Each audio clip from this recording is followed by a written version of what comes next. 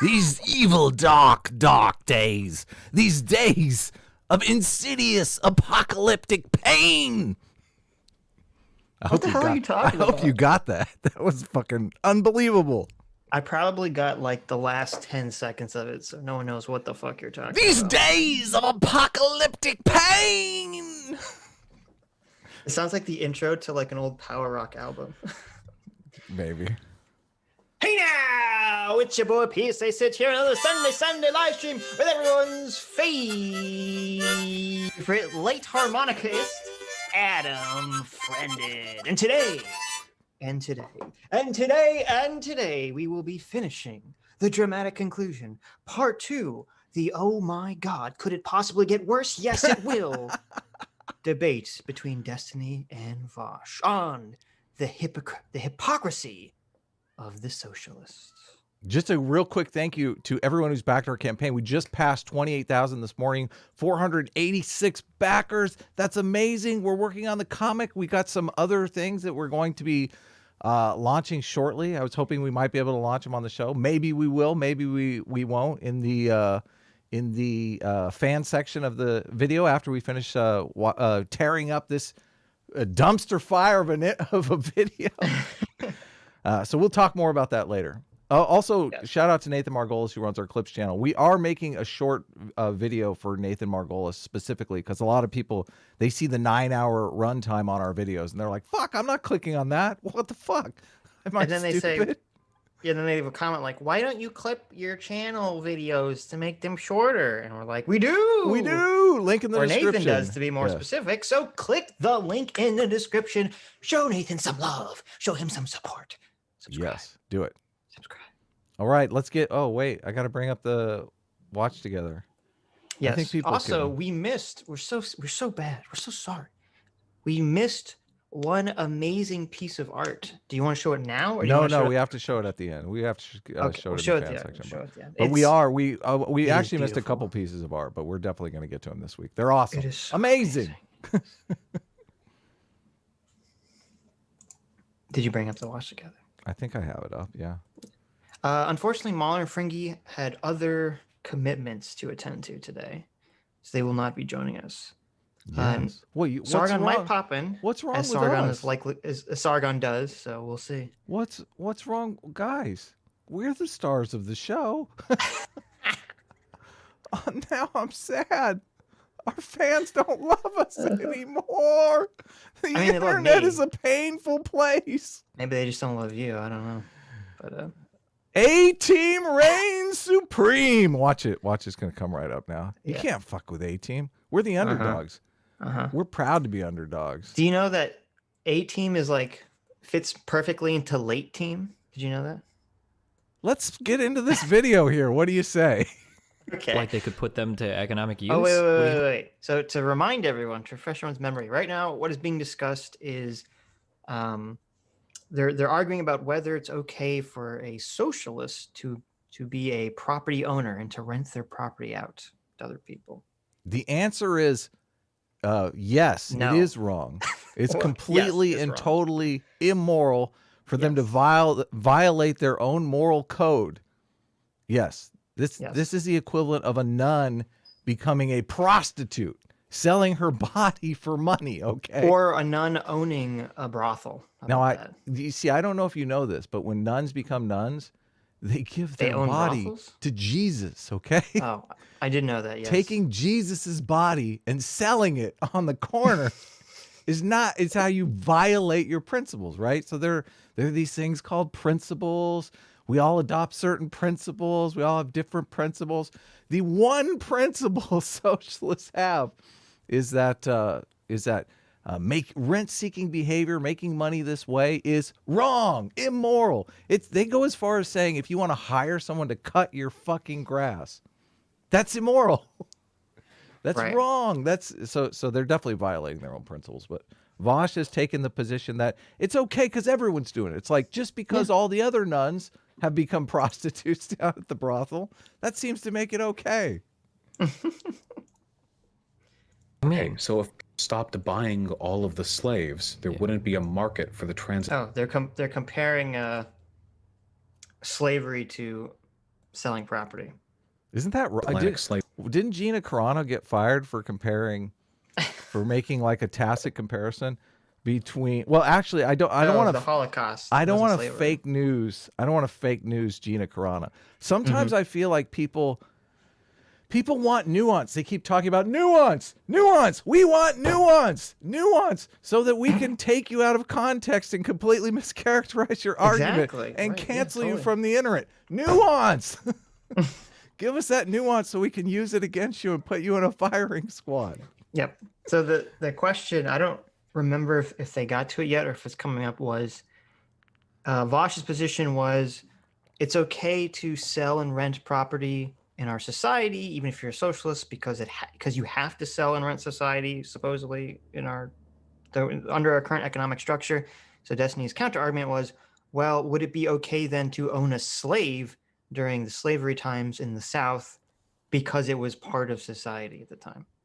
Big Mitchie for $2 says, I forget Adam's rule. What was it? Yes, exactly. Yeah, exactly. Adam's law. 99% of all political talking points are misrepresentations, straw men, mischaracterizations of the other side. Exactly. True. People want to true. lull you into nuance. They want you to come on their communist stream and give them some nuance. So as soon as you leave, they can cut that shit out of context and completely turn you into a Nazi. Well, it was funny because in response to the debate, Vaush released some 30-minute video on his channel where he basically says, oh, Destiny's community is filled with people who, they're completely uncharitable. They take all my words and they give the most uncharitable representation or interpretation of my words. And I heard that, I'm like, that's literally Vaush's entire brand. Yes. Is that he has someone on, he debates them, quote unquote, debates them. He argues at them, he yells at them.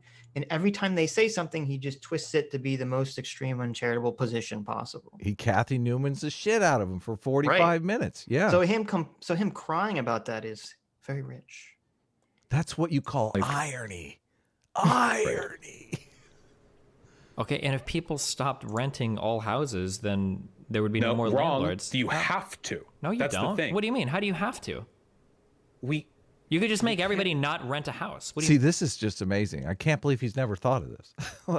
Right. I immediately started thinking of this as soon as I was going to debate Vaush. I was like, listen, let's just say we did get rid of landlords. What does that look like?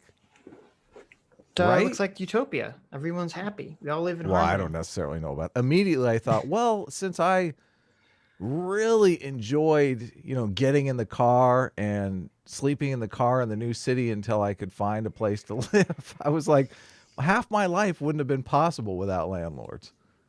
Right? You'd be assigned a place to live, obviously, Adam, by the government. Okay. So if I just got in my car and I'm like, I want to move to New Orleans. So New Orleans seems fun and interesting, and I want to experience some culture shock. Well, I don't. What happens when I pull up in New Orleans? I have to buy a fucking house? That makes it impossible for me to live Well, there. I guess what would have to happen under his system, because I have no idea whether he's in favor of abolishing currency. I have no clue how any of this would work. But if you had our system right now, it would just be that the government would have to own all property and they have to sell all property at some sort of set level, I guess. So you'd have to sell your house to the government, and then they'd have to sell it to someone else, and you get no profit. I don't know. It's very confusing. Yeah, maybe property would be that cheap if landlords weren't out there bidding up the prices, because once the people with money enter the market, obviously prices they skyrocket. Right. Well, I don't think housing prices would go down, because what would happen is people would hold on to property forever and they just pass it down to their children. And you just have this, instead of generational wealth, you'd have generational property that would never leave the family ever. Yeah. Because there'd be no reason. What would be the reason of selling the property? It's an interesting thought experiment. You can see that Sitch and I are obviously willing to go down this road, to entertain these ideas and see where they lead. It amazes me that Vaush doesn't have a buddy that he could play this thought experiment out. Well, I'm sure he does. I'm sure he has some bizarre system all worked out that is completely unreasonable. If you ask him. I don't think so. I doubt that. I question that. I mean, I'd like to give Vaush the benefit of the doubt, but it's like he's literally on this stream. All of his, he says, "Let me think" on a question that should be like, I know the answer to that. This is my jam. Right. Yeah. I started thinking about this when we first started doing these streams. I'm like, what is my central value? Truth. Truth. I'm married to truth. I want to know the truth. That's not true. I mean, yeah, truth. Truth, yes. I'm so into truth that like I have several different varieties of truth that I choose from. Like I have truth trading cards, right? You got your metaphorical truth. You got your Adam can't be scientific monogamous truth.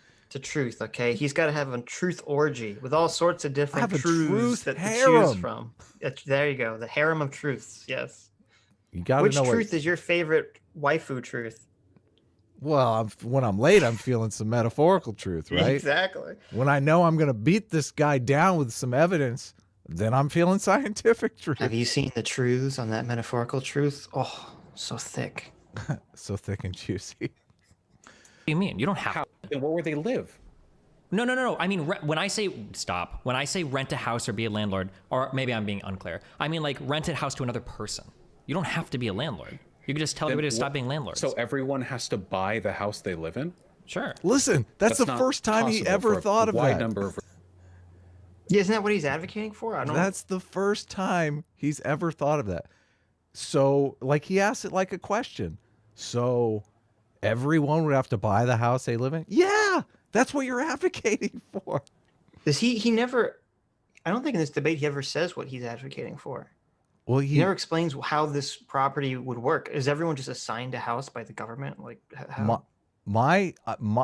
He's advocating for no more landlords. So whether or not he knows he's advocating for that position, he is advocating for that position. No, he is directly advocating for that position. He's just advocating for it in the socialist utopia that doesn't exist yet, so no one has to do anything about it right now. Okay. Well, except yell at politicians. I guess that's your only do. And watch his channel and watch other leftist channels. What's the plan for the socialist utopia? To watch YouTube. That's no. We got to think the plan through.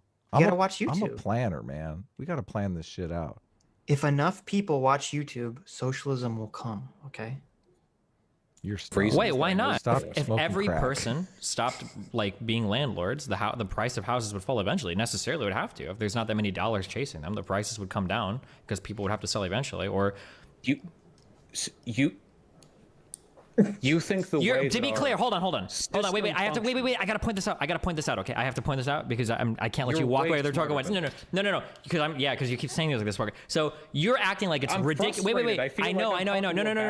No. You made this comparison. Okay, you're asking you think that it's possible that everyone could just buy a house. You literally threw as an example of me. Well, everyone could just stop owning slaves. Okay, so no. Okay, I'm not gonna let you pretend like my comparison is so unbelievable. Okay, I'm not saying that my comparison is so unbelievable when that was your argument that you gave me. Okay, so let's be real for a second. Okay, let's be clear. Okay. So let's be clear. If everybody just stopped owning slaves, if that was a thing that they did, if they just stopped owning slaves, the economic systems within the South, back in the antebellum South, there are ways in which they could accommodate those changes. Because at the end of the day, a slave is just labor that you're not paying or treating very well. There are ways to change that, and we know that because they did. We fought a war. Well, I don't know that they did, though. I'm bad on my Civil War history. They did. Well, they did, but did they have like a minimum? Did they have hired hands? I guess maybe they did. I don't know what the ratio of slaves to hired hands was. Like, I don't know what the labor market was. Obviously, yes, you could free the slaves, hire them back as workers. But I'm telling you, if I'm just a freed slave, I'm not going back to the plantation where they beat me. Well, there's a more important point here, which is that he's saying, obviously, this antebellum South could have existed economically without slavery because it did at some point. With massive restructuring after a war that devastated the economy. Right, but he's saying that that's different, and that our current economy could not exist in some fashion where people couldn't be landlords, which is completely untrue. Of course, it could work. There's a way to make it happen. He's saying that because he exists in the system right now and can't understand or think of how it would work, that means it doesn't exist. That means it couldn't. That's work. impossible. Which is that, but that's like, obviously, if you went back before the Civil War and you asked the fucking slave owners and said, "Hey, do you think your economy could exist without slavery?" They'd all say fucking no. That was a big totally. That's why the war happened, because they all thought their society and their economy couldn't function without slavery. Yes. But obviously it could. It's the same thing with this. Obviously it could work. Now it might not work well. We might not like it, but it could work. So this is a ridiculous position that he's holding up right now. This is the one part of the Civil War that I know well because it's in Why Nations Fail, the book that I always talk about. But he talks about how the North was an economic powerhouse compared to the South because the South failed to innovate. They had all this slave labor, and so much innovation comes out of a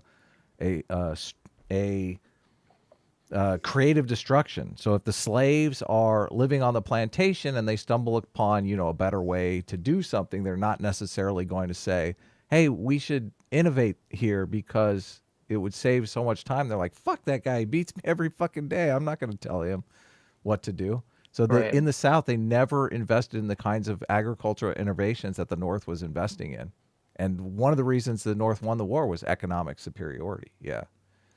It's the one thing in Why Nations Fail about the Civil War that I know. Yes. Never read anything about the Civil War outside of that book. They lost, and after they lost, and there were no more slaves, a different system was implemented, and it worked. Well, and there are ways that we could accommodate the absence of all landlords, though. What do you mean? We can't accommodate the absence of all landlords. Now, I know I feel like that got him in big trouble on, it seems like I saw him on Twitter backpedaling a bit. Like, let me just, oh, no, wait. I saw a meme going around of Vaush endorsing landlords. Like a lot of his audience took this as an endorsement of landlords. This is a place where nuance is taken out of context to really, really get you. Well, this is like, what's the Zero Books guy's name? Ben Burgess? Yeah, this is like Ben Burgess when he's like, "Oh, when you press him on socialism," and he's like, "Yeah, socialism would only work if everyone in the entire world became socialist at the same time." And you're like, "Oh, it's not really a good economic system." That's what it requires to work. That's a massive coordination issue. Like, what the hell? It also means it'll never fucking happen because obviously all the countries are in competition with each other to some extent, and they're not all going to go along. Yes, totally. In a commodified housing system, because the way the modern world works does not allow for every single property a person could be living at to be purchased. It absolutely could be. What do you mean? The government could assign these houses to people? Hold on. If that's the case, if we're talking about the government assigning houses, then I would agree. How is that different than the government going south and murdering, or not murdering, but fighting a fucking war with another fucking country to get them to stop being slave owners? What does that have to do with war? The government. Wait, hold on. Just to be clear, hold on. I'm gonna have to talk over you if you're gonna keep talking over me. I'm sorry, because I have to get this because you're trying to do the rhetorical thing. Okay, you're trying to make it sound like it is so unbelievable. You're trying to make it sound like it is so unbelievable that the government could assign houses to people that's just unreasonable for me to ask. But the counterexample that you're holding up is that in order to make people stop being slave owners, they fucking had a war over it. So yeah, if you're gonna say,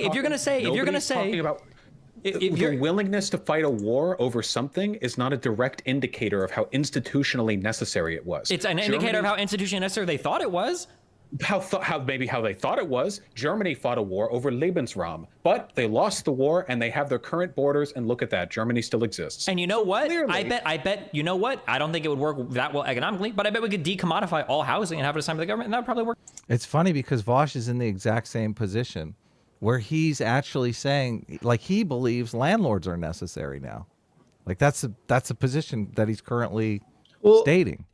He's kind of weaseling. He's saying that theoretically, technically, the government could come in and take over the housing market, but somehow he's differentiating that from the government coming in and abolishing slavery.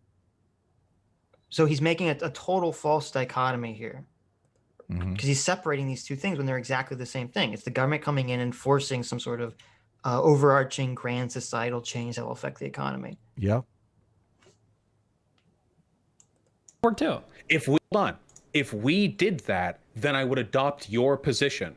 If there was a push to decommodify housing or to allow government assignment of housing, then I would change my position and say that it would be unethical to be a landlord, period. Because in doing so, you would be fighting against an institutional move to decommodify housing.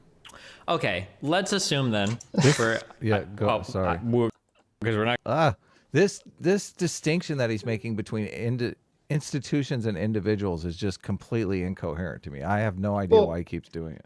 It's not incoherent, but it's weaselly, because he's saying, well, if the government if people were lobbying the government to take over housing or property or whatever, and if you were against that movement, then yes, that would be immoral.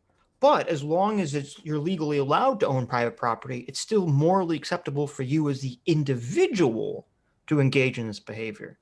So, and I guess it sort of makes sense in a crazy socialist way, because he's putting all of the power on the institutions and no power to any individual whatsoever. What does the addition of if people are lobbying the government add to his argument? Because people literally were lobbying the government to make it so gays could not get married.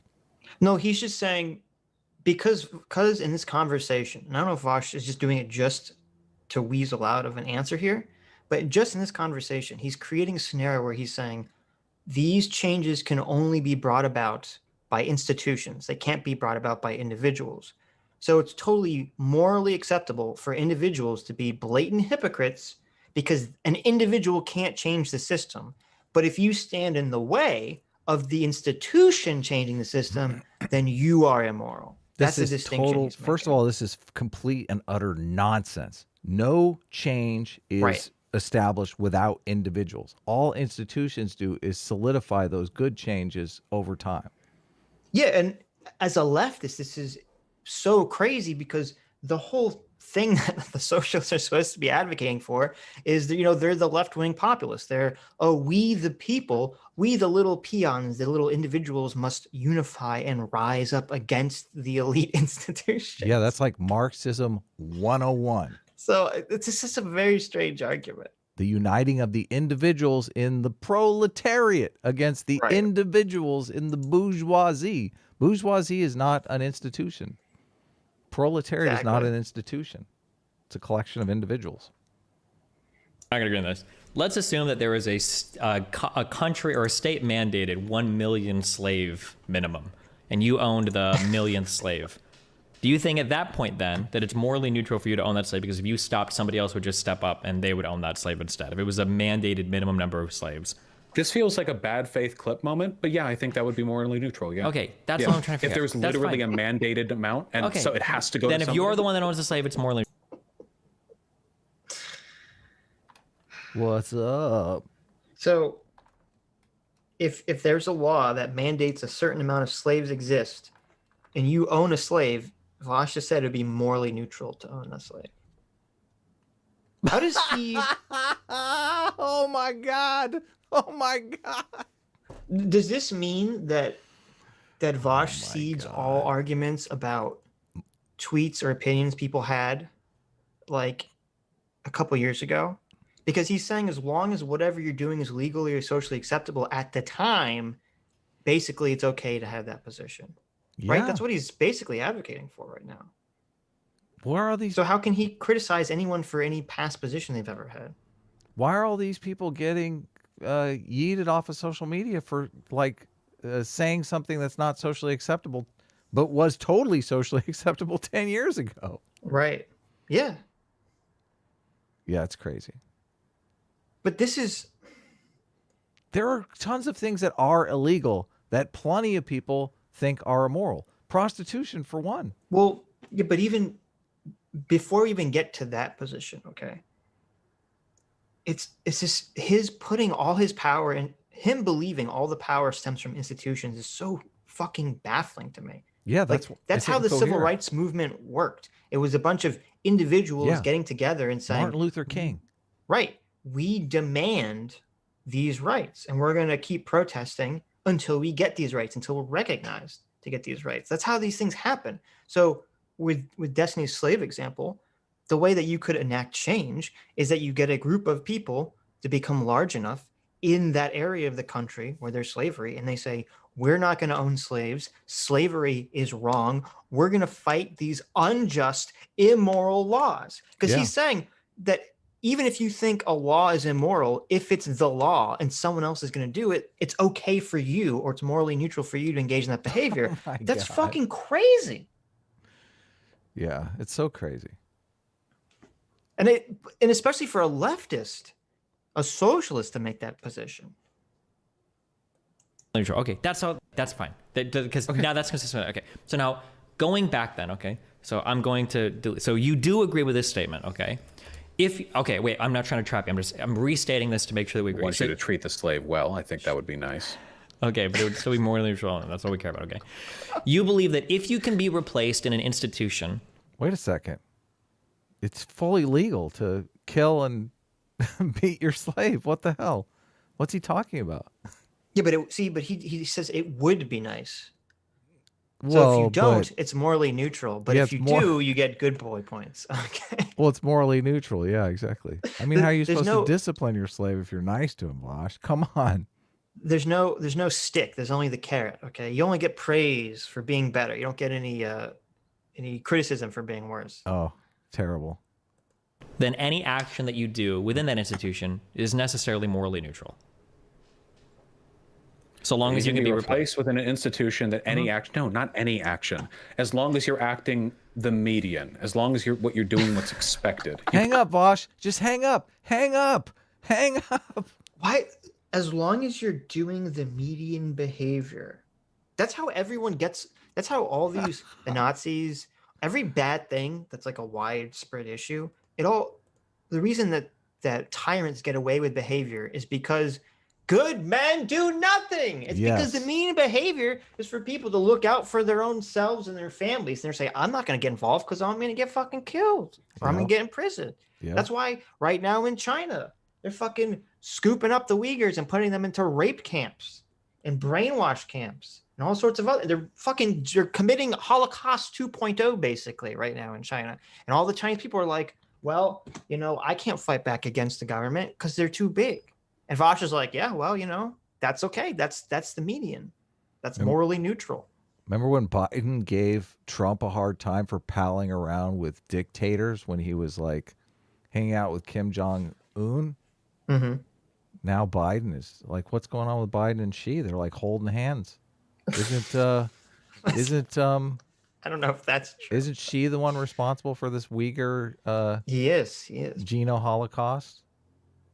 But this is rape camps and whatnot. Maybe this is why the leftists get so crazed about Kyle Rittenhouse, because there's someone who's saying, hey, I'm not going to be part of the median. Okay. I'm going to live my principles. I think it's wrong that rioters can go and burn down random fucking people's property. So I'm going to do something about it. And then that individual, their minds go, not an institution. Right. Individuals. Yeah, exactly. And he's like, no. How dare Kyle Rittenhouse do that as an individual? Okay, we need an institution to do that. The police should do that. It's like, what if the police isn't going to do that? What do you do then? You got to stand up. You got to be Martin Luther King. I see Vaush. We got a real Martin Luther King opportunity here in Vaush, but he doesn't seem to be stepping up to the plate. No. Well, a lot of people follow him. A lot of people. He like, as much as I hate to say it, Vaush is like a likable guy. Vaush is like a articulate. He's obviously intelligent. I mean, he's got his head filled with all these crazy ideas, but I mean, he could be using that brain power towards actually doing some good in the world. Yeah, but here's the question: does he actually believe this, or is he just arguing this position to defend his fellow bread tubers who are all fucking don't do shit with their money, don't live their principles, et cetera, et cetera? You think it's that he's having a hard time because he knows, like, as soon as he gets into this argument, it's like, oh, God, now I have to start a co-op on my channel, just like Molyneux asked me about. Oh. It's not that, I don't think it's that simple. I think it's a question of, if we lived in a alternate universe where all the bread tubers were actually living the principles they preached, Vaush would suddenly, his position would switch and he'd be like, oh yes, this is definitely the way you should live. But since no one's fucking doing that, he has to create the rationalization the justification is mind and say, well, it's, it's too difficult. So is he living his principles and just these other people aren't? And he's like, these people are important no, people I don't that think I he's, need to protect? I think it's not a question of him living his principles. It's a question of him post hoc creating principles to justify a situation he's living in. So hold on. My question is very simple. There are 10 people in the BreadTube community that are making gobs and gobs of money. Right. And all 10 of them, none of them are living their principles, or Vaush is the sole one living his principles and just protecting the 9 other BreadTubers who are not living. No, none of them are living their principles. Okay, so Vaush is not included in that living their principles thing. So he's protecting himself and his friends. Well, the only reason I ask is because it makes a difference. Like if I'm protecting you and I'm not really doing anything wrong, then it's completely like I'm gonna virtue signal the hell out of that. Why am I protecting Sitch? So it's difficult to say. Like you're making it sound like Vaush is doing this good thing, protecting these other people when we don't have any evidence of that. He could just be protecting himself. Well, first of all, I don't think it's a good thing whatsoever. That he's protecting the people? No, I don't think there's no I don't think it's a good thing to protect people who are part of your movement who are fucking hypocrites. That's bad. It's a bad thing. That's one of the worst things. Well, how are you supposed to get on their live stream, Sitch? Okay. Well, how am I supposed to cloud chase if I don't protect these people? Yeah, it's a good thing for you to make money and become popular. It's a bad thing in terms of morality. It's a bad thing in terms of enacting the changes you want to see in the world from a positive way. Yes. I just want to get on their live stream, Sitch. Well, if that's all you care about, then yes, it's a good thing to do. It's morally ambiguous. It's morally neutral. Yes. Come on, they're big YouTubers. I don't want to call them out for being unprincipled. Sitch, you're putting me in this very uncomfortable situation. Why are we talking about principles anyway? Can't we just talk about like Star Wars or something? There you go. You can do worse or better. You're talking about an incredibly... I love Destiny's over-exaggerated reaction shots. Yes. Destiny right now is like, ah! There's your rhetorical game. We got this on our show. This is the advantage of me being on camera. That's true. Adam has to be the pantomimer. I love going nuts. I love doing the bah! It's so much fun. Sitch does it with his voice. I do. I try. Really complicated.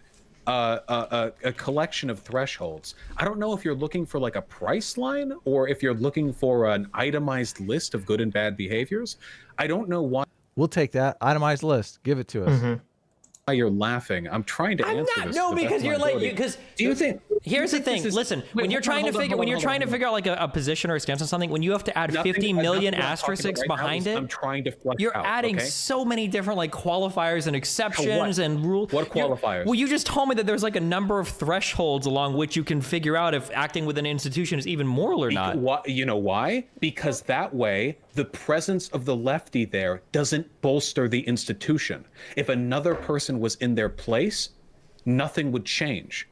Okay, so that's fine. But even if there's a left... This way that Vaush conceptualizes the world is completely fascinating, too. It's like there are these posts out there, and if a conservative is in the post, you know that that's bad. Bad things are going to happen.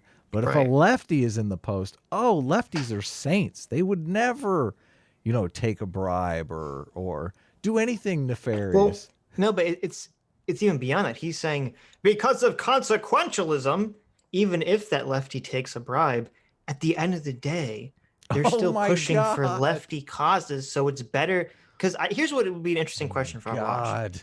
Is it better to have a corrupt lefty politician in office who will still enact some lefty policies, but will also enrich themselves in a dishonest way?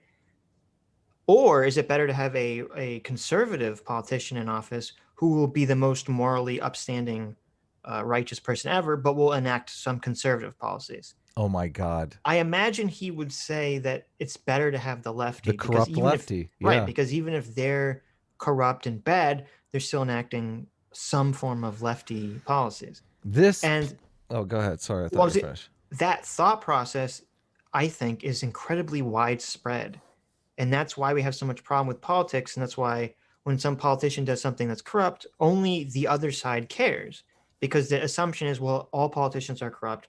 They're all doing bad shit. So I might as well advocate for the politician who's corrupt, but will maybe also sort of do some of the things that I want. It is so widespread. This came up on my talk yesterday with Isaac, my super woke friend. Yeah, he was making that argument that it's all about the policies. Yeah, they want the policies enacted. But when we put the thumbscrews to him and said, what are the policies? Like, what are the policies that the conservatives are enacting that are so bad? And what are the policies that the liberals are putting in place that are so good? And he just came up with nothing. He had nothing. He gave us the kids in cages thing, which is horrendous because kids in cages affects like 10,000 people. There's 300 million Americans. So it's a policy that affects a tiny minority of people. So you're willing to have a corrupt politician just so you can enact a policy that barely touches anyone. Sure. It's crazy. Daniel the Bruce for 499 says decommodifying housing would eliminate the most valuable asset most of us will ever own and destroy the wealth of the middle class beyond repair. Very true. Yeah. Very true. But that is kind of a problem. Kind of? Well, we've just sort of evolved into this situation where people buy homes and that's kind of their retirement. But I don't necessarily know that that's a good outcome for the economy or society. I see what you're saying. Yeah. Well, it's not a problem as long as there's a steady increase in housing cost, which everyone presumes there will be because either through just having children or immigration, population will keep increasing. So therefore, we imagine property will keep increasing at a steady rate without obviously having the bubble of the 2008 housing crash. Danimal was the one that gave me some statistics because the kids in cages thing that Isaac brought up, he didn't know that the separation from the parents had to do with the fact that they're trying to ferret out these traffickers. Right. I think it was, Danimal, can you post the statistics just so I don't mess them up? There was something like 10,000 kids that were there was 12,000 kids that were separated and 10,000 of them were being trafficked, could be traced back to trafficking. That's 10,000 kids. Yes. 10,000 kids. So the purpose of separating them was obviously to find out if they're being trafficked or not. Right. Like, do you want 10,000 children like being sold into slavery in the United States? My God. Like, something has to be done. Derek Jumpman for $5 says, so does Vaush believe that law determines morality? Yes, actually. He's saying, yeah, that's basically, I don't think he would agree to that directly, but that is practically what he's advocating for, that the law determines your morality, which is very strange for a socialist to make that case. Yeah, my conception of morality, and I've gone back and forth with you guys obviously over this, but it's like different moral norms come into being via culture. Because there's always a lot of things that people will think are immoral, even though they are perfectly legal. Like right now, we're having an argument over pronouns. There's no law in place for pronouns, but the left is working on putting laws in place, and the conservatives are screaming, "No, this is going to destroy society." Like the conservatives are saying it's immoral to force me to say certain things to certain people. That's a freedom of speech issue. That's completely immoral and should be illegal. Is currently illegal. But they want to make it not only they're saying it's immoral not to, but they also want to make it illegal not to. So once society is certain that a norm, they know what the reaction is going to be for the norm, then it's much easier to codify it into law. So Danimal the Bruce says 10,000 could be traced to trafficking or smuggling operations. So yes, there was 12,000 kids, I believe, that were alone, separated from a parent. So they want to separate the kids so they can find out. A lot of the people who are planning to sell these kids into slavery, they claim that it's their own kid. So they separate them to ask them questions and to do DNA tests and stuff like that. So out of the 12,000 kids that they found were not with a person that was actually their parent, 10,000 of them they could trace back to actual smuggling. that these kids were totally going to be trafficked. Yeah, and it's so sad that the left-wing media, they don't put the truth out there because they want to use this as a political ploy. They want to say, oh, look how evil the conservatives are. All they want to do is separate kids from their parents. They're meanies. That's what they want to do. Vote for us. We're not meanies. We don't care about 10,000 trafficked kids. Vote for us. It's terrible. They're treating him poorly. It's not going to change anything if somebody else replaces him. Well, it's absolutely changing something for the slave, dude. Okay, then in that case, it's not enough to just act normal. Because if you want to say that it's not enough to do that because the slave's being treated horrible, what we should actually get is like a benevolent slave owner or a great slave owner. Okay, I could agree with that, but that means then being a normal lefty business owner is not good. You need to go above and beyond. So earlier when I gave the example of charging market rates for your rent, it's not enough to charge market rates. You need to go above and beyond and charge under market rates. Which one is it? Assuming right now, I think. Well, I'm not every time assuming. people. Yeah, I think it was Danimal again in the comments who said that the only moral position for a socialist is to buy property and to rent to own to various people. And I thought, hell yeah. Like that is the moral socialist. Right, to rent. If you're a socialist and you have lots of money or you inherit property for some reason from like a family member or something, the moral position would be to rent it out for zero profit. Yes. Whatever the rent is whatever it costs for the property. That's it. That would be the most moral position to do. Yes. If the person couldn't just sell, buy it outright. Rent to own, perfect option. They don't have a down payment. They can't afford to save up a down payment. Rent to own. They're renting anyway. Might as well. Yeah. Anything? I'm Every giving you the time people logical ask me, contradictions I say between that your you should. statements. Every time people have asked me this, I do say you should charge below market rates. Are you trying to ask me what percentage below or above? I'm not. Why charge below market rates? Just they own it. Rent to own. Come on, Vaush. It's very simple. Here, we are going to claim this position when Vaush actually comes to the position later today after watching our stream. Well, how are you advocating well for your economic system when your argument relies on the fact that your economic system can't function unless the government mandates that it function this way? Yeah, that's bad. Yes. Did you watch Stephen Michael Davis's video on oh man, it's on goods, something about non-consumer. I don't know. It's some economic thing on goods. I guess I'm taking your silence as you didn't watch it. Well, you were unable to even describe the video, so I don't know. There's four different types of consumable goods. And Mitch, have you seen that video? There's an argument. There is an argument. No, I was totally fascinated by this video because it's a straw man of a position that I never even realized was a straw man, because he was going after Kyle Kalinske and those and the bread tubers who say that we should provide universal health care because it's like police and fire protection and military. He's comparing it to all those things, but there's a huge difference between all of those things and healthcare. You should check out if you haven't subscribed to Stephen Michael Davis's channel, you should, and you should check out that video because it's fascinating. So, you anything even remotely that specific. I'm just trying to figure out what I don't underlying think I've principle. been inconsistent. You've spent an hour probing a set of. Yeah, Lord of Liverpool says it's public goods. Yeah, that's it. Public goods. Sitch, why aren't you helping me out here? Why do I have to go to the chat for these answers? I don't know. I have no clue what you're talking about. Public goods. Oh, I know more about economics. We gotta get through the video. Are we Stop going? it like every 10 seconds. Am I going too slow? You're going a little too slow. Why? You being Sitch, a gambler. I'm only here to hang out with you. That's true. Who cares about this video? We don't have to watch this video. No, the gold is coming, guys. We have to watch this video. Beliefs that I haven't wavered on in the slightest. I don't know why this is so confusing or interesting to you. I don't even know why we're talking about this. We agreed on the base ideas.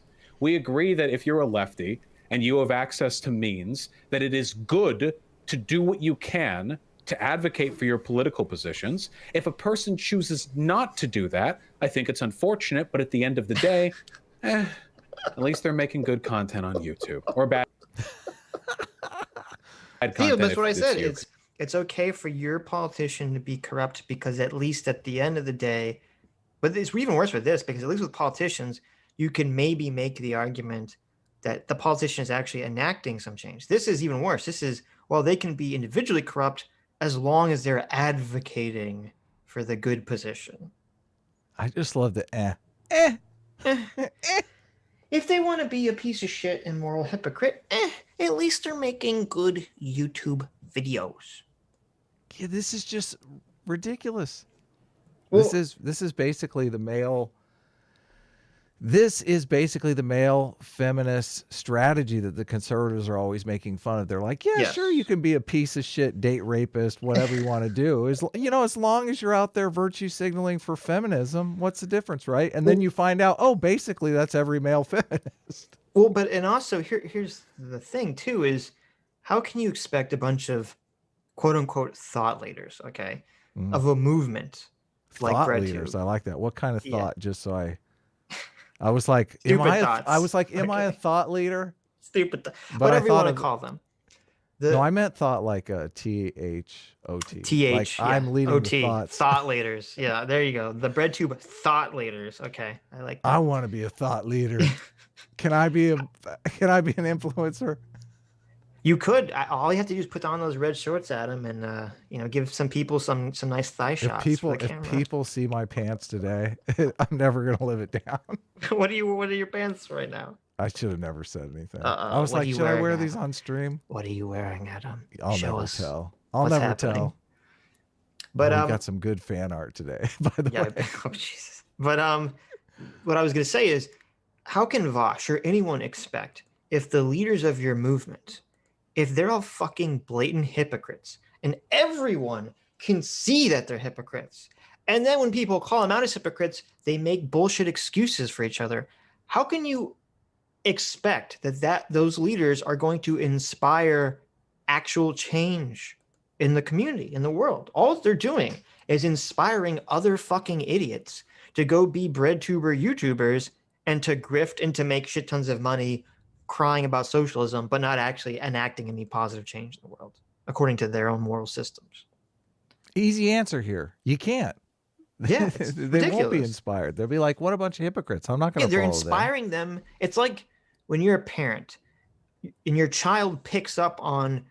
Your children are very good at not on picking up what a parent Exactly. does. Not Don't really curse, what they say. you fucking Right. little piece of shit.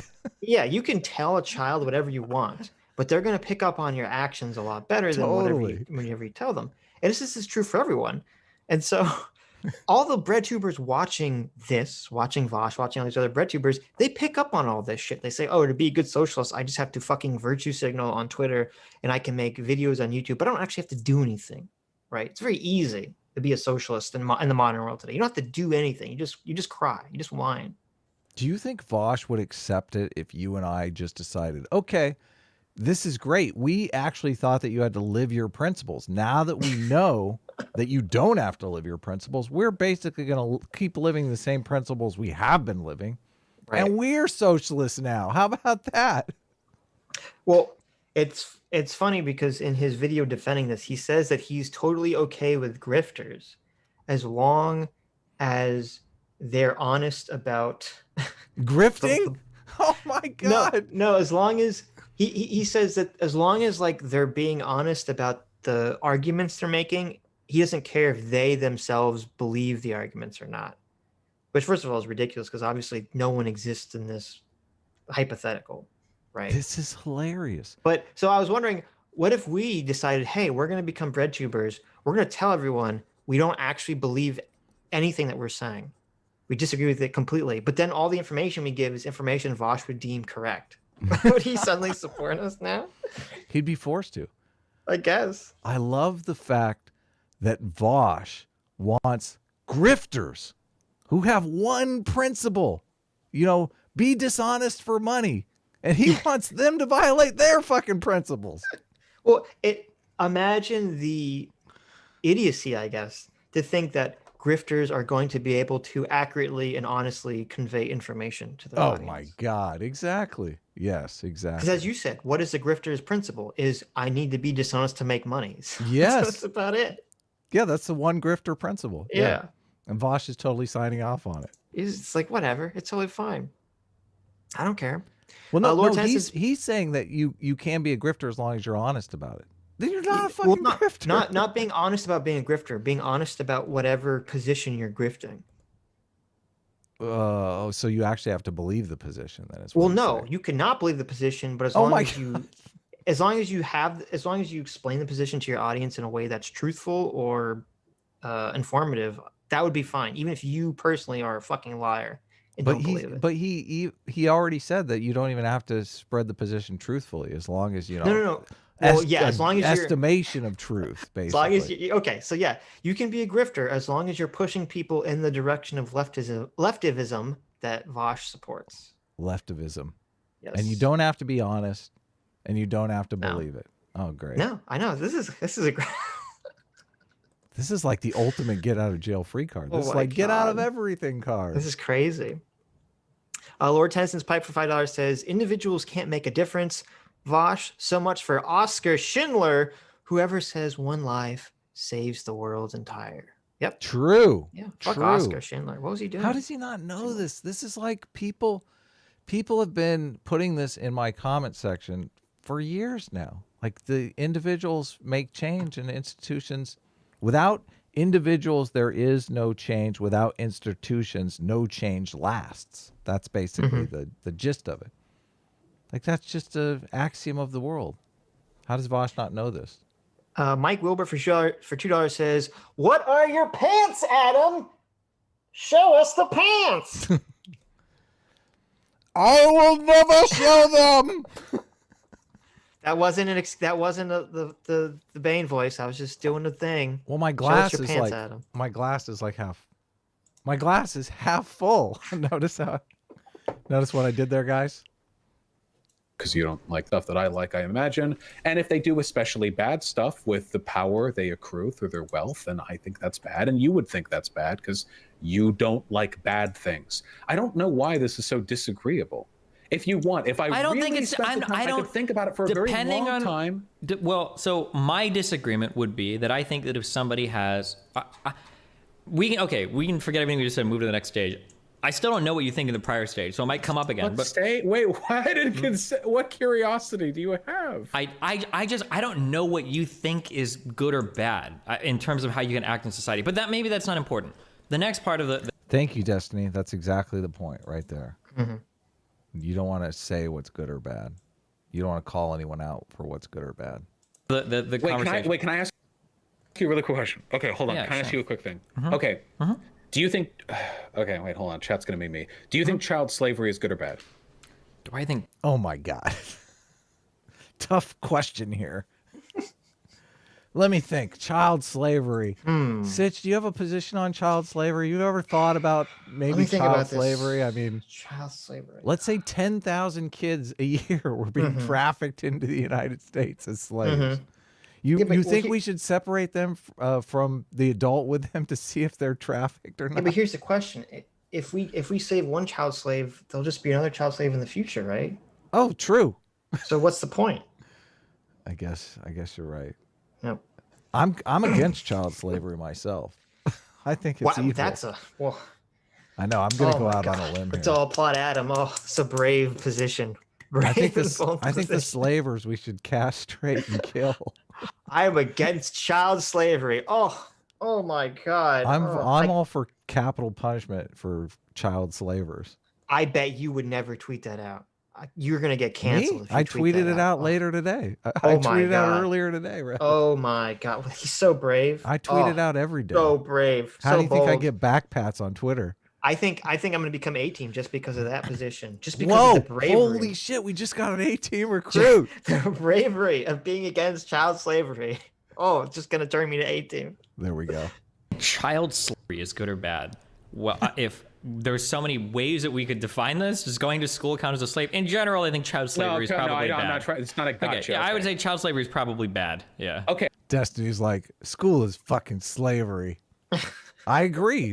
Don't make kids go to school. That is bad. I agree that child slavery is bad. I'm glad we agree Not letting them vote is the worst. on that. That's good. Now, there are more slaves around on Earth today than there have been at any other point in human history. They're all over the world. Is that true? I mean, that seems like a wild accusation. Well, I guess it depends how you define slavery. Because if they're just like, are they including people working in chain sweatshops as slaves? Well, even so, I mean, there were, like during biblical times, it seems like half the population was slaves. Yeah, but that's the real issue here. Is that also this could be because the population of the Earth is so much larger than it ever was. Mm-hmm. Like there could be more slaves than there ever were, but proportionally, it's like a lot less. Like maybe it's like, I don't know, 1% of the population is enslaved versus 20% of the population being enslaved, 1,000 years ago. Do you remember the slavery conversation in The Narrow Corridor, the follow-up book to Why Nations Fail, where he talks about the cage of norms and how in some societies you get a better deal if you become the slave of a wealthy benefactor instead of going it alone. So a lot of people opt into slavery in some of these places in the world. Sure, that's I mean, they even talk about that. He even kind of riffs on that in Game of Thrones. Oh, really? Some people were some people, when Daenerys frees some of the slaves, they actually want to they have to go back to Daenerys and ask her to allow them to sell themselves back into slavery, because depending on how they were enslaved, they were basically better off in some weird ways. Now, I don't want this to seem like I'm advocating for slavery, because I'm not. But yeah, no, it's a terrible situation altogether to be in a situation where you're like, man, I'd be better off as a fucking slave. Like you are at the bottom of the barrel. Yeah, that speaks to how fucked up the living situations are for some people in certain countries. Yes, definitely. So, but if you, in some nations, like if you aren't protected by people, you're just going to be the victim of rape gangs, like everywhere. So they're saying, I'm going to sell myself into slavery, so I'm just protected from people. Yeah, it's a sad situation to be in, but I mean that book totally just like spelled out slavery in a way that I had never even conceived of. Yeah, it's crazy. So. But I just wondered. I wondered if Vaush was including those slaves in his numbers, and I don't know why. Because I mean, it's just as bad being in any kind of slavery. According to the Global Slavery Index, in 2018, there were 40.3 million slaves in the world, with the majority existing in India, China, Pakistan, and North Korea.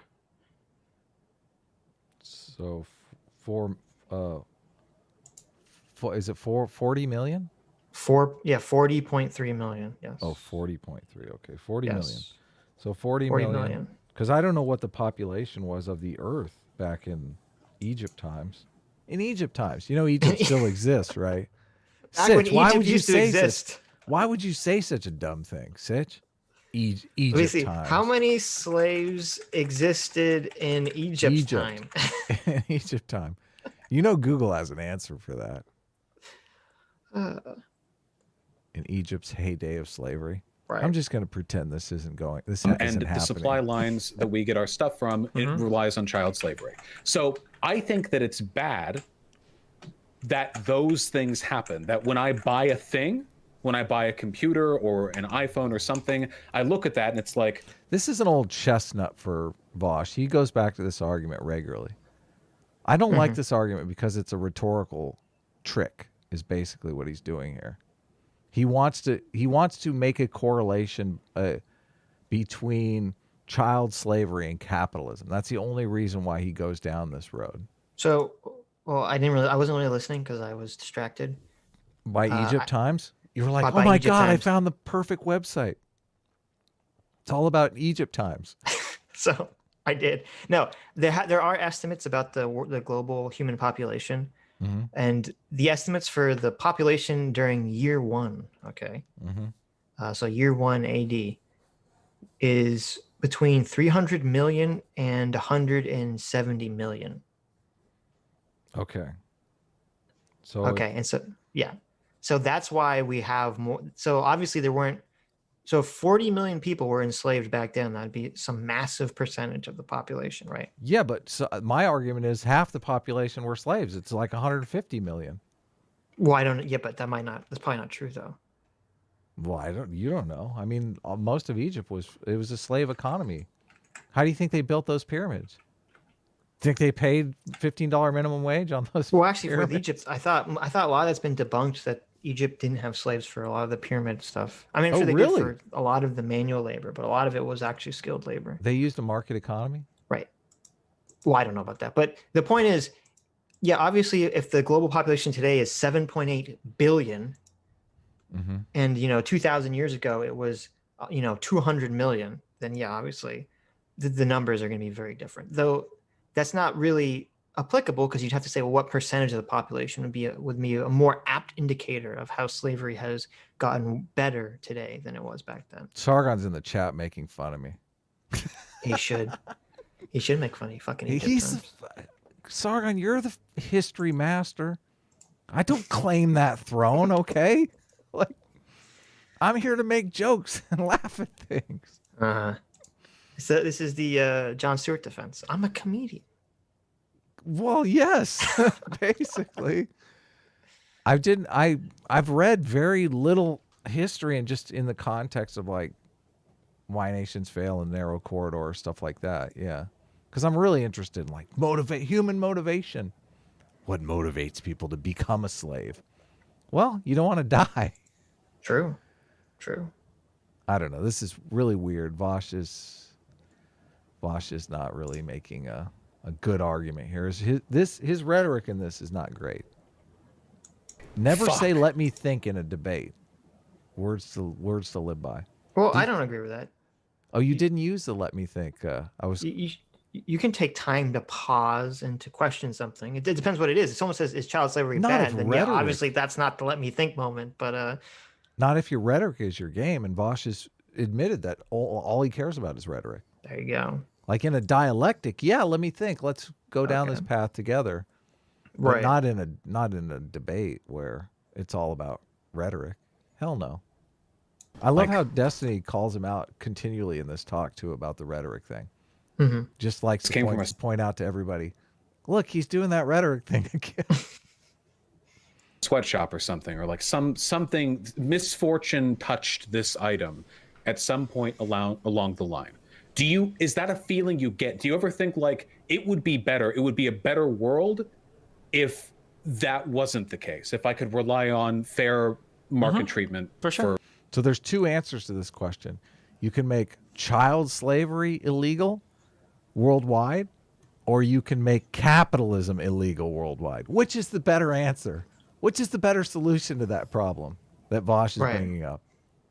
Well, here's the thing: is that yeah, if people gave a fuck enough, and some people do give a fuck enough, they say, okay, I'm only gonna buy things that can be sourced back to, correct labor avenues. I'm only gonna buy things made in America, et cetera, et cetera. And some people do that, sure. And here's the thing: if everyone did that, the problem would be solved. And the reason the problem isn't solved is because fucking most people don't do that, because most people don't give a fuck. And so, yes, those people, myself included, are not living up to their moral principles in that fashion, 100%. And you just have to be honest with yourself and bite that bullet and say, look, I could be a more moral person. I could follow my principles better by doing this, even though it would be a lot of extra work for me to do this. I source all my stuff. I'm not playing that game. I'll make computer chips in my spare room if I have to. Exactly. I'm not playing. Don't laugh. I'm serious. I don't go for child slavery. Adam is mining the minerals and soldering the chips in his basement. Yeah. We don't have basements in California. Knock it off. For everything that I buy. For sure. Okay. I completely agree with that. And institutionally, you think we should push for fair labor rights all around the world to the extent that we can. Okay. Do you agree with that? Yeah, I think so. But you think it's probably okay for people to like buy an iPhone? Okay. Yeah. Okay. That's the general vibe that I get here. I think that these institutions are generally harmful and should be institutionally opposed. Okay, I understand this. Let me ask you this question, okay? Mm-hmm. Do you agree that buying an iPhone that might have been made by a slave at some point, that's an unfortunate thing that we should try to avoid, right? I don't I don't. This isn't a know trick if I can question. It's criticize just a like person for getting an iPhone. Rhetoric, just off the rhetoric train here. Oh my God, it's such bad rhetoric. Right. Phone. Sure. When Sitch does that, I'm like, I'm going in for the kill. Look, he's stuttering. But like, if we could avoid it, it'd be don't. nice to avoid it. It's like, yeah, sure. Yeah. Do you think that that carries the same moral weight as locking a slave in your basement and forcing that child to build you an iPhone? Do you think these two things are the same, or do you think that it's a little bit different, that one is worse than the other? I think those are different. Okay, that's my issue. My issue isn't that a lefty merely exists in a system where maybe he buys something from a child slave. My issue is when they have the slave in the other room working for them. And then when you say, well, hold on, dude, isn't that kind of crazy? You're like, whoa, bro, you've bought iPhones that are touched by slaves as well. It's the same thing. That's my problem. Okay. My issue isn't that lefties just exist in a capitalist society and are just, you can't help it. My issue is that there are things that you can help. You could pay workers a lot of money. And this is so bullshit that Vaush doesn't have this position. And this is why I don't believe he doesn't have this position. Because the socialist position has always been the rich should pay more into society. Yeah. Significantly more until they're not even rich anymore. Right? So the contention here isn't if someone was a socialist and they didn't have very much money. Okay. They were basically struggling to get by. And they weren't living out their socialist economic principles because they're just scraping by. That's a far cry different than some fucking YouTuber who's making 6 figures, maybe even 7 figures, okay, who actually has the money to live the principles that they preach comfortably. If that person doesn't fucking live their principles, what hope is there for anyone to live their principles? And that's the real point here. Totally. What's the point in even having the principles? Right. And not even if you're just well off enough to do it, but if you're going to position yourself as a leader of the community, then you extra have to live the principles that you're preaching, because you're supposed to be the paradigm. You're supposed to be the example for people to follow. Exactly. The exemplar. And I can't fathom that Vaush honestly doesn't agree with that. Well, they agree with it in certain contexts because they're always policing each other on, you police your community poorly. You have your community, you let your community get away with stuff. They're always talking about that kind of stuff. So they are comparing notes on right and wrong behaviors all the time. Well, and that's also why this is bullshit too, is that for all these lefties, it's like, if I find that you tweeted something 2 years ago that's problematic, I'm going to bring it up and try to get you canceled. So there's all this energy and effort and motivation towards, you saying the right or wrong thing, moral policing in that way, but there's zero energy in moral policing how the fuck you spend your money and whether you actually live your socialist principles economically or not. There's zero fucking moral policing in that regard by other socialists. And that just really shows you how fucking bullshit this whole thing is. Totally, because they're like, policing speech is easy, very easy. Where the rubber meets the road is economically. Your bank account, living your principles there is where it counts. Well, and also it's because they can say, I never said this. I never said the N word or the R word or the F word or whatever word is the problem. I've never said any of these words. But they can't say, well, I've never not, spent my money towards socialist causes as I roll around on my pile of Patreon dollars. I wonder if Vaush is like shopping for rental properties right now. I'm serious. It just seems thou dost protest too much a little bit here. It does a little bit. Someone actually, where was that? Someone actually super chatted that. Well, I have friends that own rental properties. I don't know, Sitch, unless I don't think you own any rental properties. I don't own any property, no. I don't. No. We own our home. I don't own any rental properties or anything like that. So, but I'm not... Dude guy McPants for $10 says, I'm betting this $10 that if you knew where Vaush lived and searched his local tax assessor for his name, you would find rental properties that he owns. Really?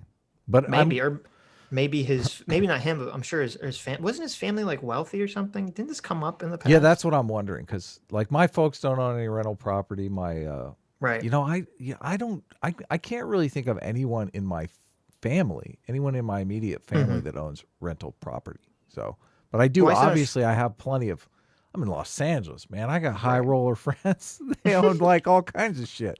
Shit I never like, what? You own this? So, but you know, I don't know.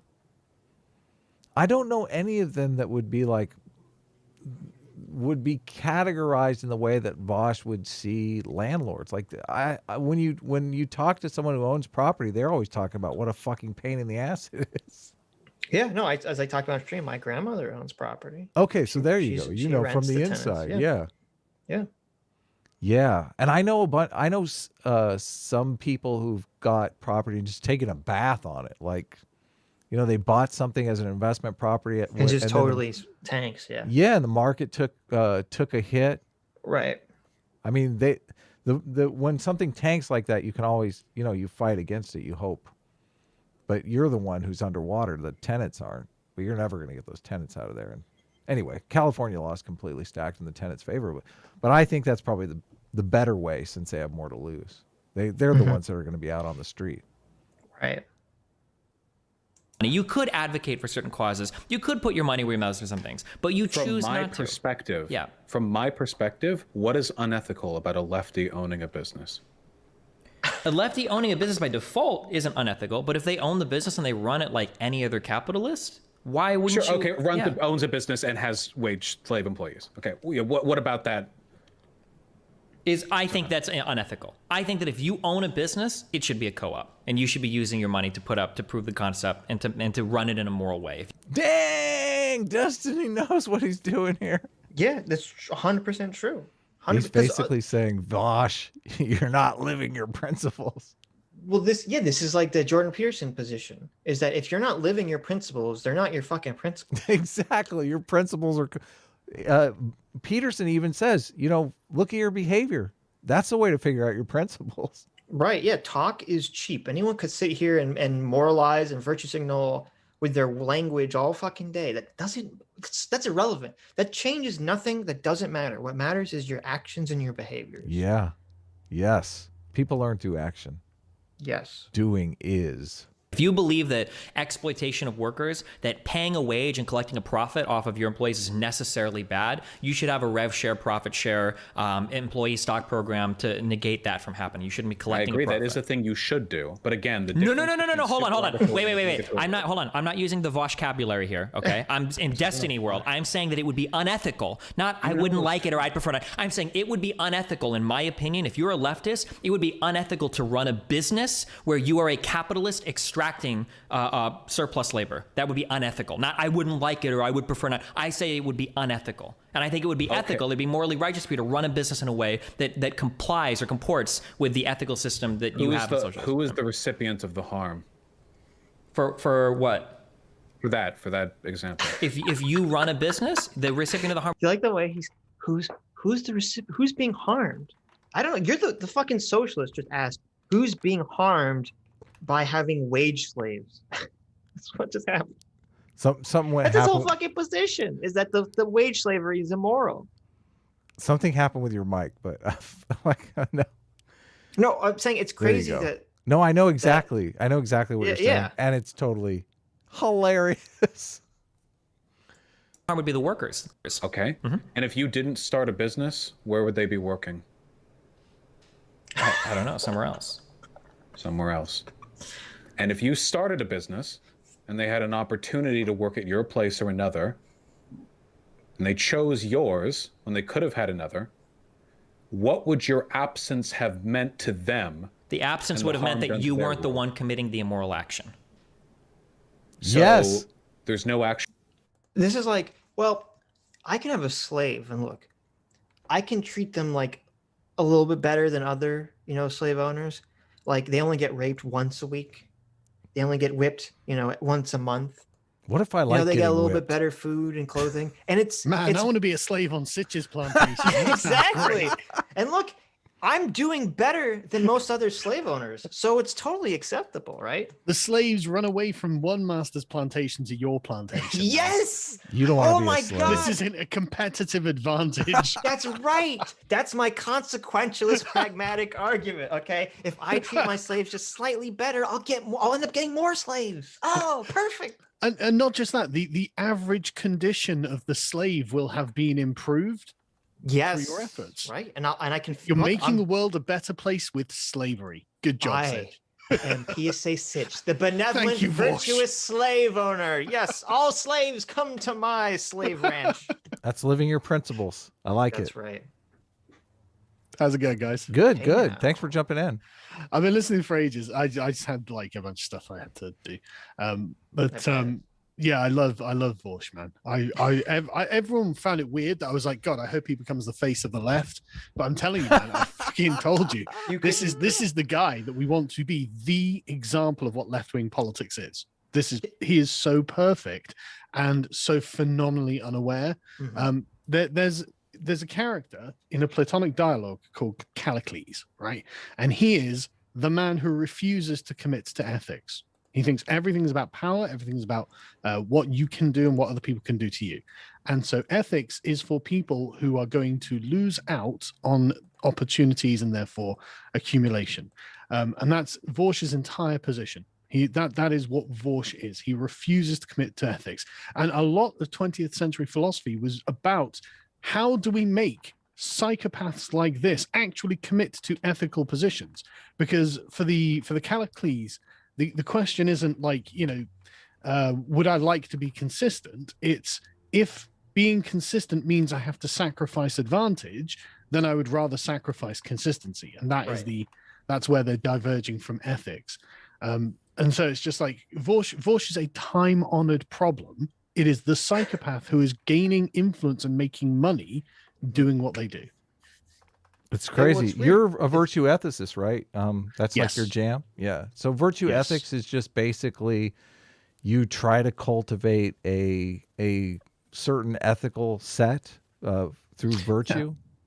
Yeah, so I've been promoting Aristotle a lot because I think he's got it right. Because the view of a lot of these things, like Vaush's utilitarianism. So your point there, who's harmed by wage slavery, like that is so well made. It is so well made.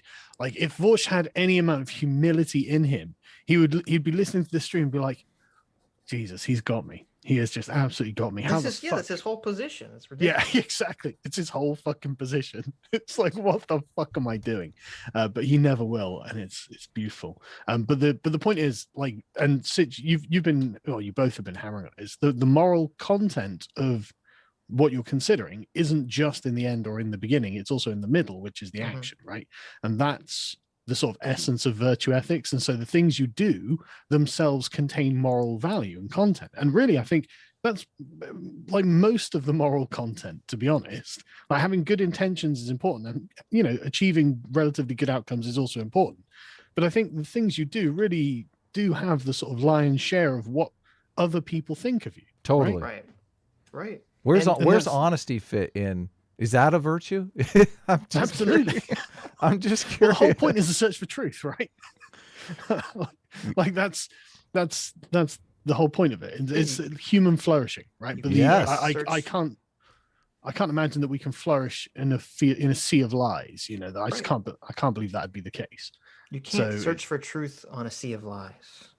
Well, you can't. And like if you don't know the truth of something, how can it be used to make you grow stronger? Right, exactly. How can you flourish? You have to be a man of the world, and you have to be able to see relatively where you are and what's ahead of you, right? And so you've got to be concerned about the truth. Totally. There's just no other question. I mean, most people took truth as a de facto good. You never had to even question. It was only Callicles who came around and was like, yeah, but what about advantage? It's like, what about we put you up against the wall, Callicles? How about that? Because that's what you do. If it advances you, you could do it. So that really is like what you're suggesting should be done. And if we're going to take your suggestions as if they're actually serious, Callicles, then you know what we're going to do.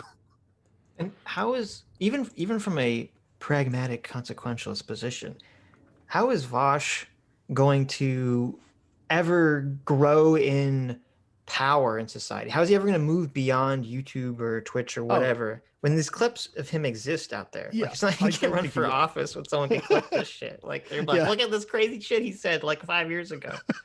Not even 5 years ago. He said this 5 minutes ago. Right, but I'm saying, you know, presumably he'll run for office 5 years. Yeah. But no, I'm not worried about Vaush gaining influence or anything. Right. I'm actually the problem with people like Vaush is that I just think that they are actually grifters, and things I don't even think they know that they are grifters. Right? Mm-hmm. I think they think they're doing something that is helpful, even though I mean, at least with internet blood sports, they knew that it was just for the fun of it. It was just sort of Jerry Springer, right? Yeah, entertainment. But Vaush is the left-wing crowd are so infused with their own moral self-righteousness that they're doing IBS in the belief that they're good people for doing it. It's like because they don't believe there's any moral content in the actions themselves, and so they act like insufferable prats on the internet. It's okay, you know.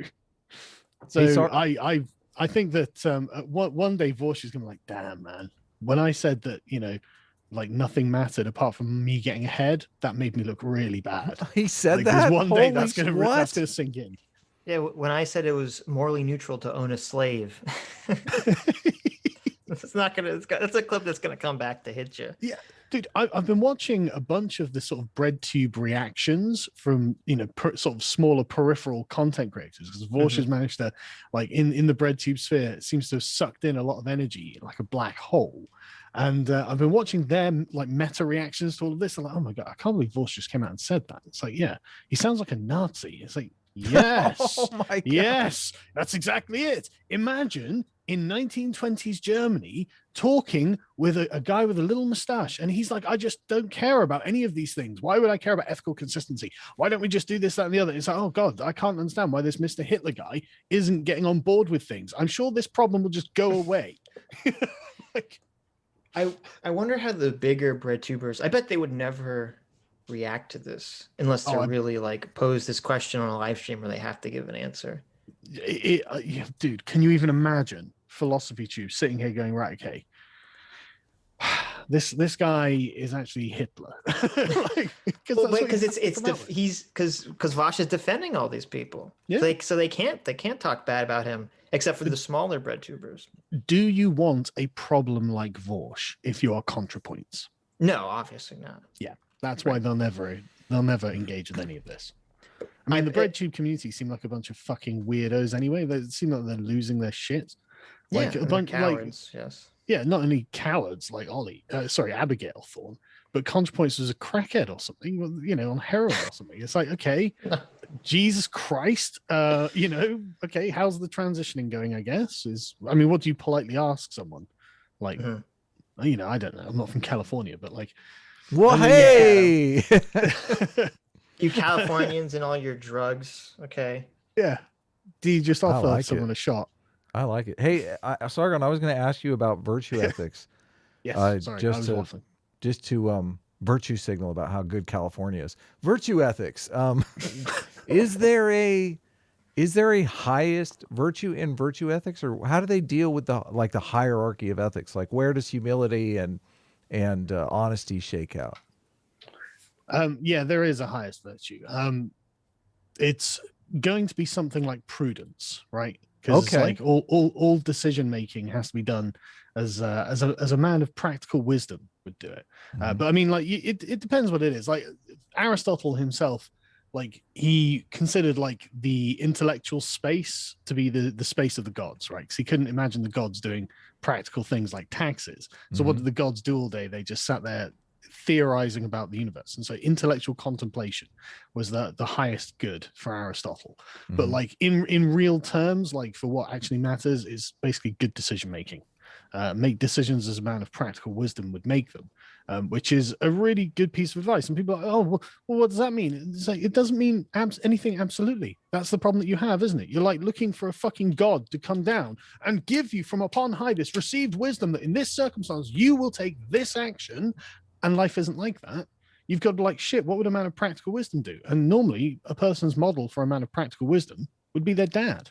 And so they'd be like, well, my dad doing this situation, my dad, and then here's an echo in the head, don't do this, son, that's stupid, whack, and they would make a good decision. And that's the sort of thing that Aristotle really is where he shines in, where it's like, look, this is good advice for anyone in any time. It doesn't require God or anything like this. It's totally secular, and it's totally within the grasp of the average man. Anyone can think, oh, what would be a sensible decision here? Try and step back and actually take some time to just think about it, reflect on something. And that's basically why Aristotle is the solution to all of our problems at the moment, I think, because nobody's thinking about anything, really. That's so crazy. I was so not into Aristotle when I actually took philosophy. Yeah, he's not. He seems very stuffy interesting to read, to be Yeah. honest. I was like, And the this thing is- Dionysus cat, that's something I can get into.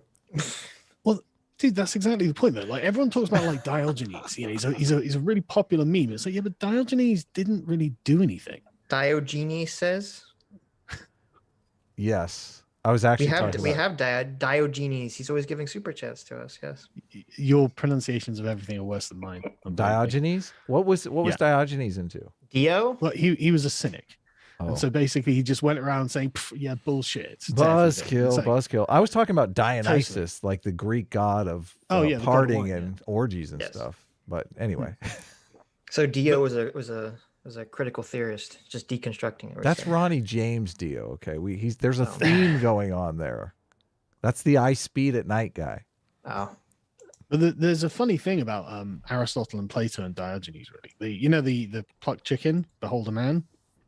No, Sure. tell us. Okay, so Aristotle and Plato are having an argument about what is a man? How do you define one? Mhm. And Plato is like, well, I mean, it's a featherless biped, because he's giving a sort of form, right? He's giving Plato very famous for his forms, and he describes something that you could observe and you would point out is a featherless biped.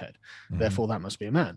And Diogenes, the cynic, hears this from his barrel outside in the street, goes and grabs a chicken, plucks it of all its feathers, and bursts in and just shoves it in Plato's face, going, "Behold, a man!"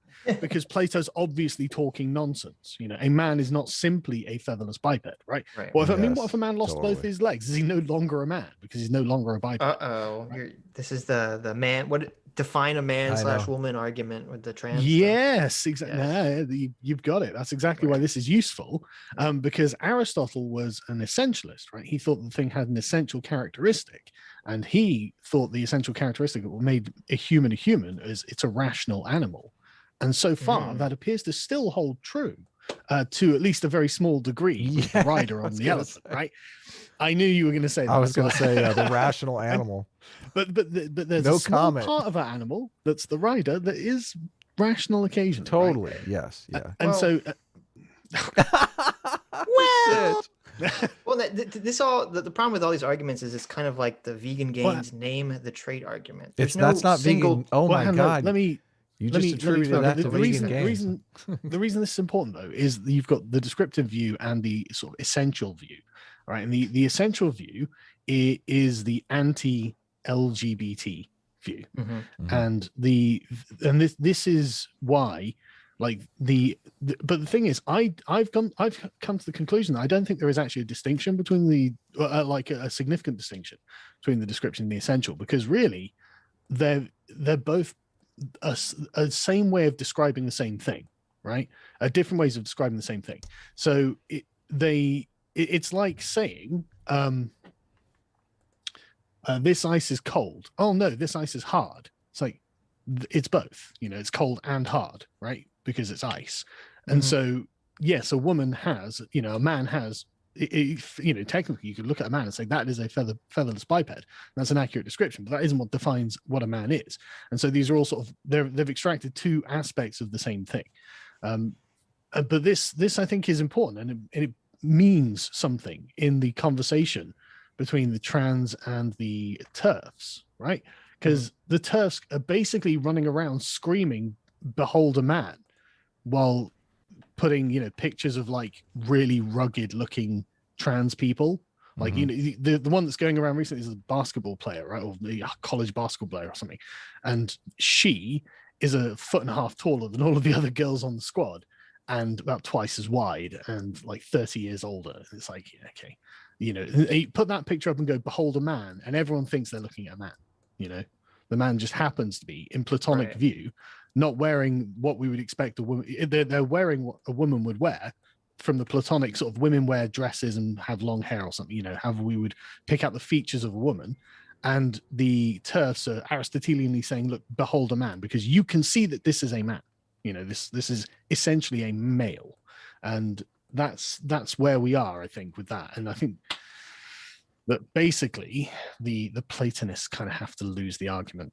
I don't think they're right. That's the kind of the straw man they always rely on. Is they always say, oh, define a man, as if there is some Plato form of a man that exists somewhere that is like the perfect man, and all men have to share these, you know, collection of traits to be this. A dickless woman. But a lot of them will, right? Sorry.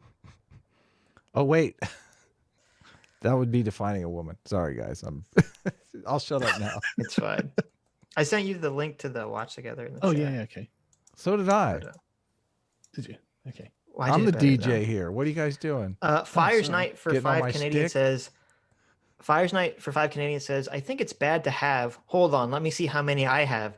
I think having 20 child slaves is bad, but any less is fine in my honest opinion. So nailed it. So nailed. Let me think. How many like rental properties do I have here? Right. I don't want to get in too much trouble. Oh, I'm sorry. Mike Wilbur for Teller says, no, it's slaves with jobs. Prisoners with jobs, not slaves. I'm so sorry. That's Much prisoners better. with jobs. Sargon, how do you feel that Adam has decided to represent you on the stream? You're representing me on the stream. As a female Sargon. I hope you're doing That's a a good job dickless male. That's not actually that's not actually a female. There you go. No one can criticize anything you're saying. It's like my version of the plucked chicken. Yeah, there you go. Behold, a woman. I'm fine with that. I can change it up. I just thought it'd be fun. I have a bunch of Sargon memes anyway. I don't mind at all. Did you see that picture that Kofi made or Coffee made? Yes. Yeah, I was outraged that I'm still portrayed in my fat phase rather than my thin phase. Oh, nice. You're hitting the gym. In the harm done for to the you. world. Is that correct? Correct. Okay. But that doesn't matter though. It is the only thing that matters to me. If you were out in a crowded area, no. That's perfect rhetoric there. He's like, dude, I'm losing my rhetoric game. I better kick it up. That's the only thing that matters to me. Mm-hmm. That was great. Imagine saying that only one thing matters to you. Yeah, totally. That's horrible. Fucking lunatic. But the way he said it, you got to believe it. Yeah, right. He means it. Yeah. Yes. My jelly beans are the only thing that matters to me. Don't touch them. No, you don't even. Wait, stop. Just if your participation in these systems, and let's be perfectly clear here, okay? The crime of capitalism is not that there are businesses that are privately owned. The crime is that there is nothing but. Whether or not a lefty chooses to open a business. That's not true. Wait, that's sorry, go on. That completely goes against his own position, because right now, under our current system, any lefty can go open a co-op. There's nothing stopping them from doing that. That's not even the problem. Like, the crime of capitalism is that there is private property, because that by definition is exploitative wage, like extracting, surplus value extracting labor. So that's his total position, is that capitalism is immoral. And so he's just like, it's not a crime that there is only capitalism. It's like, yes, it is. That's what you're arguing.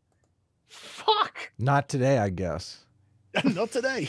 just that's someone else's ethical system today. Today, I'm arguing the libertarian position. Oh, okay. Nice.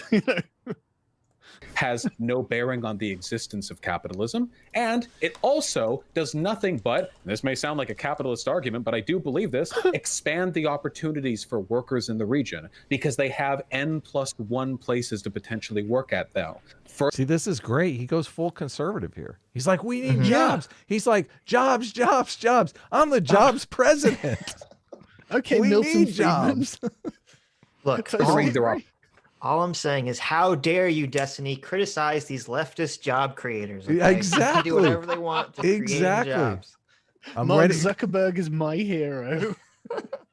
Opportunities and potentially giving them a better shot. Okay, let's say Of a business only adds utility. It doesn't derive it, whether or not you're a lefty. the problem is you committing the action that you deem immoral. You can't use the system as an I don't excuse think that's for that. immoral. Okay, fine. So here's a question. You enter a shady business, okay? Let's say that there is a woman, she's locked in a fucking cage, and it says not going to be freed until she's raped. You know that no matter what happens, somebody has to rape that woman in order for her to get freed. It doesn't matter if you do it or if someone else does it. I'm not going to dignify these hypotheticals. What? I get Because Vaush is all about so dignity. with your moral system, whether or not you do the immoral act, oh, you know what? Just because it's you, we'll go for a toned down one. Let's say that you walk across somebody's car, and let's say that on their car seat, you see that their window's down and their wallet's laying on their car seat. If you steal that wallet, are you just as like okay to do it as anyone else because anybody else could walk by and steal the wallet? Like, is it okay for you to do it because someone else will steal it if you don't? I think those are comparable.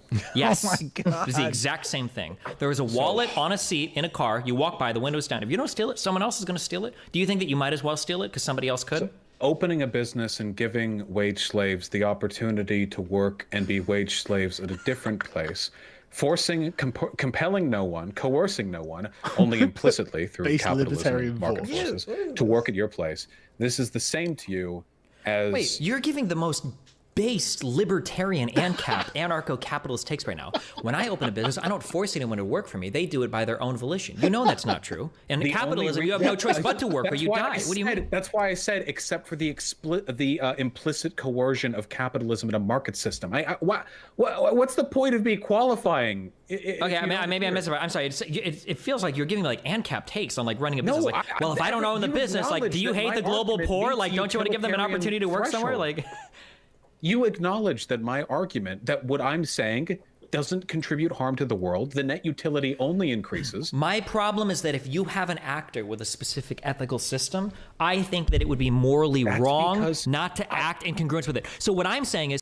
I heard a debate with a socialist, and the socialist said something that made me fall out of my chair. He said that the worker-employer relationship is immoral, and that is like the root of all the immorality. I'm certain I've heard Vaush say that. Yeah, so that's my question. Is does Vaush subscribe? Is that the common socialist position? Because if just paying someone a paycheck to work for you is immoral, then this whole argument that he's making is obviously just dog shit. Yes. That's what they're talking about when they say surplus labor is surplus value is extracted from the workers' labor, and this is wrong. Well, what Vaush would say is, I do think it's wrong, but as long as we live in a capitalist society, it's morally neutral for you to engage in that behavior, even though I think it's morally wrong. Yeah. He's basically this is passing the buck at its Oh finest, yes. basically. Yes. Let me, it's too difficult for me as an individual to enact change. Let me pawn it off. I can on the own a government. slave. Yes. your world, it sounds like anybody walking by the car, you might as well take the wallet because any other person would be. But what I would say is you shouldn't take the wallet. Wait, you could just what? You could just not. Wait, what? Yeah. You could just not take the wallet? Took the wallet. In that case, you could just not open the business. Well, then where are people going to work? And another person will open the business. You don't have to. What difference does that make? So then what difference does it make if you take the wallet? People need jobs. Nobody needs the I love wallet. this That's part. not relevant here. We're not talking about the particular thing if it's needed or not. because No, in that case, no, that's with- not what... Destiny did make a mistake here because it shouldn't be don't open a business. It should be open a co-op specifically. Do the productive, proactive behavior. We're talking about. We're talking. Everybody refrains from stealing the wallet. Nobody steals the wallet, and everything is fine. If nobody opens a business, there are no jobs, and capitalism Somebody doesn't is exist, and we if all there's starve. okay. If there's $100 bill on the floor, Hang somebody's on going to take a it. second. That surely puts Vaush in exactly the place he wants to be for the socialist uprising. Mm-hmm. They want the failure of capitalism. And Right. Vaush is just like, no. Then capitalism fails and everyone starves. I mean, that's a good admission that capitalism is feeding everyone. Like, It is. he doesn't totally. want capitalism to fail because then everything's fucked. Right. But then he doesn't want the conditions for the socialist revolution to come around because, I mean, let's be fair, Vaush is going to turn out worse for it. Like, he's not going to make more money, is he? No, somehow the socialist revolution is going to come about while everything's, nice and fine and working, properly, and capitalism is just chugging along. Then the socialist revolution will come. And Vaush doesn't want it to fail. No. You're saying that if somebody else walks by and takes it, because your arguments earlier was, does the net harm or the net good in the world change? Well, if not, then it doesn't fucking matter. That's what you said. Picks up the $100 bill, everything remains fine. But if nobody opens a business, we don't have an economy, and we all go back to trading rocks. Wait, for then why seashells. don't you use the same argument then for the cop? If like the cop shouldn't arrest the person for smoking weed because maybe just no cops could arrest somebody for smoking weed. Because wait, that's not the same. You're conflating good. No, action I'm not within- conflating. Wait, no. hold. You conflated two things there. You did, and you'll recognize it if you give me a second. There's a difference between expecting everybody to act very well within an institution and abstaining from participating in that institution altogether. Wrong. And the analogies that we're providing, not opening a business and not taking the $100 bill off the ground, or abstaining entirely. Whereas you just said, what if every cop just did really good in their job? I think that'd be fantastic. Okay, I'm going to give you this analogy from all three perspectives, okay? Sure. And it lines up with everyone, okay? Sure. So in World 1, I would say that all three of these actions we can say are immoral, okay? It can be 1, arresting somebody for having marijuana is immoral because you are acting in a way that I think is shitty if you're like a socialist or a moral person, even if you're in that system. I think it's bad. So 1 is arresting somebody for weed, okay? Fuck you. You have a discretion. You have a discretion as a cop. You don't have to do that, okay? Number 2, stealing somebody's wallet. You don't have to steal their wallet. Even if someone else is going to steal it, fuck it. Don't do it. That's bad, okay? And then 3, opening a business and exploiting your workers by collecting wage slaves. You don't have to do that either, okay? That's wrong if you're a socialist, okay? All 3 of those are wrong. Now, that's on all 3 levels, that's Right. I just want to pause there. He's right. That's wrong if you're a socialist. That's a correct statement from socialist ethics. The ethical standard the socialists set and would like to adhere to dictates that opening a business and exploiting employees for wage labor is wrong. Wrong, morally wrong. Now, morally neutral, okay? I guess morally neutral would be the cop, I guess, meeting his quota if he has to arrest somebody because a friend like radioed it in, okay? Fine, that's morally neutral. You're existing in a way you have to exist in the system, okay? For the lefty, I can't think of a morally neutral way to open a business. I guess maybe you just don't open a business. You just don't do anything and you let somebody else step by and open a business. Or actually, I'm sorry. We'll say the cop doesn't arrest somebody. Maybe somebody else steps by. He never becomes a cop. Okay. Or for the lefty never opens a business. And then, or for the wallet guy like never steals the wallet. He never walks by, he never takes the wallet. He just does nothing or whatever. But then on the ethically like high side, like these would be good things to do on all 3 levels. The cop could like, not only could the cop not arrest somebody or not be a cop, the cop could tell somebody like, hey, throw that away. Like there are other cops that are come by, right? He could try to help people that are drugs. Like, hey, like go check in somewhere, do something good as a cop, right? Or 2, the lefty business owner could open a co-op. He could open a business and say, hey, we're actually going to do rev sharing. If you work here during rush hour, you're going to get paid like $6 an hour more because we're making more money. What's going on here? This Vaush is supposed to be saying this. This is like Vaush. What's going on here? Well, Vaush is going to respond by saying, "Oh yeah, those are all good things. You just don't have to do them." Why is They're not Destiny know oughts. Vaush's position better than Vaush? I actually saw Destiny do a follow-up stream on this. I didn't listen to you. You listened to the one with Vaush, right? Mm-hmm. Yes.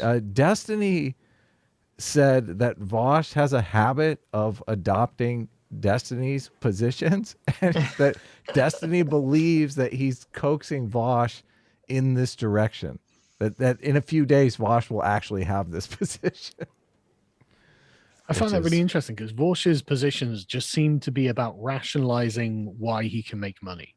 Mm-hmm. Oh yeah, that's true. What's wrong with that, Sargon? Exactly. I'm not a socialist. So I He's think a it's good that he makes capitalist. money. Okay. Yeah. Oh, okay. He's a fucking amazing capitalist, to be honest. Well, I'm just He saying. can argue for capitalism while claiming it's socialism. So fucking brilliant. Like maybe we should be taking notes, to be honest. I don't think you should have to rationalize making money. I think you should try to make some money, guys. Just FYI, I think it's better. Radical position. Get a job. I know. I'm just saying. A world of opportunity opens up to you guys when you don't need to rationalize a world of opportunity. Okay, make some money. You'll love it. Or for the guy that stole it, the guy could go into the car, take the wallet, and then find the owner and say like, hey, dude, your car was open. Here's the wallet. Like this is all three levels of like moral action. So you could either act morally wrong, or you could disengage from the system completely, or you could act morally right. I think that I can encourage people to act morally righteous. I don't think it's fair to say, well, if he doesn't open a business and act in a bad way, someone else would just open the business. No, he could open the business and act in a good way. If these are truly what his ethics are, you could do that. Yes, that would be good. Yes, but the neutral or the disengagement. Yes, that would be good. Yeah, I told you. This is going above Vaush's head. Stay away from my jelly beans. Thing. If you have principles, I don't think that's good. I think that's bad. If you walk by a car if you walk by the car, assumption that the neutral option for a lefty opening a business would be to not open that business, which I obviously disagree with. I'm sorry, if there's some irreconcilable difference that we're not going to resolve here, then we might as well not waste an additional hour on it. If you acknowledge that when a lefty opens a business and let's say pays market rate same as everyone else and the workers are treated fine, really middle of the road, as hard as that is to abstract, all you are doing in a purely empirical sense is giving local workers an additional choice, an additional place that they could sell their labor to. An unethical institution, unfortunate, but you are not compelling or mandating or directing any direct harm. If you didn't do that, there would be no benefit to but the if world. you If have do the do that, means to not, if you have the means, This is what I actually wish Vaush's position was, because it bugs me that the left is so reflexively anti-business for absolutely no reason. It's bad politically, and it's a bad electoral strategy. It's bad all around. It's bad economically. It hurts people. Like, it's crazy. Their whole position This is is kind crazy. of why I think the left might actually be evil. Why? Sorry. Like, I'm basically making a pitch for the left to be less reflexively anti-business, and Sargon comes out with The left. the left. Evil. It's completely evil. I mean, if someone did all of those things to you, you would think those people were bad. well, intention matters, and I think they're idiots. I think their heart is in the right place, that they want to do good, but they don't understand. Well, some of them. We're painting very broad brushes when we say the left here, right? Who's not wanting to do good? I think There everybody seem to want to be do good? loads of them Vaush, that- communist.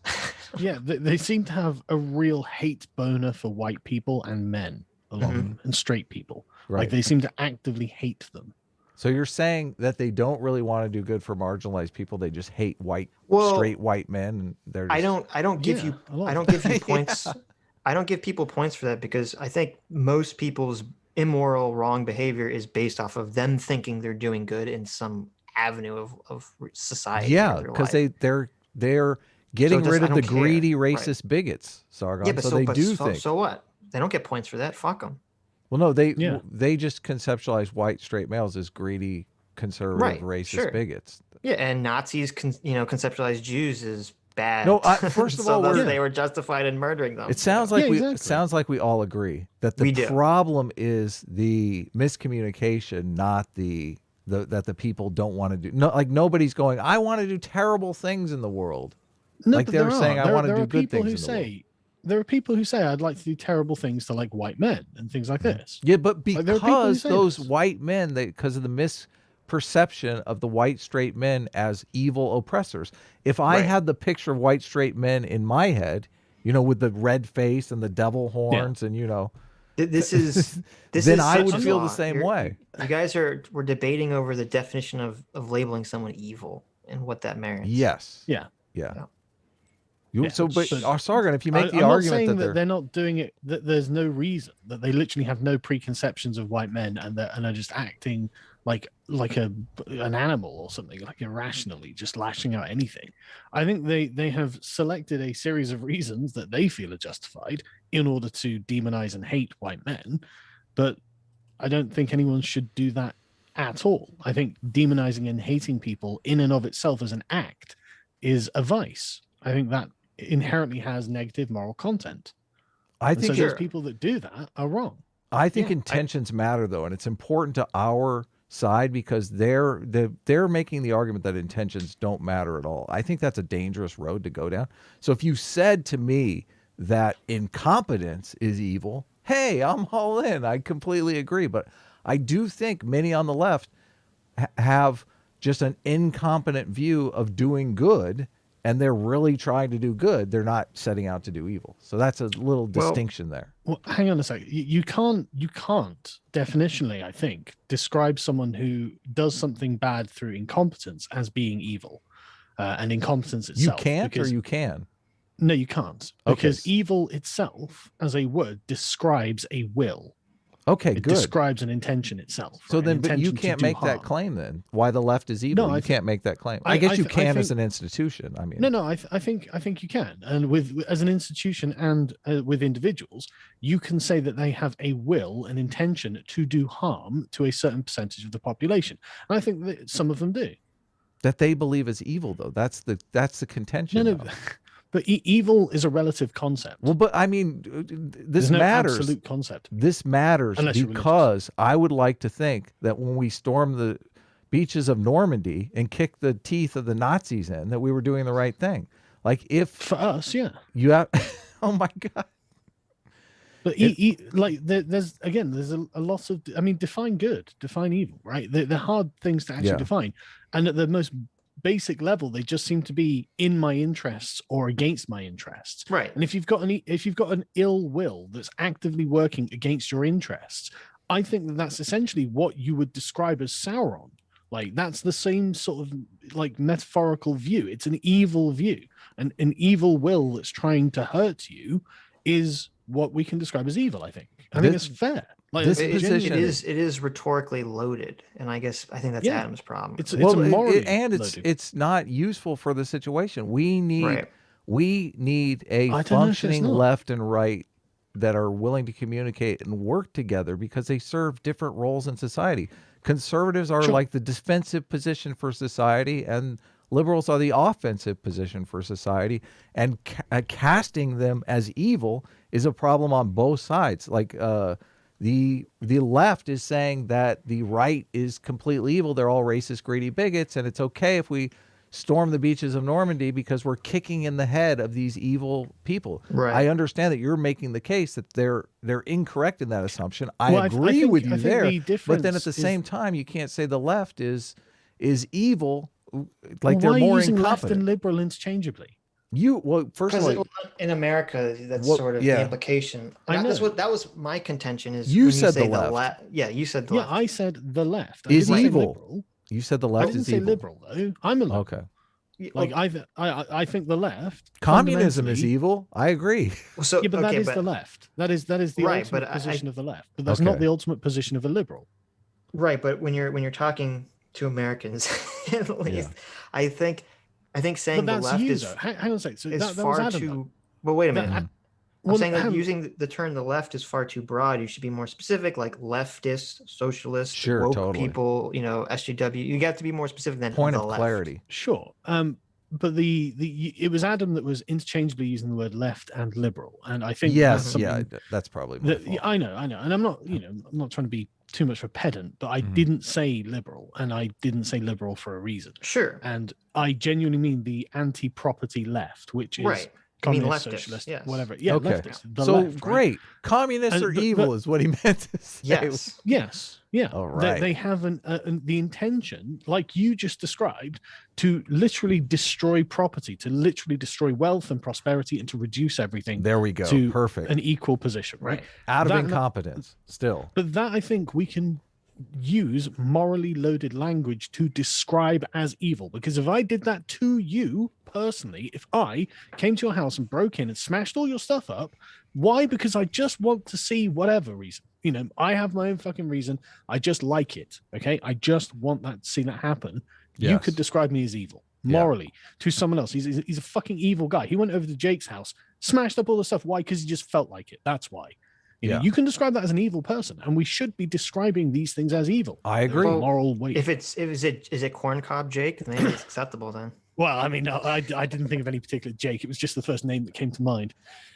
I think it's acceptable to describe racism as evil too. I think the problem is the left wants to cast racism as you forgot to put pronouns in your Twitter bio. Wow. So, by it's that, like what?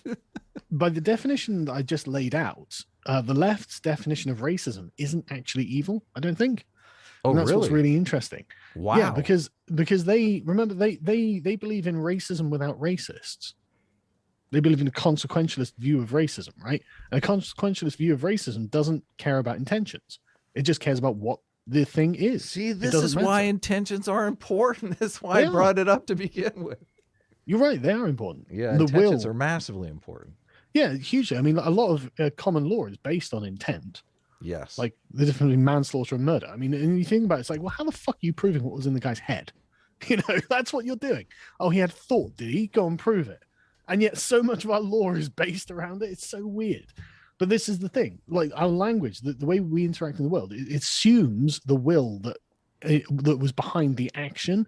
And this is the problem with consequentialism, is that it erases that. But the thing is, like, so much of what we do actually requires that. Fascinating. But here's part of the problem too, is Fascinating. because there are people in the chat who say there's no difference between left and the liberals, and they get Yeah, there is. I mean, I agree with you. I'm just saying, Well, this is most- when you use the language to American What about those audience, neoliberal scum? especially they get very What's our confused. take on them? the most basic position would just be the left does not believe in property, and the liberals are predicated on property. Right, of course. There you go. Well, but that's the problem, is that in American politics, the left encompasses liberals. But the thing is that you do have liberals who aren't leftists, right? Of course. And so Yeah, many there of is a them. use in telling the liberals that the leftists are evil. That's why Right, we but that's what I'm try to saying. call them progressives. It's Yeah. silly, but for some reason we have this verbal distinction between the left and the leftist, Mm-hmm. and it's important to like Sure, make that and I categorization. appreciate you're using the big tent left and right when you Right. do that. But it's very, I think it's very important for Americans to sort of point out the AOCs of the world are not like the common or garden liberal who thinks Biden is a better choice than Trump. Sure. Right? And that's what annoys me is, and part of the problem with the language, at least in America, is that like I see so many articles that talk about AOC as being a progressive when she's fucking not. She's a democratic socialist by her own Yeah, she's admission. An insane radical. Exactly. So Insane? I don't know. I mean, she is kind of cute. Mr. Tickle Trunk for 10 Canadian says, Vaush reminded me of an Orwell quote, political language is designed to make lies sound truthful and murder respectful. His dictionary has a whiteout and penmanship so he can play at Robin Hood. Wow. Yeah, notice how all of Scary. Vaush's attempt at language here is about removing value, moral content from the circumstance. Because every time we look at something, we use language to not only describe, but often also evaluate what has happened. And if you remove the evaluative section of language when you are describing things, then you allow things like genocide to just become a cultural norm. And suddenly genocide loses the moral weight that it had. And suddenly Joe Biden is just covered for Xi Jinping. That's what Vaush is doing with slavery and things Yeah. like that. Yeah. Latari for $20 has answered the Platonic question. A man is but a miserable pile of secrets. There you go. Yeah, I have Ooh. no idea where that's from. Everyone keeps Correct. saying that, but I have no idea where it's from. I don't know. I've heard it. It's a thing. Secrets. Playful secrets. To act in And there more is a accordance, in more utilitarian- if you have the means to act in harmony with your principles, then for you to do less. It's from Castlevania Symphony of the Night. There you go. There's fair where your enough. quote is from. Thank you. An eternal source of knowledge. Thank you, Latari. I genuinely think that your perspective on this issue has been tainted or corroded in some way by the people that you've argued online. If it's with. been tainted, Oh my God. Oh my God. Your position isn't pure. I know he's going full purity spiral here, isn't he? He's like, Oh, you've but I mean- talked to the baddies too much and you've been infected. Apparently, Castlevania stole the line from some French novelist, André Malraux. Yeah, that sounds like something a Frenchman would say. There we go. or I mean, corroded it's by totally anything, it's by the unhelpful. fact that Hang on a I. second, right.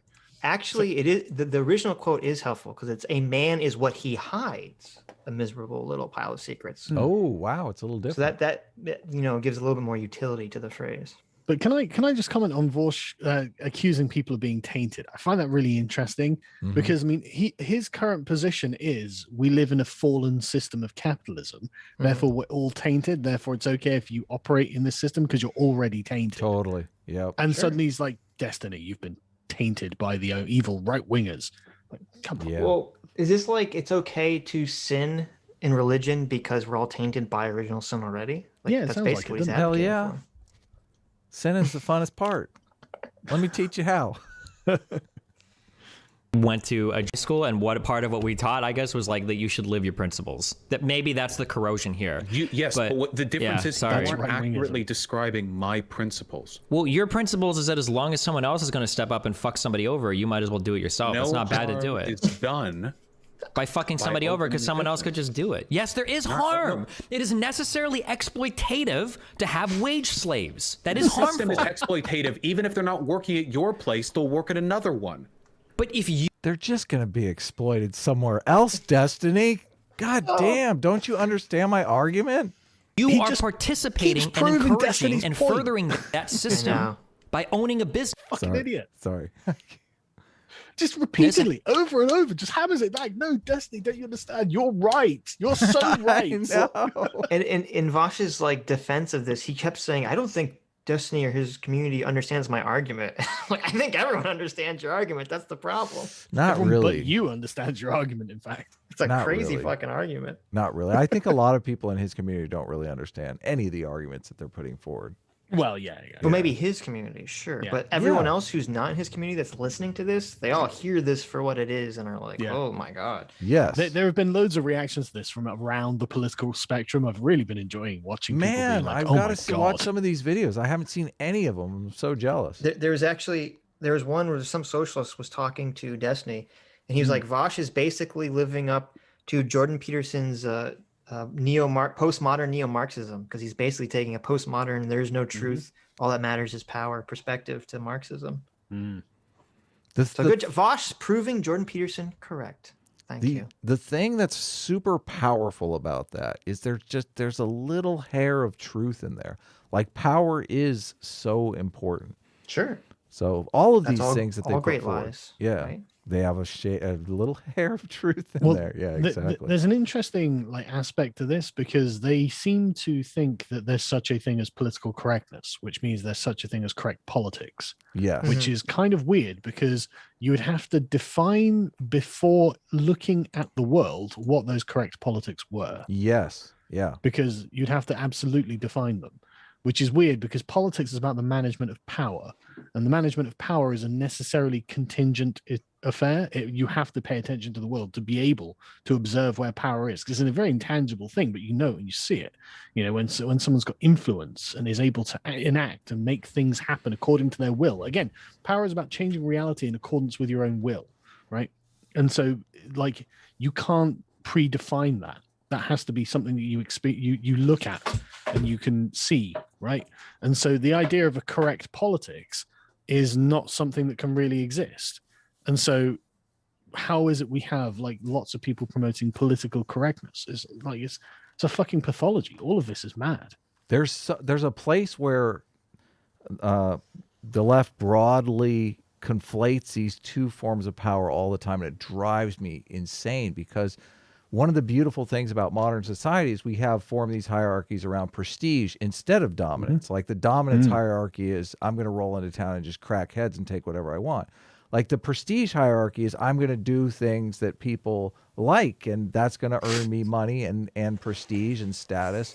And people are naturally going to be drawn to that prestige because they want a little bit of it to rub off on them. So when you're exercising power from a prestigious position, a lot of the people who are jealous of that prestigious position perceive it as dominance. And I think a lot of the conflation that the left does is really bad. Because, if people do, Elon Musk is like the perfect example. That guy's doing crazy shit for society. But the commies are so fucking jealous. Like, they can't see it. They can't see it at all. They perceive of Elon Musk as the wage slaver, basically, just destroying things. No way that guy's going to get us to Mars, for heaven's sakes. exploit that interaction is necessarily Stop being a utilitarian. It's not as soon as it's- possible. No, all of the Oh no. Don't get me started. Let's carry on. I know. arguments that you've been making have rung deontological to me. It's If that's not- your it's if not- that's your dig, Oh, that's no. fine. But you're Yeah, what does that mean for the dumb that guy means, on the That show? means you had good intent. You You spent some deontological? time considering right from wrong. That's what that means. Hey, I'm an autodidact. I don't know all these big words. Okay. Yeah.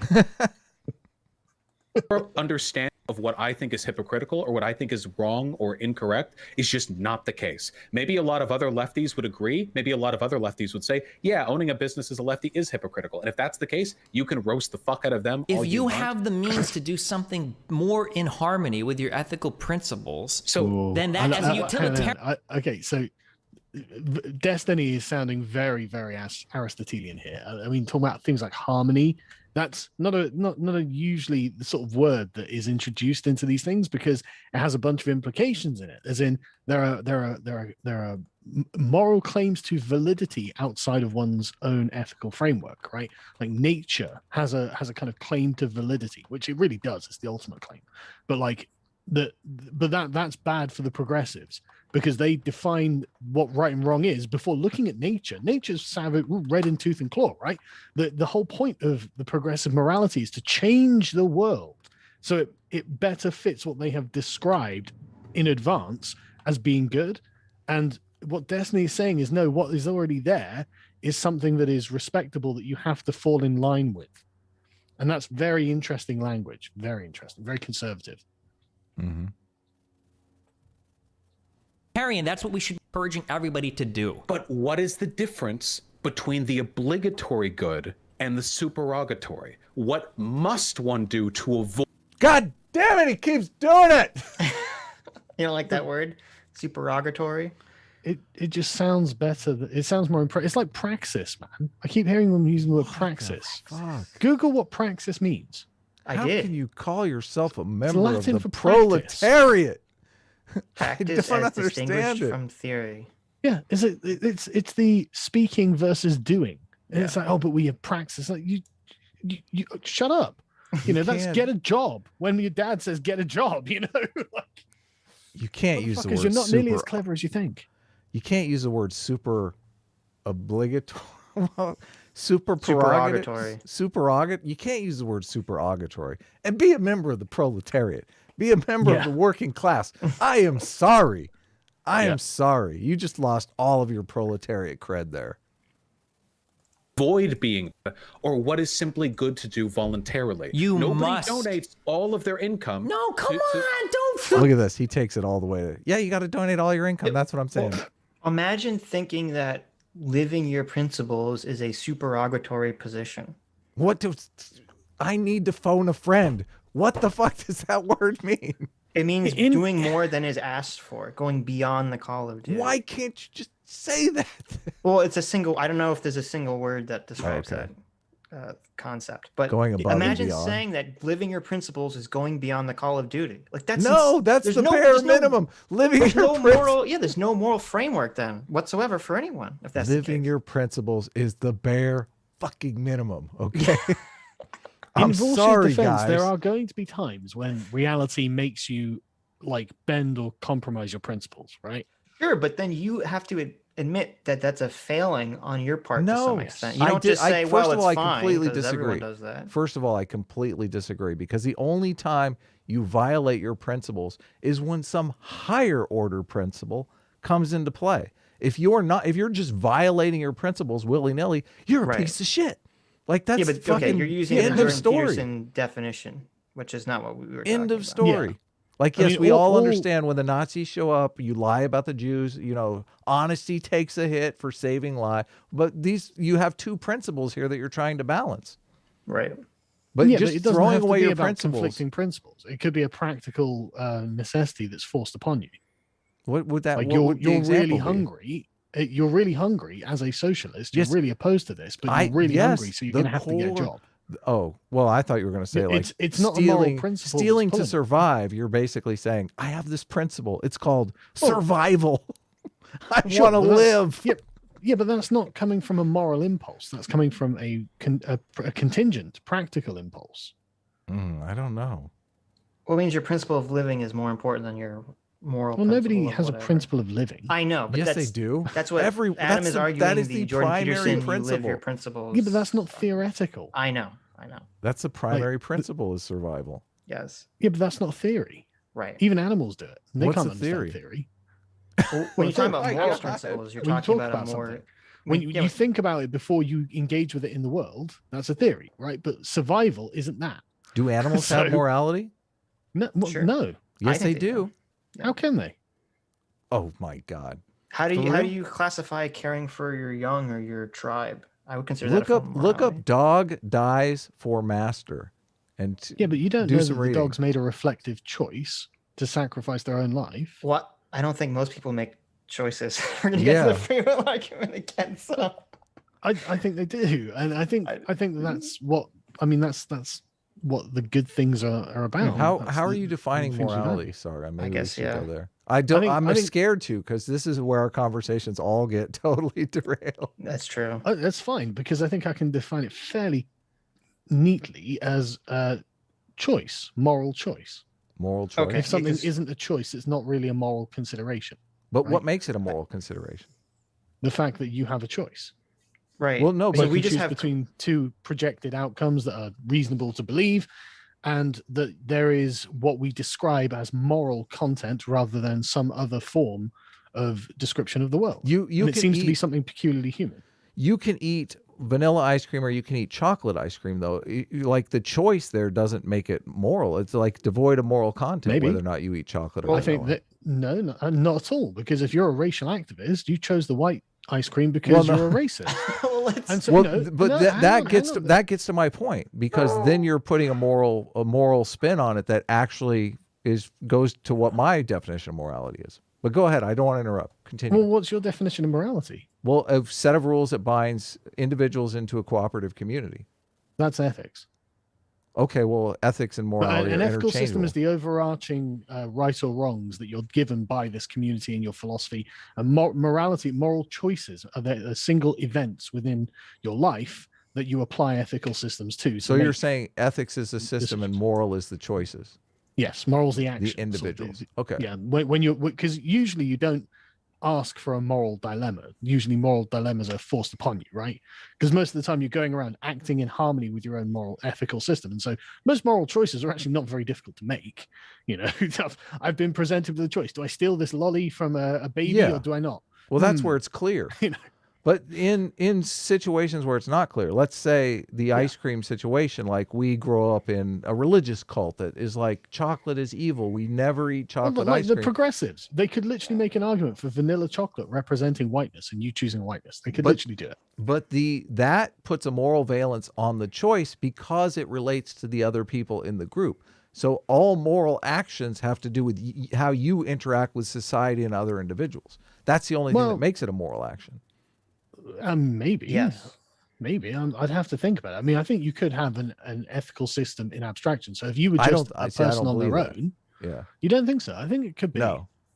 Well, Well, it could. could be. you? Maybe No, it's him for here's the survival. here's the question. Could you? I mean, first of all, this is a total tangent. We just both of us or all three of us define morality differently. So this is all just a definitional game. But Freedom, could- America. if someone lived alone with no other human, would they have any sort of moral system? I guess would be the Yeah, and question. any kind of religiosity could show this. Like it- right. in sort of like, you know, Papua in what was it Easter Island where they built the giant moi heads. Yeah, but they lived with if- other people. Yeah, but if one of those islanders sails off in a boat, gets stranded on another island, and he just okay, well I don't know, I can't get off for some reason, and then just spends his time hunting, said that. fishing, and I'm like you know he thinks it's morally right to build another moi statue, so he spends 20 years on his own building it. Like that's a moral choice, right? Sure, but That's it a moral came act. right, but it came from a system that exists because he lived with other people. Sure, For But- the hypothetical, it had to be someone. I mean, this hypothetical could possibly be untestable because it had to be a person who never existed with other people ever. Like they're just Yes. a wild, like a wild animal, basically. yeah, but I Could they think that have- could be considered a moral act that was being taken, even though there are no other people present. Well, I think where you would, I think morality and the way that humans think of morality is based on group collective, but I also think it's hardwired into the brain. So even if you had someone who lived completely alone from other people, they would create rules in their mind about what's the best way to live. And if they had children somehow, they would pass those rules on, and that would be the framework for morality for them. I think you probably are right that that an ethical system is designed for a social environment. I think you're probably right about that. I can't see what the point of having one would be outside of that. Really. This is the way Haidt defines it, and everyone gives him a hard time. They want to say that because he's talking about morality, he's talking about normative ethics, but he's not. He's just describing ethics. Like he says the moral system can have whatever content you want to put in them, and there are different moral systems around the world. Absolutely. Or I do use the term ethical system a lot to avoid the morality stuff, but people always lose their shit when I say ethical system. Like I don't know, like I'm trying to derive some ethical system. I'm like, you should be.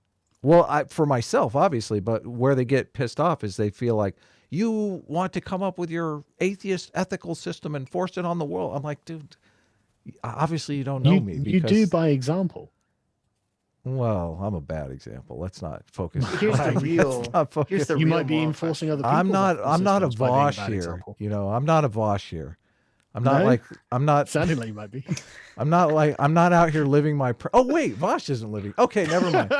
Never mind. There you go. We're good. We're good. Himself. I am living my principles. Here, someone has asked us a deep moral question. Okay. The unwanted scrub for $5 says, Sargon, I hope you don't disavow me for attaching a rubber schlong to my Sargon body pillow. Why did I disavow that? There you go. No disavowals. That's how you get maximum use out of it, right? What do you mean It doesn't come with a rubber schlong? What a jip. Yeah, what a jip. I assumed it was heterosexuals who were buying them. I don't know. Oh my God. I guess I'm not a very good salesman. I guess you're not. Some dog shit argument at me. You find me, please God. Oh my God, he's bringing up the dog shit arguments. What dog shit argument? I never said you have to donate all of your fucking income. I never said you said it. I was trying to provide an example. Everybody believes, well, not everyone. Most people believe that you should give to the needy or the poor or the homeless. And hell no. Socialist, then. Yeah, don't do that. Very often people am I outing myself as a socialist here? Yes. will give a couple of dollars to a busker outside of their work, but very few people, if any, donate everything. So no American says busker. What the hell's a busker? Yeah, I know that's a strange. That's a old. He's like an old man. That's an old man term. Yeah, I like the moral intonation there. Very few people donate everything. Yeah, no shit. That'd be fucking stupid, wouldn't it? Yeah, exactly. My family's in the poorhouse now because I gave it all to Vaush's Patreon campaign. Somewhere between A and B, there's a line. Now, I personally think that we don't have an institutional obligation to provide any given amount to charity, but I think it's good when people decide to do that. As a lefty, I don't think you have any moral obligations apart from the expectations that I would assign other people. It is, to me, additive. It is a benefit. It is an extra good if they use their platform, their power, their voice to advocate for leftism. And it's one I advocate for quite a bit because obviously I want... Okay, hang on. Sorry, I don't mean to just laugh at him. I really don't, right? But honestly, I do. You have these conversations with children. You don't have to share your toys, but it is nice to share your toys. That's all he's doing. That's all he's fucking doing. It's literally unbelievably embarrassing that Vaush is presenting this as some kind of insightful moral philosophy. It's true. Yeah, but do you think he really believes this, or is this all just to defend the other red tubers? Because that's how it all comes off to me. Well, yeah, that's probably the truth of it, yeah. Want to win, but I don't think it's bad. I don't think it's a moral wrong for a person to believe a thing, but not dedicate their life. We can't hear you while it's going. What did you say? Sorry, I just love Destiny's I'm done with this shit face. I know, it's great. He looks so fucking done with it. He's like, how is this even happening? Like, don't you think, I mean, man, principles are everything. What's going on in Vaush's chat that he doesn't know this? That this isn't like reflexive. No You don't idea. violate you don't get on a live stream and broadcast how you have absolutely no principles at all. I don't think I should live by my principles. I think you should live by my principles. exactly. I know. What a fucking I position. know. I know. Jeez, thanks, Chief Monarch. Great idea. I'll get right on that. Let me bow down. Are we moving back to feudalism, dear Lord? Well, I wish Destiny would have asked him who is supposed to live by these principles. oh, Yeah. Right? exactly. Like, are we gonna have a whole society where everyone just virtue signals that they're a fucking socialist, but we all live in a capitalist society? Like, is that acceptable? What's happening here? Racism without racists. Yeah. All these communist Capitalism without societies, capitalists. all these communist societies, when they fall apart, that's exactly what it is. Like the most grating thing is everybody knows they're living a lie. They're like, we're starving, society's falling apart, like people are dying all around. Everything is going fine. So the elites feel good sleeping at night, knowing that this isn't a disaster. It's like crazy. Life to, or even substantial number of their resources to, advocating for that thing. I don't think that's a moral wrong, and I don't think it's hypocritical to open a business. And no matter how many times you try to cram hypocrisy down my throat, I stand by it. I'm just trying. Okay, You here's have a question. Here's a misrepresented my question. positions multiple Dude, times. I'm over the trying to write conversation. down what you're saying every time, and it's fucking like morphing in front of me. Okay. Yeah, Vaush, just state your position clearly. Say, listen, this is how you're categorizing my position. But he and has. here He is said- my actual position. He's his stated position is, if you don't live your moral principles, that's fine. It's good if you do, but you don't have to. That's his position. But you can't accuse Destiny of mischaracterizing his position when that's exactly what Destiny is saying. Of course, but... What have I morphed on? In terms of like, we can go back in the debate. Hold on, I want to ask you a question. Do we okay? need to go back? No. Is it forward the direction we should I'm be going avoiding. on? I'm avoiding going back by not saying what I think you've changed on, because then it's going to cost us back. I have a simple question for you. Okay. Let's say that there are 10 people. Okay. They're gathered on the beach, and unfortunately today there is a lost soul. Okay. He's 100 meters out. This guy is fucked, and none of the people on the beach, they're not good enough swimmers to go get him. Okay. Now, let's say another guy walks by, okay? This guy is called Chad Marks, okay? Some people call him Charles Marks, okay? This guy is a fucking state champion swimmer. And he Should have said Michael Phelps, but it's okay. It's okay, Destiny. He doesn't know any. walks fucking by and he champion sees that swimmers. kid. He doesn't know Michael. Everyone What's better knows Michael Phelps. is Chad Marks. You got the, Yeah. the Karl Marx. For he's speaking to their audience. Yes. Yeah. Marks, I don't know. That beard looked like it would do a lot of drag in the water, though.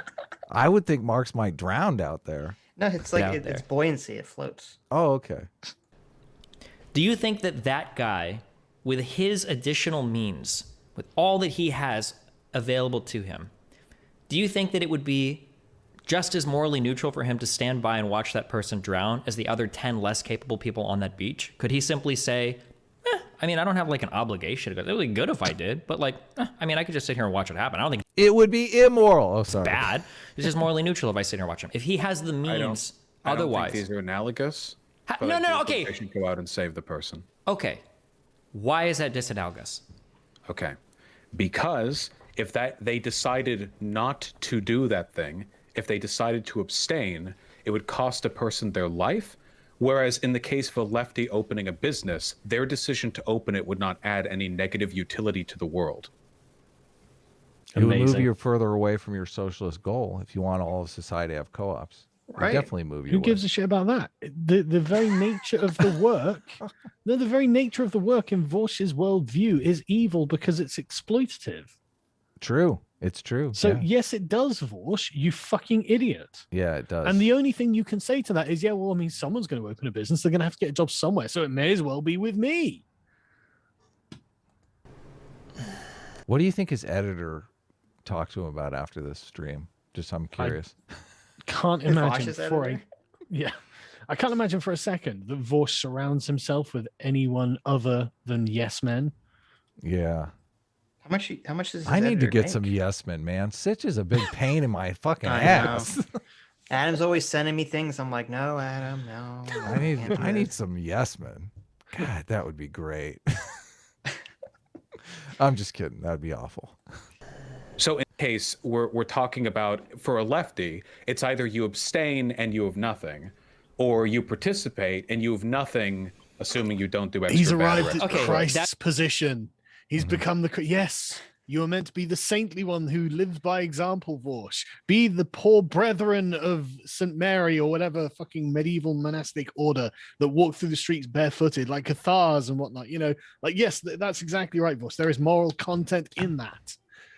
Do you think we Oh my could get? You think is this stuff putting pressure on Vaush to actually live his principles? Because that's the whole point of all this stuff. All this like shame, like publicly shaming, is about putting moral pressure on Vaush to live his principles. Is it going to work or No. no? What? Well, How could it? Why are we doing all this work? I'm putting all He this doesn't emotional recognize that labor he has into it. principles. because it's fun to point it at is our fun. ideological opponents and say, look at these stupid hypocrite assholes. That's why we do it.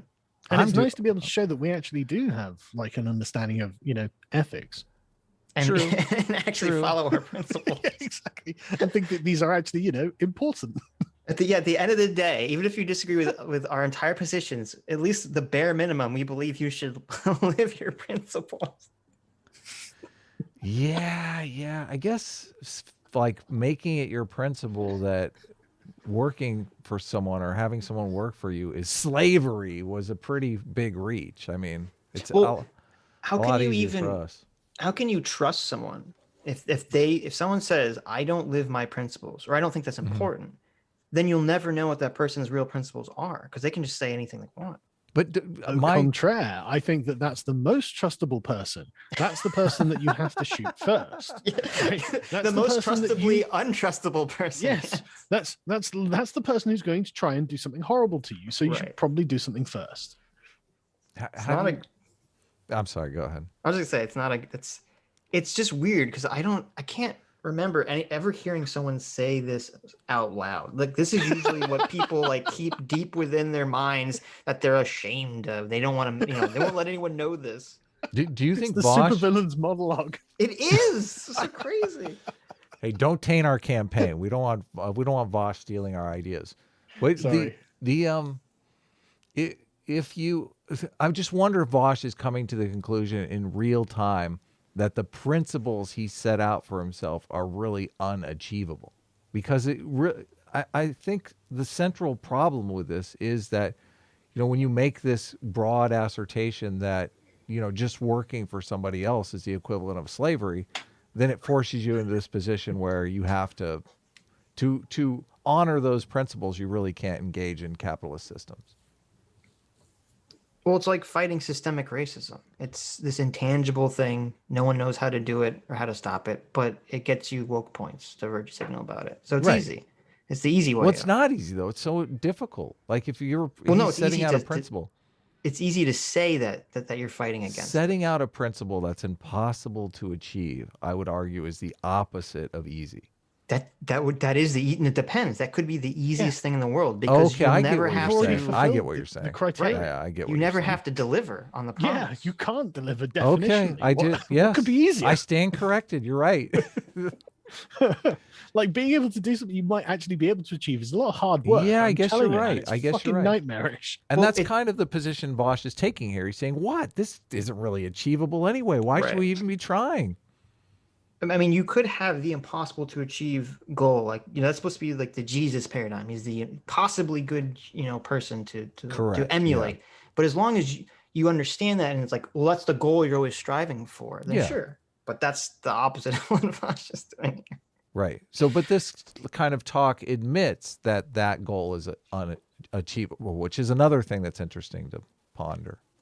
He's Well- basically saying it's unachievable. He would say he would push back and say, I'm not saying it's unachievable. I'm saying it's only achievable by the government. Oh, okay. Yeah, that's not good. Does the government, where- in his view, control worker co-ops? Well, they make illegal the worker Non-worker co-ops, yeah. Yeah, that's the only way Yeah, they work, is but- if they make them illegal. But so in Vaush's view, he doesn't actually want the government to own all private property.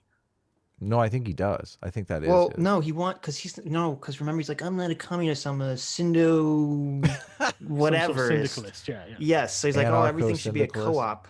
So it's not owned by the government, it's owned by the people working there somehow. Oh man, so crazy. Which means it's owned by the union bosses. So Technically, but Yeah. you know, Well, we're almost to the end, so okay, we have an hour of this left. What are you we're talking about? not like everything's relative, Sitch. Sargon Oh, jumps sorry, I in. forgot. Oh, great. No, we're not even close to the end. Really In the case of material. the Ian Shadmark swimmer, if they abstain, you have a death, and if they participate, you have a saved life. that's not at all material to this analogy. Participation and abstinence in these two examples meant very different outcomes. Well, participation. Right, and participation in the communist example is a different outcome too, because if you open a co-op, you're giving people the opportunity to live free of the tyranny of being a wage slave. Ding. There we go. That's exactly the right thing. The socialist can live in a moral life, an ethical life under capitalism by opening a co-op. That's exactly And right. provide that safety to other people too. Yeah. In a morally So in righteous fact, way, that and the in swimming fact one. is fantastic because that guarantees that Vaush would have to come to the conclusion that he should cooperatize his own channel. Right. And it's immoral for him to not do that. But look, he's different. He doesn't have a business. Except This for is a him, YouTube channel, okay? It's Now, different. now he's an ANCAP. He does 95% of the work, Sargon, okay? Yeah. You know, it's completely different. Totally agree. And well, I wonder how this works when you have like a nonprofit organization where, I mean, is that coercive? There's no profit. It's just going into someone's, you know, someone's being paid for this. That's a good question. We'll have to ask them. One could result in somebody's life. Participation in a righteous way, in the economic sense, could be you opening a business that improves the material conditions of multiple other workers and families. I think those are comparable. I think that'd be right? great. Okay. Abstinence, in one sense, is you just stand by and you watch a person drown. And abstinence, which is negative. And abstinence, in the business sense, is you just stand by and you watch another business open up and exploit workers. Which would be neutral, but the death is negative. How is that? Okay, Yeah, I never ever exactly. want you to say again that like capitalism is negative or business owners are bad I because don't you think have you bit. understand my argument enough to I guess criticize not it, because Destiny. you've bit the neutral bullet on basically every single actor in a capitalist system. So wait, let me just clarify this. You believe that any person that opens a business and pays market wages to somebody, all of that capitalist that opens a business, that person is morally neutral. They're not committing a wrong at all, even if they have the means to do otherwise. What do you mean the means to do otherwise? Like, say they're very wealthy, or they could run their business in another way. But let's say they choose the most exploitative option, where they're just paying wages, no stock options, something like that. But it's like normal, what other like shitty fucking if companies they're just do. if they're so, I don't know what you mean by most exploitative. If they just open up like a regular like place, then I think that would be preferable to them hoarding their wealth, if anything. At least that would give other people jobs. I can't believe. Okay. I mean, still think the I system feel like would be I'm listening to negative, of Milton course, but- Friedman. The fuck is... I know. As long as you're a job maker, you can do whatever the fuck you want. Job I agree with him, don't get me creator. wrong. You know, I totally agree. But like, why does this come out of his mouth? Job creator.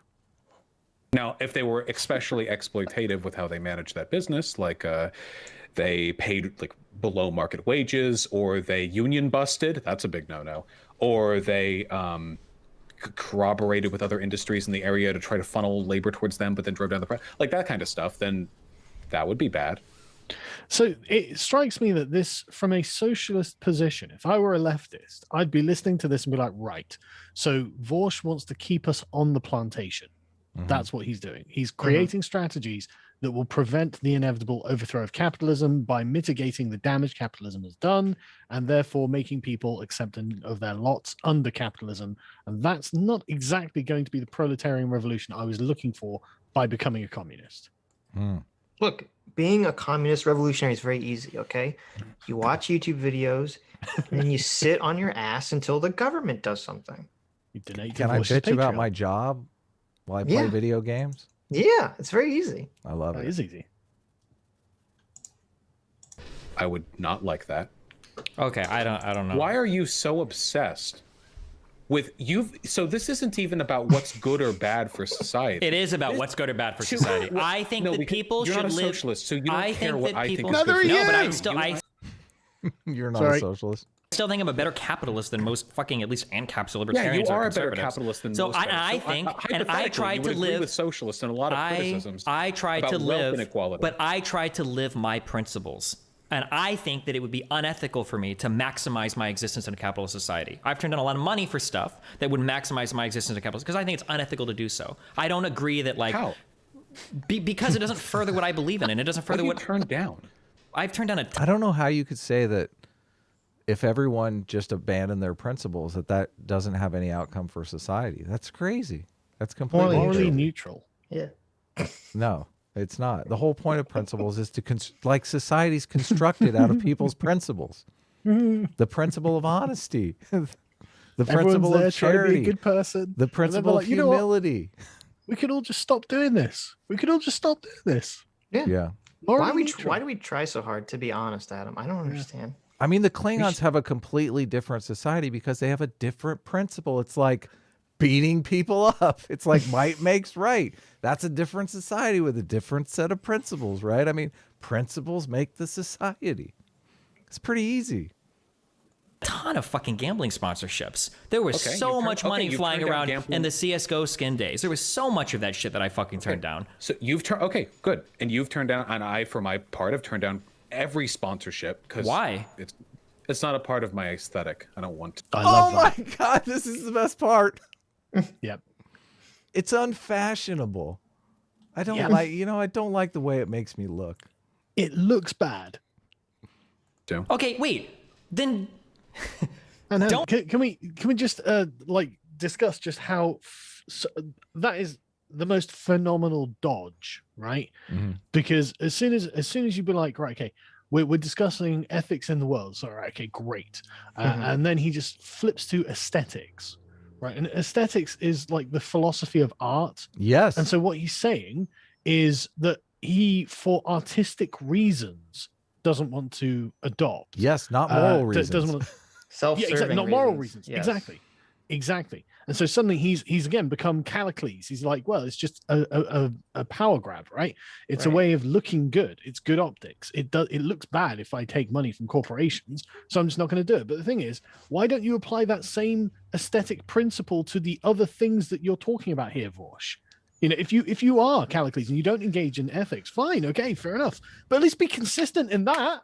Like, fuck's sake. Why? I don't understand why he frames it as aesthetics when he could just as easily frame it as morality. He could say, listen, I'm a socialist. It would go against my principles if I took endorsement deals from Audible. Because, of course, that would be a complete contradiction with what he's arguing. But then he doesn't care about his own contradictions. So why would that matter? Yeah. Maybe aesthetics was just a misspeak, but it's so man, it completely frames this in, like, it turns it into fashion. It's not, I don't like the way these shoes make me look. I don't like sponsorship deals. I don't look as cool in front of a sponsorship deal. Well, it's fascinating that so many socialists have kind of come out and denounced Vaush for everything he's saying, because in essence, he's living the neo-Marxist principle that is being taught in college about there is no objective truth. It's all just power and power games. Man, that's crazy. He's the perfectly consistent in that regard. Do you think that it has to do with that? Do you think he picked this up? I do, because remember, he said that he learned about, this is what he studied in college. Yeah. Was all this neo-Marx crap. I would love to talk to Vaush about the I don't think Vaush pulled this theory from the ether. I think this is I think he was taught this. He was taught that there is no truth. Everything's just power games. And he's kind of used this to create his own worldview. And he's just saying it to everyone. And maybe that's why he's surprised, is because in essence, he's saying what he was taught and people are shocked by it. Yeah. Maybe that's why he thought it was okay to just say all this shit. It's a shame that we all have this conflict-ridden relationship with Vaush, and that Vaush is you can't even really have a conversation with him in good faith, it appears, because he's such an interesting character. Like, he's the only one I know of anyone doing YouTube that has a recent sociology degree. And I'm so fascinated by how the sociology departments have been completely taken over by all this critical race theory and feminism and all this stuff James Lindsay's talking about. It seems like Vaush would be the perfect person to have a conversation with James Lindsay on this stuff. But Right. if it's just like dick measuring and point scoring on the internet, you can never have that conversation, which sucks. Yeah, but this is the problem, is that he could never have a conversation with James Lindsay because the entire conversation would just be, I have to dunk on James Lindsay in any way possible. Yeah. You should. And the only reason that he can have these, the only reason whenever he talks to Destiny, all this shit always comes out because he, as you said, I think last week, Sargon, that he views Destiny as like a father figure or something. You know, Yeah, I think so. yeah, I mean, maybe you're right, or he at least looks up to Destiny because, you know, he grew from Destiny's community, and I think that's why he lowers his guard when he talks to Destiny, and you hear all these crazy takes. I think Destiny is the Vaush whisperer. Yeah. I mean, Destiny, I think, thinks himself that way. What was the He phrase? does. He's like Vaushonomics or something like that. You know, Yes. like you know, he like seems to have a particular sort of relationship with Vaush that's very, very interesting in my opinion. Yes, I love it. very interesting. Destiny talked about this in the stream that I watched, talked about this explicitly, that he basically accused Vaush of adopting all of his positions secondhand from Destiny. But And I think Destiny Vaush- positions are future Vaush positions. Yeah, and the thing is, like, I can see why Vaush looks up to Destiny, because Destiny gets a lot of flack, but he does have virtues. He is a superbly swift on his feet when he's debating like this, right? He's very, very good at setting up these sort of mental cages around the person he's trying to debate, and this is a very good skill to do in real time. You know, Destiny's very impressive. And so, like, I can see why Vaush looks up to that if your goal is to trap people, right? Yeah. Right. It's that, you know, Destiny does it brilliantly. I don't know if this was your first debate with Destiny, Sargon, but I remember you taking Destiny out in like one punch, and it was so fucking badass. I remember it to this day.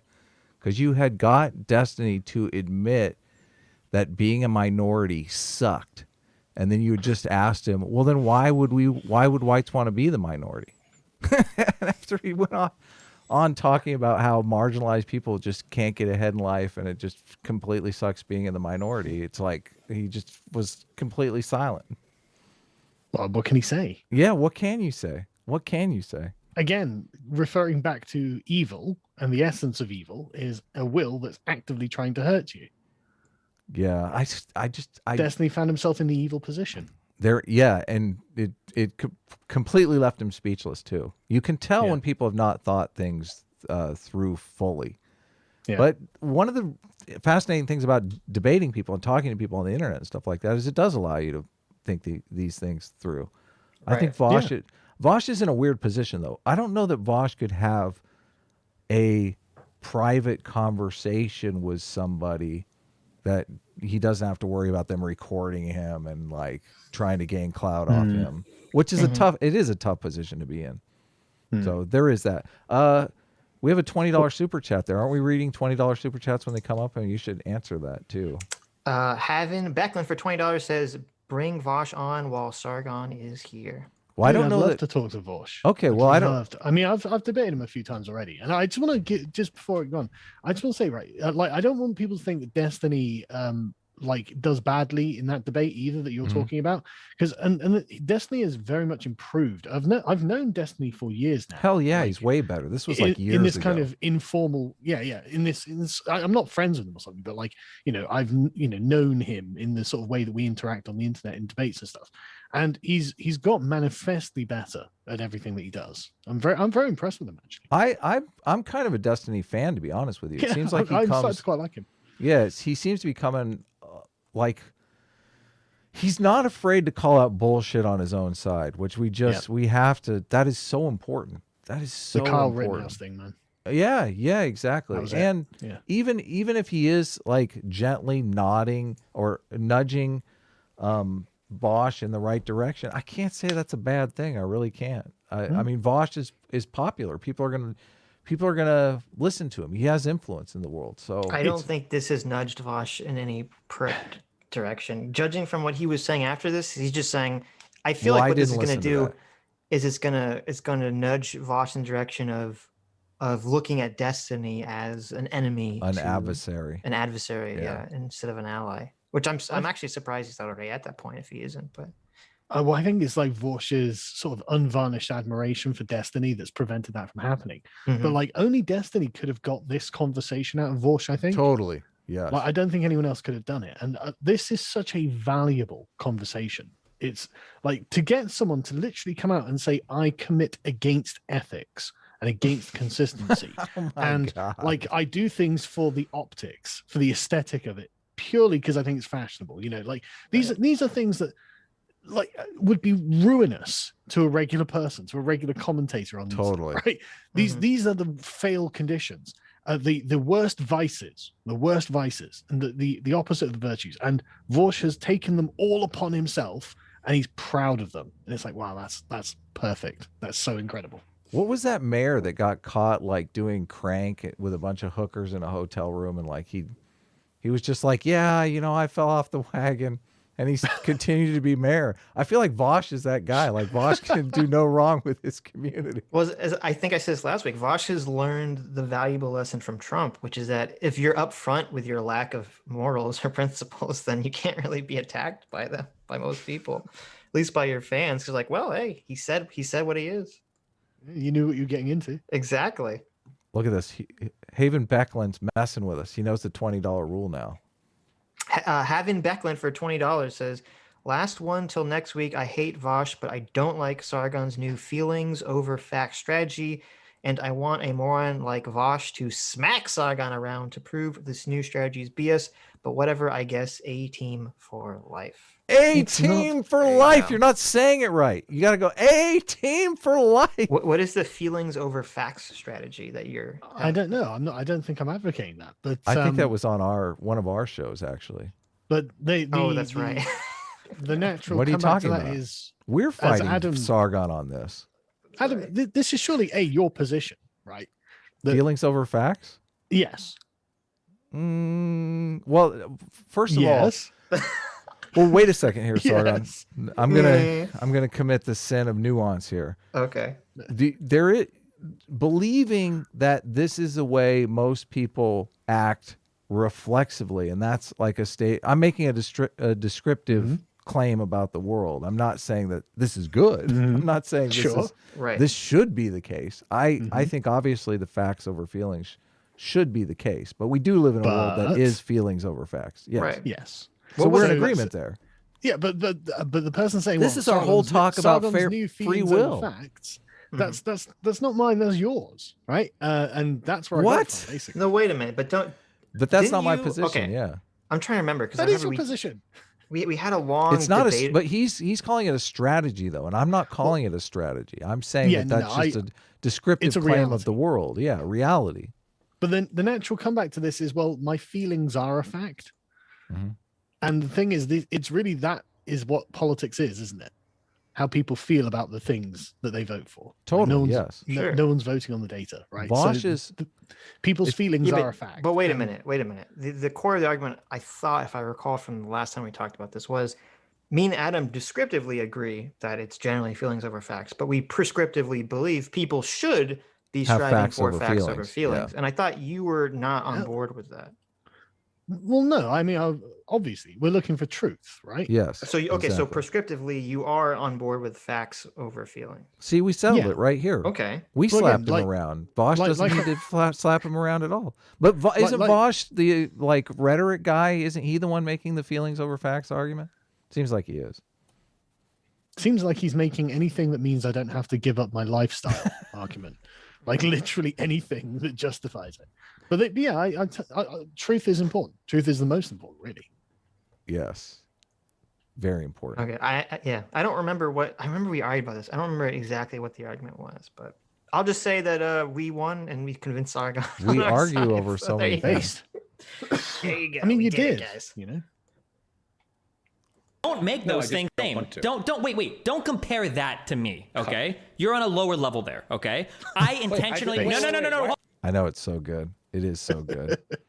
The fact that you are below me, Vaush. The fact that Vaush doesn't even realize the offense that he's made is totally telling. Hold on, no. Hold on. I intentionally have foregone money that I could use otherwise because it is in accordance with my principles, okay? You're not doing it because it doesn't fit the aesthetic that you sell on your YouTube channel. Don't compare those two things. Those two things are very different from each other. I'm not a cuck and I don't want to... No. Oh, man. So, like, that is a absolutely brilliant formulation from Destiny, right? I am trying to be a good person. You're trying to look good on YouTube. Right? Yep.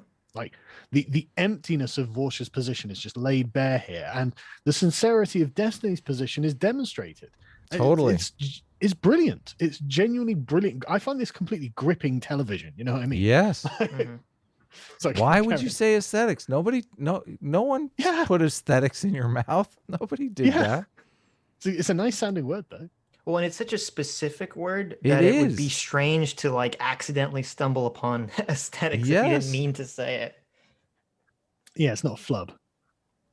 Yeah. No, stop. Don't walk back what you said earlier, okay? Whatever aesthetic that you sell, that's called a brand, okay? So if you're doing something to help your brand, that's different than me making an ethical choice about which companies I engage with. I wouldn't okay? like lose money or followers by accepting sponsorships. Okay, I'm just saying, don't like doing it. That's fine that you don't like doing it, but very hard in the language. God, that speaks to the emptiness of his own fucking followers. Yeah, we're a bunch of socialists and we play Raid Shadow Legends. Like, so true. So true. Sorry.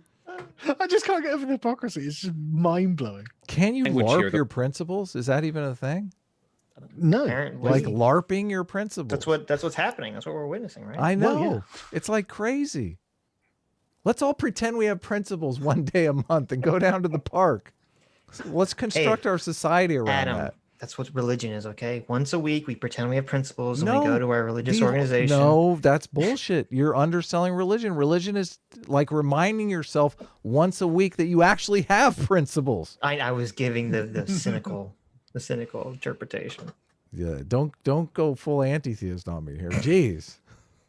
No. I'm not fixating on the language. I'm not fixating on the language. I'm talking about the ideas right now. Okay. You're literally dick measuring with me. I'm not to a point and I said like, Hold oh yeah, I on. Hey, we're having a conversation. Now, I saw Vaush's pictures, man. I can see why Vaush doesn't want the dick measuring contest. Oh my God.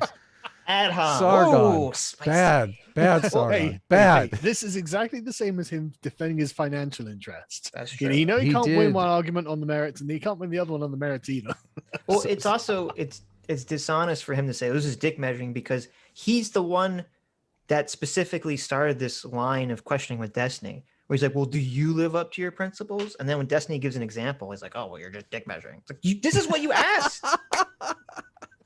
It's like, how big's your dick? He pulls it. Oh my God! Why are you doing this? Exactly. That's exactly what just happened. In fairness to Sargon on the ad homs, like Vaush has gone. Vaush has gone way harder than that at Sargon. I don't even know if that completely unfair.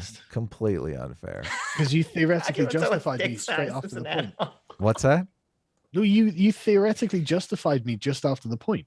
He asked for it. Yeah. And then, like you said, this guy pulls out a giant dick, and he's like, "Oh God." Yeah. Did you see what he was wearing, Adam? He asked for it. Oh no, I'm a little lost on this conversation. Let's continue.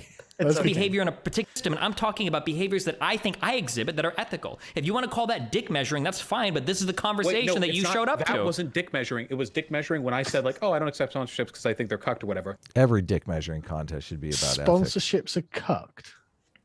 Yeah. Yeah. Well, of course, Okay. if you're a socialist. Yeah, but now he's changed his argument. It's a very different argument between saying, I will not take sponsorships because I believe it cucks me to a capitalistic system versus, well, aesthetically, it makes me look bad. That's a very different argument. Totally. Yeah. He'll fix it next time around. And then you got at me for the aesthetic reason, obviously. Yes. Not for any principles. Oh my God. Equivocating. Yeah, because you're trying to say that these two things are similar. Then they're not. If I was okay. Wait, I understand. Holy fuck! You're being bad faith now. Just as an FYI. Do you think that if we were having a calmer conversation, and that interaction had taken place, that you would have responded the way that you just did? Yes. Because I'm trying to be more careful, especially with you, because you've done the rhetoric thing way better than me in the past. So 2021, like you almost just did it. I don't know if you realize you're doing it. Why is he doing that hand sign? Like intentionally or not, it might be subconscious, but you almost just sit there. What are you talking about? To try to imply that what I just said was so crazy. You go for you. Wait, no, man. I am defensive because I have to be. I Because don't know what you mean. so okay, I can explain it to you if you give me 1 second. How do I non-rhetorically talk to you? You engage in rhetoric. Oh, If we all you're do. It's the no, way you if you're convey trying, no, information. I intentionally have not engaged with rhetoric for the majority of my career. That's I'm not trying to do I've it more. seen you say okay? this before. You don't know what rhetoric means. Rhetoric doesn't mean that you engage in superfluous language or hyperbolic. No, stop. Wait, hold on. Wait, rhetoric is just the literally art of persuasion. That's all it means. Is persuading somebody for something. That's what rhetoric is. Your art. Yeah, the language is often hyperbolic and can easily be superfluous. Yes, that's the whole point. And of it. used to be considered a weapon. Oh, really? Interesting. Oh yeah, I never knew that. Yeah. Greek rhetoricians were famous because essentially they would create giant mobs of people that would overthrow society. Oh my God. Yeah, but look, according to second thought, those mobs of people were accepted with open arms by the Romans. That was just part of their democratic political people Good point. rising up. There you go. Arguing with me. That's active. No, persuasion. it is absolutely not. When I if argue, you genuinely believe this is like dude, fucking- most of my argument is literally like propositional and like analytical logic. Okay, that is not rhetorical. That's rhetoric. No, you're dead wrong. Do you or do you not sell an aesthetic of logical argumentation? To some extent, sure, yeah. Okay, rhetoric, the way you phrase things, the way you decide to make arguments, it isn't rhetoric or logic. Rhetoric is just the way you deliver your information. And I have at no point during this conversation sacrificed the sincere. What is it?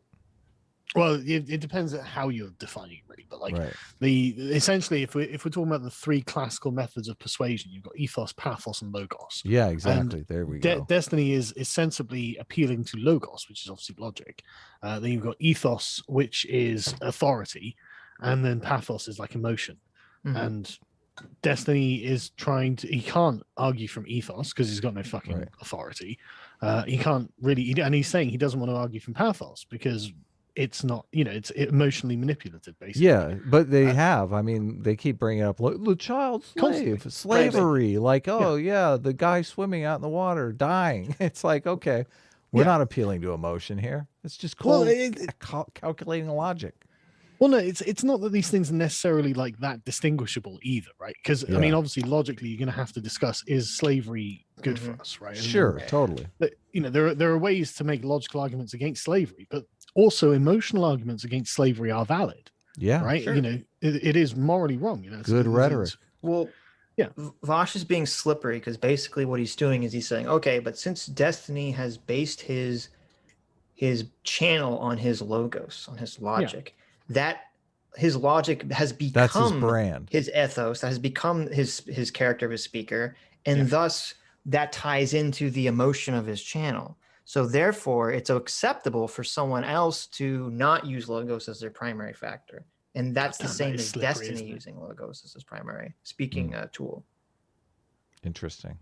Sincerity of my argument for the benefit of getting cheap points over you. In fact, if anything, I would say that you laughing and then busting out arguments about raping women in cages or owning slaves is a much more effective rhetorical tactic. Yes, where you're trying I agree. To I agree. my argument by I am reducing trying. it to moral depravity Yes, because than I'm anything explicitly that I've trying done to be during this more rhetorically effective. When I gave examples, I had the decency to lay out examples that I thought were reasonable, pragmatic, and something we could all relate That's to. great, but you still play. Vaush did bust him. Did bust him on. Well, no, but that's stupid because part of I don't buy this argument because part of the whole reason of doing these thought experiments and these hypotheticals is you put the logic in an extreme situation to see if it holds up. Really? Yeah. Put it to the test. Right. Because you could put your hypothetical to be some moderate thing and it's fine. But it's when you put them in the rape cage example or the Nazis example, that's when you see, where it really lies. Yeah. True. You play a rhetorical game incredibly effectively, and I'm trying to play on that level now. I am trying to play on that level now, so I'm not going to let you walk over with these crazy examples where I just any level. Okay, stop. The disagreement that we had earlier is you asked me because you. I don't understand, Daddy. What's going on? You're the daddy. Now you're calling me the daddy. You said this in a very insulting way. I don't know if you realize that or not, okay? But you were like, what if you actually turned down? You said that. And then I gave an example, okay? I've turned down gambling sponsorships. I also pay exorbitant wages, better than anyone else in the industry. I pay way better than any other person here, okay? So those two things. And then you said, oh, well, I don't take sponsorships either. And I'm like, wait, really? And you're like, yeah, it's part of my aesthetic. Do you understand that is an insult? Wait, no, stop. Can I please fucking finish? Stop calling it dick measuring. You're trying to. I was this triggered when I did the talk with Isaac yesterday. Everyone was giving me a hard time. I was like, no, shut up, fucker. It's so great when you get triggered online. I love it. Demean, okay, with the comparison. We forgot to mention, we had the $20 super chat about you talking to Vaush, Sargon, and you can watch on our channel here the first debate between Sargon and Vaush, and it was like a trigger fest. Like, Yes. just Sargon's presence triggered the shit out of Vaush. He was really upset, and I don't even know why. Well, I didn't know who he was because he wasn't anyone at the time, really. Mm-hmm. You did a really nice thing after that. You published a video called "Sympathy for Vaush," where you basically you put a, what do they call it? Like, you reached out of a laurel leaf, or what is the saying? I can't remember, but An olive branch. Yeah, an olive branch. There, you tried to make amends with him, and well, yeah, I didn't know who he was. I didn't hate him or anything, and so like I didn't know what I'd done to upset him really. But obviously, at the time, I had no idea that he was a total psychopath who didn't believe in moral principle. Right. And would actually argue in public against the concept of ethics. So, I mean, yeah, little things like that. Yeah, Small. So you don't assume those things about people. Holy shit! Yeah, like imagine going to a conversation as that as your basic assumption. The irony is he went into that conversation with that basic assumption about you. That's probably true. That's exactly the assumption that he has about you, that you have no moral ethics. You would steal the false teeth of anyone's granny if you thought you could get like $10 I'm not the for them. socialist, motherfucker. Well, every interaction with me, you've operated completely ethically. I've never seen you do anything unethical, for heaven's sakes. Has anyone got any allegations? Yeah, you said you wouldn't people. rape someone. Yeah. Oh, I mean, that was quite bad, I suppose. Yeah. Speaking of Isaac, Adam, Radical Centrist for $1 says, Adam, you're being an asshole to Isaac. Get your IDS under control. Fair. Yeah, Adam. Fair. It's very fair. I completely agree. Yeah, I called Isaac a moron, and I still feel bad about it. I apologize to him on stream, though, guys. You're ruining your friendship, Adam. Live. Hell no. What are you talking about? People in the comments are saying this guy say to you to trigger you? He wouldn't acknowledge that forging a tweet in the impeachment hearing was doctoring evidence. What? Yeah. How else would you describe it? Oh God, it was awful. It was awful. I use this on last stream? Yeah. I didn't watch it. I use this example of like, well, because he was saying that intent is everything, and I'm like, yes, the intent is to recreate evidence, which is wrong either way. Even if they intended to recreate it completely accurately and weren't like making it different, which they did to make it more important, to add more gravitas to it, they still did. Like, you're not allowed to create evidence to go into work or to go into the courtroom. Yeah, sure. I mean, if they were sensible, right, what they would have done is just been like, sorry, that was a mistake on our end.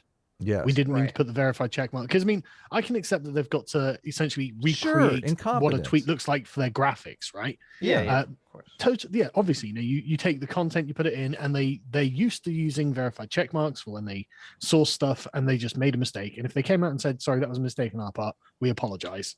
Okay, all right. So wait, the only part of the tweet that was incorrect was the check mark? Was that? I think so. The contention? I believe so. I don't know too much about the case, but so I tried to create an example where that would be the same kind of thing. But he kept saying that if they recreate a crime scene, they're doing the same thing. And I'm like, the recreation is not the evidence. The recreation is based on the actual evidence. This is called fabricating evidence. Yes. Yeah. So it drove me crazy. I called it that. And I got super triggered. You can watch it. It's on my channel. Not my best moment, but okay. No, dude, I can see why you get annoyed by that because I mean, fuck yeah, it was annoying as fuck. Yeah, literally. I mean, like I said, the most charitable interpretation would be, "Oh, we made a mistake," right? But the most realist view, I think, would be they were trying to make it seem like They the doctored Republican evidence. establishment Yes, was saying what some rando Twitter user said. exactly. They knew what they were doing. Come on. I think so. I think we can apply to them an ill will. Yeah, especially if they're. It depends if their argument is making something about, their Trump is cultivating an atmosphere. Then yeah, who's saying it would be very important, whether it's a random person or a check mark.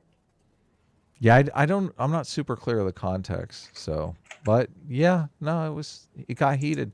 The thing is, though, the people in the comments are like, "Oh my God, Isaac is gonna turn you into the Gestapo." People always dial it up to like 10. But This was your one with Kailyn Poroshenko. Yes, yes. Okay. I was texting with Isaac all day long, like fucking around on the phone. Isaac and I are thick as thieves, man. Nothing. Okay. Don't worry about my relationship with Isaac. Good. Well, you and I, Isaac are Sitch, dating now, so it's fine. Sitch, you and I fight like cats and dogs. We've never fought on stream the way that you fight with Isaac. We fought like that yesterday over the comic. What the fuck are you talking about? No, not even. We never got. I never felt like we were getting like personal with each other when we were like arguing about how the comic should be. Oh, I didn't call you a moron. No, Adam, you just make it sound like you're a toxic person and all of your relationships are toxic. Who said that? Is someone saying that in the chat? You said that. What? I'm just teasing. I'm not toxic. I'm not toxic. I don't think you are. Sometimes. Well, my wife always does. Your wife do the when you're getting my wife triggered, isn't from California. When you're getting triggered, my wife does. My wife goes, amygdala hijack. You're having an amygdala hijack. Ooh. Whenever I get triggered, she like pulls out the amygdala thing. That's pretty nice. She's like NPC losing free will. I know. It totally it works. It fucking works. Immediately, I'm like, what? My free will is being taken away from me. No. I'd be triggered just by the allegation. No. My wife is definitely on my side. Yeah, you don't want to get what? Come on, you're the virtue ethics guy, Sargon. As soon as the emotion steps in, you become like a rational monster. Absolutely, you can't that's think why you should straight habituate like that. yourself towards virtue. You can't think straight. Virtue like shouldn't be something unusual in your daily life. It should be what you condition yourself to do naturally without having to conduct rational thought about. I'm a fucking stoic, man. Yeah, no, seriously, so Aristotle's right up your alley. I'm so far from a stoic. I'm so far from a stoic. I wish. I don't know, man. I wish. Like, who's the person responsible for your decisions and your feelings? Me. Oh, Me. Sorry, what? Yeah. Then you are stoics. Oh wait. Sorry, were you answering for me, Sitch? Yes, I was. But you're answering for yourselves. You're right. You know, that's the basic story. I am my own god. No. Talk to me about God. Talk to me about nihilism later, kids. Let's move on with this video. Okay, that comparison to me was insulting because I don't not take certain sponsorships because of my aesthetic. I do it because of my principles. Those two things are very different. That's what upset me. Do you understand? When I said aesthetic, I suppose you wouldn't buy me saying, as a lefty, I don't like the idea of doing legwork for corporations to advertise products that I don't give a fuck about. No. But you would say that's walking back, because what I actually believe is that it's pure. I can't believe he's requesting permission to have a position. And he after going on about how he didn't want to look like a cuck. Yeah. No, but he's requesting permission to bullshit him. Right. He's I like, don't suppose you'd believe this he's thing like, I just pull out of my ass. May I try to put this one over on you, dear sir? Dear sir, I have an argument that I think. Please look reason the out other of direction so I can switch the shell cup right in front of you. What Please, is just that look over there? Thank you. The fucking balls on the man. You gotta give them credit, actually. to be I honest. do. I've Like- massive respect. I'm telling you. Purely an aesthetic flourish, and me fleshing it out now that I realize you've been made upset by my language is an The attempt thing to is what I would say is I wouldn't believe you Because That's the what- fact, right, that's what yes, I just- because yeah, the exactly. problem is you're So, giving I don't care. I don't care. So we okay, have- that's great that you so- don't care, but when you had the opportunity to say it initially, like, it's my aesthetic, and I think that's probably closer to the reality. I think that it's two things. One, it's your aesthetic, and two, it's because you don't want to have to deal with fucking sponsor bullshit telling you what you can or cannot say. That's probably what it is. Those Yeah, two the things. latter thing is definitely part of it. But now when you're trying to come out with like, well, actually, it's because I don't want to do the legwork for major corporations. I don't believe that. I don't buy that at all. Okay, I know you don't. But that's because fine. You've assigned me so little charitability. No, during it's this because the conversation. first response is the most likely Can to be you think the of a honest time one. during this conversation You where I've said fucking that I don't admitted believe it, something that you've told Vaush. me? The entire conversation, by the way, has been about you trying to assign hypocrisy to my beliefs. You realize The majority that, right? of this I have been on the conversation, and you know defensive. what, fucking The bookfucker will go over. entire You know what? time. I'm look forward to bookfucker going. Trying to assign hypocrisy. Trying to. I don't know. It seems like he's succeeding pretty much. Well, the I have tried entire so. context of the conversation was Vaush is attacking Destiny because Destiny is saying socialists are all hypocrites. So obviously, yeah, that's what the majority of the Yeah, conversation is going to okay, be that about. makes Sure. Yeah, so Vaush came out and said, "Yeah, I'm a socialist. Also, capitalism's great." Like, Right. what, No, it's proving Destiny's point. right. The context is Destiny saying all socialists are hypocrites, and then Vaush comes on and says, "Yeah, they are, but so what?" Yeah. We don't have totally. to be committed to ethics. Yeah. Wow. I mean, this is the postmodern position, though. To be honest, True. Very true. Like, I he did- is actually being consistent. This is the in critical theorist inconsistent way. position. Yeah. Yeah. I did see memes going around about this. I feel like the socialists were felt a little betrayed. No shit. they I should- would if I were a socialist. Only the classical socialists should feel betrayed. The new neo-Marxist socialists, this is literally what they've been preaching for the last 10 to 20 years in colleges. So They love it. So fucking hard to understand your positions in this. What tried have to. I said that's confusing? I've tried to write down. How many times have you said like, "You're smarter than this"? Are you acting in bad faith? I legitimately am disappointed. Yes. Okay. You can say that's a rhetorical flourish if you like, but I watched your content for long enough to remember when you were better than this. I honestly think that your engagement with the online left has made you. The fact that you've abandoned what brings about good or bad utility in favor of like holding lefties to some assigned degree. I don't know how you turned into such an absurd consequentialist that you became a fucking ANCAP that thinks that like opening businesses and think you exploiting seriously fucking. think That's what anything you're I've said is saying. ANCAP? 100%. You're like, yeah, fuck it. If I don't do this business, someone else is going to do it. I have way higher ethical standards than that. You're the one that's coming, and then you're literally using the like, That's what not what about the global poor? ANCAPs are. You're literally using the what about the global poor argument. Do you understand that? When you say like, if I don't open a business, well, someone else. Like, if I open a business, I'm giving those people somewhere to work. That's what people use as excuses for sweatshops, for slave shops in fucking China. It's like, well, I'll get them someplace to So work. do you think institutionally there might have been an alternative to the way that the global north uses the global south? I don't understand this question. Okay, so Amazing. if you're a megacorp or if you're a government, do you think there might have been an institutional alternative to the current relationship that we have with the global poor? Don't like know, right now don't we care, have you this goddamn hypocrite. sweatshops are better Holy than shit. subsistence farming, but well, he's making this ridiculous all or nothing. Like if you're not living 100% of your virtues of all times, all the time, then don't even bother whatsoever. Is the argument he's making. Just who cares? Who gives a fuck for us? We're currently sat here asking you how you can ethically be a socialist who takes full advantage of capitalists without any shame at all. And you're like, so yeah, about these global mega corporations. Like, that's just not the subject. Why are you bringing that up? You know, the point is, Vaush, you have an ethical obligation to cooperatize your YouTube channel that you are deliberately avoiding, and you know it. So just knock off this shit. I mean, should Oskar Schindler not have saved the Jews he could because he couldn't save all the Jews? Exactly. Is that the argument? Bad. But do you bad think there might argument. have been maybe a more stringent advocacy for labor rights or like Yeah, of Western course, yeah, I government think so. could- Yeah, gives a for sure. fuck? Okay, so the problem that I have with sweatshops aren't guys who are working at the sweatshops or managers at the sweatshops who are counting fat stacks of yuan while Amazing. smoking a cigarette. Wrong. Yeah. This is so amazing. weird for a socialist to say this. The sweatshops can only exist because all the little people participate in them. Yep. The fundamentally exploitative nature of this. I mean, it's embedded in the term sweatshop. Like that means exploitative labor conditions.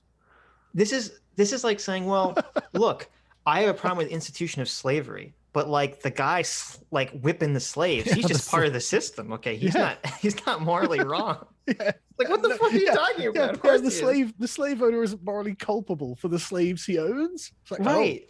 Well, This is like the extreme version of like power plus privilege. It's like ethics and morality only applies if you have some level of power, according to Vaush in this scenario. Don't the managers have power though? Yeah. No, they're just part of the system, man. No, they have power. The boss at the top, only the boss all the way to the top is culpable. Wrong. Apparently. Nope. Everyone else is just, part of the system. Adam, I can't believe you deny the socialist worldview. Yeah, I do every day. It's great. I love it. On the affirmative, in fact.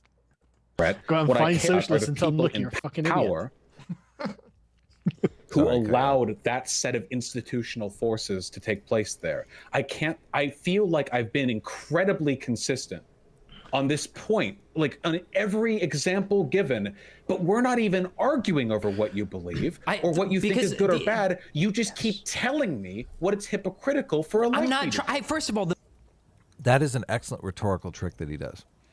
Yeah. He states something that's so obviously untrue, so everyone who's in the audience who is on his side can say that his position is consistent. But the thing is, Destiny should just come out and just be like, Chad, yes. I literally am not interested in discussing my positions. I'm interested in discussing your positions. Right. Because it's your moral consistency that I that's can't understand, or lack thereof, obviously. Destiny should have just been Chad, yes. Mm-hmm. But he said, I feel like I've been completely consistent when he's been totally inconsistent. Well, has Vaush been inconsistent? I mean, he's been consistent in being awful about his position, but has he been inconsistent? The inconsistency is his principles don't align with his stated principles. Or right, but what he's been advocating. consistent. That's what he's been consistent in his position that you don't have to follow your principles. Right, but that position is the biggest inconsistency. Right, like the whole thing revolves around the inconsistency between his stated principles and his actual behavior. Right, but he's defining it in such a way that that's not part of being consistent. Yes, which is what's crazy about the conversation. But the thing that people catch on is inconsistency. Of course, inconsistency is what triggers people. And I'm just saying that the rhetorical trick of saying, I've been totally consistent in this debate, Destiny, is a very good rhetorical trick because everyone can see that he's been completely inconsistent. Well, the appeal to consistency is to say I am an ethical actor. Because I have a set of rules and I have applied them consistently. Therefore, I've adhered to this ethical standard. But that's literally the opposite of Vaush's position. And that's literally Destiny's position. So now Vaush rhetorically is trying to steal Destiny's position, where it is Destiny who's been arguing that one should live by their principles. The consistent Vaush is literally arguing in the negative on that, and he's just like, I'm the consistent one. That's an appeal to a consistent set of principles. It's unbelievable. It's just like fucking... Yes. It's the most psychopathic thing I've ever seen in my life. I can't get over it. I was trying to think of a good rhetorical one that I could use. That's just as incorrect, but I could just state it like, this is a fact. Obviously, I am the smartest one on this live stream.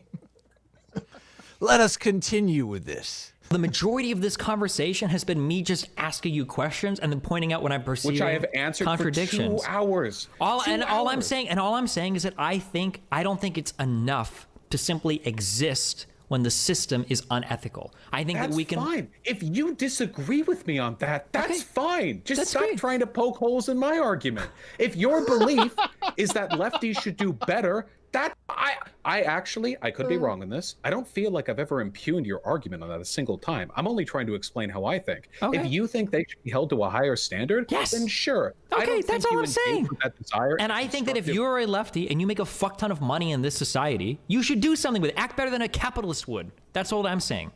Okay, what do you mean by should? Because you're apparently not a utilitarian anymore. So normative ethics has nothing to do with this conversation. Okay, I think that you ought to. I think that ethics don't have anything to do with what's good or bad in the context of real world behavior. It's because we're not even at the level of discussing normative systems of ethics right now. It's not relevant to what we're talking about. Okay, what I'm saying is I'm sorry. Am I misremembering what normative ethics means? Hold on. Because if we really wanted to write this down, oh my God, he's looking up normative ethics. Holy shit. This down. No, because if we really wanted to write this down, we could get to both of our answers using some form of consequentialism or some form of deontology if we wanted to. That's why I'm saying it's not really relative to what we're talking about. You just keep trying to tell me, not that you disagree with mine, by the way. If you just disagreed with me, that'd be fine. You keep trying to say that I'm inconsistent, which bothers me, because I try to put a lot of time into the things that I believe, and I've tried to, in good faith, explain them to you. I don't know why. If we were to even take, if we were to take a Sorry. I honestly wonder if he actually believes that, or if he just says that for rhetorical effect. And I think I've got to the point where I think he's just rhetorical. No, I think he's arguing what I said, that he's consistent in saying that inconsistency doesn't matter. Yeah. So I mean, maybe he genuinely believes that he has been like honest and sincere with what he's done and well, said. he has, which is what's so bizarre about the conversation, because usually people aren't honest about what he's But saying. again, returning to our conversation about evil, right? Because like I don't actually like calling things evil, but that seems evil. Yes, I would say yeah. I The would say intention is there. throwing away the idea that you have to live by your principles or advocating for a strict consequentialism is evil, or at least generally leads to evil outcomes most of the time. Yes. consequential. If we were to take, okay, a person ever in any instance in my life. Okay, if we were to, if you really want to talk about consequentialism that bad, okay? If we were to take a consequentialist point of view I want of to this, talk about why this matters to you, dude. why it matters to me is because I think that people that have the means to do so have a higher calling to do so, and I think it is ethically wrong for you to float through life and act like every other person. If you have everyone do it then? What? This is totally has turned into father and son here. Yep. Immensely. Son, principles Doesn't matter, matter. Dad. Principles matter. Why should Dad, I can everyone just kill all the Jews? But Dad, I'm getting so much play here. I'm killing it. Everyone should. Everyone should act in accordance with their ethical principles to the greatest degree that they have the ability to. Who cares with the people? Wait, hold on. I care. So do you wait? Hold on. Wait. Hold Yes. on. So for like chauvinists or misogynists, do you think it's ethical for them to like rape people because it's a part of their like internally consistent misogynistic worldview that women are? Oh my God. Oh my God. Vaush, the answer is yes. He thinks there's such a thing as ethical rape, Vaush. That's exactly what Destiny believes. Well, as long you as know it's your it, I know it. That's principles, why I you watch mean- his channel so much. That's why you're such a big fucking fan, Vaush. You know what a fucking stupid question. It's so crazy. Sorry. Well, the reason Destiny cares, or anyone cares, is that if you're advocating for some moral behavior, generally it's more difficult to engage in that behavior than it is to engage in whatever is the normal. Yes. It would be more difficult for society to switch to socialism than it would be to continue existing through capitalism. And if you're a person advocating for socialism and you're not even going to make the effort or the work to live these principles, why the fuck should anyone else do that? Yeah. And that's definitely relevant to Destiny, who's arguing against socialism and says, well, look, even the fucking people who preach this shit don't live the principles. So why the fuck should anyone else? So it's a great argument against socialism. That's why he fucking cares. That's why anyone cares. Yeah. Great point. Property? Sure, if that's part of their worldview, then yeah, then they're. Why do? That's why. Okay, I got, wait. You So realize that you- I got banned from Twitter. I got banned from Twitter. I got banned from Twitter because I made fun of alt-righters for being fucking like half Persian or half Serbian or fucking half Indian, because that's stupid. It's hypocritical. Wait, hold on. There's a difference between making fun of a person for being hypocritical. And that's why you got banned from Patreon, Sargon. Yep. In some respect. Which is fine and always okay, and saying it's good if a person is consistent, even if their consistent values would lead to a lot more harm in the world. So I just want to be really clear, because I can't believe he's making the argument that it's better to be inconsistent than a conservative. Like, that's basically why he's making this argument. It's so crazy.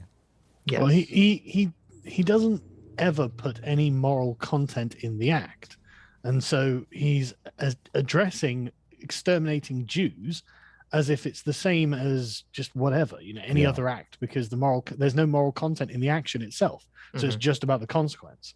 So it's like, okay, but that's not how everyone thinks. Nobody thinks that. Nobody sensible thinks that there's the ends are justified, the means are justified by the end. Sorry, the ends Thanos justify thought the that. means. Yeah, that's it. It's Well, the yeah, Thanos okay, yeah, thing. sorry, yes. It's like if apart you're from apart from supervillains, That you know, Vaush's supervillain position. Outside of that, nobody holds that. You know, he's basically going to the argument that, do you think genocidal maniacs should be consistent just because their principle is to kill everybody? Oh, Destiny. Oh my God, I can't believe you're arguing for consistency in people. I can't believe you're such a fan of this guy, Vaush. It's so bizarre. I mean, nobody's arguing that maniacs who have a completely fringe ethical system, you know, nobody's arguing that cannibals should maintain consistency here. I can't believe you're denigrating my pro-maniac stance here. Way to fucking dodge. Way to dodge. I mean, the gymnastics here are epic. In obvious good faith as well, Vaush. That's just it. It's just obvious good faith.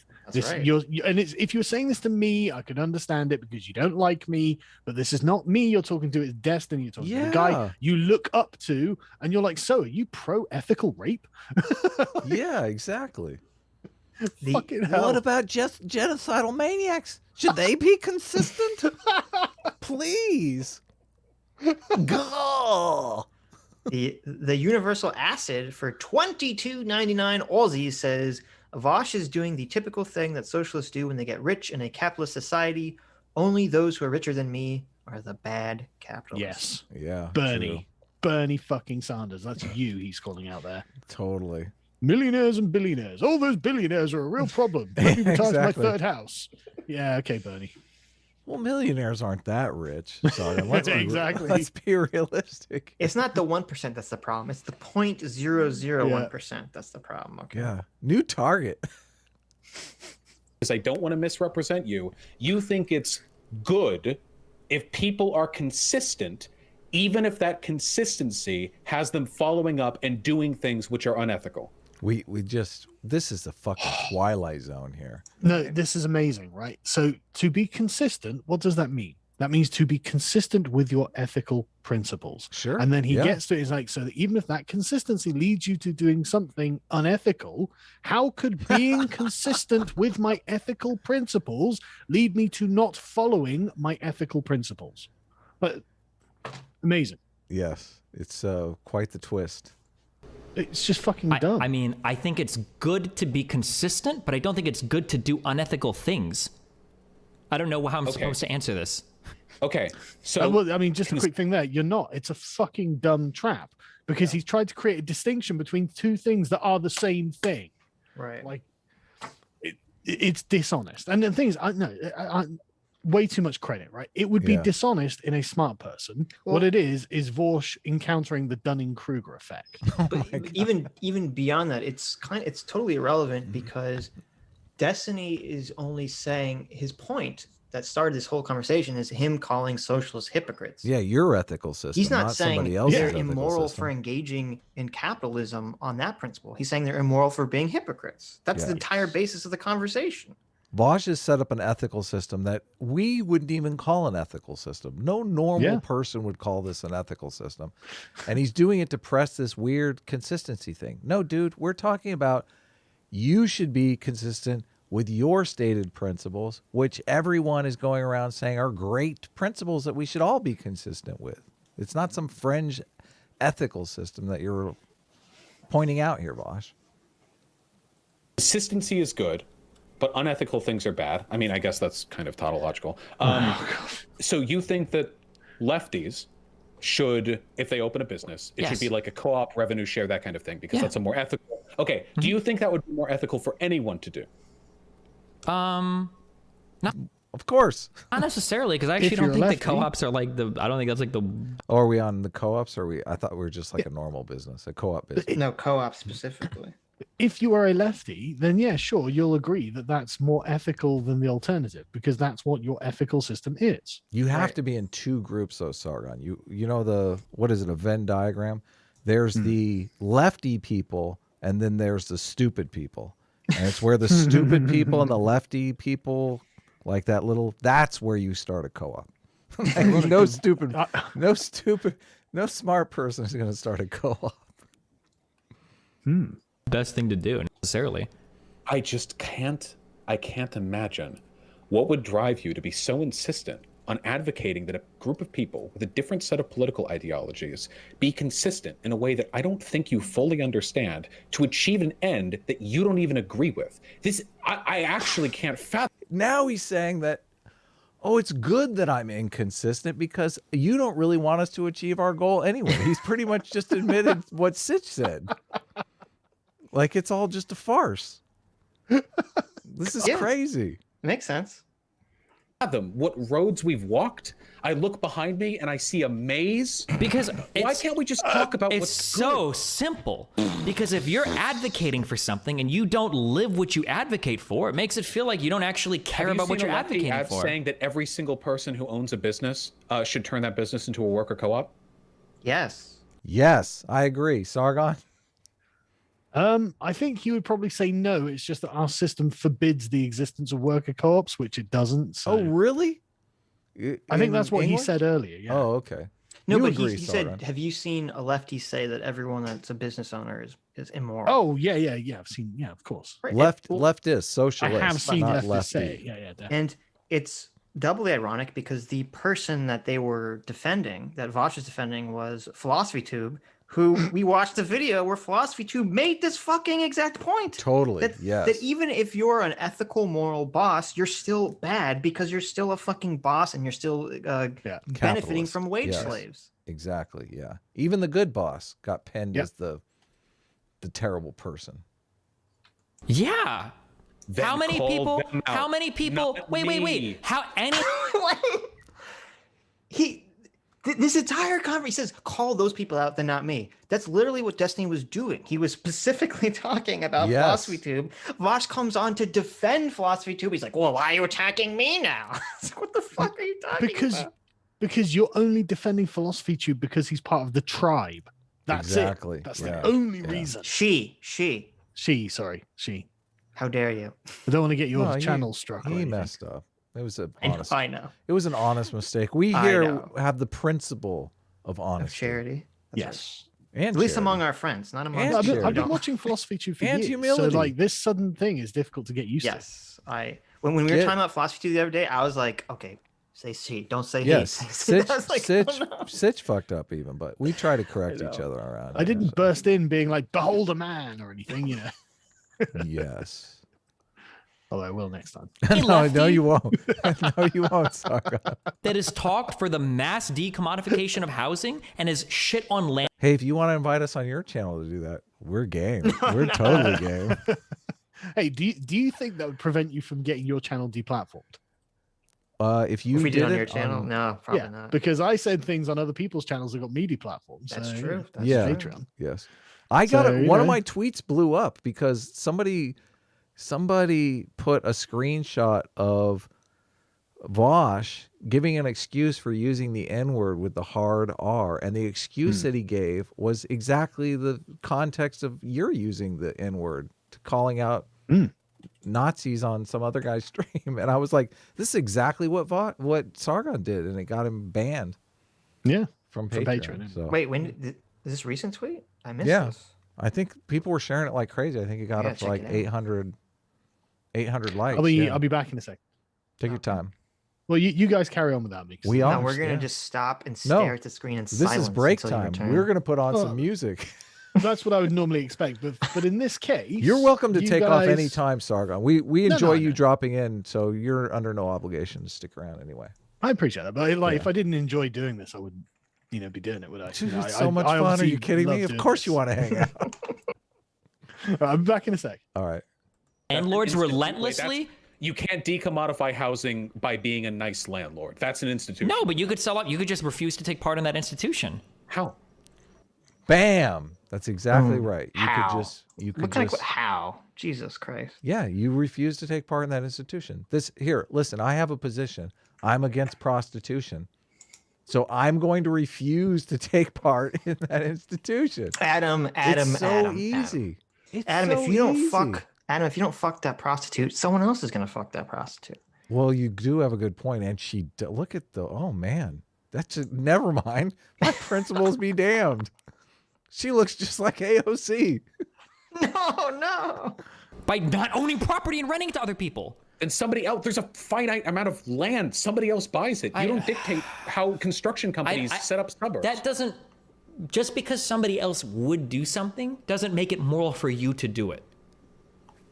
Well, I mean, especially when you're going all over the internet and telling people they're immoral for doing it. Exactly. It's so simple. It's so simple. You're not adding to harm in the world. It doesn't matter. It is. Well, actually, because now you're like taking part of and furthering a system. You're driving up prices in that system. You're creating more competition. I mean, like if somebody else buys it, then they further prices. Yeah, but that's one less person chasing that real estate market. Prices are going to fall. Basic economics. Destiny understands it. Yes, the more people that opt out of the chasing the real estate, the lower the price goes. I found the what tweet? Vaush said about the N-word. Yeah, do you want to read it? Yeah, this is so ridiculous. Maybe we should wait till Sargon comes wait back. till I can't wait. It's so ridiculous. Because it is pretty close. But that's pretty much exactly what happened to Sargon, right?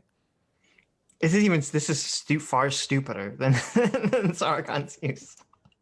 Well, Sargon got completely deplatformed, and here's like Vaush bragging about it. Right. Well, he has to say something, right? Because he said if he said the N-word, he's got to defend it somehow. The interesting thing that I thought about that after I tweeted it was because it says a year ago, but you don't know when the screen cap was. I wonder if it was around the same time that Sargon did the exact same thing, which would be totally ironic. That would be pretty funny. Yeah. It's just so crazy. It's so crazy. Like, I do these weekly Saturday streams with Isaac. And Isaac is just an avowed believer that cancel culture doesn't exist. And it's not being able to see the double standard. I understand why you get frustrated with Isaac is because he says something and then you like show him why what he's saying is wrong. And then he falls back on what seems to be a very dishonest point. This is like with the James Damore thing where it's like, oh, well, he was just putting that out there to piss people off intentionally. So he deserves to get in trouble for it. And you're like, wait, what? Like, yeah, fuck you. Totally. Like, how do you know that? You can't read his mind. Yes. Yeah. He wants to do a full live stream on is Trump a racist? Like I contemplated clipping the section because that's a stupid live stream. I know. Exactly. I said, none of us want to do that. First of all, I don't know if Trump is a secret racist. Okay. You keep bringing forward evidence that could be looked at in multiple different ways. It's not like the smoking gun, but I'm well aware that the smoking gun could drop tomorrow. Like, I don't want to get in a debate defending a guy. I'm not. It'll be entirely a definitional argument about how you define racist, and that's the problem with the cancel culture thing. Is that he's never clearly staked out what his definition of cancel culture is, and I'm sure if he gave it, it would be something that's so extreme that it's like, well, okay, obviously we don't think that's happening. Yeah, like, exactly. It's like beheading in the street. Yeah, obviously the anti-woke people aren't being round up yet and beheaded in the street, so therefore cancel culture doesn't exist. Things got spicy on the Trump thing because he kept mischaracterizing my position. Right. You can tell because the language always gives people away. It totally does. He has the opinion that anyone who doesn't admit Trump is a racist is like a racist themselves or supporting racism. Fsure. Which is just, I mean, that's so crazy bizarre. Like, you have to incriminate this guy based on flim-flam evidence in order to be a good person. But that's the common problem and belief everyone has about politics, is that everyone says, okay, if I see the other side of the political aisle is evil, everyone else sees that too. Totally. Therefore, if they claim they don't see it, they are lying and are thus also evil. Yes. But it's difficult for him because we've known each other forever, and like, he knows I'm a good person. Like, we've hung out, we've done good things together. Maybe you were just playing the long con. He was playing the long con. Maybe you're just so evil that you thought you'd actually build a friendship with him as a way of sort of, getting evil in the back door. Not really, no. I believe it. We like. We're not crediting you too much. We like smoking weed on the beach. Okay, nobody's like, no one's running some long con on people. Okay, it's completely ridiculous. So, I just want to say one thing on the. Adam. I didn't think you were really. I want to say one thing on the, by Isaac's definition, because he's forcing me in this position where you have to He wants me to convict Trump on flim-flam evidence. If you convict anyone of anything on flim-flam evidence, you're a bad person. You are a fucking bad person. There's the moral content in the act again. Yeah. So I'm just saying, like what these people are asking us to do turns you into a bad person. No wonder we want to step away from these people. Like Vaush, you should be listening. Vaush, owning the CP is the bad thing. Yeah. It's in the moral act. I that's the reason, Vaush. Sorry, Karen. You're so So bad. here's Vaush's N-word. Oh yeah, we He looked up the said it. tweet. We looked up the tweet. Here's Vaush's N-word comment. He says, "In this video, I drop an N-bomb, a big one, hard R. I did this to show my interlocutors that their language doesn't impress me, that their slurs don't frighten or disarm me. You can see from their reactions that it worked. They were clearly taken aback. It was a power move, which I'm entirely unashamed of. But I understand how that language might have upset some of you. This is an example of what I would call an invocation of a slur's power for good." But You got to use that, Sargon. judgment. I invite you I all will. to discuss this in the comments, critically or otherwise. So that's pretty much the context of what you had done. And well, don't do it here for heaven's sakes. Don't get our channel struck. But the I didn't get a channel strike. I didn't do it well, on my let's channel. just not risk it, okay? For old Yeah, but time's the sake. point is I didn't do it on my channel, so I couldn't Right. get a strike for it. Yeah. Yes.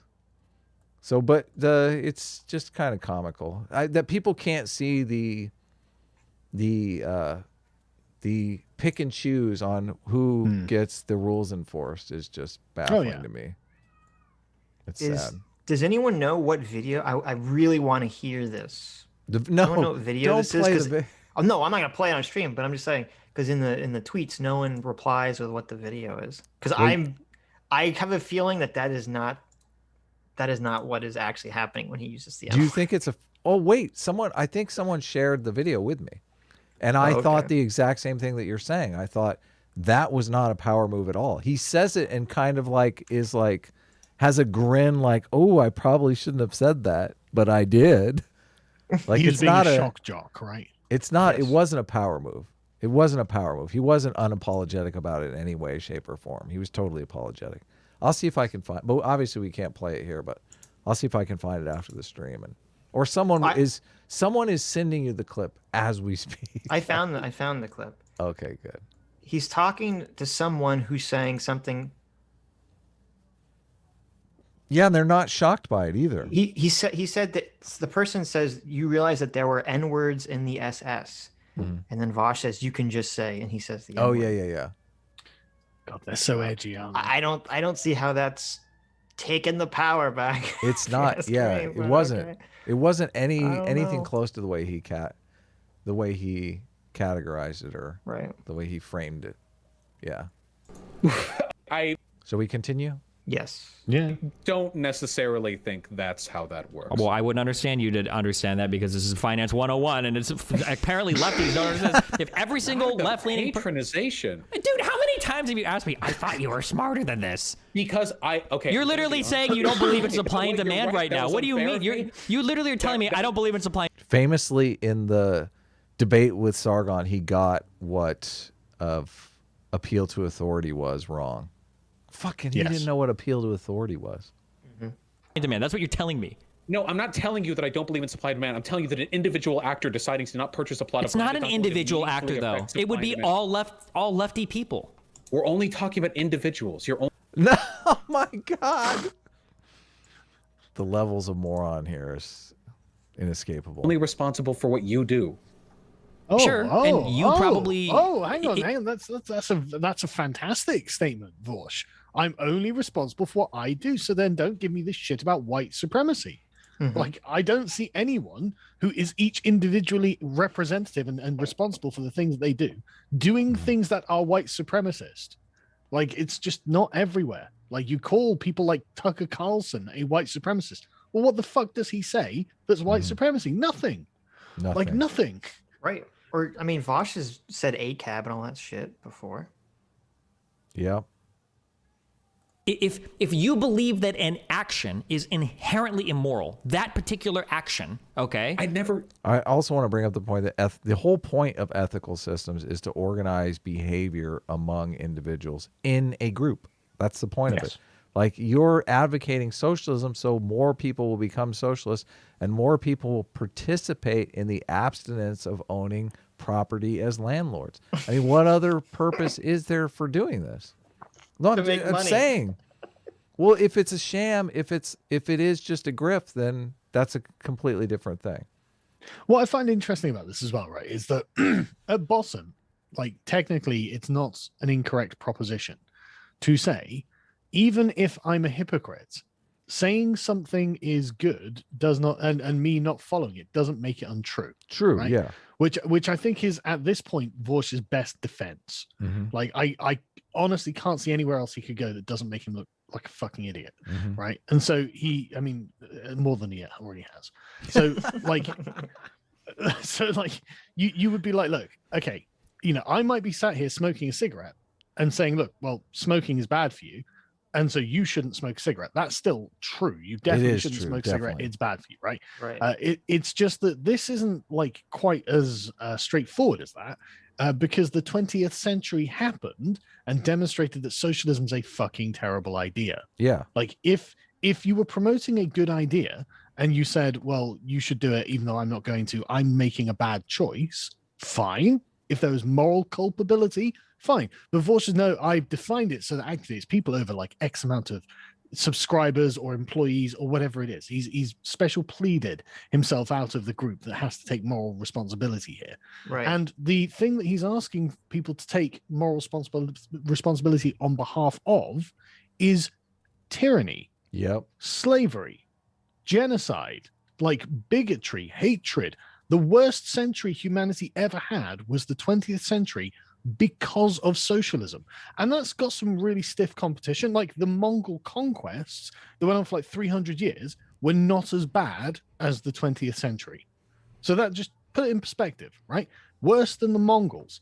And it's like, right, okay, so if Vaush at least had something positive to promote, but what he can produce is hypothetical communist utopia, basically. And it's like, okay, you're insane if you think anyone should take anything that you say seriously.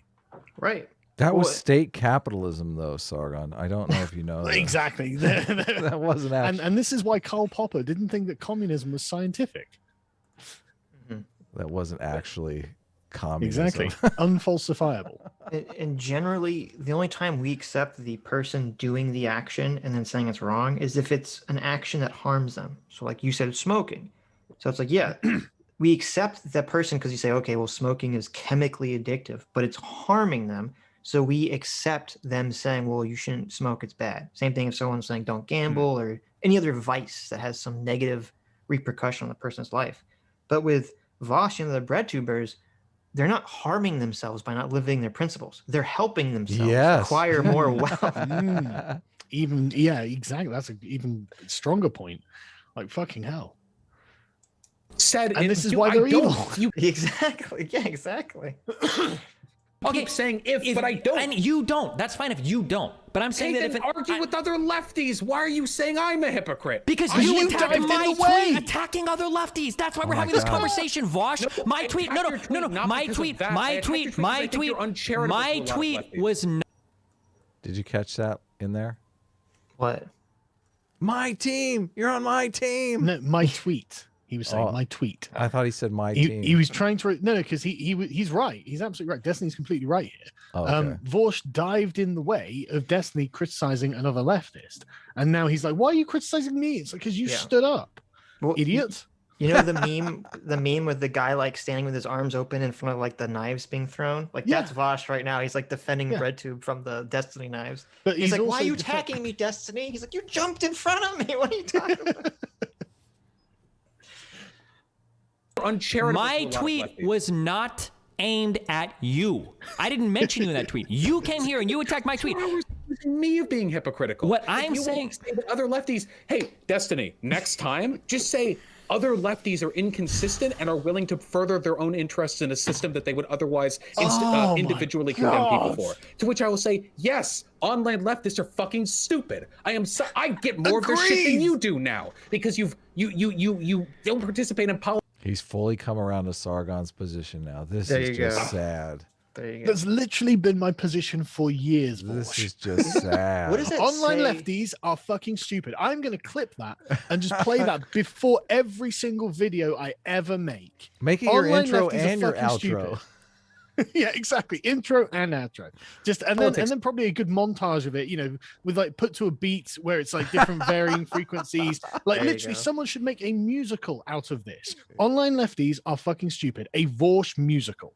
Not even, Would be great. What does it it's say so about true. what does it say about your political movement if you have to say all the people who are on quote your team are all fucking stupid? Like what are you advocating for then at that point? Yeah, it's oh dude, that's so wild, isn't it? Because I would never be like, yeah, like I don't even know what I call like this area of the internet now, but like it's all the skeptics are fucking stupid. No, of course they're not. Like that's why I hang out with them. We're not Like- skeptics, are we? Are we skeptics? Well, whatever we call ourselves. Whatever, the when People talk about the anti-SJWs, skeptics. enlightened I always centrist, wonder. I'm okay. like, Yeah, the enlightened centrists, you know, Yeah, it happens to be full of actually intellectuals, you know, like people who are prepared to engage with ideas properly. Listen, all those other enlightened centrists are fucking morons. But me, just listen to me. I know what's up, but everyone else is fucking stupid. Have you bought my philosophy and worldview? Sitch. And donated to my Patreon. Enough. Send in Enough. super chats. Don't Enough. you want to, Adam? Don't you want to identify as an enlightened centrist when all the other enlightened centrists are fucking morons? Come on, this is a good selling point. Our More importantly, audience. don't you want to identify as correct, Adam? That's what, Our that's audience- what he's selling. our audience That's the is product. smart. I'm correct and they're not. Our audience is super smart. I love our audience. I don't know That's what you true. guys are talking Oh no, about. no. When I say all other enlightened centrists, I don't mean our audience, of course. I only mean the audiences of Other other audiences? enlightened centrists. Aren't and we the other only? enlightened centrist Oh, you're YouTubers. talking about Hunter Avalon. I forgot the other enlightened centrists on the internet. Like, How aren't we dare the you only? besmirch the name of enlightened centrism? We're the Hunter only Avalon. enlightened centrists on the internet. What are you talking about? Other enlightened centrists? I mean, Who else I'm the is only there? enlightened centrist, honestly. Let's be Oh, real. listen. I mean, sure, Adam. Yeah, sure. Yeah, what? S-Class making a play. Making a play. Let's Anywhere continue near this as much- video. well, you do I in don't real have all life, day actually, more here. than ever before. But online, I have enlightened centrist things to do. I get their shit now more than Okay, anyone else. let's go They're back. idiots. Let's I go back. know. Let's go back then, Yes, and they're let's idiots. I love it. reread This my is tweets. amazing. I'm After gonna we've had clip this whole conversation, I'm curious what you disagree with. What are your tweets? What do I? Tweet the ones that you were going over on stream. Number one, online socialists. So I'm specifically talking about online socialists, by the way. I even say in the tweet, online I, need socialists. to see that. I don't have a good enough. Hold on. Oh, I was reading it. Here, I'll link it to you. Here you go. I just have a. Yeah. Okay. There it is. Okay, right there. Okay. Okay. Online socialists Online don't want you to know how much money they make because they want to constantly trick you into thinking they're on your side. Their rhetoric is much more effective when they can start their calls to action with "we need to" instead of "you need to." Do you disagree with don't any have a part of this? problem with Okay. The next tweet is. No, wait. this- Sorry, I don't have a problem with them doing that. I do have a problem with your tweet. Okay. What's your problem with my tweet?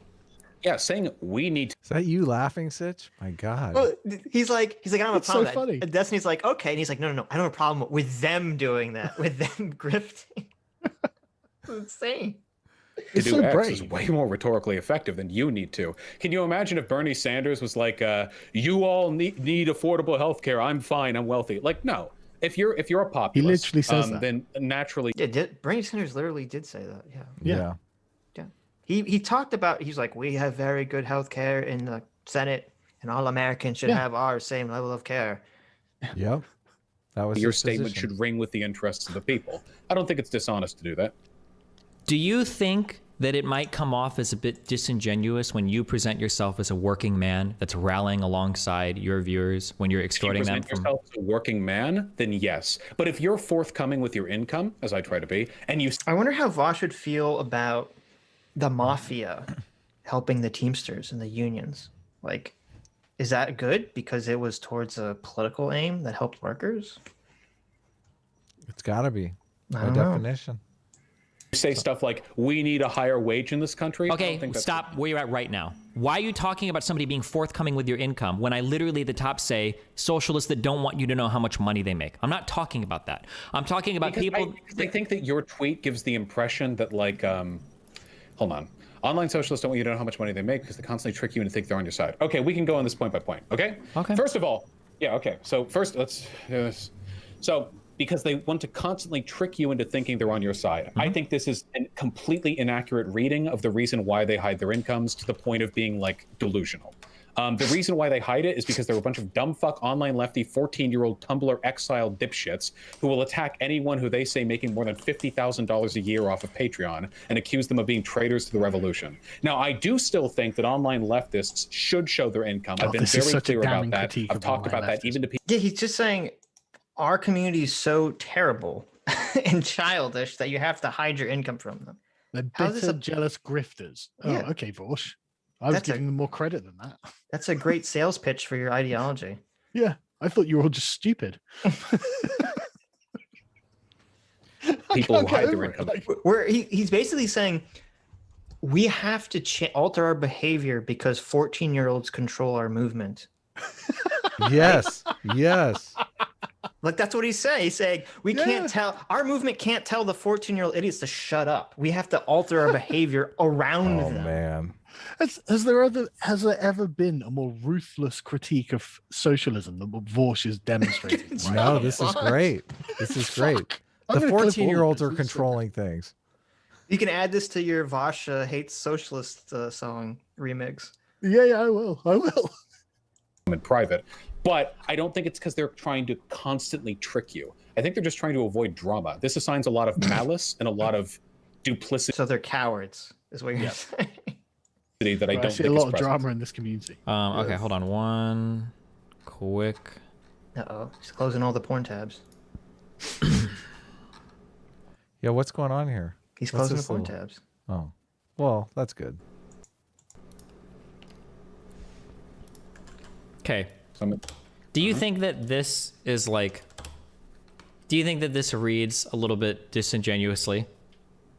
Looking at the right, my flatmates and I are writing to our landlord to tell him we won't be paying rent in April due to the pandemic. Here's a template you can use if you need to do the same and a list of things to bear in mind. Good luck.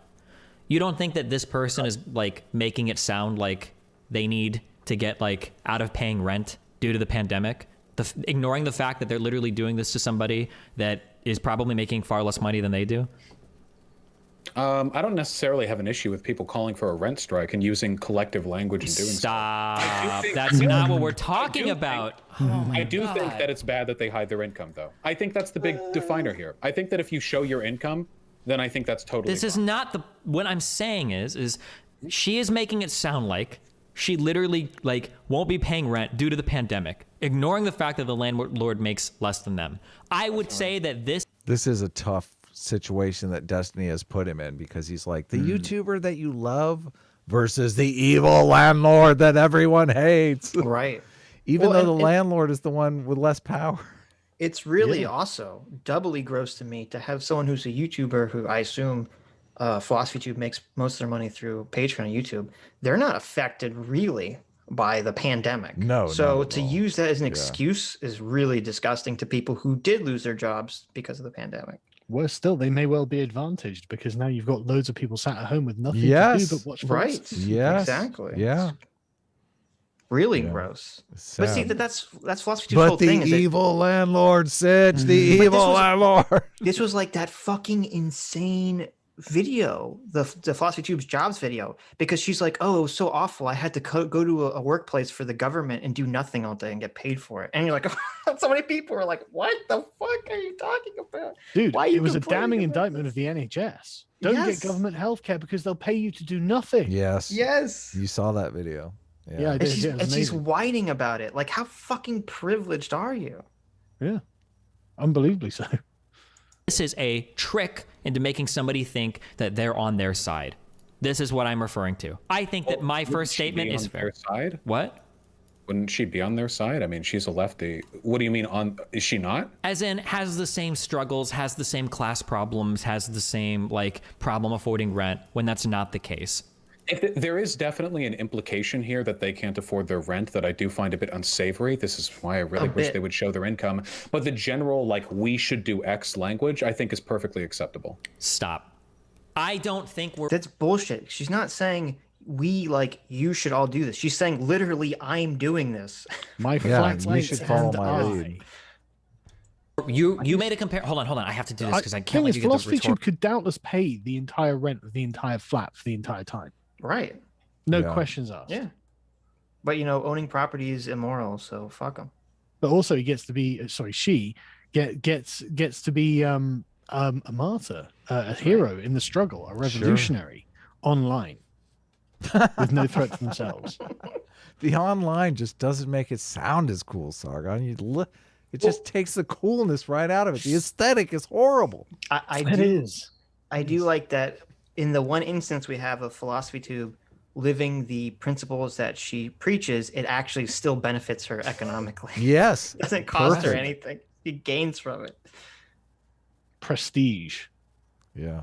Rhetorical wins. I'm sorry. Why do you keep accusing me of rhetorical wins? Because you are, because you're doing. No. You might not realize you're doing it, but I'm listening for it now and I'm hearing it more. Okay. Earlier, you used the comparison of Bernie Sanders. When Bernie says something like, "We need free healthcare, we need free blah blah blah," Bernie Sanders is not presenting himself as a fellow poor. In fact, I'm almost positive that I've heard Bernie Sanders say, I think word for word, "The average American should have the same healthcare that I have in the Senate." Yep. I'm pretty sure he said that word for word. I think I've heard Bernie say that. So you're comparing. So stop. Yes. So this is why I'm calling this a rhetorical win, because it's a disingenuous comparison. When Bernie Sanders says we need to do this, that's different. I don't think Bernie Sanders would come out and say we need to go on strike and stop paying our mortgage. I'm writing a letter to my landlord saying I'm not going to pay the mortgage. I don't think Bernie Sanders would fucking say that. That's what I'm talking about. You can try to divert, okay? But Abigail's tweet here. Come on, Abigail's tweet here. Abigail's tweet here is not comparable to Bernie Sanders' statement. Abigail's tweet here is a trick into thinking that she is on your side. That is my first statement. I think it has been sufficiently justified. I don't like the use of the term "your side" because it implies that she has malicious intent or politically disagrees. If you wanted to say the language of this tweet gives the If you are a socialist content creator and you suck up dollars that could go to other socialist content creators who would actually do something with that money, then yes, you are a traitor to the cause and you are not on their side. Sitch, coming in for the body blow. Oof. The mistaken impression that she's struggling more financially than she probably actually is, then I think I would agree with that. Would you mind this tweet if she had her income publicly known and it was something that she referred to in her videos? Like, I'm quite privileged, but she does it in like a British voice, No. If she made her income publicly known and she wasn't ultra privileged, then I could be more understanding. But if she made her income, she was privileged, but she talks like she's forthcoming with the information. Oh. I'd be a little bit better with it, but this would still be really irritating to me. But I'd be slightly moved, but sure. That would make it fine by me. I actually, reading over this specifically, I'll agree that I think this language is a little bit irresponsible. I don't really think much harm is being done here because I'm fine with the idea of collective rent strikes, or I was back at the beginning of the pandemic. Okay, so going through on the next statement, their rhetoric is... Well, harm is if the landlord loses the place and they're all evicted, but... We're not talking about harm. We're not talking about harm. We're talking about what's right and wrong as in the act. We haven't got to the consequence. But we're consequentialist, man, Sargon. The act doesn't matter. Exactly. We'll see. But even then, again, it's like, I don't think much harm has been done. Okay, well, but some harm has been done. Why is Philosophy Tube going out there and doing harm? Yeah, exactly. But let's not do that. The benefit, though, okay, it's more benefit than harm. There's no benefit. Zero, zip, the benefit zilch, is promoting socialism to stupid people. Apparently, it's a big grift, and we're all in on it. The socialist grift is the doing good. Come on, Sitch. The benefit that's a stretch. No, look, Adam, saying that we do good. As Vaush said, the benefit is creating more whiny 14-year-old socialists who are going to go around yelling at people on the internet and bossing them around. Okay, that's the benefit. Jeez, just what I wanted. Just that's what the internet needs. More. Hey, you're the one that wants 12-year-olds to vote, Adam. Okay. Yeah, to get them off the internet. Get them off the internet. Get them to the polls. It's much more effective just been reduced to action with status. What's that? that Sitch has just reduced you. He's usurped the position of the Lord, and now you are the butler again. Oh my god. You were doing so well after last time. Oh my god. You're not supposed to share DMs, but in DMs. Actually, it wasn't really in DMs because we were all three of us were, yeah. We were arguing over who the butler was. It was just for the record though, Sargon said it was Sitch. Only because Quite of your literally. debate with Lance from the Serfs. Yeah.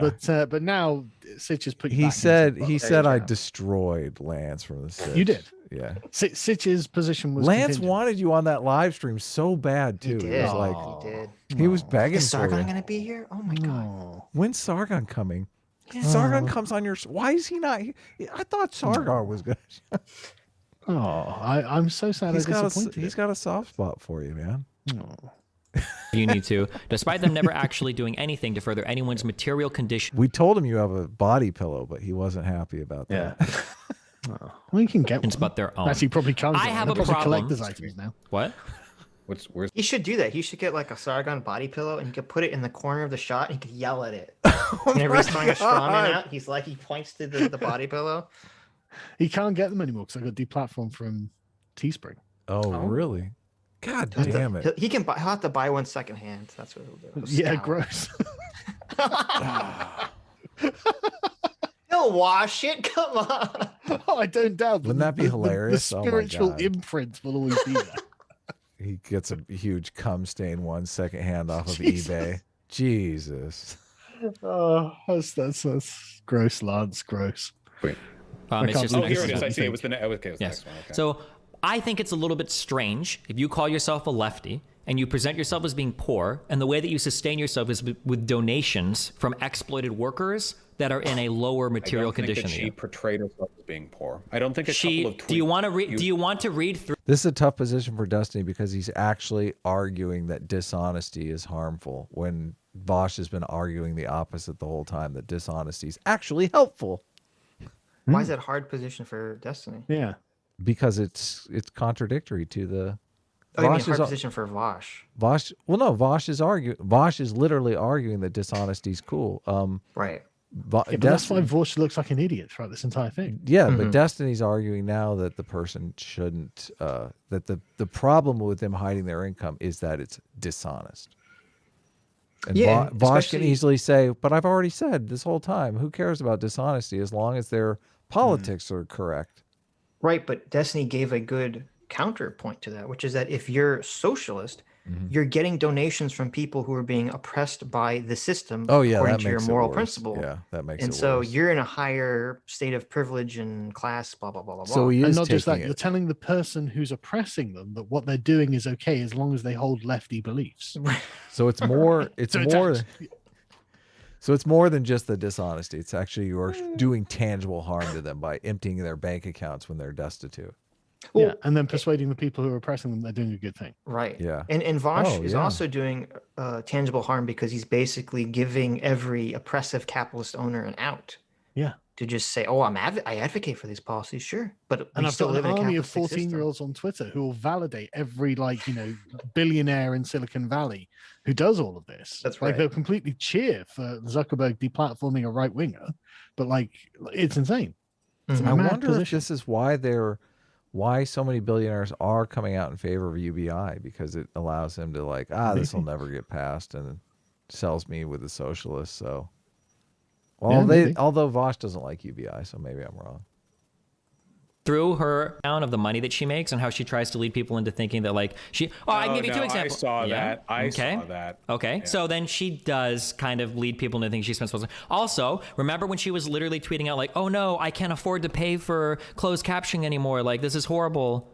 Well, that was probably just her saying, "I no longer feel it's worth the Make it monetary up. investment." Do they have to pay for closed captioning because it's like the marginalized community? We never She paid was for that paying stuff. someone, I think, to create the closed captions. Right? Doesn't it do it automatically though? Yeah, but they're shitty. Oh, I didn't. Oh, okay, I didn't know. It's I don't know funny. why she couldn't pay someone anymore. But Well, it's funny that they have such different norms. It's like, oh my God, if you don't pay the closed captioning, you're a big fat, evil. you're an YouTuber. ableist for the deaf community. Yeah. No, I know. Yeah. Terrible. Evil little bitch. Yeah, don't do that. Pay your. I mean, you're the evil little bitch, Sitch, for not paying our closed captioning. I see. Well, we don't. Yeah, that's true. That's true. Investment. That you are being so unbelievably charitable. I'm just running with what I think are fair interpretations. You're running the distance right now. Oh, wait a minute. Wait, I'm not. Wait a minute. This is actually worse. Okay, because I looked it up. I forgot this. So, YouTube used to have a feature where anyone who's part of your community, or I guess anyone on YouTube, could write the captions for free for you, and then that would upload to your video if you signed off on it. And because I remember someone actually did this for one of my videos. And so Philosophy Tube was complaining because YouTube got rid of that feature. So Philosophy Tube was complaining. That turned up some horrific closed captioning. Right. So Philosophy Tube is complaining that they couldn't get free work anymore out of their community and would actually have to pay someone to do it. Oh my God, that is worse. Way worse. She was saying that she didn't have it, that it wouldn't be profitable enough to do it. So you have the communists saying something wouldn't be profitable enough to do. Yeah, we can't service this marginalized community because we're just not making enough money doing it. Yeah. Sucks. Really sucks for you guys. But oh well, who cares? Go communism. She's so awful. She's so fucking awful. That is pretty terrible. I mean, wait, hold on. We're not servicing that community either, but we're not. Yeah, but we're not saying. Yeah, but like, we're not preaching that you have to service underprivileged communities at the cost of your profit or well-being, or whatever, et cetera, et cetera. Sure. So we can do whatever we want. Go freedom. Exactly. There you go. What I'm saying is that's probably the reason she tweeted that. I sincerely doubt that she literally couldn't afford to do that. I agree she should be more responsible with her wording. She made it sound like it was literally business impossible. We can go find the exact tweets if somebody wants to link them. I don't care enough to dig through that. But okay, well, they're important to justify my argument. So if you cared enough to criticize my tweet, so I care enough to justify my tweet. Yeah, we haven't even gotten through these tweets. Hold on. Okay, so hold on. All right. Because they want to constantly trick you into thinking they're on their side. I think this is incredibly uncharitable, and based on somebody who's in BreadTube, by some people's accounts, and who talks to the BreadTubers, I just don't think this is an accurate description of why they do what they do. You assigned a lot of malice here. Their rhetoric is much more effective when they can start their calls with action to "we need to" rather than "you need to." That is completely true. That's populism 101. Despite them never actually doing anything to further anyone's material conditions but their own. This is pretty dumb to me. I don't know what furthering other people's material conditions has to do with calls to action. Like this just seems like a limp gotcha. You don't think it's strange that somebody might say over and over again, we need to do something to improve people, we need to do something to blah, blah, blah, blah, blah, and then meanwhile they just collect hundreds of thousands of dollars or hundreds of thousands of pounds. We need to do a rent strike. It's almost like an evangelical church, isn't it? So that seems like... It's like Christian evangelism, the mega churches and shit like this. You know, donate and you'll save your soul, but we're not going to help the poor. Yeah. If you donate money to us, then you'll just get more money to you. That's literally the principle they preach. Like they do in that situation. Well, so like here's an example of something. Here's an example of something you could do, right? If you're a top 1% earner in the UK, like Abigail is, maybe you could cover your flatmate's rent. That's something you could do instead of going on strike. Whether or not she does that, I don't even. Does she even have a flatmate? Well, I'm gonna go ahead and guess the fact that she said my flatmates and I means she probably has flatmates, and the fact that she's saying that they're not going to pay their rent due to the pandemic makes it sound like she's not covering the rent. But that's one thing she could do theoretically. Yeah. Okay. What is this? So we're falling back on the original argument here, where you can't. I like that he had like this really failed gotcha. Like, do you even know that she has flatmates? Like he's so in attack mode that he just forgot like 20 seconds prior in the conversation what was being talked about. So you can't make calls to action for a rent strike unless you're also spending money on the proletariat? No, you can do whatever you want. I just think it's strange to be making all these calls to improve conditions and all these calls to do things, but you don't do anything with your own. I don't think it's strange to say we should do a rent strike, but then not. Again, I don't even know what this means. Like donate to a charity. I understand you don't mean, you don't know what it means. I'm being very Destiny gentle. Is complaining about is what in the sort of military history community is just called being an armchair general.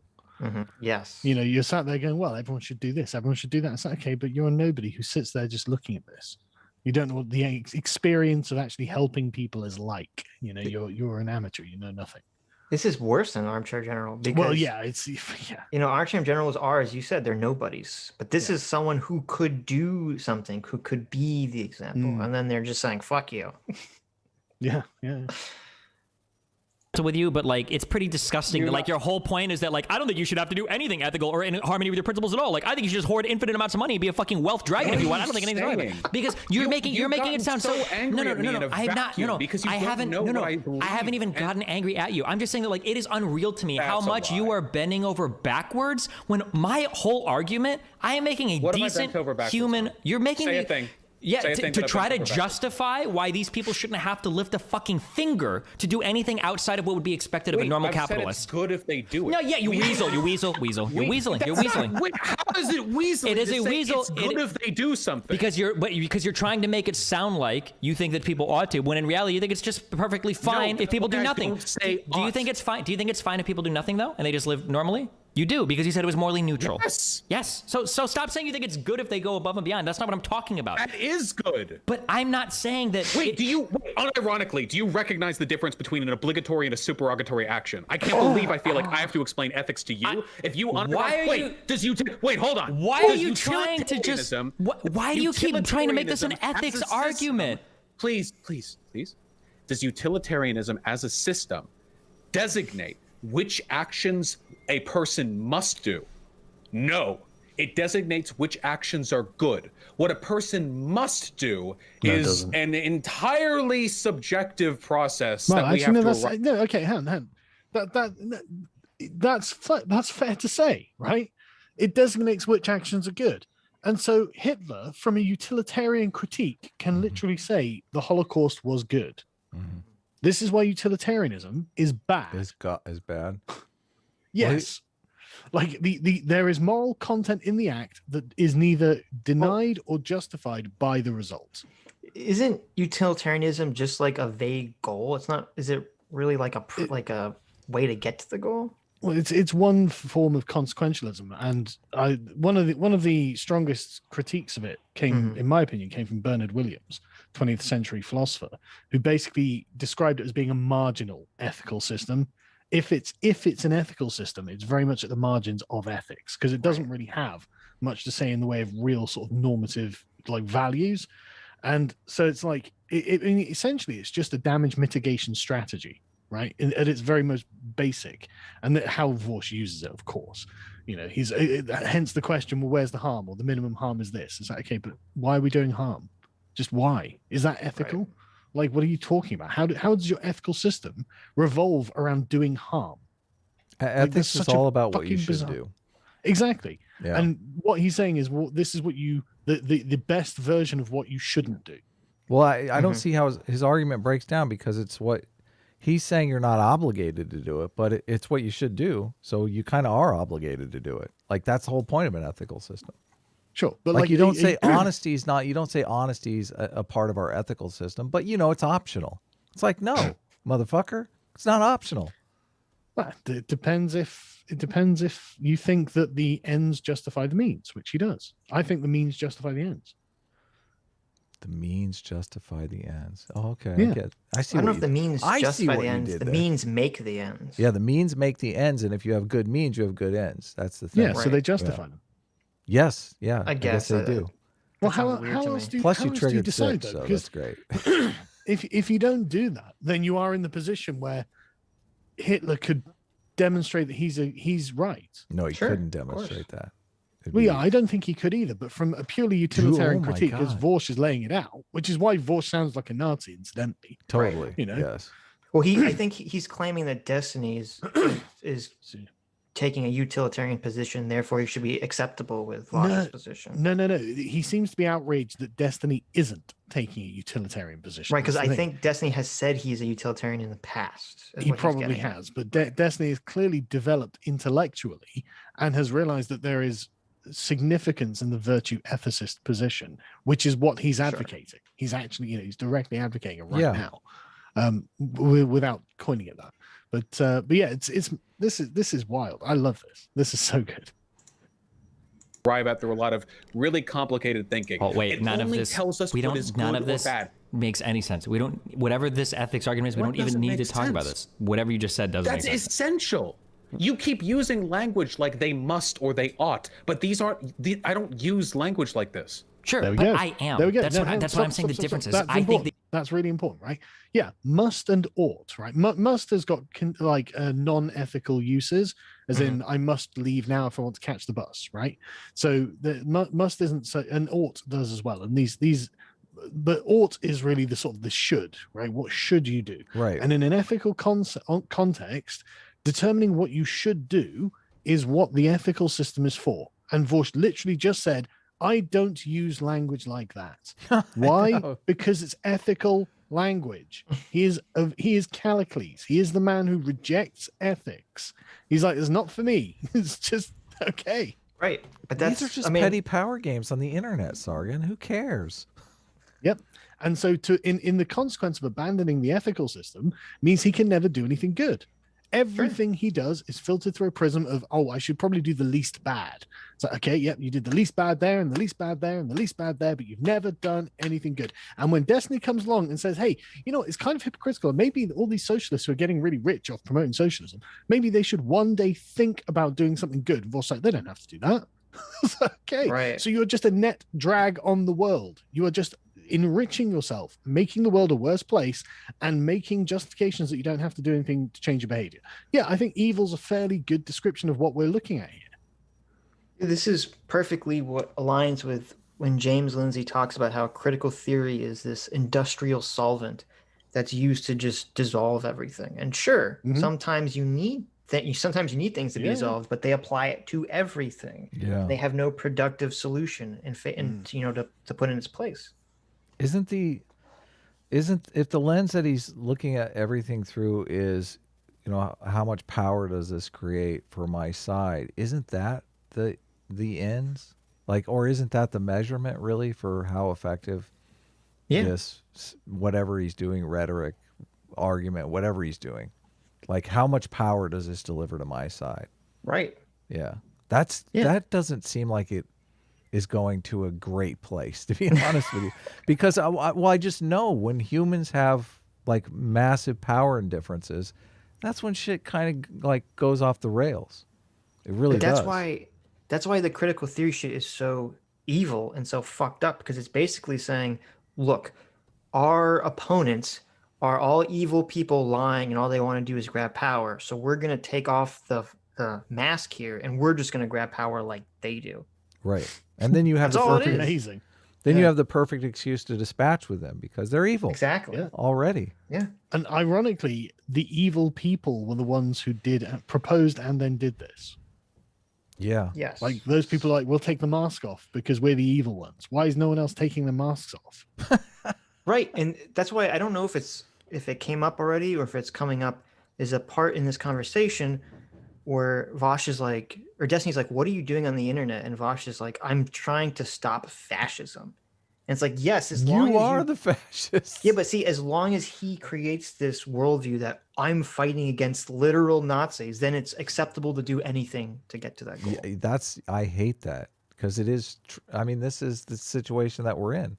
Like but didn't Hitler literally purge the Strasserites, saying I'm fighting against literal communists? Yes. Yeah, like this is where exactly the rise of Hitler that Vaush is chronicling in his own. But he career. doesn't think that you can get beyond this. He's basically saying, well, this is just the world we live in, so we have to play by these dirty rules. We can't go beyond ourselves. Yeah. That you have there is a narrative that you ought to think act. that if you're a leftist, you must adhere to a set of principles that leftists conveniently don't engage in, which gives you an excuse to be mad at them. We know. It's been the subject of 2 hours of discussion. Yeah, they're hypocrites. Nobody has learned anything, and nobody has arrived at a further understanding of. We have learned so much. Please don't sell. Please don't sell it short like that, Vaush. And your weaseling around of this is like, well, I think it would be good if they did it, but I think that it's okay. Well, then wait. Then what do we disagree on? I keep telling you, exactly, we don't. You're the one obsessed with this. I thought we were going to have a chill conversation. I was just trying to do my Twitch ban. The only reason you're saying that we don't disagree on it. That's very rhetorically disingenuous because in the clip that Vaush is talking about, he's like, Destiny's take here is autistic and like idiotic. It's so fucking stupid. And he's like, I thought we were gonna have a chill conversation about me calling you a moron. Yeah, that's tough to do. But when I open video, I think I only got like 30 seconds through it. It's you saying, this is the stupidest fucking tweet I've ever had. These are the dumbest fucking tweets. Yeah. You are incredibly blinded by spite when it comes to your I don't think I've engagement said beyond the anything spiteful. If I'm I know spiteful, you don't. I'm That's spiteful why because it's of the number of blinded. people that exist on this earth that don't live their principles, but instead just talk the talk. That's Hell yeah. Hell fucking yeah. We got to get rid of these hypocrites. what makes me spiteful. I don't want to get rid of them. I want to make them live by their principles. First of all, I want them to adopt my principles. And then I want them to live by those principles. That's right. Whether people live their But I'm going to persuade them very kindly. I'm going to be very clever, like a pickpocket. Principle. You're gonna pickpocket, you reverse pickpocket your principles. I got to be like a safecracker or a pickpocket. You're gonna inception them.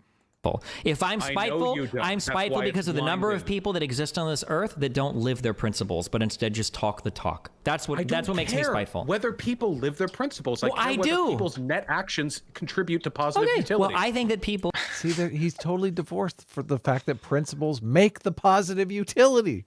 Right. It's like you put the gas in the tank, and the gas is what makes it go. Well, he just cares about how many people are putting gas in the chamber. That's all. He does. I just can't believe he That's doesn't make the positive connection. utility. Gas in the chamber. You can't even have a conversation about ethics without knowing this. But The this is like- behaviors. This is the child's view of power. Like, I can climb to the top of the hierarchy by killing everyone, and then when I get there, I'm going to be the just king and rule, with moral efficacy. It's like, no, you're fucking not. Don't you know anything? Yeah. Not likely, yeah. People living their principles, I think, will probably contribute to better net actions That's or net outcomes. spectacular. Okay, cool. Destiny. Awesome. Thank So you. anyway, that's why people like Philosophy Tube will brag about not paying rent. She never bragged. She said that she wouldn't in solidarity with the rent strike. You have to express solidarity. You can't do a rent strike saying, I'll pay rent because I'm rich, but you all don't. Ignoring that they're the top Wait, 1% hold on. of you. You absolutely could give a template for doing a rent strike without saying that you yourself are doing a rent strike. It is undeniably more rhetorically effective to say that you are doing it in solidarity with others. Oh, and cool. Well, they can. Wait a minute. Why is it important for people to engage in rent strikes if Vaush's position earlier in the conversation was that it's okay for land owners to rent their property out? Consistency doesn't matter. Be damned. Who cares? Because by saying that it's rhetorically more effective for Philosophy Tube to engage in this behavior, Vaush is implying that going on rent strikes is the moral behavior here. Yeah. Can do that, but then I'm going to call for being a piece of shit. Yeah, that's trying fine. to get a bunch of people in it. Okay, I'll call them out for being a piece of shit then if they want to.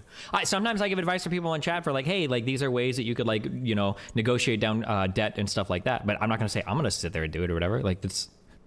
What? I'm saying that I can give advice for how people can improve their conditions without pretending that I need to do the same thing, even if it's rhetorically effective. I already acknowledge that I think that the language of the tweet that you linked me could have been more responsible and that she should show her income. Awesome. However, I don't think she bragged about not paying rent. And then we go on, ignoring that they're part of the top 1% of UK earners and likely out-earning the person they're paying rent to. They probably are likely out-earning the person they're paying rent to. I don't know why you're saying she's ignoring that. Again, this is... Ignoring that because she makes an attempt to obfuscate how much money she makes. I don't think that. I think the language of your tweet is exceptionally uncharitable, and considering how specific you've been with your language with me, I think that you know that. You know that this I'm language sorry. comes off spot. You are being charitable to an unbelievable amount. When somebody does an expo, or when somebody does like a transparency report on how much money they make, and they don't use a single fucking number, I'm sorry, dog. I'm coming down real harsh on that one. That's Sure, great. then If you come want to down put on on that. if you want to put on the kid gloves for that, that's fine. But I'm How do you do that? How do you put a transparency report together on your income and not? Like, what is that? You just tell. I don't know. I wasn't following. And I haven't seen it. Apparently, she did a transparency report and gave no actual a financial single information. fucking factor figure while constantly complaining that like, oh, sub captions are making my business unprofitable, or oh, I'm going on rent strike with my fucking flatmates or whatever. Then 1%? nah, I'm not going. What? Yes. Top 1% in London is £300,000 a year. I guess it's possible that. I love it. I love it. She doesn't have to live in London, right? No. She's not 1% because she lives in a city that has a very high 1% rich threshold. See, it's okay. Isn't she trying to become a professional actor? You kind of have to live in London if you're. Oh my God. If that's your goal. That's so bad. Oh, I didn't put London earners. I put UK earners. I don't know what the top 1% in London is. Probably a pretty big difference. But... Vaush knows. He's like, London is very pricey. This capitalist argument. Come on, they're all bourgeoisie. We know the truth. I hate to do this, but it's getting quite late here, so I think I'm going to knock off. Of course. Thanks for coming. Thank you so much for having me on, guys. Yeah, take care. These streams. We'll talk to you next time. Yeah. Take care. Yeah. See ya. Bye-bye. Put UK earners instead of London earners then. She might be in the top 1% of London earners, though. It's possible. She lives in, I think the city kind of matters, but... Oh, it doesn't matter. No, wait. So if somebody was like, are you the top 1% in America? You're like, hold on. I might be the top 1% in America, but I'm not the top 1% in LA, okay? What are you doing right now? Are you serious? Not necessarily cutting lines with the top 1%, but the difference in America between... She's the poorest Londoner in London. Well, this is the most bougie pro-capitalist argument ever. Someone was like, excuse me, you're part of the 1%. You should do more to like help lower income people. And they're like, well, but I live in London. In my specific city, I'm only part of the top 5%. Okay. Yeah, exactly. Talk to me when I have my own Trump Tower. Between making 100K here in like Wisconsin versus making it in like New York. Also, 100K for a year was the low ball estimate for philosophy too. I think that was the estimate if everyone paid the minimum amount for her Patreon, which obviously is not the case. Yeah. I think that's a pretty significant difference, yeah. Like if somebody was like, you make 6 figures, and somebody was like, yeah, it's 100K and I live in fucking Long Island, okay? I'm just trying to live. I think that's a pretty significant difference. If you're a top 1% earner in the United States, you're doing really well, literally no matter where you live. And yeah, I'm clarifying that there is a 3 times difference between top 1% of UK earners and London earners. I think that's worth like pointing out. Let me get in the way of your hate train. No, that's fine. Why do they go down this route, Sitch? Like, why? Is it just because the socialist content gets clicks? I mean, why? Why does who go down what route? Well, I mean, she's obviously got acting chops and lighting chops and all this other stuff. Does she? I don't know. I think the acting in these videos is very good. It's subjective and it's obviously very, very popular. I'm curious if the popularity is more because of the content independent of the socialist value of the content. Like I agree, there is no socialist value of the content, but Philosophy Tube used to do non-socialist videos. So the socialist is the content. That's what made it blow but they up. were never. I think I looked this up, if my memory serves me, that Philosophy Tube used to do non-socialist videos, and then they didn't get that many views. But then when they started doing socialist videos, you see there's like a dramatic increase in their view count. So what I hear you saying is that we really need to do socialist content. That's it. You totally got me. That's what I'm saying. Oh, that wasn't what you were saying? Oh, because if I look at like Philosophy Tube's first videos, like there's a lot of, I don't know, some of them have decent views, but some of them have garbage views. But then when he gets to like Philosophy of Marx, Philosophy of Marx, you see like the views just spike up right there. Yeah. But also, I don't know when she started doing the ContraPoints light stuff either. Yeah. Because I'm sure that definitely helped too. Yeah. Because she used to do the very boring, I sit in front of a camera, in front of a bookshelf, and I just talk to you for like an hour. Hey, Sitch, I'm sitting right here. I can hear what you're saying, okay?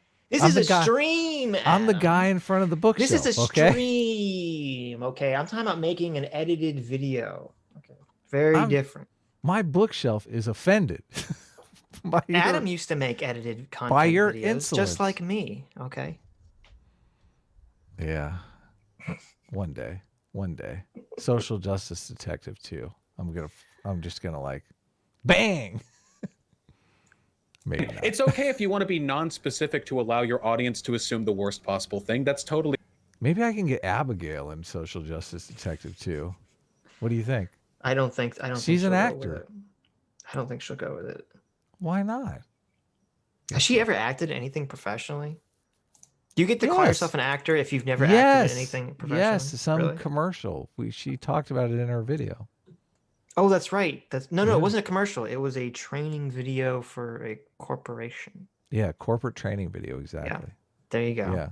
How to be smug online. Vaush took the class. He got an A+. Wait, I'm gonna check her IMDb. Oh, she has an IMDb. Let's see what she's been in here. Right. She's been on the Lindsay Ellis essay collection. Wow. We've done some videos on Lindsay Ellis. She has me officially blocked on Twitter, and I'm still upset about it. So she has 5 credits on IMDb, and all 5 of them are for playing herself. Oh. So Well, I don't know geez. if that counts. We might have 5 credits on IMDb. Yeah, but we're not saying that we're actors, okay? I definitely have 5 credits on IMDb under my real name, for There sure. you go. I've produced a movie. I'm a movie producer, Sitch. You stop fucking with me, okay? I don't like this.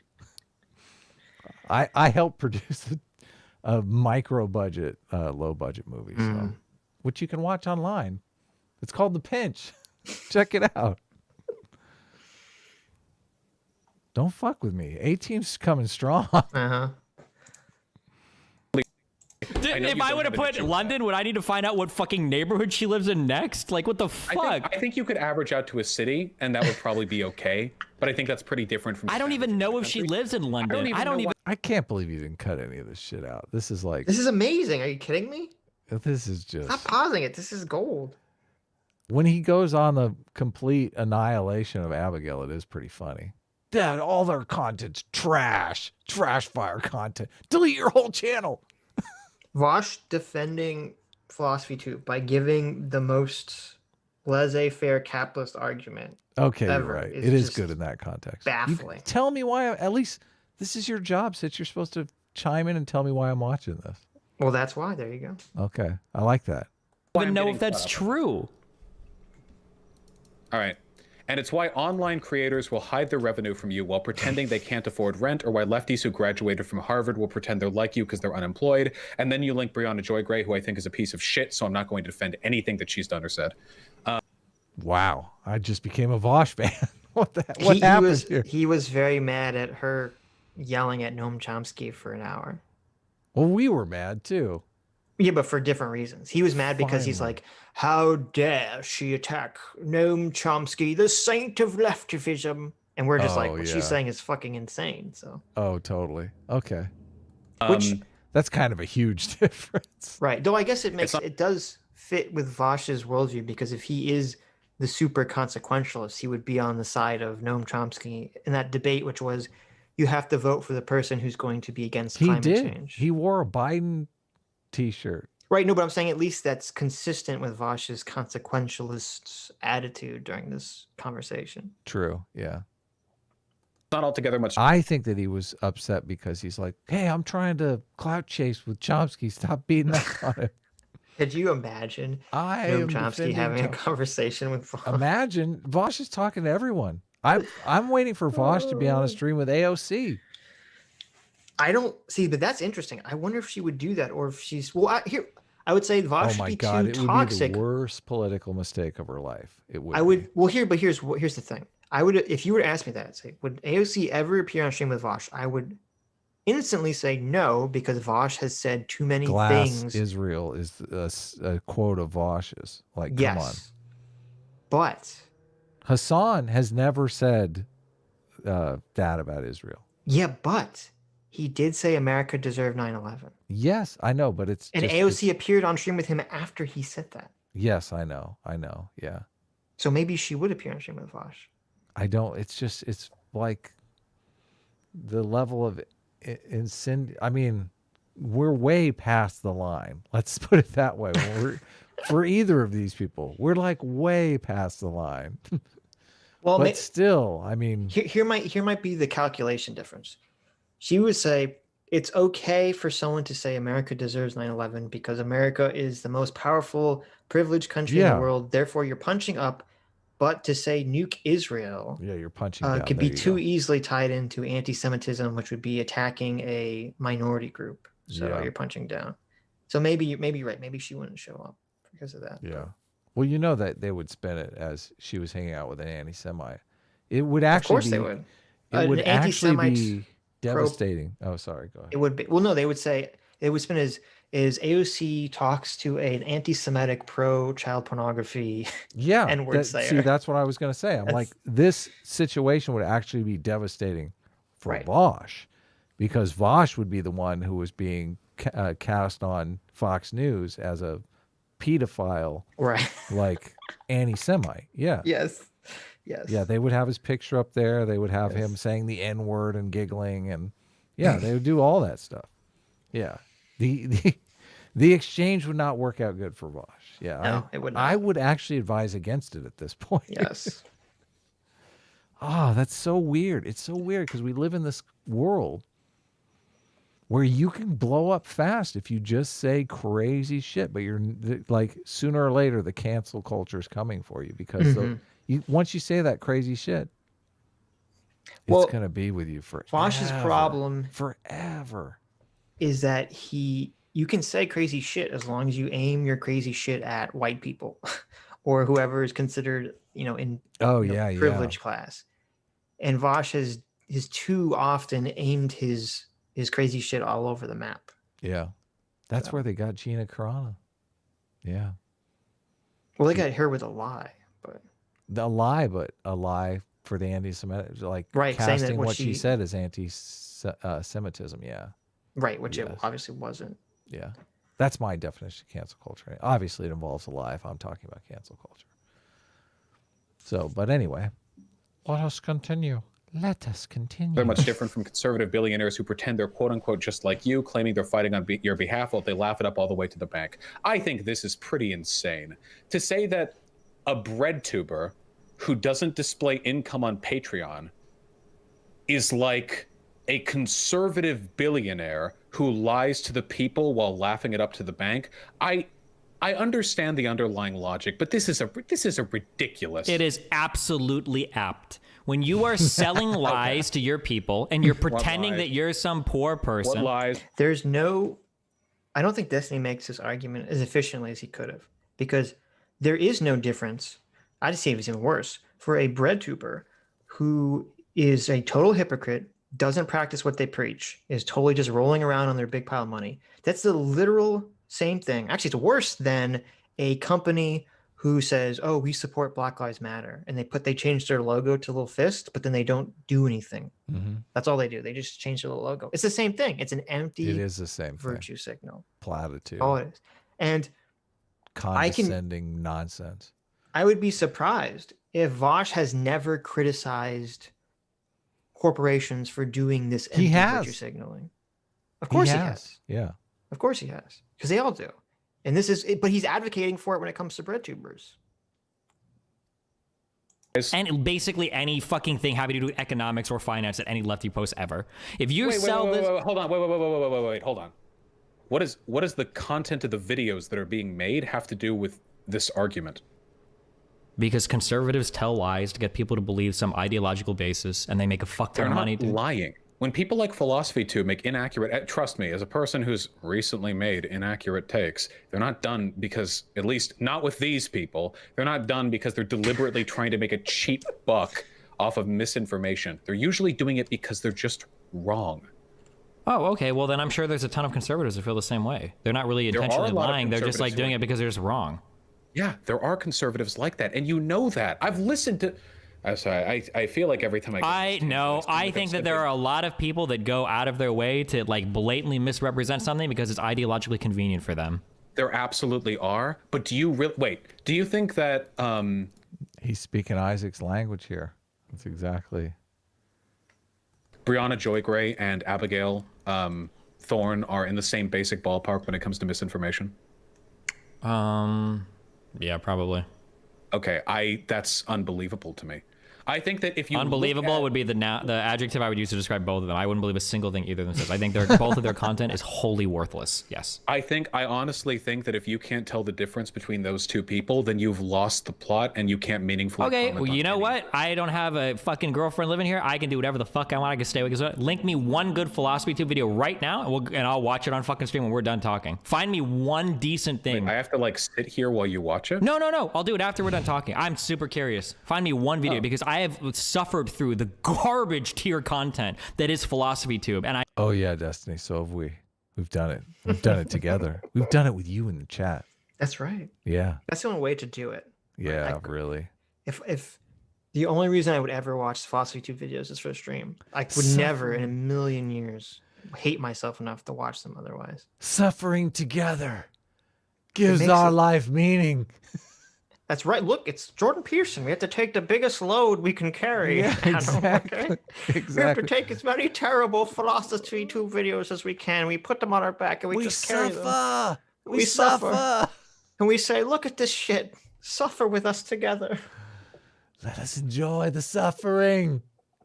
I've suffered permanent brain damage as a result of it, but I'll do it one more time. I'll jump back into the abyss. Okay, so while there are videos from Philosophy Tube that I really, really like, and I'm happy to recommend them to you, I have a feeling that your audience probably isn't going to like them very much either. I just want to say that doesn't really have anything to do with what I was just saying. So I'll recommend some to you if you want. But first of all, the reason why I think that Brianna Joy Gray is a grifter and a general piece of shit is because if you look through her content, if you look through the shit she says, tweets, videos, panels, whatever, we reveal not only being wrong, but a persistent and motive-driven dishonesty, a hypocrisy which underlies almost everything they do and say, a categorical indifference to criticism or to growing as an individual. Whereas with philosophy... Hold on, wait, are you describing... Oh, you were describing Brianna, because that sounded like Abigail. Sorry, go ahead. I know. Because Abigail literally said... I don't even like gentle criticisms of my content. I'm so irritated by the other lefty guy that was making, like the unlearning economics guy. This is why you put this in here, because we watched the video he's talking about. Yes. Definitely. We watched both the videos.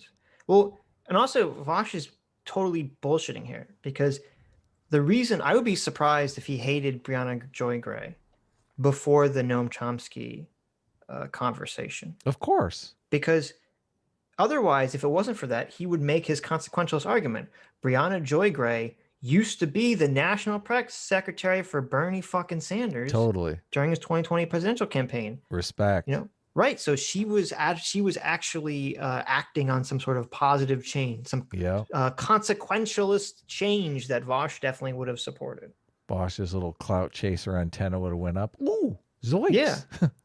But no, but only after she shits all over Noam Chomsky. Then it's like, oh, no, she's always been, you know, evil, grifter, blah, blah, blah. Someone important.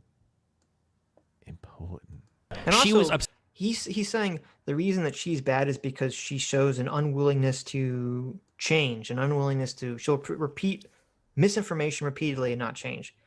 But the entire argument Vaush has made up until this point. So for 2 hours and 30 minutes, he's made an argument that has not been about misinformation being bad. Yes. Vaush from 20 minutes ago would say, well, Vaush from present Vaush, Vaush from 20 minutes ago disagree because Brianna Joy Gray is actually getting people to get on board with leftivism. Therefore, it's acceptable for her to promote misinformation. What she's doing is morally neutral. If she didn't do it, some other person would do it. Yeah.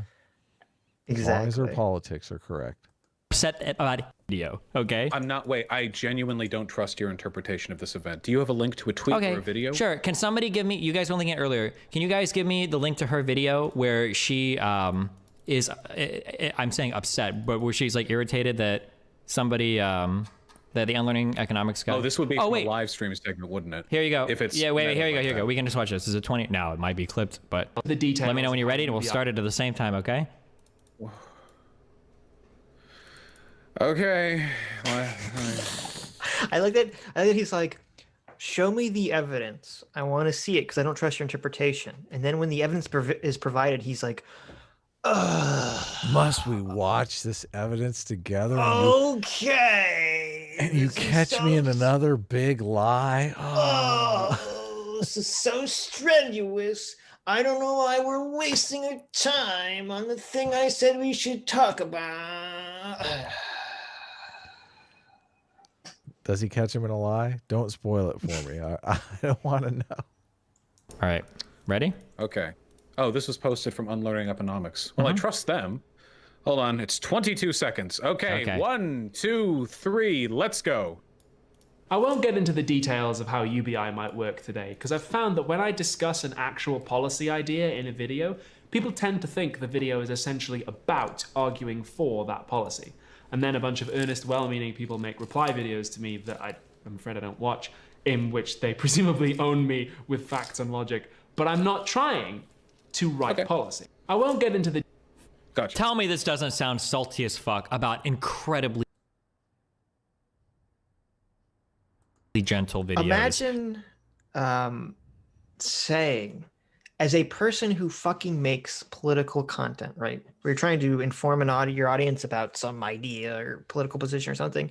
Imagine saying, I am not going to advocate for a specific political position because I'll probably get details wrong and people will call me out on it. Yeah, aren't you supposed to learn? Like, isn't this the whole point of? I mean, you're yeah, exactly. It's your fucking job. Yeah. Yes. Why the fuck are people paying you, Abigail, if it's not for you to inform them properly about some fucking issue? What the fuck are you talking about? Yes, exactly. This is the she is like the poster child for the shittiest online socialist. Like, around. This is unbelievable.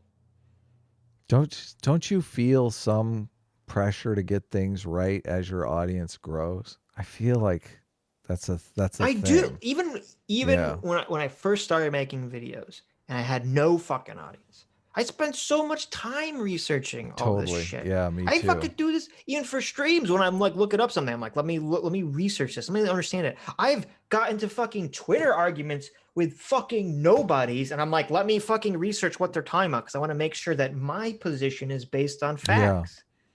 Yeah, especially if you're doing edited content. Like, if you get something wrong on a stream, there's a lot more forgiveness. But if you're taking the time to write a script, do the performance, edit it up. But then even if you get something wrong on an edited video that took you a month or longer to do, that's okay if you say, oh, I made a mistake and I need to be more careful going forward. She's literally saying, I'm not going to fucking bother anymore because I don't want to be fucking bothered with getting the details right anymore. That's fucking bonkers. It is scary. Yes. Especially if she's referring to that piece of shit housing video that we watched that was full of misinformation, full of fucking incorrect information. I read a whole book before we did that video. Just because I secretly wanted to debate you. That's sneak attack style. Right. You sneak attack. I did. Yes. I destroyed you in that video. People, if you want to go back and watch the total complete annihilation of PSA. I destroyed you in a debate that I read a book for that you didn't. It's like, oh, thank you. Thank you. Well, I had to sneak attack. You're smarter than me. What the fuck am I? What did you expect? I'm more cunning. There you go. I'm more cunning. A-team is cunning. Cunning is a nice way of saying less principled. Less Cunting. Moral. Okay. Okay. What? Cunning? Yes. No. Mm-hmm. Cunning is a principle. Don't think otherwise, okay? Let's continue with this. Your form of low cunning, all right. I keep feeling like we have 15 minutes left on this video. I think I've been feeling that for like the last half hour. I know. We got a half an hour left. Adam's tapped out, guys. You hear this? I'm not tapped out. I'm not tapped out. What are you talking about? That Unlearning Economics is made. Let's just do a 24-hour stream today. I'm tapping out a 24-hour stream. I told you. Tapping out of that one. I don't think it sounds salty as fuck. I think it sounds salty. I think this is bad. But I don't think this comes anywhere near like Brianna Joy Gray. There are people in your audience Omega lolling, but like I've said the same thing. I get a lot of response videos too. This is Unlearning Economics, just putting some gentle pressure and saying, you know, don't talk about things that people that are factually incorrect, that your audience is going to not know are factually incorrect. You know, do the world of service. Like, he's actually advocating. Well, I don't know if Unlearning Economics is a he or she, but they're actually, It's a guy. They're actually you know, putting forward the virtue of honesty. Right. Because it makes the world a better place. When I don't have time to watch them all. Well, most of them are made by Nazis, so they're probably not worth watching. Why are you doing this comparison? Do you think that response videos made to you by Nazis are the same as unlearning economics? No, hold on. You just did the rhetorical thing again. You don't notice you're doing this. Maybe you've just like assumed this as part of your character. Yeah, I love this, how he categorizes anyone that makes a response video to me, Nazi. Of course. I don't know. Who are these? I feel like almost all the Nazis have been purged from YouTube, so I don't even know who they're talking about. Yeah, maybe they're Jewish and they're upset about your position on Israel, Vaush. You ever think of that? We're responding. We're responding to Vaush. Are we the Nazis, Adam? Maybe they're actually Jewish and they're upset that you want to glass their home nation. Maybe. Yeah. Character It's not subconsciously. how I talk. Okay, yeah, that's fine. That's what I'm saying. It's just subconscious. But you literally just say like, oh yeah, I mean, I don't watch reply videos to me anyway, you know? Oh, the answer to that is no, obviously. Sitch, what the fuck are we not? What a piece of shit. Of course. What are you talking? No. Not in a million years. Racism is evil. It is. Racism is evil. Mm-hmm. Yeah. So brave, so bold. Yeah, what else? Hunger, poverty. It's all evil. Rape. A lot of them are Nazis. I'm anti-rape. Rape is evil, guys. Rape apologists need to die. How am I doing? You're doing good. Where's my Disney contract? My pronouns are he, him. Economics is a fellow lefty, a fellow bread tuber. I will be that's fully fine. transparent in the I just want you future. to understand what you're doing, and I need to point it out for my own responsibility. Sneaky Okay. debate tactic. Okay. It was an attempt at lightening the mood slightly. What I'm saying is that Abigail contributes nothing meaningful whatsoever to public discourse, and if she deleted all of her videos, the world would be better for it. Now, maybe 100% agree. Destroyed. Brianna's takes are like more infuriating or whatever, but Abigail offers nothing of value to the world of online content or political discourse, based on everything I've ever seen and how horrendously incorrect her takes are on almost everything she talks about. Okay, so I've seen the Unlearning Economics video on the video that she did on the housing market, and I agree that video never seemed that good to me. There are some other videos that she's seen. You said you didn't like the one about consciousness. I remember there was a video of hers that I saw where I felt there were some issues. I just don't remember the specifics. But to this to you, those instances, this is contributing nothing of value. Or anti-value, like they mislead people, or yeah. Hey, you know what? And you know what? I will fully admit, maybe there is something of value that I've just missed, and maybe only every video I've seen has been fucking horrible, atrocious trash. And that's why I'm excited for you to link me a video after this, and we'll watch it on stream. And you know what? And I might the work video. I saw your stream watch it. I thought it was a pretty fine video. That's the video from which we just saw that clip. Garbage. I saw chat being Vosh thought I know the video that we watched. where she whines about being paid by the British healthcare service to do nothing. He thought that was a good video. He thought the video that literally argues against his point, this entire debate, where PhilosophyTube says that all people that own capital or all bosses are bad. He thought that was a good video. The video that he's argued against PhilosophyTube's point for the last 2.5 hours, and now he's saying, I thought that was a pretty good video. He doesn't remember any of the arguments in the video. It's pretty obvious. I guess. absurdly. Oh my God, I remember jumping around near my Tinker's furnace. Was this the one where she was complaining about like doing data entry and shit? She was dressed like Scrooge, right? I think, or it was like a Christmas. I've blacked parts of this video from my mind. I don't know if this video really gave wasn't as like bad, I don't think it remember. gave like bad information. It was just like a horrible, worthless fucking video. How? 'Cause it was just Worthless. fucking- Why the emotional investment? No, I don't Horrible. have that much of an emotional investment. It was just You care enough to call it horrible. Oh and God, worthless where to was say the she should one? delete her channel. Fuck, what was it? I'm trying to think.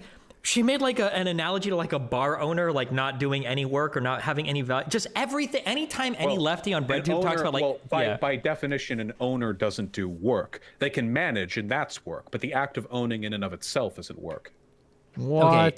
I mean, you buy, like, you leverage the capital. There's like some back end stuff, but the actual act of ownership is not labor. a lot of the time, that's Your not the chat case. is question though. marking, but this is an incredibly straightforward. Wait, okay. Just this is a class thing from my background. Maybe in Beverly Hills they're all franchise, but in the place where I came from, a lot of owners that own small businesses are full-time workers. They have to. Then be. they, yeah, then they're workers. I Okay. said the act of owning. Gotcha. I in understand. Sure. itself. I'm saying, I would be really careful to like clarify that. But also, the act of owning, I guess it depends on if you're literally just like a capital owner versus like an owner slash like CEO versus. Well, no, but like, that's what I mean. Yeah, just an owner. The act of owning is not labor, but most owners, especially Sure. of small businesses, I remember her saying a bunch of incredibly stupid things. Like somebody's been, This is all fucking secret handshake shit. I hate this stuff. No, but you gotta understand, you know, the owners and the personal property versus the Are there that many? private property. You're getting there the that- handshake wrong. Are there that many like business owners who they just own a business and then they sit at home and twiddle their thumbs and they have no involvement whatsoever? No, they sit at home and tear their hair out about whether or not they're going to be able to pay the mortgage. I feel now I'm reaching deep into my anus, deep into my intuition here. Yeah. I feel like most owners of businesses are pretty heavily involved in the management and running of the business. You I have feel to like be. that's true. You I have to haven't be. seen any stats on that, but I'm feeling that that's probably true. Oh my God. Every business owner I know, the business is like, that's when you're thinking about getting into business, you're weighing Right. the responsibility versus like, do I want to actually have a life? Right? Now, I mean, If you were to serious. talk about a lot of the fucking morons that are on boards of companies, that's a different Oh, issue hell yeah. entirely. That's just like, yeah. That's a That's a completely fucking grift different right gig. there. That is a grift. But like 50% of jobs come from small business, and those small business owners, I think also like 50% of businesses fail within the first year. Right. Like starting a new business is a tough endeavor. Yeah. Yes, but Vaush doesn't think about any of but- that. It's high risk. Right, but that's the problem, is that the socialist conception of the business owner it applies to so few people. Oh yeah, yeah. Well, same with their stereotype for conservatives. You know, Right. greedy rich racist. That's Right. that's terrible. That's a terrible way to look at the world. Evil. bring this up, like the fact that she thought that she like poured like a $10 like beer means that she should have gotten paid $10. Like it was just Oh yeah, that was priceless. That was priceless. He made a whole $10 off the beer that I just poured. And I only got Recognize- paid $8 an hour. How does this work? I could pour that beer so fast. I know even a lot of Marxists misunderstand that's even in Marx's calculations of surplus labor, he took into account the factors that upkeep on the industry would have, that the surplus value is not literally exclusively just what you're paid and then okay, the fine. total So we value. agree then that this is a dog shit video. Okay, so what? No, it's a video which misrepresents some issues, but I think ultimately has a compelling story to tell on alienation from labor. But you can't see that. Okay. How is it a compelling video if all the factual information in the video is wrong? If Philosophy 2 doesn't even understand the basics of the economic theory that she's advocating for, the basics of, obviously there goes more into the cost of pouring the beer, or obviously there goes more into the cost behind the beer than just the $10 the customer pays for the beer. And for you to think that you should get all $10 because you're the server who serves them the beer, like how fucking stupid do you have to be to think that? This is this video that they're talking about, it has almost 900,000 views. Oh, I know. Yeah. Okay, so don't you think that if you're reaching an audience of 900,000 impressionable socialist morons, that you should at least have some fucking level of nuance, some level of intelligence in what the fuck you're saying? Yeah, you would think that, but Where's your That's not- responsibility there? That's not really how the algorithm works. The algorithm That's targets true. people that will say or do anything because that's what the algorithm wants them to do.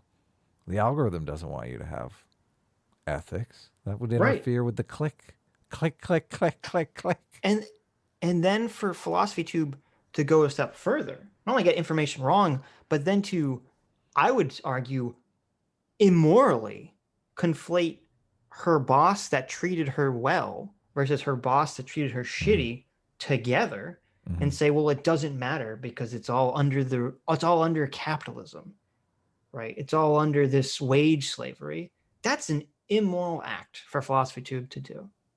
And it also completely destroys Vaush's entire argument. So Yeah, it's terrible. I have yet to find a single content creator who has never produced something I found objectionable. I'm not saying that the problem is I find some of it. I'm saying that most of what they post is just ideological drivel that is just not rooted in reality.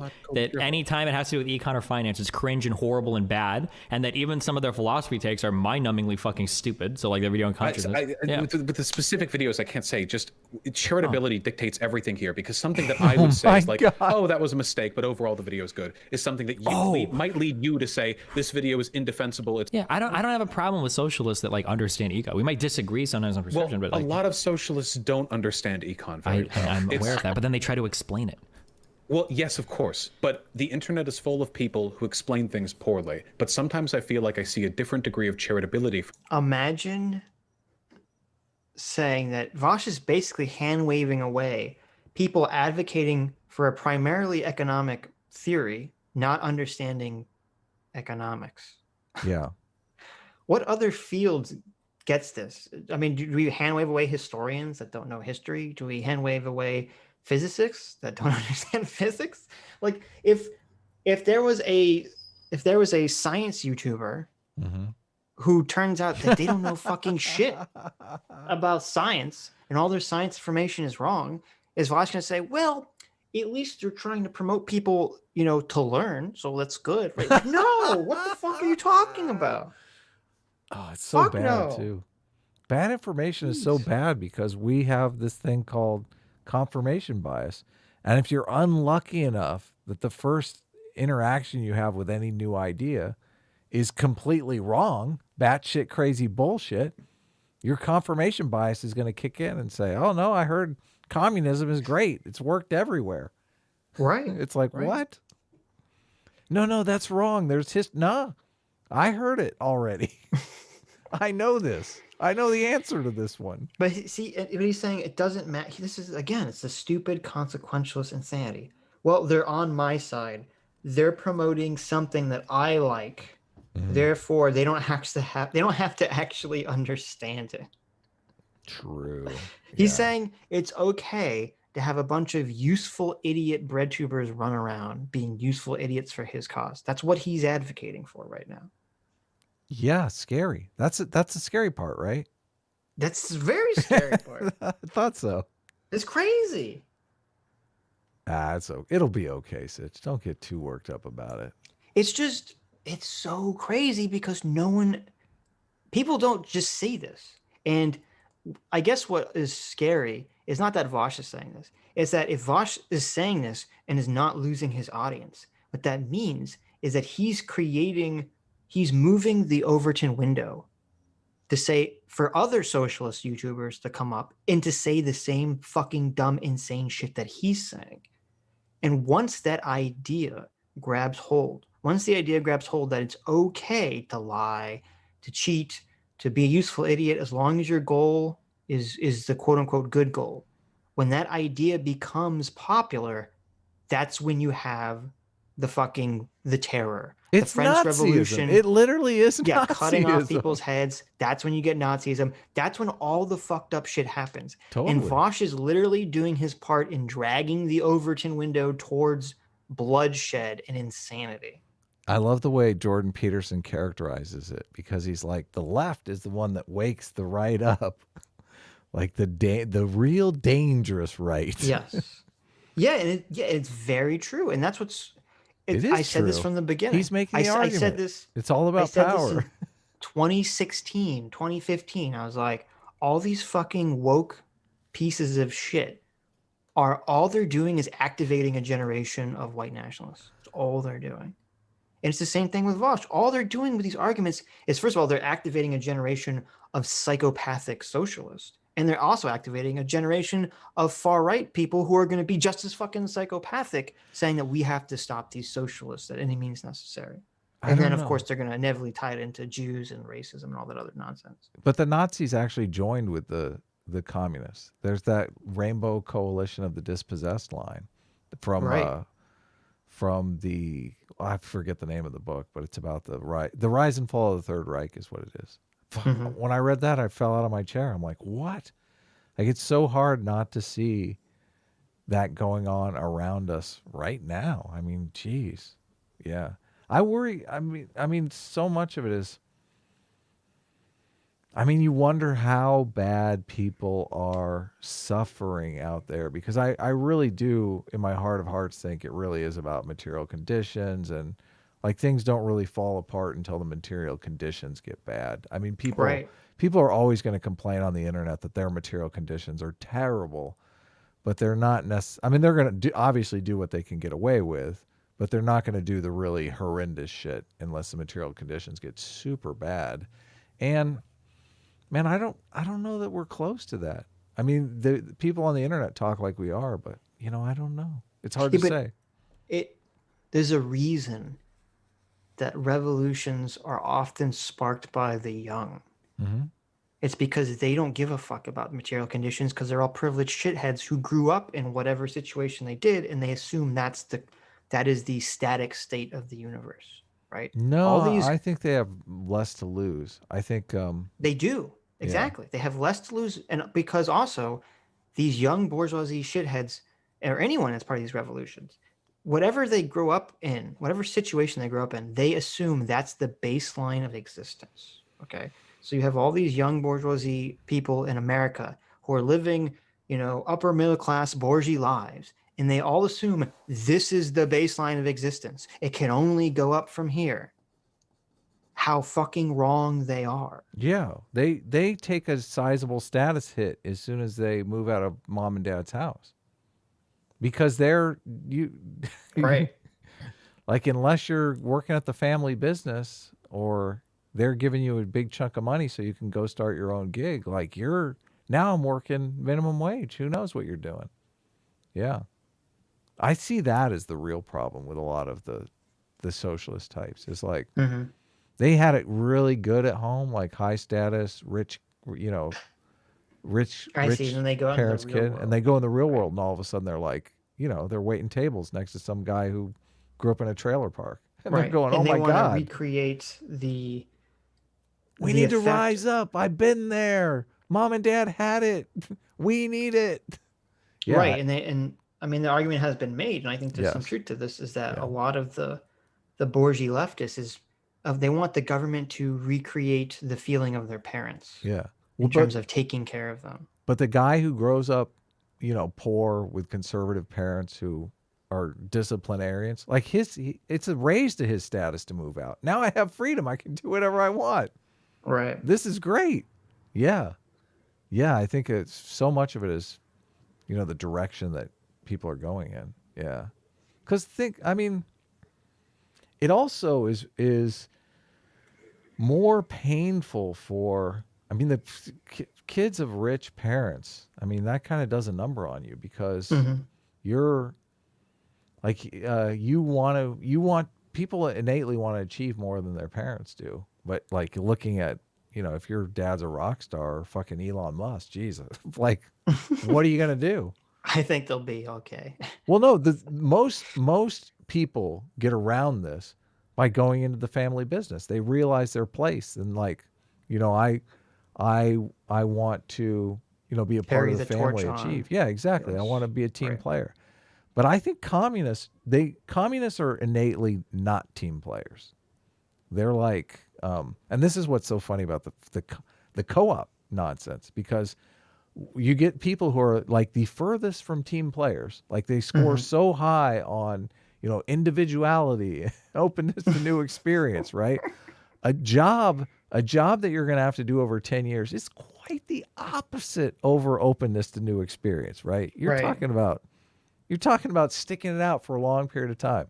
So the people who score high on individuality, openness to experience, all this stuff, like they don't want to be they don't want to be in a co-op. They don't want to be cooperative with other people. They want to be the star. They want to be the celebrity. They want to be the famous person. Well, yeah. How many of these people advocating for communism want to go work, some blue collar job for the rest of their lives? Zero. Exactly. None of them. Zero. Yeah. Right. But they couch their language as if they're the one rising up that worker when none of the people advocating for stuff want to do any of those jobs. Yeah. Nobody wants to do those jobs. That's why they're jobs. Come on. Right. But that's the thing is that they want to be the one who sits at home and paints pictures or yells at people on the internet. What's wrong with that? Sitch. Nothing. Too close to home here. I know. There's nothing wrong with that. But you're not advocating. No, I'm not. I'm not posing yourself as if you're the person advocating on the rights of the people doing all the jobs you're not doing. I try to have the utmost respect for fucking blue collar guys. I'm not trying to sell them some fucking grift. Sign up to my Patreon. We're all going to rise up together and fucking overthrow capitalism. Exactly. That's fucking detestable to me. Give us, excuse me, all you honest workers out there. Yeah. Give us your money because we're going to help you overthrow the system. Meanwhile, I'm going to roll around in my fucking pile of money and do fuck all to help you. Yeah. Sure. Yeah. Right. That is completely dishonest and it's ultimate zero scum. integrity. Yeah. I mean, Vaush is an interesting case. And I mean, one of the reasons why it's fun to do these shows and why it's fun to like muse on these different personalities is because, Vaush, we've seen Vaush come up from literally nowhere. And I mean, he does have a big audience and he influences a lot of people. People like him. He's, like I said, he's got, he knows how to turn on the charm with people. Whether or not it's a grift, I'm going to set that aside just for a moment. I disagree with you. I think charm is the wrong word. Well, I've seen him charm, he charmed the pants off of Shoe on Head. What are you talking about? I would say charisma and charm are very different.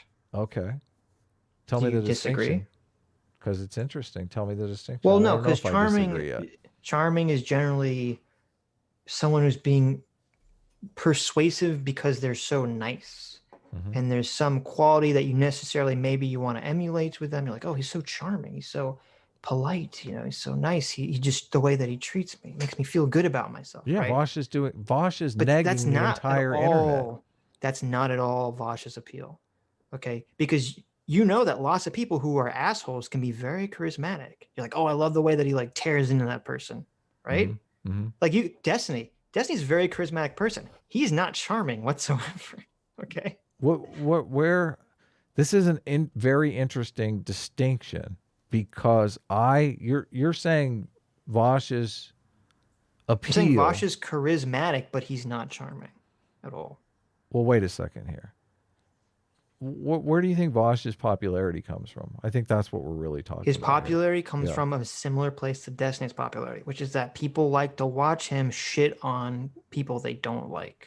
True, but I think the reason why Vaush is as big as he is because he's targeted certain huge creators that him interacting with has completely boosted his status. And the only way that he's interacted with those creators is by charming the pants off them.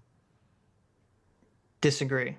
I think Vaush is like negging the entire internet. Like when you see Vaush be completely mean to someone and then all of a sudden he's nice to you, you're like, oh my God. It's possible that behind the scenes, Vaush is very charming with certain YouTubers in order to climb status hierarchies. From his public-facing behavior, I would never in a million years describe Vaush charming as I would never describe Destiny charming. That is not where their appeal or charisma comes from. I have never seen Destiny try to charm anyone in the way that I've seen Vaush. Sure. Watch the first stream with Vaush and Shoe on Head. He charms the pants off her. I don't know what you're talking about. he might do that, but that wasn't the question. The question was, where does his appeal come from? And that's not where his appeal comes from at all. No, you're questioning Mike saying that he's charming. Like Yeah, I you're saying that- yeah, brought but- up the appeal thing just to. No, the original As a contention was, you were saying, you keep characterizing Vaush as charming as if this is where his audience and appeal comes from. Right. That's not. Well, I don't agree with that at all. not. He may be first of charming all, to specific people, the climate stats hierarchy, but that's not his appeal. So just to make my argument crystal clear here, I'm saying that the charm aspect has allowed him to interact with huge YouTubers like Shoe on Head, Okay. who have given him a lot of status just for her being friends with him. Like that's a thing, right? I mean, do you Okay, I feel deny? like no one do you cares deny about this that argument, that's? but I agree. Do you deny that that's a thing? If you're making this Hold limited on. There was an point, I interesting. agree. There was an interesting video that we didn't cover where Kraut goes on to a live stream with Vaush, and Kraut castigates Vaush for giving Shoe clout. No, he not for giving her clout, for absolving her of her sins. Right. Her past Yes. sins. Yes. Right. Yeah. Yes. Absolving her of her past sins, Right. which would be a clout move, right? You used to be an evil anti-SJW. I absolve you of your sins and allow you to gain clout with the With the new lefties. woke left crowd. Sure. Yeah. Yeah. Well, the not the woke left, the socialist, but not necessarily woke left. I think that's Shu's appeal. That's why she fits into Vaush fits into her audience so well. It's because we forget, because he's abandoned some of it, is that Vaush's original appeal was, hey, I'm going to be a leftist advocating for socialism, but I don't care about woke shit. I call people retards and say the N-word. That was his original appeal. People in the chat are saying I'm auditioning for Vaush's sidekick. Creed of Heresy makes an interesting point. Adam, Vaush is not charming nor charismatic. He's manipulative. Manipulative is the word you are looking for. He's cunning, strategic, and Machiavellian. Hey, that's exactly what I am saying. Okay, I literally said that he charms the pants off of people so he can use them for their fucking platforms to grow his status. Okay, we're talking past each other here. Well, apparently I'm my wrong, whole thing because is- the actual definition of charismatic is exercising a compelling charm which inspires devotion. So there you go, Adam. I guess you win this one. Okay, so but anyway, I would not. And Sitch's law. We're arguing over definitions. We here. are. I would not conflate charisma and charm as the same thing. But I would say that you can be very manipulative, and that's where charisma comes from. So they often talk about, like, oh, all these Hell yeah. serial killers and cult leaders are very charismatic, right? Hey, wait a second here. I'm an optimist. I'm sorry, guys. I am a diehard optimist. Okay, when I see Shoe on Head and Vaush hanging out, I hope that Shoe on Head is trying to have a better influence on Vaush. I have some sympathy because I was 20 years old at one time and I was a fucking heartless, like, egomaniac. Okay. I like to think that people can use their assets for good. Like, I agree. Vaush might be using his assets for ill now. Okay. Yes. I feel like no one cares about That's a terrible thing. Why are they responding to it in the chat so much then? Because I don't know. We got to move on. This is such a weird sidetrack. Hold on. This is your sidetrack, first of all.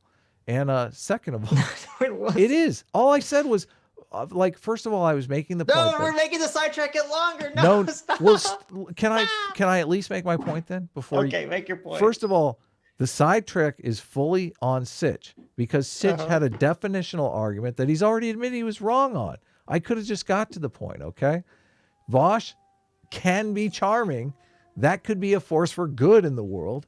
It is currently not a source of good in the world, and hopefully, like, things will turn around. Can I hope for that, or is it like how do you see this story? It's ending? too late. It's too late for hoping for that. No, it's not. Vaush is not going to get fucking yeeted off the internet, okay? No. I mean, it's too late because when you were 20 and you were a shithead, were you gaining money for being a shithead? Yes. Really? You were based on your shitheadness. You were directly profiting from your shittiness. Well, no, I was gaining money, and that allowed me to be a shithead. Okay, but that's very different because Vaush is directly gaining money for his behavior. For being a shithead, yes. Yes. Yes. That's why I'm saying it's very unlikely to change. Well, unless he has some sort of revelation and, realizes, hey, oh my God, am I the baddie here? Bearing aside, how is he going to have that revelation if someone doesn't step in? There's only two ways that revelation will occur. One is divine revelation. The second is if everyone turns against Vaush. Oh, if he makes the faux pas that gets everyone to turn against him. Completely disagree. Okay. Completely. That's how people. Wait a minute. That's the only way people wake up. Is everyone turns against him? They say, "Oh, I finally understand it now." Disagree. Really? Yeah, people change slowly over time. People rarely have that like come to Jesus moment. Oh my God, I almost died in a car accident. Now I'm going to be good. That's not what I happens. said. That's not what I said. Well, you said you would lose everything. I'm talking about like Brett Weinstein and Dave Rubin and all these people. They're all in the left bubble. And but they were never evil. They're not even a close comparison. Now you're saying Brett Weinstein was evil and then had to come to Jesus moment? Vaush doesn't think he's evil. Right. He's incompetent. Okay. He's not incompetent. He can gain competence. How do you don't think he's incompetent? No, I don't think he's incompetent. Well, in this conversation, so wait a second. Well, I don't know. So this conversation could end up being. He knows that he's being evil and he's doing it maliciously. No. Okay, so you do think he's incompetent. Thank you. I see. You're saying incompetent in terms of because he's actually going to bring about nonsense. A bad system. I guess if that's how you're defining incompetent, then yes, sure. He believes this nonsense. He totally believes this nonsense. Yes. But you're telling me everyone hating him is going to make him change his position. I doubt that. I'm not saying to make him change his position. That's the only thing that makes people wake up for the fact that they're peddling something toxic. Wrong. Dave Rubin woke. Okay. We've literally talked about this on stream, and you've agreed with this exact point. Dave Rubin. Times. No, when did never.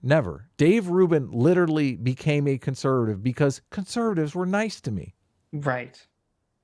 You're making the argument that the mean people that are mean to them are he's gonna adopt the mean people's position. No, I'm saying the only way people that I've seen generally. In any sort of maybe people shift their opinions over long spans of time. I'm not disagreeing with that. The only way people change their opinions on any rapid basis that's political generally. I'm not asking for a rapid basis. Okay, well that's what I'm talking about. Is that whenever when did I say rapid? Okay, can I finish? No, this is a tangent, a sidetrack. We have to get off. This isn't a tangent. Oh my God! No, go ahead. This is the dumbest fucking conversation we've ever had on stream. Hold on. Why do you? This is fascinating for one thing, and I don't know why you keep mischaracterizing it as dumb. Because I don't think anyone cares about this conversation. I think you're just triggered because you were wrong, and you're like, let's get out of here quick. I was wrong. Oh no. No, because this started to be wrong, Sid. This started as we're arguing about what it means to be charming and charismatic, which I don't think anyone really fucking cares about. And now we're arguing about how someone can change their political opinion. And I'm saying, well, most of the time when I see people change their political opinion that I see, it's because there's a rapid change when everyone on their side attacks them, and they that allows them to wake up and see the hypocrisy that's going on their side, and also see the toxic shit on their side. Brett Weinstein has never changed his position. Neither has Eric Weinstein. The only one that has changed their position is Dave Rubin, and he did because they were nice to me. No, that's not true. Brett and Eric did change their position in understanding the danger that the left poses that they never saw before. They didn't change any of their, like Dave Rubin is a fucking Catholic now. Right, but that's But that's not okay. The original question that you asked was, could Vaush ever change and be a force for good? And I said, one of the ways that would happen would be if everyone turned on him and he realized that he's creating a toxic environment or participating in a toxic environment. Like Brett Weinstein, yes.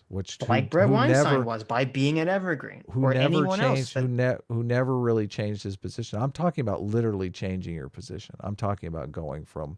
You're saying that will Vaush ever become a fucking diehard capitalist? Is that what are you saying? Well, a pro-capitalist lefty would be great. I mean, he actually sort of is. If we're judging already, him based on his ironically, behavior, he is a fucking pro-capitalist. Totally. Yes. We got a $20 super chat, so hopefully it's off topic. My super chats are frozen. I can't see them anymore. Audacity for $20. Thank you so much. He was able to charm her because she's looking for a new grift daddy. Oh, God. Oh, my God. I'm so glad you paid $20 to say that. Chaley Sama for $20 says, invite Yaron Brook, lads. What are you waiting for? Oh, yeah, we missed that one. Damn it. Who's Yaron Brook? Yaron Brook follows me on Twitter, and I did DM with him. I think Yaron Brook would definitely come on and talk to us. Sure. They also said, and S-Team is cool or whatever. Yeah, that's named at you. I like that, though. I do. Me too. It's a very, it's very like, A-Team's cool, I guess. Who's Yaron Brook, and what are we talking? What are you talking about with him? Yaron Brook is a Ayn Randian. Oh God. Yeah. Oh no. Oh, I did a Yaron Brook did a talk with Sargon that I e-fapped, and this really upset Rucka Ali. And he like e-fapped my e-fap, and I think his e-fap was like 12 hours long or something like that. But I ended up doing a live stream with Rucka, and obviously no hard feelings with him. But the Yaron Brook reached out to me after that about potentially doing a live stream. I have so many live stream invitations that I've never followed up on just because. Yeah, you forget about it. You get too many and you forget about them. Shit's going on. No, I remember them all. I want to talk. There's the one guy, I think it's Curry is his last name, and he's got a competing moral foundations theory that's basically, it's based on moral foundations theory, but he says the moral foundations are wrong, and he has better ones. People always send me his stuff to say, Jonathan Haidt's full of shit. Look, this guy totally debunks him. And I'm like, what? He totally agrees with Jonathan Haidt. So it's cool. Why is from you with who is the original Grift Daddy for Shu? I'm just curious. Audacity. I guess they're talking about Armor Skeptic. Armor Skeptic wasn't a grifter. Come on. No. Greg's a good guy. Yeah. We made fun of his beard one time, and I still feel guilty about it. But did we? I don't remember. Remember the thumbnail? I did like the huge like. Oh, that's right. He had some really awful. I forgot. We did one of his videos. One of his videos was really fucking bad. One of his videos was really bad. But what was it about? I totally forgot. My creative thumbnails have gotten me in trouble. Like they really destroyed my potential relationship with rationality rules, and so I've learned you got to be super careful. These people on the internet, big fucking babies. So you got to be. Was it the PragerU video? Maybe. Yeah, it might be PragerU. I don't remember which one it was. Don't go back. I just remember he like equated it to, he like started equating it to some dumb shit. And we're like, what are you doing, Greg? Stop. It completely triggered you, I know. It did. Nathan's going to clip that sidetrack out just because it got heated. You're like, oh my God. In the clip, the whole time they're going to be, this is so fucking boring. Why are we talking about this? Oh, by the way, I'm wrong. You're doing a total Vaush rhetorical trick here. You're trying to see, Vaush, I literally. This is a Vaush. I like that. I literally looked it up and said, oh, actually, I guess technically you're correct because I looked up the definition of the word. I know you outed yourself. According to the official definition, you had to be a charisma, specifically relies on charm, which I never thought of it in my head of being that way. You outed yourself. I didn't have to tell you that information, Adam. I could have just fucking. That's true. I could have been Vaush, and I could have just moved on. But Vaush would have never outed himself. Yes. Vaush would have read would have made the definition up and read it aloud for everyone. That's right. How wrong That's right. I was. I could have searched the internet to find the one definition that didn't have the word charm in it. Just say, see, I'm right. But we're a team. We can't do that. Right. We're a team, man. Types of information that people present. Is that Now, am I don't have a charitable stellar to memory. Nazis? Am I charitable to Trump? Please tell me which people I'm charitable with.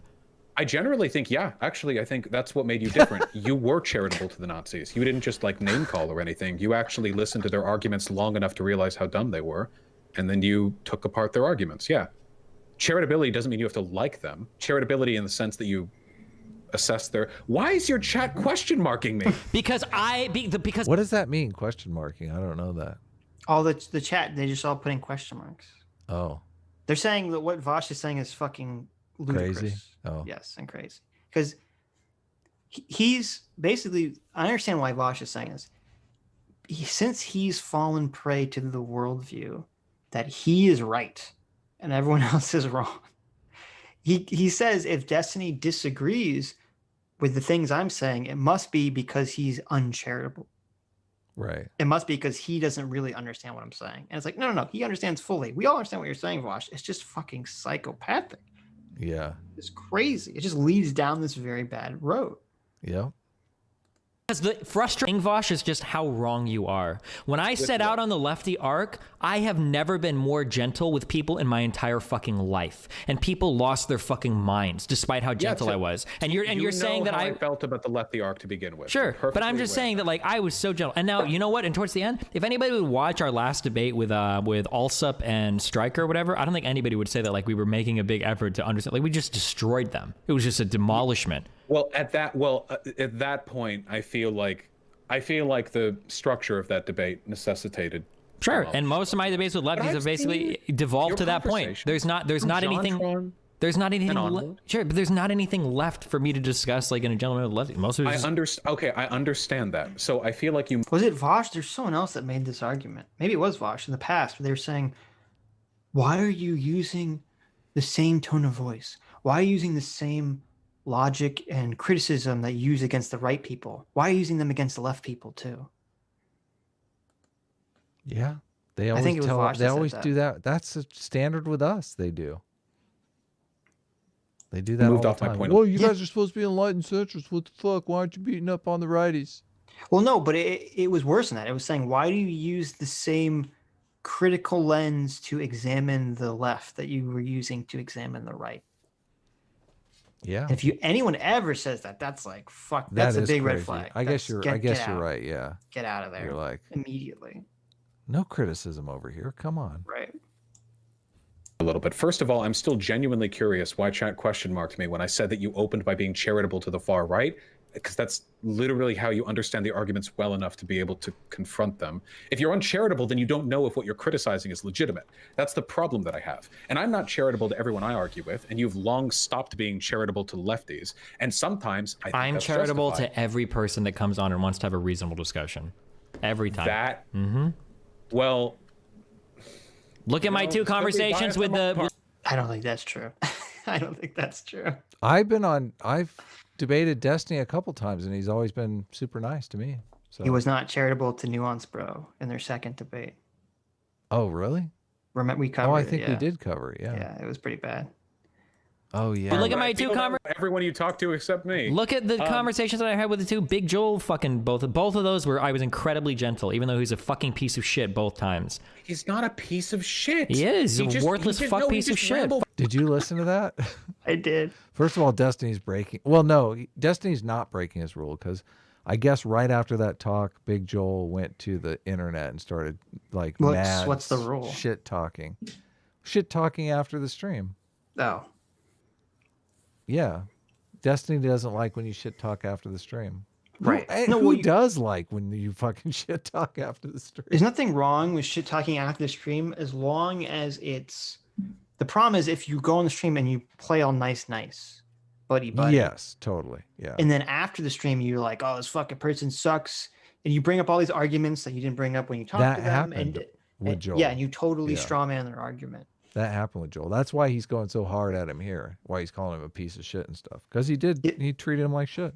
The context for those who haven't heard this, it's funny because I don't really like Big Joel very much. We've covered him a few times. I think we covered him a couple of times, but his conversation with Destiny made me think, wow, this guy's a fucking idiot. Because he was basically arguing with Destiny saying, Big Joel's position was, I would never kill anyone over property. Ever. Yes. Yeah. And that it was immoral basically to do so. Yeah, to ever kill anyone over property. Now, obviously, there'd be some edge cases like, life-saving medicine or something. But he was saying generally, you shouldn't kill people over property.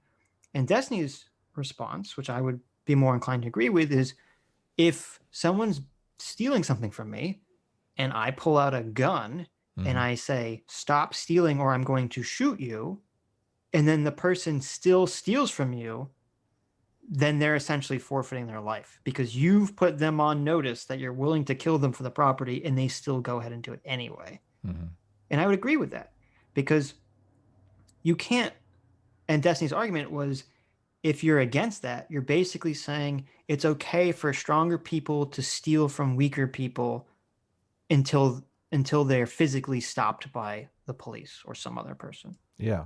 Because you can't kill them. He's taking killing off the table as a deterrent. Right. Yeah, which I and that's really the way it should be conceptualized, is that killing someone is the deterrent. Yep. Sure. I agree. If someone's stealing something from you, like maybe like if someone's breaking in your car and you're not in your car, I think you can make the immoral argument, and I wouldn't do this. I think it could be wrong to just go over and shoot that person in the back of the head. Just murder them. I think you should say, get the fuck away from my car.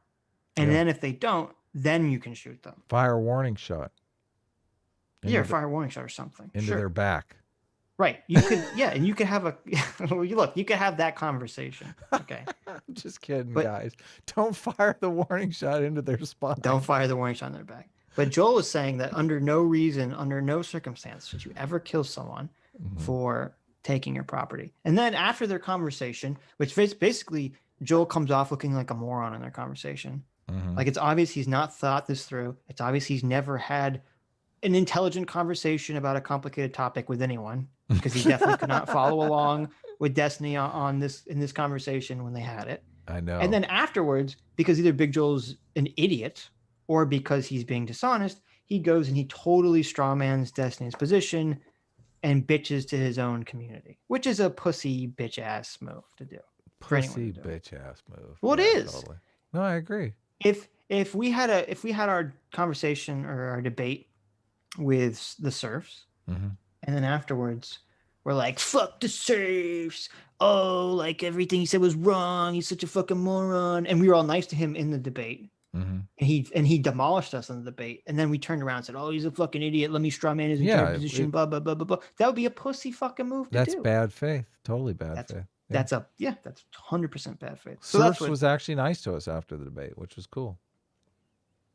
Of course, I had to I told him he was going to be mean, and I accused him of that ahead of time. That's right. You forced his hand. Kind of headed off at the pass, but now we know if Big Joel ever comes on, we have to do the same thing. Just accuse him of calling you racist to prevent him from calling you racist in the future. Yes. We got to precog him, man. That's what we do. That's the big brain. What we do That's around the 10D here. chess move right there. We prevent crime before it happens. The big takeaway that I had from that is, man, stick to edited videos, dude. You are not good on live streams. Yeah, but that's most people. I mean, know, if you don't, talking to someone on a live stream is a skill that must be acquired cultivated, skill. Yeah. Right? Yeah. I mean, I'm sure there's some people that could just, pick it up. They're like, oh, I'm a great conversationalist. I could just talk, blah, blah, blah, blah, blah. But most people, it's something you have to learn. Totally. And being a YouTuber who does only primarily edited content and then switching to that is. Yeah. Though I do daunting, think, let's call it. If I'm not mistaken, I think Big Joel has a live stream that he does regularly with someone else. Really? Oh, okay. So maybe he was sucks. just knocked off his game because of Destiny. That can happen too. I tend to be apprehensive if I'm engaging with someone that I don't really know. it's very clear, and this is why I think Big Joel was being slimy in their conversation. Slimy. Ooh, the adjectives he's pulling out. It seems very, when I was listening to that conversation, and I don't know if you agree, it seemed very clear to me that Joel went in there with the intention of showing like, oh, Destiny, you're crazy. You're a psychopath for believing it's right to kill someone for property. That was his intention. But the way he says everything, is, I'm just trying to understand your position, Destiny. Yeah. And that's where I think the sliminess comes from, because he didn't really want to understand Destiny's argument. He wasn't confused by it. He wanted to dunk on him. How can you not realize that death is like such a strong deterrent? Well, you can, so but weird. you just say it's not. You can just say it's not worth it. Yeah, fucking nothing like being a rich elitist scumbag. Right. Destiny did a perfect job of like exposing all of that.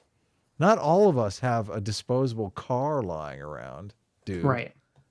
Yeah. Yeah, sure. If I have to provide for my family, yeah, exactly, or myself, and I need my car to get to my job, and if I lose my car or my car's disabled, I don't have the money to repair to replace it. Yeah. Fuck, of course you can kill someone over that. Of course. Yeah, exactly. Just these weird people. Oh, it's so bizarre. Fuck him. On Twitter. That doesn't make a person. This is what I mean. It doesn't make a person a piece of shit to ramble post on Twitter afterwards. When you walk away on Twitter and you act like some fucking inbred, degenerate dipshit who couldn't understand a single thing I said, but you didn't have the fucking gall to say anything when you were talking to me, that makes you a subhuman piece of shit to me. Fuck you. Okay, so let's pull back on a couple of the adjectives there, okay? Which ones? What he actually... I do like that. So Joel did this, what I would consider very cowardly and dishonest behavior. And then Vaush is like, he's just ramble posting. That's his aesthetic. He just ramble posts. It's like, what the fuck does that mean? Why does your aesthetic... He gives so much weight to people's aesthetic. Like, if your aesthetic is to be immoral or shitty, then it's acceptable. It's like, what the fuck are you talking about? Yeah. It's bad news. What he did is he ramble posts. He posts like a drunken person talking. No, and then So don't fucking do that. Yeah. What the fuck are you talking about? Yeah. Well, it's okay if you run over a family of 4 and you're drunk, Sitch. That makes all the difference in the world. Don't you understand? This isn't like if Big Joel thought he got blown the fuck out in a debate. So he gets drunk and then rambles to his friends. Like, okay, whatever. He's just blowing off steam. He didn't do that. He went on his very public platform to his very public audience and straw man the fuck out of another person's position to make them look immoral. It's called reputation destruction. It's the chief move of the female conflict resolution. I'm sorry. Are you calling Big Joel a female? Is that it's fucking. It's soy as fuck. But I mean, hiding something under those big sweaters he wears. You've read Why Gender Matters, right? Yes. Like this happens in chimpanzees. Female chimpanzees ramble post. That's true. Male chimpanzees don't. And maybe that's why it also seems really bad for Big Joel to do it on a emotional level, because you're like, this is so unmasculine. Yes, this it is. is. Such, It totally non-male behavior. Yes. Reputation destruction. Right. Destiny's a floozy. You don't want to date him. I guess it shouldn't surprise anyone that Big Joel isn't the advocate for masculine behavior, but. Well, that's okay. He trivialized the fuck out of all of my positions. He initiated that, and then he came on to you, and he talked with you, and you debated better than him, of course, because you're good at that, and he doesn't do that. And then he went off, and clearly he wasn't happy with how it went, or he just pontificated afterwards. What he did was essentially the Twitter equivalent of ending a call. If you're ever in this situation, guys, usually it's funny, your gut intuition about these interactions is, oh my God, I fucked up. This was terrible. I made the biggest mistake of my life. I've had that gut intuition before, and every single time when I listen back, I'm like, oh wow, this is not that bad at all. Right. So I think a lot of people might make the mistake, they don't have time to listen back. They have that feeling that they totally fucked up. So they go immediately to Twitter and they make it 10 times worse. So just take a breath, take a deep breath. You've been on a live stream, you feel like you stuck your foot in your mouth. Take a deep breath. listen back. A lot of times it's not as bad as you remember it, because you have those weird feelings when you're actually involved in something. And when you listen back from some impartial, as some impartial third party, you're like, this was nothing, no big deal, laugh it off. Yeah. Mm-hmm.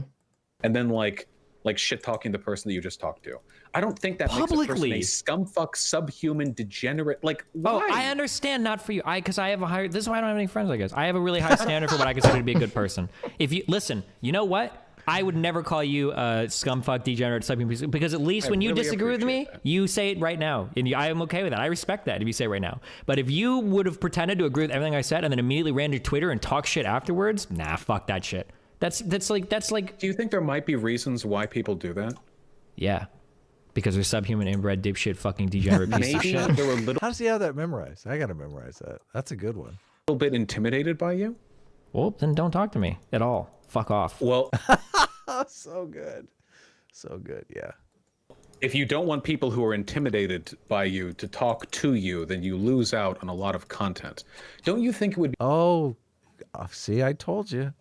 What is Vaush interested in? He's not a subhuman, degenerate piece of shit. He's just a fucking pussy. He's just a coward. This is Vaush. This is Vaush doing his charming thing. I'm telling you.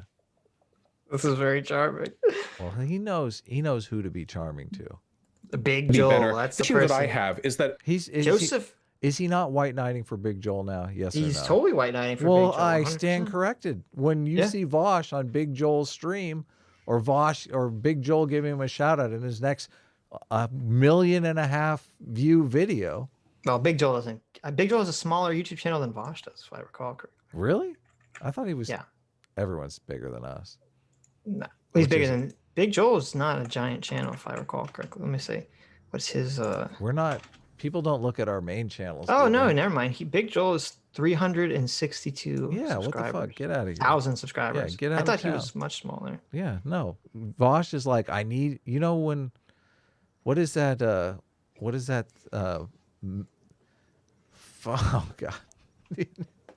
The analogy. You know the kids that come together and form like the big monster robot. Vaush is The Power Rangers? The Power Rangers. There we go. Voltron? Yes. Vaush is like, he's looking for his other Power Rangers. He's like, Big I Joel see. can be the hand. There Like, you go. Philosophy Tube can be the other arm. Come on, Right, socialist right. mechs. No, that does make some Destiny sense, yes. does not have any Power Ranger aspirations whatsoever. No. Vaush definitely has. Of course, Vaush is going to be the head, right? Which Power Of Ranger? course. Which Power Ranger is the head?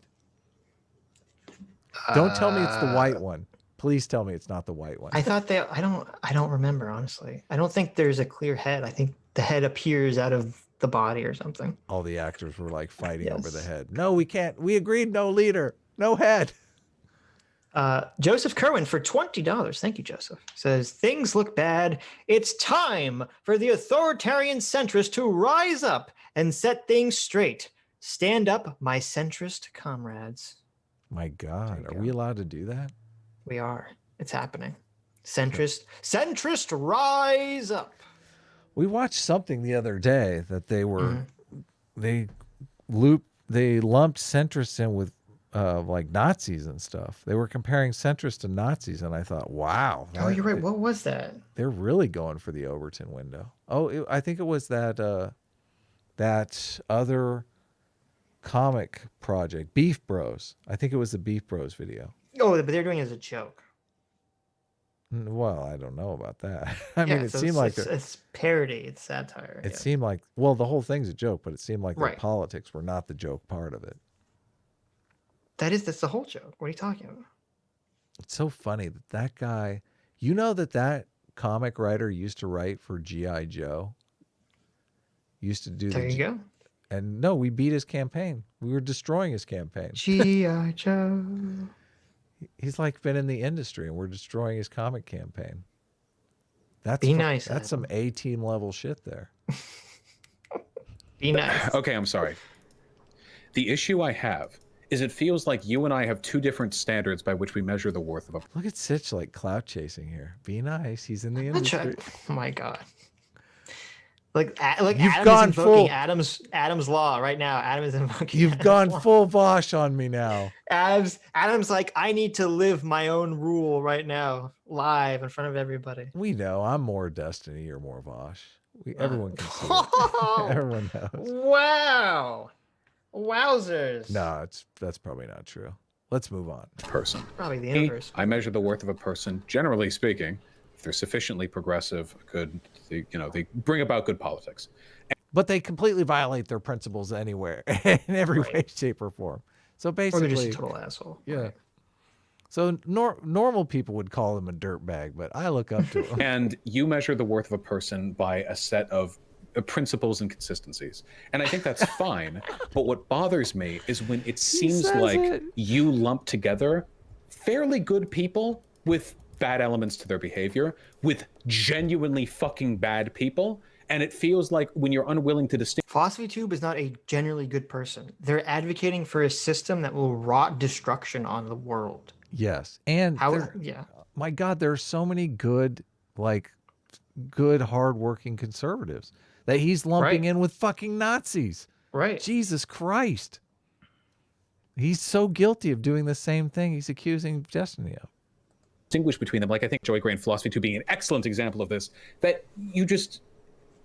you distort the perception of these people in the minds of your audience. Good. I saw that I'm glad. video. I want that to happen. I think that You a want lot of the distortion? people. I thought you no, liked honesty. not distortion. Reality. I think that people get away with way too much irresponsible shit online, and I think way more people need to be called the fuck out for it. And I think it is disgusting. The level of misinformation. People can post videos to millions of subscribers, and it's just blatantly incorrect, and everybody's okay with it. That blows my fucking mind into smithereens. And God, I'm falling in love here. This is terrible.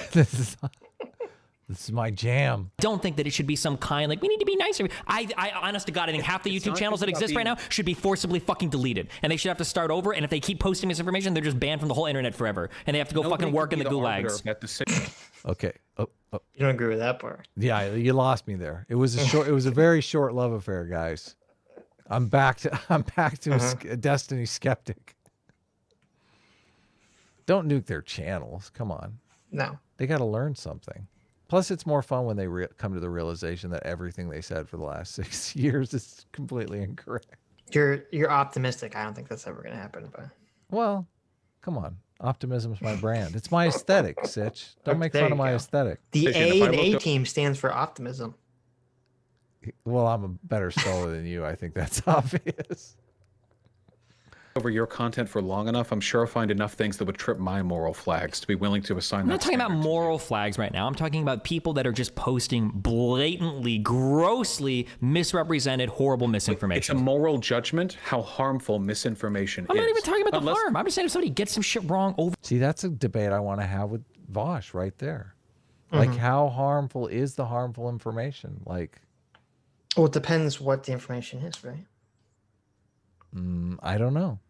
Do you believe in the butterfly effect? Can it be just a tiny little white lie that like changes the world into this totalitarian nightmare? Maybe. I guess we are experiencing a particularly high level of propaganda, aka lies and deception, all the time. Right. Now. Like state sanctioned and condoned by high level institutions. It's crazy. Mm-hmm. Yeah. Vaush seems to be totally cool with this. I'm not. I'm fighting against it. and over and over. It's my big issue. It's not even necessarily Okay, so the morality. wait. Do you think there's any difference then between people who post misinformation about COVID-19 and people who post misinformation about Super Smash Bros. Cheat codes that would allow you to play as Sonic in Melee? Obviously, we have to make moral judgments about what types of misinformation are worthy of condemnation. Sure, but the types of misinformation that I would want to be deleted wouldn't depend on just, only the misinformation that's bad, but the other misinformation can stay. Because the misinformation that stays rots us to the fucking core, and that's what makes the misinformation that's bad later on permissible. Do you think that the far right online and the online left engage in comparable degrees of misinformation? Absolutely. Wasn't that close to your argument for impeachment? What? Seems like it was. What was my argument for impeachment? The little bit of leeway on fake news leads to, well, with impeachment, it was like the little bit of unethical behavior in the president leads to the total collapse. That wasn't my argument. First of all, to be clear, we're talking about impeachment number 1. I do not Yes. support impeachment number 2. Yeah, we should. That was not my argument. That was your People argument. impeaching everyone these days. That was your argument. I was throwing your argument back in your face. The Okay, one you so that used wasn't against your the, argument? No, that was not Okay. my argument. Okay, good. Don't throw that argument back at me. Because you made that argument when we watched was it Texas or Florida? I don't remember. Either Texas or Florida's governor race, and one of the people had been caught in a corruption scandal. Yeah, it's the a slippery Democrat, slope argument. I don't know because if I they agree with it. they had given their child or a family member money or a job, or they did something unethical with their position of power. Laser him, kitty. Get him. I set the kitty cat up so it lasers you. Laser him. Laser. Get him right in the head. Melt his head off. My kitty works for me now. Whenever you get too testy, I always have the laser power. Absolutely at this point. And I fucking am embarrassed to say it. Yeah, 100% I believe so at this point, yes. What could move you off of that position? If I could talk to any bread tuber and I could just have a 2-minute conversation with them and feel like they understand like basic things like so here's something that would blow my fucking mind. It would blow my fucking mind. If I could ask a bread tuber, hey, what do you think might be an advantage to renting property from a landlord versus buying it? And I could have like a 5-minute conversation and they actually understood the pros and cons of the buying side and the pros and cons of the renting side. It would blow my fucking mind. I would legitimately be impressed. I think that they wouldn't. I feel like Joel, if you would. I don't think he would. I think he would flumble and I think he'd be like, and I don't think he would understand it all. Okay. Do you think if I talked to some people in BreadTube that I could procure that type of answer? Look, he's already setting up his live stream with Joel. Sitch. Look at what's happening here. Out of them? I think that you could massage their answer so that it's barely passable because you're being so charitable to them. Yes. Why do you think they might respond differently to you and me? No, they would respond similarly, but you would baby them into their crib and you would help put together. Yeah, you would slowly kind of. Oh, well, you mean this? I'm like, oh. That's what Sitch does for me every week. Thank God. Be hard on the left myself. I get in a lot of trouble. I'm not exactly friends with the online left. All I care about at the end of the day is trying to make sure. I don't know why your chat's like. I should stop responding to your chat. They're only going to do it more if I say that. I don't know how much, if they know how much shit that I get in with the online left, if they have any idea, but I've long since surpassed you in that regard because you don't debate lefties anymore because you're too busy angering them. But with regards to charitability, I don't baby these people. I think I'm not saying you baby. I'm saying that would be the reason why you could get another answer out of them. I think they're smarter than you give them credit for. Absolutely not. So, and you know what? I'm working on it now, and hopefully I'm done by Sargon's super mad that he missed this part. Yes. He's like, Wednesday. That's why I'm putting together this whole GME thing because I think I have never been so fucking black hole pilled on all alternative media. You're not even one of the worst offenders, but I think that after the GME thing, there are so many people that I can't listen to anybody ever online anymore. Like say anything. Even people like David Pacman and Sam Cedar contributed to misinformation. Horrible misinformation. Yeah. So wait, hold on. We had a lot of that back during the Iraq War as well. I remember that, or at least I remember my parents talking about that. And I know that sometimes these things have devastating social consequences. But do you think there might be a problem with your system if it's leading you to be blackpilled when essentially a bipartisan misinformation takes place? People on the right, everyone was wrong about this, except for a couple of select actors. Credit to them. Yeah, but the question is, why are people... Wait, did you catch what Vaush just said? yes. He said, is there a problem with your system if it's causing you to be blackpilled because everyone got something wrong? He's talking about the GameStop stock stuff. So he doesn't give a fuck about what is objectively true in that question. Because that's Destiny's position is. I found out the truth about the GameStop stock stuff. I found out that both the left and the right were completely fucking wrong in how they were reporting the story. And it's made me completely untrustworthy of everyone. Yeah. And Vaush's response to that is, well, doesn't that mean that your system is faulty because you become sad about this? Like, what are you fucking talking about? Yeah. Everyone's That is lying a to me. total, yeah, that is a total giving up on I don't give a shit about what is true inherent in that question. Yeah, your position should be that even though the system is completely lying to you, that you're just okay with that. Right. Yeah. Right. People wrong about it. That's an interesting question. No, it's that not. isn't It's a answered by boring being question, black-pilled. and it's a super easy answer. No, it's no, it's not. It's so the spread easy. of misinformation and the spread separation is of such good an and bad easy answer. information The- is the most interesting question. It's not interesting. So boring. Yeah, this is the part that I really, it's like the guts of it. This is the most fascinating part for me. Like on the misinformation stuff. answer is that we have our ideological drives. We look for the information that supports that, and then that's the information we pass on. Jonathan Haidt, right there. I'm like, did Destiny read Righteous Mind? I feel like that's a pretty good summary of the Righteous Mind right there. It's as simple as David that. Pac-Man isn't even a populist, but It doesn't matter. He probably has a certain ideology that corporations and stock markets and exchanges and brokerages are all bad because they're evil corporations. He probably passes it on without being too critical of it. 100%. Really? Yeah. Who wouldn't you be willing to sell out in this conversation? Oh my God, he called him a sellout. Holy shit. Well, I think Deep. it's, you know, yeah, David Pacman is not a socialist to my knowledge. He's not super woke. So he gets a pass on a lot of things because he's not as crazy. But I have noticed a behavior in Dave Pacman that I do not like, which is that when he gets something wrong, a lot of the times it seems like he makes a bunch of excuses like everyone else. He doesn't just say, oh, I was wrong about this, you know, XYZ. He's like, well, you know, they're saying I'm wrong, but actually, you know, he tries to turn himself on the pretzels to kind of hand wave away whatever the complaint is. Yeah. Not a good move. No. Pac is a pretty smart guy. I've talked with him, and of the liberals that I have spoken to, I hold him in high regard. Sure. I think that because I think that generally I think he gets things right. But I think that he also has like his ideological biases that he falls into that he'll report over fact if it. We all do.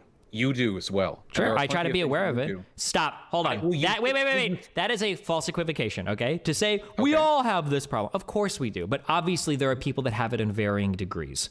Of course. So I'm never going to be able to move you on this. I think that The difference here that Vaush is hiding, I guess, with his rhetoric is that, yes, every human being alive is a human being and thus is flawed and thus is a slave in some regards to their perceptions and their emotions and their ideology and blah, blah, blah. We all know this. Everyone fucking knows this. Tiny babies know this. The question is, what are you going to do about it? Are you going to try to fight against it? Are you going to try to be vigilant about this? Are you going to try to have free will? Are you going to try to seize the elephant and become the rider who actually controls what direction you're going? Because that's what we're advocating for. Calm that elephant. Right. Vaush is saying, well, fuck it. Everyone does it. So just fuck it. Yeah. Just give in like everyone else does. Yeah. Be the elephant. It's so much easier. It's the siren call. Come, join us, be an elephant. It's just so much easier, so much less work. Vaush doesn't even know of the elephant rider metaphor at all. Vaush thinks that people act rash. Like he still lives in the old paradigm where people are just, what is it? Does he? I don't know. I don't know if he does. Homo economicus, where he just thinks people are rational actors maximizing their economic activity. No, I think he does. Yeah. Well, first of all, Destiny just laid out that people are, like he laid out Jonathan Haidt's philosophy right there, that people have a moral intuition and they go with it. They go to the internet to find evidence to confirm that moral intuition, and we're done. Home free. Destiny is obviously consciously fighting against that because he believes so much in truth. Right. I mean, Vaush doesn't fight against that, but that's a video for Vaush that day. It's like, oh, of course. That is how he operates. Well, that's how. We can't fight it if you're operating that way, unconsciously. That's why you don't even know it. Right, and that's why Destiny became a liberal, or being on the left, though not a leftist, was because he used to be conservative. and he realized that his side was just hypocrites. Not all. And they were but... using all his arguments in a very hypocritical fashion, and it made him pop out of his bubble and re-examine his principles. The tribalists do everyone a disservice because they're the ones that are going to use the dirty tactics that really repulse everybody, which we shouldn't be doing.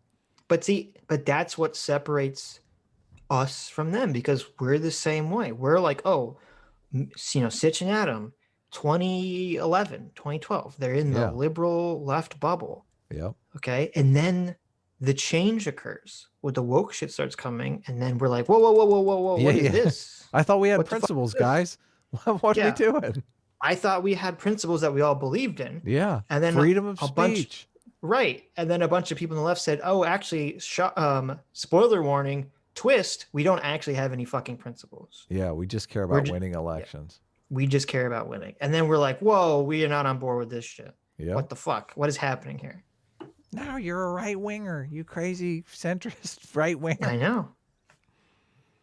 So lefty black spite pit is worse misinformation wise, or it betrays more of a character flaw on your part than anything that you're going to find from Deepak or Sam Cedar, but probably not as bad as what you're going to see from like the stock Deepak is literally made like, he's like fucking pro circumcision, okay? Like Jesus Christ. Like I think that there are some ideological pitfalls that are worth like being critical of, okay? Isn't he Jewish? I mean, that's kind of part of the... If you were a Muslim from Africa, is it okay to be pro female genital mutilation? I'm not saying it's okay. I'm oh my God, the fucking weasel! You do it so much. I'm not saying it's okay. I was just providing a justification. Destiny coming out anti-circumcision. It's just funny because, like, Vaush does all of these gotchas. Like, this is an attempted gotcha. He's basically trying to say, "Oh, look, you're anti-Semitic because he's Jewish and you shouldn't be like messing with his religion." And then all of a sudden Destiny just immediately flips him around on it. He's like, oh my God, I'm anti-Muslim now. Shit. My own argument used against me. For it. Okay, what's the next part you want to talk about? How is that a weasel? Okay. The way that I can explain it to you how it's a weasel, okay? You've sure, done this. Sure. This is a rhetorical trick you do over and over and over again. So what you do is I bring up a thing and you're like, oh, well, can't that justification for that be this and this? And I go like, okay. When you justify something like that, the impression that you leave in a listener's mind is that you're saying that it's an okay thing. This is what I mean by the uncharitability. Oh my God. I know that it's not about uncharitability. I'm just telling you how you sell an argument. I understand where you're coming from in this because I recognize that that is the sort of thing that people could do intentionally to procure some kind of effect. I just said it because I was asking if he was Jewish. But you were very defensive in your response, which makes me feel like you're being uncharitable to me. This is okay. This is going to sound patronizing. I understand. Something that I realized in this conversation with you, I thought that you would like put a lot of explicit work into like improving your rhetoric, or whatever. But I think a lot of it is actually just like a byproduct of your conversation. You don't actually explicitly think about your rhetoric at all. You're just effective at it as like a byproduct of what you do. But you don't realize a lot of the things that you do sometimes. It's just you. I'm not gonna say you're lucky, but like you do things that are incredibly rhetorically effective. You don't actually realize you're doing them, which is surprising. Natural instinct. Yeah, I thought it was a much more like conscious choice, that like more deliberate in terms of how you do it. There are things that I do consciously, but I haven't been trying to. Sure, but a lot of the things that have been like quote unquote. This was a big Trump question, whether or not Trump was the master persuader or just continually lucky. Well, I think this also is. I think in a lot of circumstances, it's not either or. I think if you start by learning what's effective, it becomes second nature to go in those directions. Yeah. Like this is why when I talked about it's very fun. It's very funny to watch Ben Shapiro interview someone that he doesn't agree with, but he can't go hard against because he like basically becomes a pushover. We saw this when he was talking to Tucker Carlson and Andrew Yang and I think it was Brett Weinstein and some other people. It's because he only has like those two modes. He can't like push back effectively without being, the facts over feelings destructor. And I would argue the same thing with Vaush or Trump or anyone. That if you learn rhetorical strategies that are effective, which I don't think anyone learns through debating. They learn because they're effective at controlling people in their personal lives. Oh my God. And they just become second nature. That's so sadistic. But it's true. And That's I don't so even mean bad. sadistically. This is how humans operate. They learn. So bad. It's like a little child. You're If a little basically saying- child. He's basically saying You learn it by manipulating people in your personal life, which is do you disagree? Horrendous. But that's true. I mean, there's no one that I interact with that I would think of myself as manipulating. Yeah, but you don't like to think about it that way. Oh my God. You're not. Are you manipulating me, Sitch? Please tell me you're not. Okay, so here's a perfect example. I wouldn't consider, you could argue, you can quibble about whether it's considered manipulation, but you gave an example of your wife's behavior. You get triggered about something, and then she's like, oh my God, she's manipulating me. Yeah, what'd she say? You're amygdala, you're going full amygdala response right now, right? Right, yes. She says that because she's said it in the past, and it's proven an effective strategy at changing your behavior. Yeah, but it's not manipulation because she's working with me. Right. And that's what you want from your partner. Yeah. But I'm saying it's the same principle. Well, manipulation. That's what manipulation cooperation is. It's more right. like it. The difference between manipulation and cooperation, under the way you're not a willing defining participant. This. Yeah. Yes, is that that the manipulation is actually hurting you, or you're unwilling. Yeah. You don't want the change, right? Correct. But that's how this.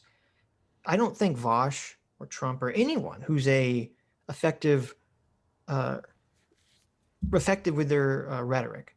Mm-hmm. People don't generally sit down and say, I'm terrible at speaking and convincing people. Let me read this book and it's going to teach me how to convince people. Now, I'm sure that happens. That's very rare cases. Totally. You learn doing it.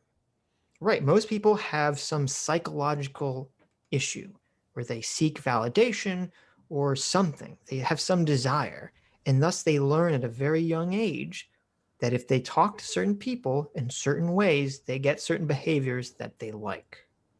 And it just grows and grows and grows from then on. Yeah.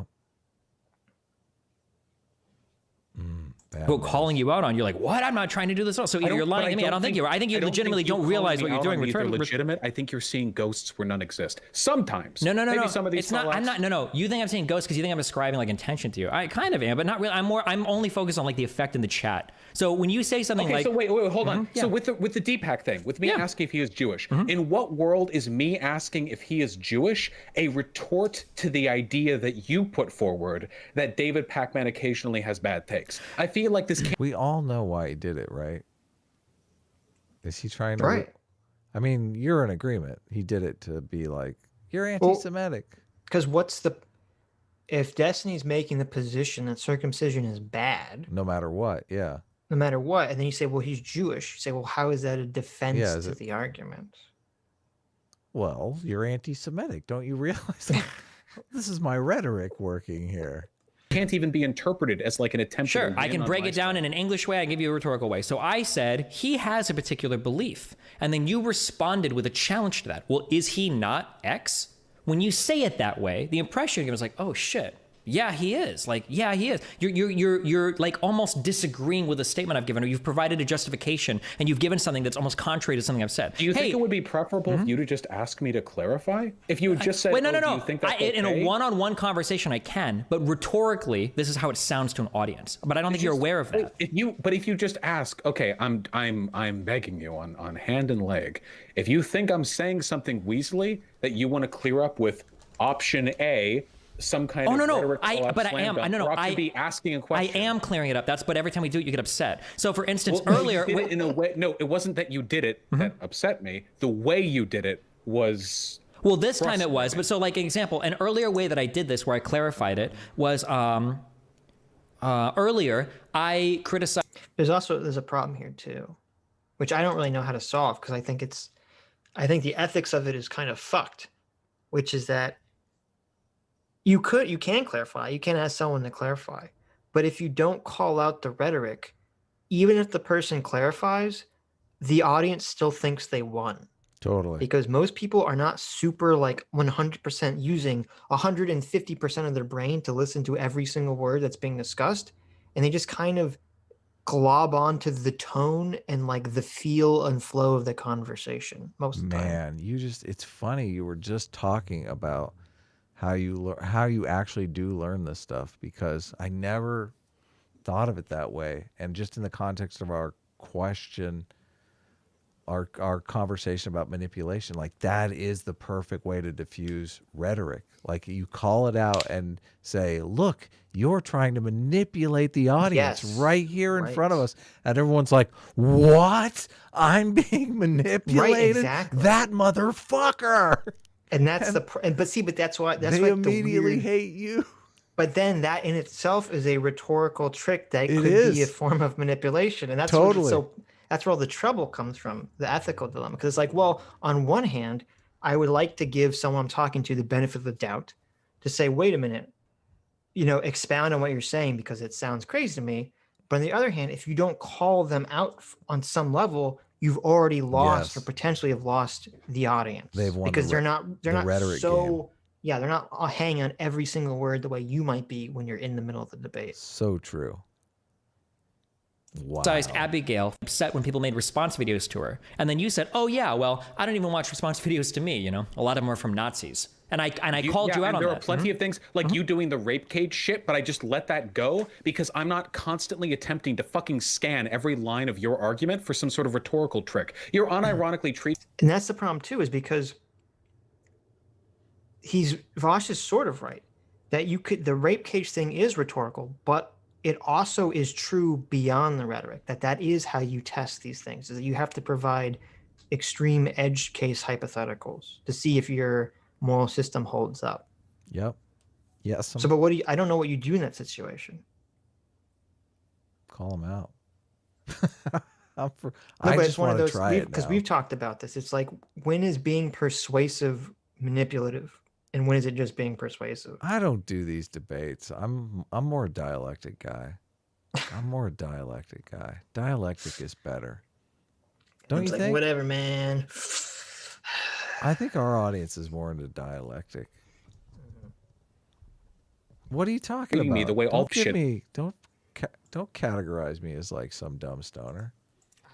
God, I'm fiending for some weed though. Yeah.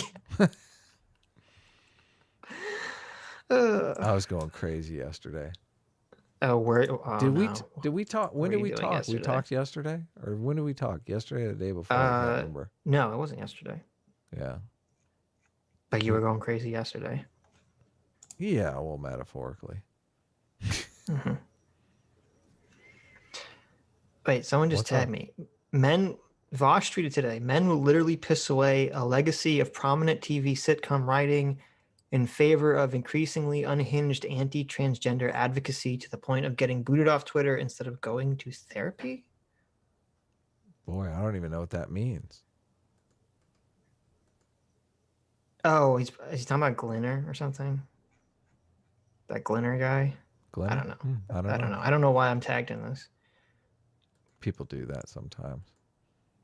Who used to accuse you of debate tactics treated you. Nope, not at all. The rape cage thing was because the rape cage thing that I'm giving you is because after talking to you for so long, you're giving me this moral position that I still don't believe you really think this way. I can't believe. I know you don't. Even though you asked for 2 hours and I was consistent on every single point, you still don't believe me because you never wanted to. Because the problem. No, because I think what's happening. He did it again. He doubled down. He said, "I've been consistent on every single point."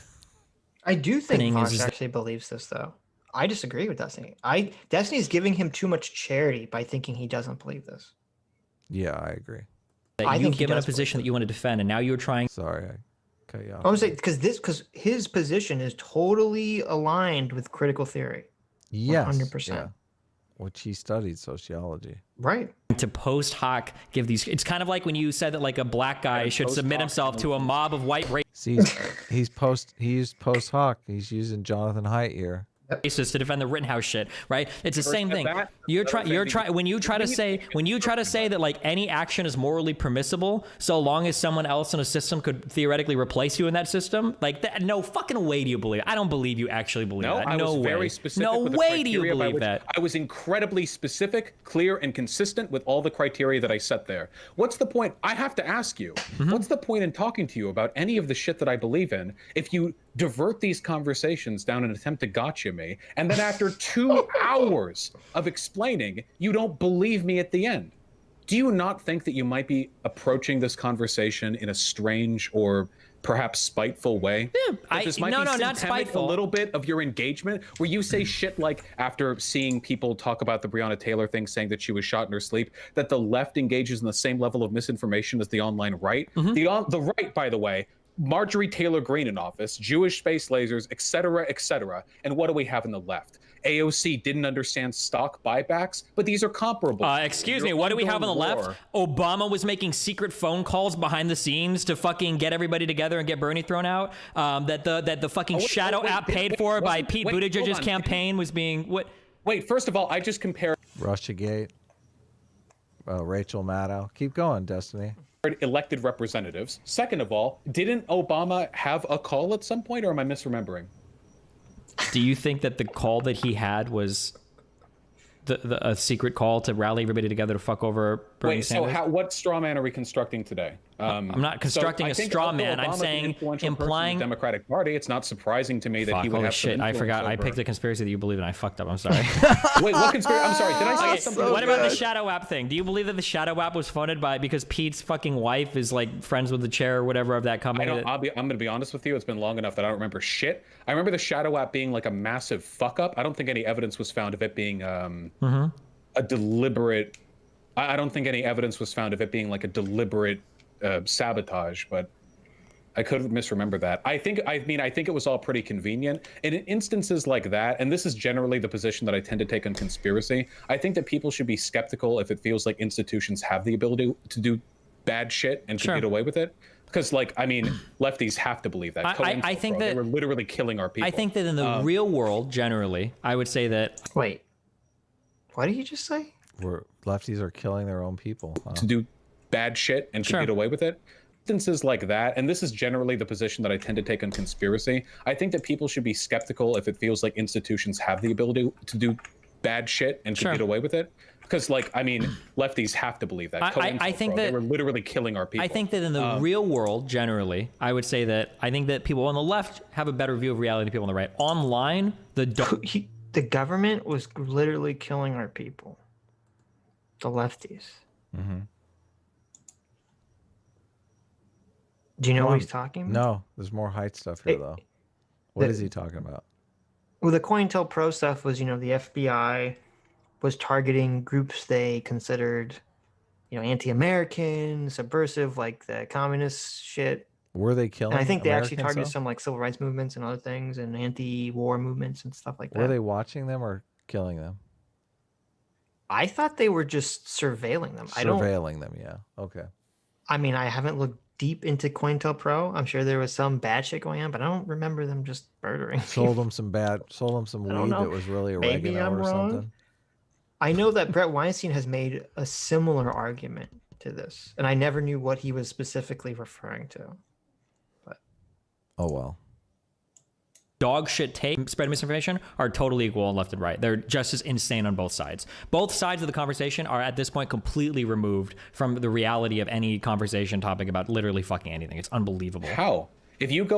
See, I love this. This is great. Destiny gets it. He totally gets it. Enlightened centrist position here. On all the bread tubers right now, they're usually talking about their videos. They talk about social issues and economic inequality. If you go to the big right-leaning YouTubers, they're talking about Jews eating baby blood. Yeah, you see this on. I've noticed this. This is a big thing on Ben Shapiro now. They have the eating babies. The Jews segment. eating baby blood. Yeah.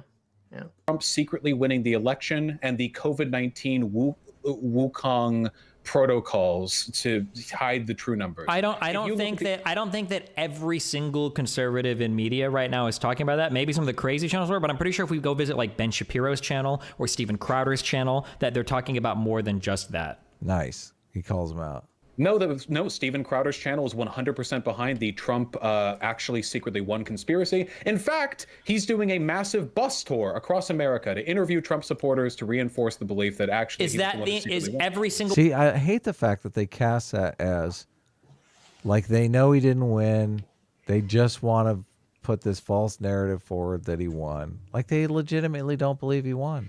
What the fuck? Oh, I found something really dark about all that shit. Really? It completely made me lose motivation to look into this further. Oh, really? So because I was looking up the claim that, Trump never had his day in court, or specifically that the fraudulent election claims never got their day in court. Right. And so I was looking through a lot of the cases, and the thing that I guess really bothered me or made me lose all motivation on this is that almost every single case that was brought to a court, the claim was not built around whether the votes were fraudulent or not. Mm-hmm. The claim was about some procedural thing about, the state did something wrong with these people shouldn't have been allowed to vote, or the voting was unconstitutional. Almost none of the cases, there's 2, I think, out of 60 that I found, where the case was actually people were fraudulent because X. These votes were fraudulent because X. The overwhelming amount of these cases were all procedural. They weren't about fraud claims whatsoever. They were about the Republicans or the categorizing this Democrats as if changed a procedure illegally. Right. That's generally the claim in all these cases. Right. Well, or not even Democrats, because the big case in I think Pennsylvania was Republicans had changed the law. Well, to do this. First of all, the argument is that the procedural changes allowed mail-in voting in mass, and that mail-in voting you can't check the fraudulent nature of as soon as the ballot is separated from the envelope, and that happens immediately. The specific claim that has been made to me several times, including by Sargon when we talked about this, was that we never could find out whether there were fraudulent votes because the courts would throw out the cases. Mm-hmm. But that's irrelevant because 99% of the cases were not about that. Well, they were no, about it's these true, procedural claims. It's true, It's though. not, but it's not true. It's a non sequitur. Well, no, they threw out the case. No, but listen. Off over procedural grounds. That's true. Yes, the cases were thrown out for procedural reasons, but the cases themselves were about procedural claims. The cases were not on the fact of whether the votes were fraudulent or not, is what I'm saying. Right, yes. So it's totally irrelevant. And that's why, if you've noticed, even Scott Adams has taken the position that maybe our courts aren't the place to determine whether the votes were fraudulent or not. Right. I don't really listen to Scott Adams anymore. I know you don't listen to him anymore. He's an irrational artist. What am I? That's true. That's true. I got enough of that in my life. I just look in the mirror for my irrational artist takes.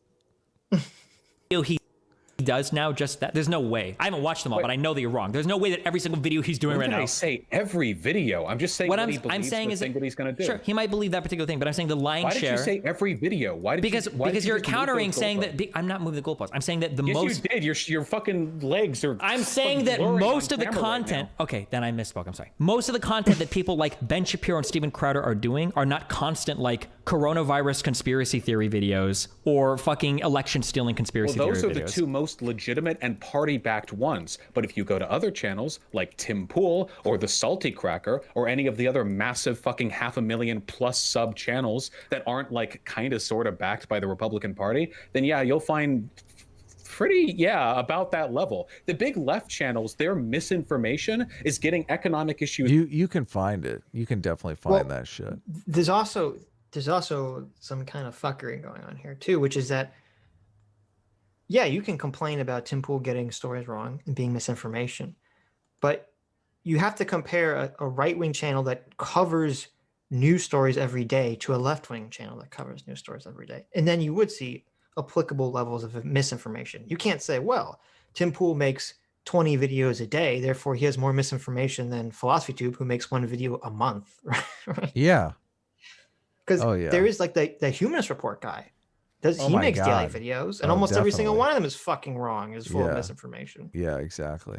And there's so many Kyle Kalinske videos. They're just so chock full of bullshit. Yeah, misinformation. Constantly. Young Turks.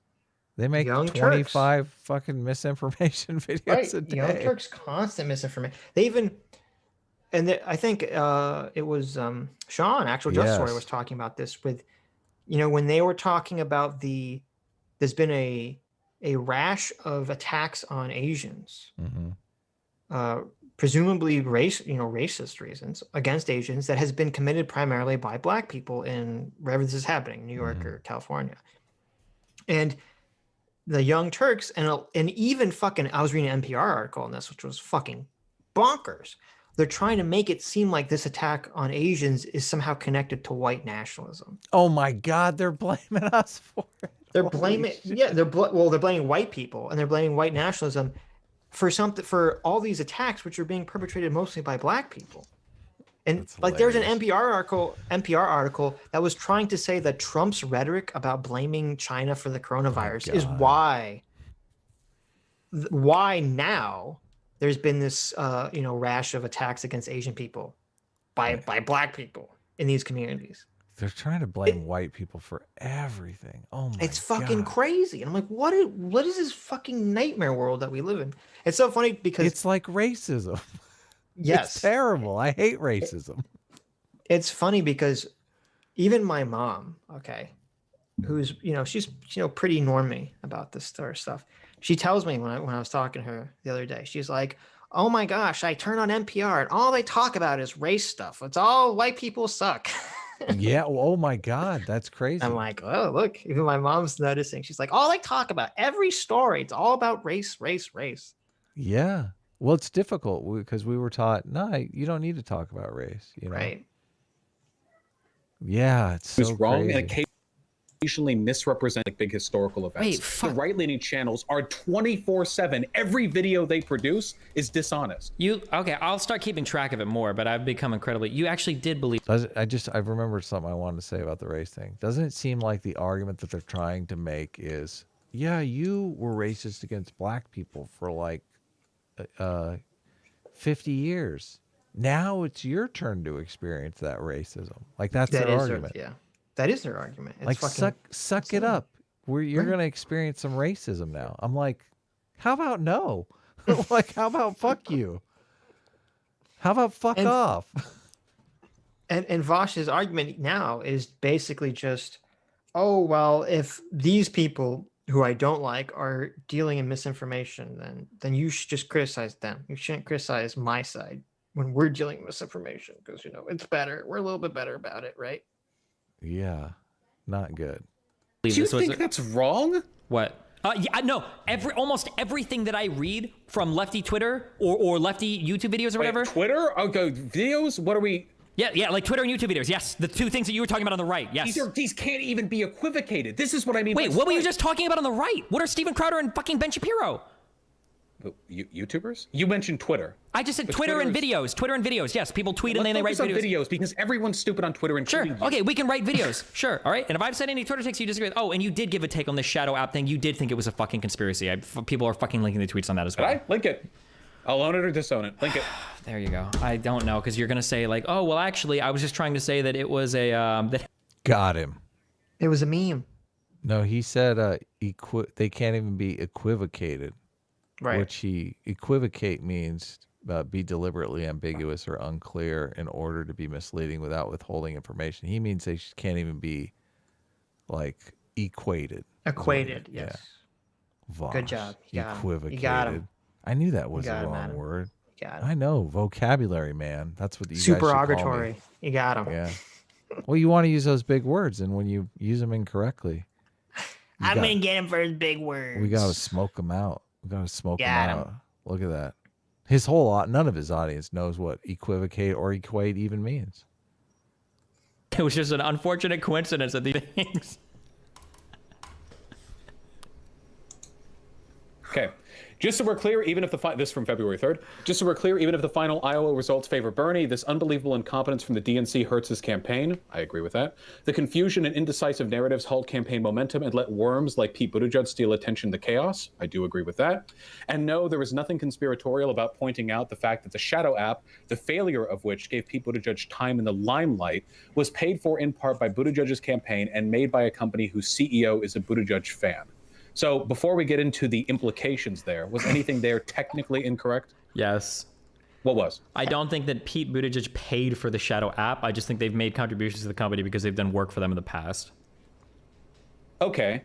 Okay, yeah, that is a meaningful difference. Yeah, okay, that's a pretty dumb tweet then. Okay, it's all right.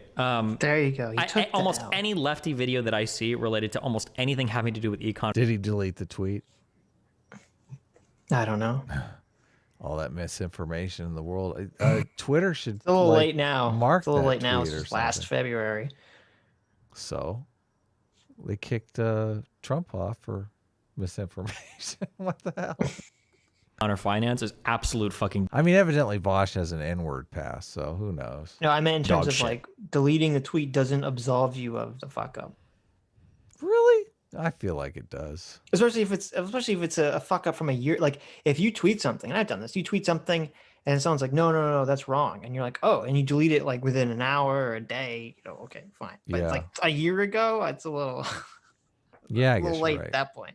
Yeah. After, did you see how many, it had like, Yeah, it that was tweet had huge. 1,000 likes. Yeah, a thousand likes. people out there with Yeah. confirmation bias going in Right. the opposite direction of truth. Yep. Is like published on the internet As opposed to the conservative videos about finance. that are also which absolute dog shit that should never be published on the internet. Okay, but like, if I look at... This is why you got to be zen about this shit, because we got dog shit being flung at us from both sides. Yep. Yeah. You got to be zen. It's the only way you can get through. You can sleep at night, for heaven's sake. philosophy Poor Sitch. This stuff gets him. tube. Mm-hmm. Like I'm sorry, this is like weird. I'm not even that big a philosophy tube fan. I'm a conference Find another fan. I channel, always have defend been. them. Maybe there's some good lefty channels out there I'm missing. Well, you wouldn't attack. I assume you're mostly What about us, Destiny? We're not fine lefty with channel. Contras. What do you mean? What do you mean? What do I mean? We're on lefty channels? Oh, we all know you're lefty, Sitch. There you go, guys. You're Adam not- says A-Team is the lefty You're team. How do not you guys feel about hiding that? anything. How do you feel You're about not that? hiding Adam it. says that we're a lefty channel. one and believes that we're A-Team is the late. No the one lefty believes. team. There No you one, go. everyone thinks that we're like liberals. First of all, liberals aren't masquerading- lefties. We've made this distinction, right, remember? totally. But everyone thinks we're lefties masquerading as centrists. No. Well, hold on. Everyone on the right believes we're lefties masquerading Well, as okay, but centrists. that's because Everyone on the left believes Right. we're alt-right Nazis right. But that's but masquerading that's like as centrists. Like we have the worst of both possible worlds. yes. Well, that's the true being the true enlightened centrist is the being getting the worst. Look, Yeah. it goes well with being a Jew, Adam. Okay. Yeah, We're I guess. Schrodinger's white people. Okay. Yes. The left hates us for being white, and the far right hates us for not being white. So it makes sense that would also apply to us politically. Sad. Very sad. Content, right? I think Yes, Contra's Contra is a queen, but she doesn't count as lefty. You don't get to own her. She's our own beautiful butterfly. Okay, all right. That's some no true Scotsman shit, but okay, fine. So if we take a look at the past, Contra used to be good, but now she's terrible based on Yeah. her last awful video. I'm just assuming No. Destiny hasn't watched it. Although maybe Destiny agrees with her. He did watch it, and he gave. Destiny does this thing where he's like, "I'm gonna review a video," and he watches it and he responds like every 20 minutes while he's playing a video game. Yeah, we should do that. That's the way to Not even roll. paying attention. Yeah. What is it? Why Yeah, are we there you pausing go. all this? Going for know. 9 hours and shit. Terrible. It's like we're But, evil or something. I don't know where Contra is now. I know 3 or 4 years ago, Mm-hmm. Contra said in a debate, which I have a clip of, Mm-hmm. or not a debate, a live stream, where she is talking to a bunch of communists and says, "I'm not a communist. I'm a liberal."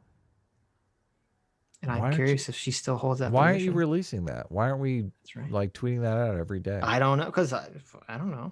I don't know if she's changed her mind. That's the only thing I'm curious about. Is she still liberal or not? I'm assuming yes.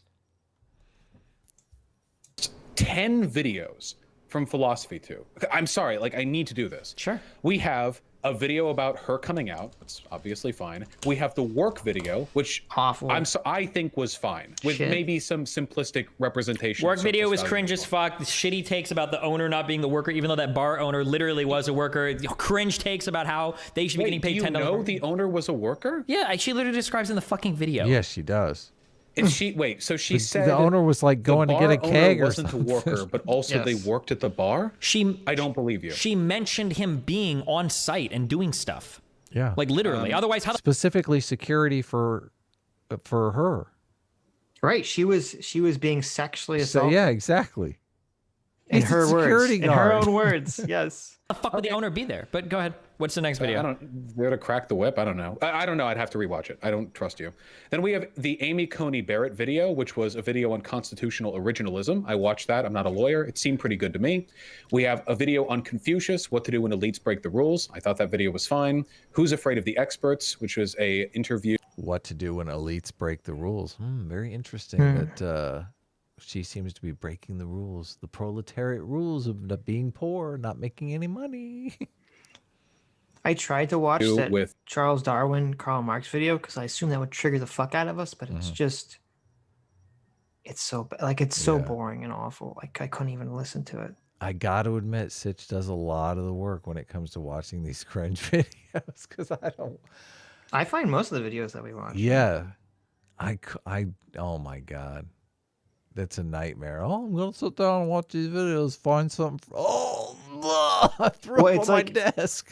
It's interesting because I think in that Charles Darwin video, like most of the video is him, or I'm sorry, her. It was him at the time, but it's her. I know. now. This is so tricky. It's very My confusing. brain is fucking. Yes. It's in the philosophy video, tube. it's a her. It's philosophy internally.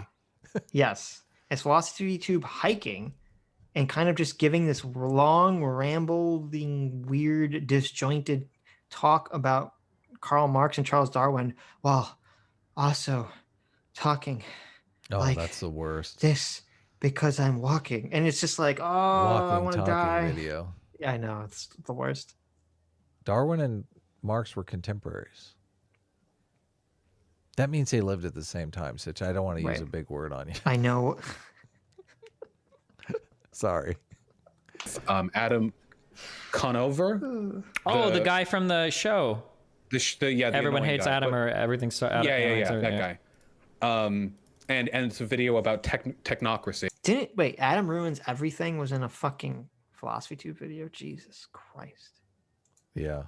Wasn't he what God, was it? we're losers. He had some awful fucking take. Do you guys remember On what Joe it was? Rogan. Oh, was that him on Joe Rogan that had the I believe so. he was yeah. making the platonic form for men and women argument, right? Yeah, I think that's what it was. Yeah. Where he was like, Joe, define a man for me. You can't define a man for me, therefore they don't exist. Yes. The clip was huge because Joe Rogan just schooled him, was totally schooling him. Well, I don't think Joe schooled him. I just think it's on its face. Most people recognize, even if they don't know why, they recognize it's such an absurd argument to make. Yes. Yeah. To say, hey, if you can't give me the exact criteria of what it means to be a man, and this criteria applies to every living man, therefore that category doesn't exist. Yeah. Is batshit crazy. God, I was watching, I can't remember what I was watching or listening to a podcast or something, and the woman was talking about how patently ridiculous that stuff has to seem to every single woman who grew up with brothers, which has to be like a lot of women. Right. Because as soon as they hit puberty, they realize like they're smoking them in various physical activities until they hit a point, and all of a sudden the brothers just fucking launch way past them. Right. And then people are on the news talking about, well, women are exactly the same. They're like, what? Every experience that I've had as a child rebels against this idea. The Butter Anvil for $2 says, Adam was arguing sports were made by men for men. I mean, I don't know if I disagree with that part. But what? Sports were, I imagine, sports started as something by men for men, sure. Yeah, totally. Sure. I'm assuming Adam was arguing that for it was older men to oppressive. ogle younger men, like jumping around. Well, I don't know. The original I agree with Olympics that. in Greece, I think they performed naked. They did. I don't think it was so that older men could ogle younger men. Old lecherous men, yeah. Could ogle younger men. Didn't they have a huge gay culture in Greece? I believe they did. They had was it, how do you say the word, pedastry? Yeah. Yes, I don't know how prevalent that was in Greece, but yes, it existed for some, where the older men were supposed to teach the younger men the ways of fucking sex which is very disgusting. There's a Sam. Is it a Sambian tribe? I don't know. Where they? You want to talk about that one disgusting? No, I don't. Let's yes, not. Okay. Let's move on. No, but I was gonna say Bad stuff. Anyone, like any parent, will notice that there's definitely this is like, especially in Why Gender Matters. It's so apparent to people. Oh my God, I know that the average child has some sort of gendered behavior, gender preferences. Now, this doesn't mean that every gendered child is going to exhibit every boy is not going to exhibit every, masculine trait, and every girl is not going to exhibit every feminine trait. But on average, boys are going to have more masculine traits than feminine, and girls are going to have more feminine traits than masculine. And when they don't, they're generally more outcasts by the group. Yep. And that's not, and the issue here is that we as a society, and this used to be the left's position, I thought, the liberal position was, don't ostracize someone because they don't fit in. To the general, to whatever gender the norms, quote unquote, regular gender norms. Yes, they shouldn't be so fucking narrow that we're creating outcasts. Right. That was the liberal position, which I was 100% on board with. Me too. I was one of those outcasts. Of course, I'm on board with it. Don't say.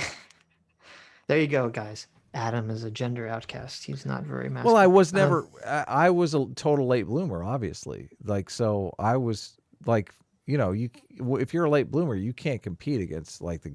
I see what you're saying. The kids that have already like gone through. Once the testosterone hits, they're fucking destroying you on the track. Right. Sure. Yeah. But no, and yeah, that should be the message. Is like, yes, if someone doesn't fit into some narrow or even broad category of gender, don't mock them for it, right? Just let people, mock them if they have a shitty personality. Don't mock them because they're not fitting into some gendered preference. Allow people to be whatever they want in that regard. Okay. Sure. But that has been corrupted now to say, well, that means that gender doesn't exist. Sex doesn't exist. It's all just a social construct. Woo, woo, woo, woo, woo, woo, woo, woo. And that's why we should make 3 million different genders. CT says, Adam was an art kid. Cut him a break. That's exactly right. I was totally an art kid too. Nerd. Look at this art nerd. I couldn't get attention on. I would have taken attention on the track. I would have totally loved it. I was fairly good at tennis. I would love to take attention. I don't mind sports at all. I'd love to. Attention is great wherever you can get it. Did you play sports growing up? I played tennis in high school, but not like I didn't get on the team. Tennis. I'll destroy you in tennis, you motherfucker. I played soccer all through elementary school, and how are you at racquetball? Hockey. I'm pretty good at racquetball. Athlete, okay. How are you at racquetball? I loved racquetball. I fucking loved racquetball. That was fun as fuck. Yeah. Okay. That's such his maniacal laugh. It is right there. Hey, I was an athlete. I mean, I'm lazy as shit now, but I was very athletic. I was gonna make a point before I can't remember what it was though. Mm-hmm. Let's continue. Everyone knows the story. I literally lost my teeth playing street hockey. Okay. It was something about the gender binary. It so escapes me, but yeah. Knowing the difference between it's okay, Adam. We won't judge you for being feminine. That's the whole point. That's what I just said. You can be whatever you want to be. Reading Why Gender Matters is so essential, and the fact that the left is just tossing all of that in the garbage is so. Oh no, I remember finally. Okay, it was about the Star Wars shit. It's like completely. First of all, they've never read Why Gender Matters, so they don't know that men and women are motivated by different things. It's actually against their ideology to believe that men and women are motivated by different shit. So them trying to make Star Wars appeal to women by women simply showing a woman doing masculine things completely misses everything that's going on. Right. Like everything that's happening. You can't just show women like they've experienced tom girls in their life, okay? Or tomboys in their life, right? Mm-hmm. They know these people exist. It's not going to make a huge number of them want to become tomboys. Right. There's a biological component to it that they're completely missing. Well, there's this. Anyway, I don't know if you've been watching WandaVision? hell no. I looked up how to block WandaVision on Twitter. Oh, that's just right. So I Because can't we're boycotting Disney now, right? I forgot. But yeah. Don't you have the principles? Hey, I don't you have principles. No. I forgot to get rid of Disney Plus. Oh, I canceled the last couple episodes have been so fucking terrible. Mm-hmm. Like, it started good and then it's become so terrible. But related to this, there's something that's weird that you'll notice in the show, is that any male that exhibits stereotypical masculine traits is bad. Yes. Yeah. And all the good males are demonstrating far more feminine traits. Yeah. It's Yes. very strange. It's super noticeable. They turn an action movie into a soap opera. You think? What do you think a lot of men watch soap operas? I'm just curious. No, I would hope not. Yeah, exactly. I mean, I don't hope no one watches soap operas. Soap operas are trash, tailored for old ladies. Okay, it's exactly what they tailor them for. I just want to say one other thing about in Why Gender Matters. He does a very good thing in the beginning of his book, where he says the reason you should care about gender and gender preferences and gender behavior isn't because you're a sexist who wants to lump people into categories. Yes. It's because you could have interactions with men and women that you completely misunderstand or misinterpret because you are a male and you think they're thinking of it the same way you, a male, is. Yes, totally. Yeah. That book makes you like 10 IQ points smarter easily. Yes. Yeah. Helps you in all your interactions. But this also makes these gender activists look like complete bozos, because every interaction you've had in your entire life tells you men and women are different. You got to be crazy to believe this stuff. Patriarchy, Adam. It's the patriarchy. Yeah, you need to rethink that one, feminists. You really need to go back to the drawing board on that one. Logic by Philosophy Tube, which is a big rhetorical breakdown of a speech given by Julius Caesar. You have Charles Darwin versus Karl Marx, which I haven't watched because it's an hour long, minute long. You have anti-Semitism, which I thought was pretty good. Are you just reading? Can I do this too? Can I read the next one? You have Beauty and Ugly Times by Philosophy Tube. I haven't watched that one. Okay, and then what's the next one? Artists and Fandoms, which was anti-parasocial relationship. I thought that was. And then you got one called Data. Oh my God. By Philosophy Tube. And then what's the next one? Well, I was just doing 10, but yes, we have the Data one. Okay. I don't remember being a big fan of that one. The Trouble with the Video Game Industry, that's an econ one, so that's probably one you wouldn't like. And I don't remember being very fond of it myself. Okay. Econ is Queer. I think that video is fine. Okay. HBO's Chernobyl and Personal Responsibility. I think that one was really great, actually. That's a really great one. Can I watch that? I don't have to do it now, but I'll do that later because I watched Chernobyl, and then man, this could be a good. Maybe, and you know what? Hey, maybe this will be a good video. I'll be like, oh, okay, I'll take it back. Abigail has at least one good video on her channel. Yeah, I really liked this one, Queer, and I really liked the Stephen Bannon one. The men abuse trauma one was really good. The abortion and Ben Shapiro one is so awful. That was on my list of potential videos for us to come back to at some point. Oh, really? Maybe we should. So awful. Maybe His argument is, should you be allowed to kidnap someone? If he says, if you're anti-abortion, that's the same as saying you should be allowed to kidnap someone and harvest their organ against their will to save someone else. Ooh, that's a kind of a stretch. And it's like, what the fuck are you talking? Like, it's so yeah. We don't want to bizarre. dive. We don't want to dive into abortion. Come on. Well, it's just interesting as someone who's pro-choice. He's making like the worst fucking pro-choice argument I've ever heard. Who? Or really, he's making an anti-pro-life Ben Shapiro's argument. not pro-choice. What are you talking about? No, I'm saying at me being pro-choice and I assume being pro-choice.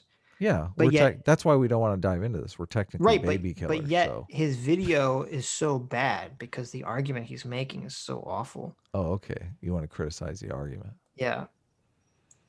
Good, which honestly was good enough that I don't even want to spoil it. I know your feelings about spoilers. Anyway, I'm sorry. The reason I'm going through all of this is because there are some misses here. I think for the most part, these are informative and instructive videos that have a few problems. But if we go to like misinformation, propaganda, bullshit. Yeah, little things. Being a fucking hypocrite. What's his name? Crowder. If we go to like Crowder's channel, I just don't think the level. What aboutism? Well, I mean, to be fair, the whole conversation is, what about they're worse, right? Yeah. The whole thing is predicated on whataboutism. Comparable, ignoring the fact that Crowder has 5.2 million subs. I mean, he's in another ballpark of relevance, but well, that's true. I don't know if I would say it's fair to do a one-to-one comparison with Crowder and Philosophy Tube, because Abigail obviously engages in a lot more social / art commentary, whereas Crowder is like covering the news constantly. If I had a YouTube channel for misinfo. Sure. If I had a YouTube channel of Abigail covering the news constantly, it would probably be as bad as Crowder's. But if she's doing like random stuff on social, RedTube is video essays, right? A lot of them are, but I also haven't seen a lot of these, unfortunately, so I can't tell you if they're dog shit or not. Well, yeah, that's fine. Like the work video is dog shit. The data video is. I can't believe your take that the online right and the online left are in the same level of disinformation. I feel like Q apologia or Q signaling is basically like a mainstream conservative position now. Certainly amongst their commentators, if not necessarily amongst the people who watch them. Are they equal levels of disinformation? I don't know that that's the case. Just simply because Fox News, if Fox News engages in misinformation, they're just dwarfed by the fact that all the mainstream channels are left. I guess there is like OAN now, which people are watching. Right. Which probably dips into like the propaganda realm a bit more. I don't know. I haven't ever watched it. Yeah, they're getting sued, aren't they? OAN and Newsmax. They're both getting sued for slander against Dominion. Yeah. Dominion, yeah, and Smartmatic. It's hard to say. I do think that whoever is out of power is the one that uses the lies and deception more, because whoa. Fuck. How dare you use a Scott Adams talking point? That's Scott Adams? He stole it from me. If it's a Scott Adams talking point. I gotcha. He stole it from Adam. No, I've been saying this like since we started doing this talk. I've always believed that. Okay. Yeah. I made this analogy when Obama was president, and the fucking right was like, "You're a born fucking Muslim secret sleeper agent from fucking Kenya." Right? I mean, that was long. I saw Dinesh D'Souza's video. Okay. Yes, I read Dinesh D'Souza's book. Where he was being gang stalked, okay, by Hillary Clinton. Hillary Clinton was in a bush outside of Dinesh D'Souza's home with binoculars spying on him. All right. That book is comedy gold. Dinesh D'Souza's book is comedy gold. Yeah. No, I'm telling you. Of course they do. Because they're like, we gotta get back in power. Oh shit. Yep. We're missing all the black tie events. Well, I think it's when you're out of power, it's easier for you to say, oh, we can bend the rules totally to get power back because we're in such a dire situation. And then as soon as you're in power, you're like, why are you lying about me, bitch? Well, you were lying about me when I was out of power. I'm getting even. It happens.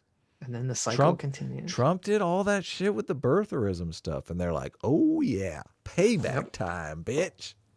Yep. You praise neo-Nazis. Oh, God, I'm so cynical about politics now. But on the online left, it's like, you're bad at econ, and every once in a while you have shitty input takes, and you all infight constantly. And okay. Well, you know what? I will watch the Chernobyl video, and maybe I'll be made a Abigail fan, okay? Okay. You know, this was a massive waste of time. All right, well. No, it wasn't. This was internet gold, man. It was. How do you feel? Are you? I gotta check out some of these videos Sargon's talking about. I didn't know people. I guess I should have known people were responding to this, but just kind of in my, I'm kind of in my own little world sometimes. Seeing socialists respond negatively to this is interesting because, as I said, classical socialists, sure, but all the new neo-Marx postmodern shitheads, this is literally practicing critical theory in action. Fuck yeah, showing them how.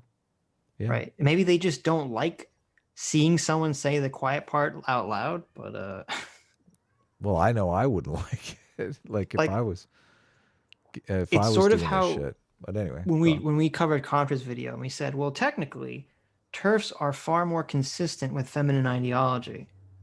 Like they're upholding the consistency of where feminism leads you. Mm-hmm.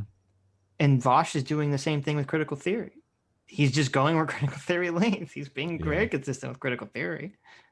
That's why it's so dangerous. It is dangerous. You duo streaming yet? I think that I have to drop my affiliate contract before I can duo stream, or I'm going to get banned again, which I would really rather not. I miss. Wait, you got an affiliate contract with Twitch? It's from 2 years ago.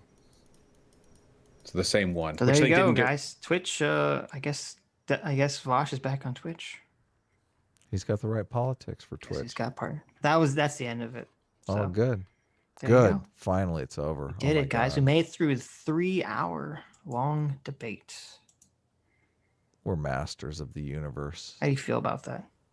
I feel great. Adam, I can hear Adam. He sounds so tired. He's what? Like, I'm ready to go crazy. I'm out of here. What are you talking about? I got our What? Go ahead. The Buttered Anvil for $5 says, no Mahler, no Fringy, consequentialist man here to say the results of this decision will be dire. Buttered Anvil may cry, and you should feel very bad. Oh. Please don't cry. It's okay. Mahler will come back sometime. Well, we're on good terms with everyone. Obviously, that was a great show. They can't all be. Well, actually, they are pretty much. Actually, all the epic. reason Mahler's not on today is because I called him a Nazi in the DMs, and then he got very upset, and so. Yeah, Sitch went to Twitter right afterwards and was fucking ramble posting like crazy. This fucking Mahler guy. Oh my god, he comes on my stream. He said like 2 things I disagree with. Ramble what a piece post, of shit. ramble post, ramble post. And then Mahler was like, Sitch, why did you insult me on Twitter? I'm like, Mahler, I was just ramble posting. I don't understand what the problem is. That's my aesthetic. Oh shit. My aesthetic is to say dumb shit that I can't be held to consequence for saying. Okay. We should make that our aesthetic. That's great. It's a great aesthetic. Lazy. I like it. I'm not responsible for everything I say. All right, I have our campaign up. I want to do a refresh here because I feel like people back and they want to see that number go up. Mm-hmm. Maybe I just want to see that number go up. Maybe I'm living vicariously. But I think we might have got a couple more backers. Let's check it out. Oh, yeah, I was going to mention, too. We were talking about releasing the super racy S-Class cover, though it's technically not an S-Class cover. It's a totally nude cover. Have you ever heard of the totally nude covers? You know what a totally nude cover is? I don't.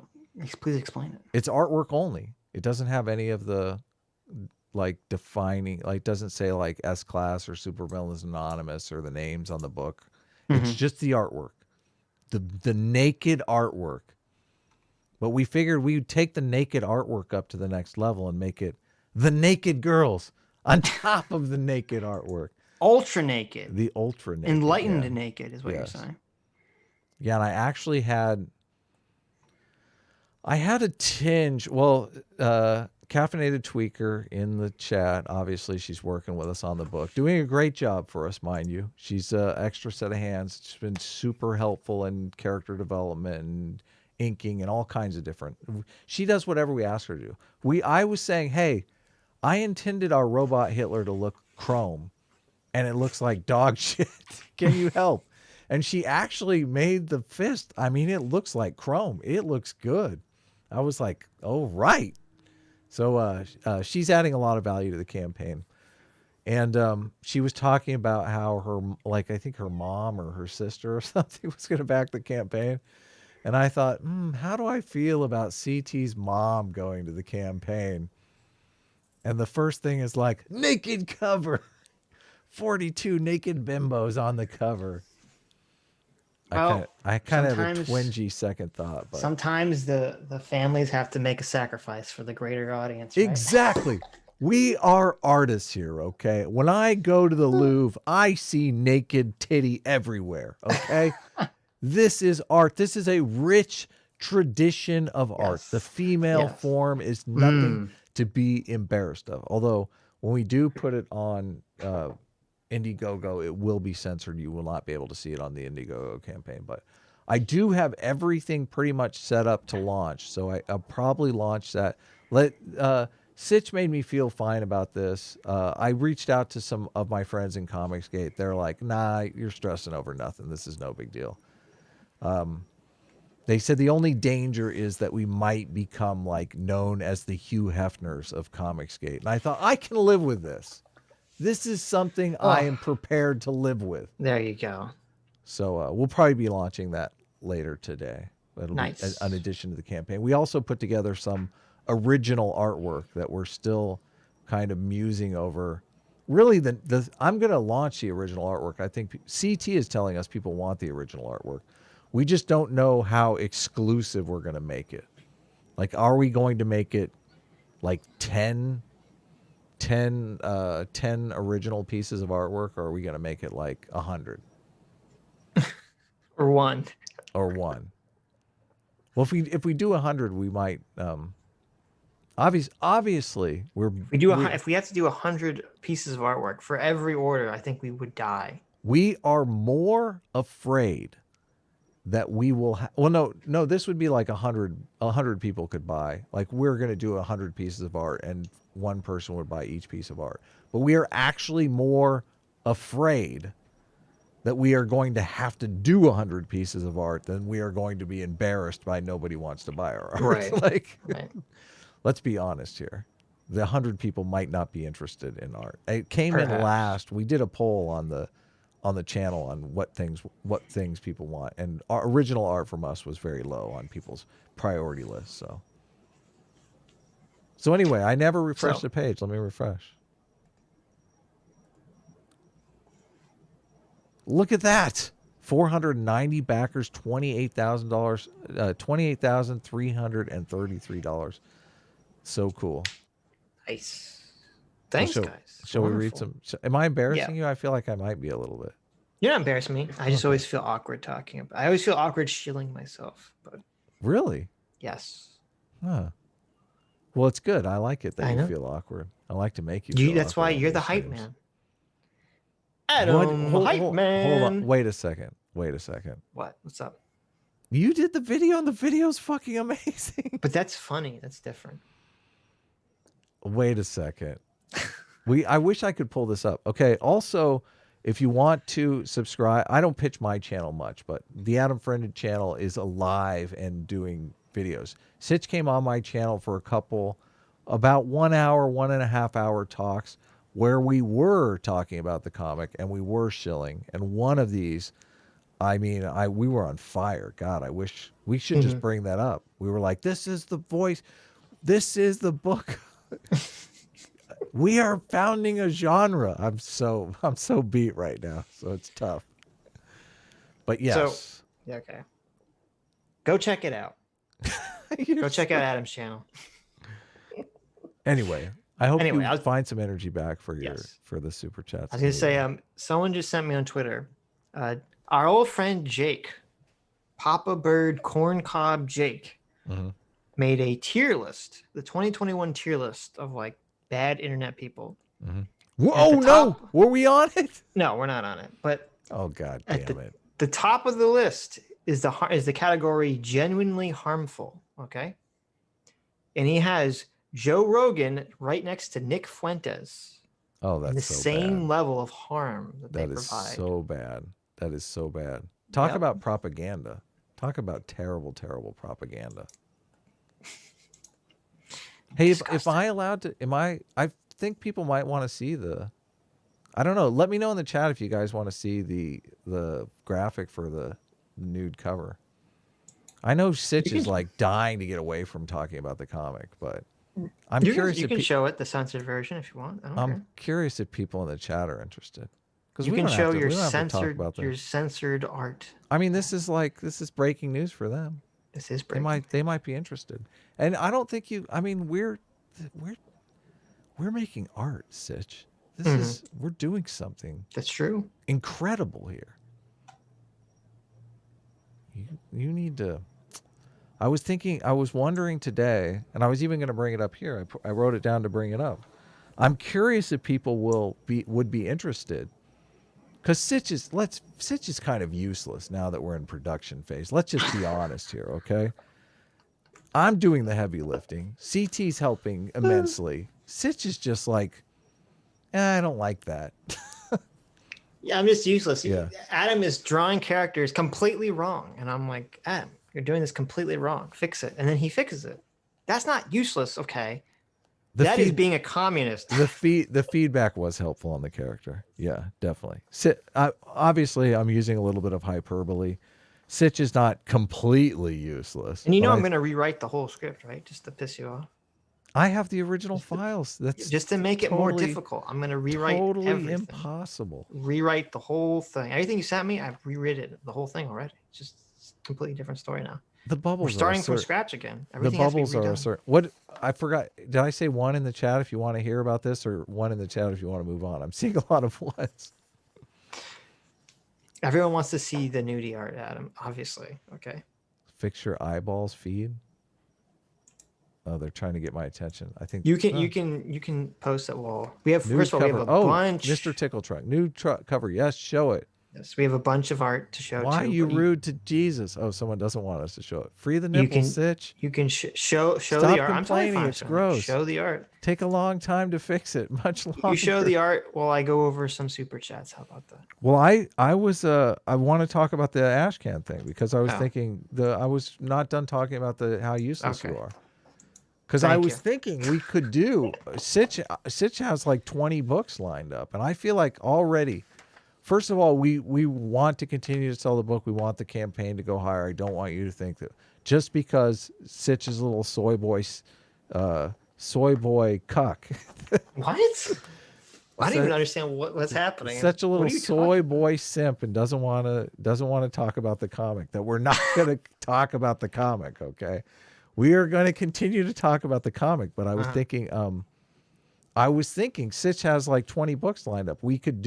I could start Sitch working on book 2 that we could deliver in an ash can. And I'm curious if people are interested in that.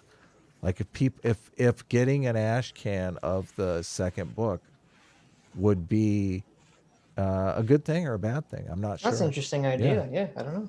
Well, a lot of the Comicsgate guys get feedback from the chat. Like that's how they know what's going on. So that's why these shows are important. To be clear, when you say ash can, you mean like a the story is there, but it's like a rough draft with rough drawings, stick figure drawings of what the second one would be. Like the drawing style of the video are basically Sitch and my stick drawings would be the style of the book, but it would be a full book that had the entire second story in it.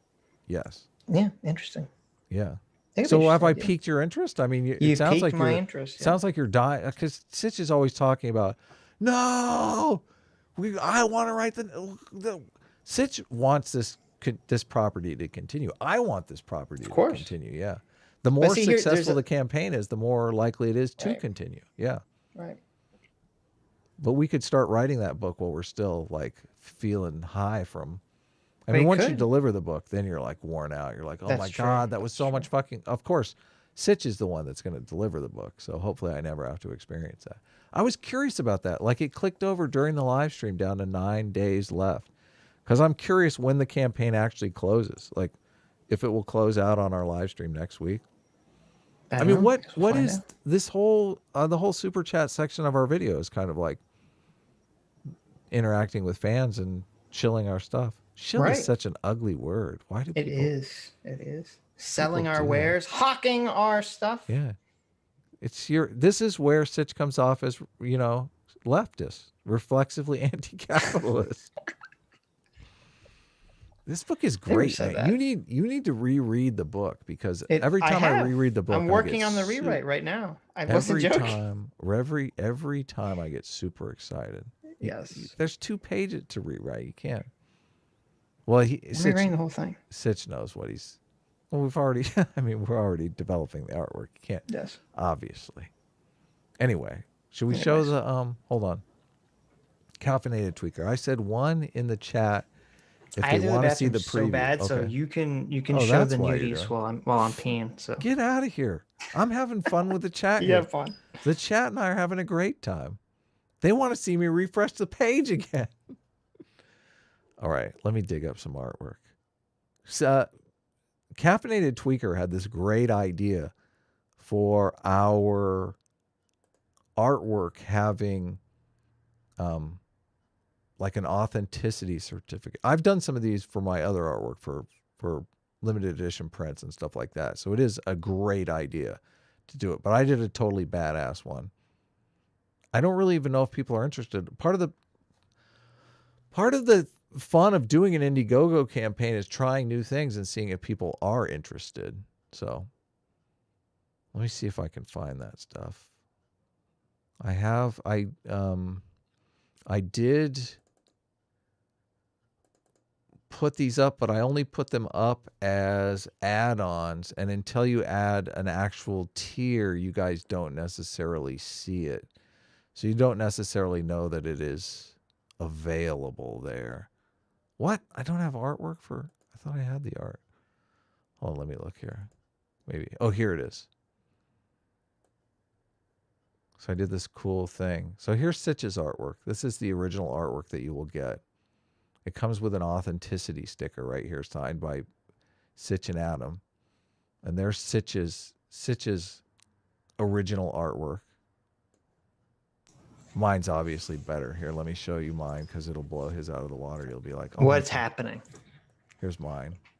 You can't blow anything out of the water, Adam. Look at the detail on that beard. Look at the detail. And I have laser vision. Always better. Always more fun. I was showing Mine's them adorable. I know what was you're talking showing them about. the original artwork that we were. Mine's the most adorable thing you've ever seen in your life, okay? I had to school Sitch on how to be an artist. He's like, ugh. I'm like, nobody cares that it's a shitty drawing. They care that you took the time to sit down and make original art for the world, to share with the world. This is something that they will bequeath to their kids when they pass on. I'm so sorry that I want the art that I sell to be good. I know. I apologize. This is good. Apologize. You don't understand. This is amazing. This is amazing. Is it, guys? Is it amazing? I don't know. The question I have is because the top thing that people wanted was limited edition signed and numbered prints of the sexy cover. That was like the number one thing that they wanted. Yes. So that is technically a work of art. Like I've done print series before where you've signed and numbered the prints and all that. So did you show the censored cover yet? Or are you still driving everyone crazy by hyping it up? why? Oh, was I supposed to show that? I thought forgot. you were, yeah. Well, I can't. It's like the censored cover, obviously, but Yeah, I'll you bring have to it show up. the censored cover. Sure. Of course. But it's censored. Like it's not the uncensored censored. yeah, the cover. censored, uncensored. I'll bring it up right here. Yeah, bring it up. Show God, the world that. I'm super hoping that I didn't miss a nip real quick here. There is literally 80 nipples on this cover. So, well, look, this will be a good thing. I'm The chat super- I'm sure we'll find out. I'm super. Here it is. Okay. I don't know. I feel like I got everything. I feel as though I got everything covered. Hopefully. Floor of the Nerds in all caps says, Sitch, you and I both know that isn't good. What happened? What's not good? Floor of the Nerds says, Sitch, you and I both know that isn't good. He's referring to my picture. Lord of the Nerds. Lord is of our the Nerds. biggest See, Lord of the critic. Nerds knows what's up. Here it is. Here's the cover. Look at that. Oh my. Oh my. This is what sitting down in front of a tablet for 1,000 hours will buy you. Mm-hmm. Look at that. Look at that. Sitch didn't even send me enough reference for the girls. I had to actually dig in and find my own reference. For a second, I thought you were gonna say Sitch didn't even send me enough reference for him. Oh my God, no. No. Sitch didn't send me any reference for him. I just made that up. Mm-hmm. I sent you like 20 I anime saw you girls. on Twitter. I saw you on Twitter trying to say, "Oh my God, that's the real me." I posed for it. I did pose for that, actually. Yeah. I saw you trying to play. We had it to off. hire that many girls to all just lay on top of me. Oh Just man. So Adam could sketch Oh it out, man. yeah. We Yeah. were on a Comicsgate. I was on a Comicsgate stream a couple of days ago, and there was a guy who we were looking at his campaign, and he had a bunch of girls that he hired to pose for the cover. I thought, oh my God. There you go. My wife is not going for that. I'm telling you. My Well, wife is going to be like, you're just "What?" drawing it at him. Okay, I'm being the one laid upon. Okay, what's the problem? Yeah, first of all, I have many years of staring at the female form to memorize it in my head. Like, I got no trouble drawing plenty of this stuff from Lord of the memory, Nerds so. is questioning whether you have a tongue fetish. Oh, that's the best part, man. Ethan brought There you that go. up. Ethan was like, "Oh, I love how they all have their tongues sticking out." It's the Ahego cover. True, very true. There is another one. First of all, another popular one. I think it's on this girl here, but you can't really see it. I did the Gina Carano bite your lip thing. You know how Gina Carano always bites her lip? Oh my God. She knows what she's doing. I never noticed it. Yeah, She she doesn't do bites that her in the lip. show. Oh, well, yeah, of course. She's playing like a soldier. Right. Whenever she's on the red carpet, she bites her lip like, "Oh my God, I just had an orgasm." Tell me it's not. Look at that it's picture definitely hot. It's definitely Look hot. at that picture and say it's not. I see what you're referring to. Yeah, she does that a lot. That's her trademark. Yep. I was indecision about whether or not I should remove the mask on the girl here, but I left it on. Since I thought, COVID's safe, right? There's like a whole category of Gina Carano biting her lip. So Really? there you go. I'm going to start a YouTube channel, There you Gina go. Carano, and I'm only going to post videos of Gina Carano biting her lip. There you go. She knows what's up. Hell yeah, she does. She knows what's up. So what do you think? You think we should do this cover or not do this cover? I mean, we don't want to be labeled. I don't know. Why don't you tell us? Should we sell this cover uncensored, We don't want to be or labeled. shouldn't we? We don't want to be labeled as the Hugh Hefner of Comicsgate. That would be.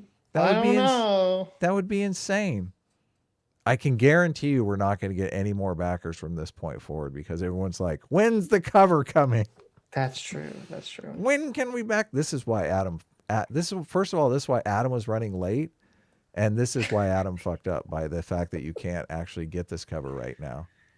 We're creating pent up demand right now. This is what we're doing. I like this. Nerf Warfare. It says, "I want a version of this cover with Adam in Sitch's place and all the girls' female Sitches." That would take like 100. That would take another 1,000 hours. There you go. Another 1,000 hours for me to do. Listen. Can't you just? Yeah, CT posted the link. You just go to the. Well, this isn't actually available yet, right? You're saying This it's going is to not be available. Okay. I will make after we get off the stream. I will, even though I'm totally exhausted, and the first thing I want to do is hit my bong. I will abstain from any extracurricular activity. I will launch this on the campaign. So you will be able to get this covered this evening, and we might even do, like I said, we might do a couple more live streams next week. I got to pull Sitch out of his shell. He's got to like. It's funny. Another thing that when I was talking. We actually did a show, and Ethan came on. We were talking about that Beef Brothers campaign, which is hilarious, and Ethan made the allegation, I will call it now, since you're making the counterclaim, that artists are the wallflowers and that the writers are always the big hype man. That artists can't hype to save their lives. Ethan was like, only me. I'm only good at both. I don't think it's one. I've never made the claim one way or the other. I don't think there's a specific like artist, writer, personality dynamic or whatever. Generally, the artists are not good hype men for their own work. Yeah, generally the writer is the hype man because the writer is writing the fucking story. They have to be the hype man. Where the artist, I mean, not always. Oftentimes, artists can be very involved with the story, like there was with Watchmen with Dave Gibbons. But sometimes the artists are just drawing, the page. They're not super involved in the story. So yeah, obviously they're not going to be the hype man. But we co-wrote the story. So we co-wrote the story, and we're generally just hype men on our own show every single week. So, and it's a badass story. Can't wait. that's true. Can't wait. Anyways, Sitch is already excited for book 2. He's like, I am. I'm ready. I'm excited for book 10. I don't know what you're talking about. Yeah, start it. What's? Send me the first draft. Come Okay. on. We'll get busy on it. We'll get to work. The Devil You Know for £5 says late. I said I was going to be late, but I told everyone I was going to blame it on you. That's okay. I came into the chat and I told everyone that it was your fault. So they all knew that I was on time and I was ready. I was late for a good reason. We also have fan art too. We do? Just FYI. Do I need to send it to you or do you have most of it? I know what I'm doing. Okay. Okay. We'll see. We'll see. I know. We'll probably might have spoke too soon. Maybe I know. Obsolete Program for $5 says A team reigns supreme, but seriously, Vaush is downright insane. Thank you for the A team. There you go. And thank you for the energetic A team. That was great. I loved it. I got confused because we were starting super chat, so I still had my energy up. I forgot to bring it down for the A team. Hilarious.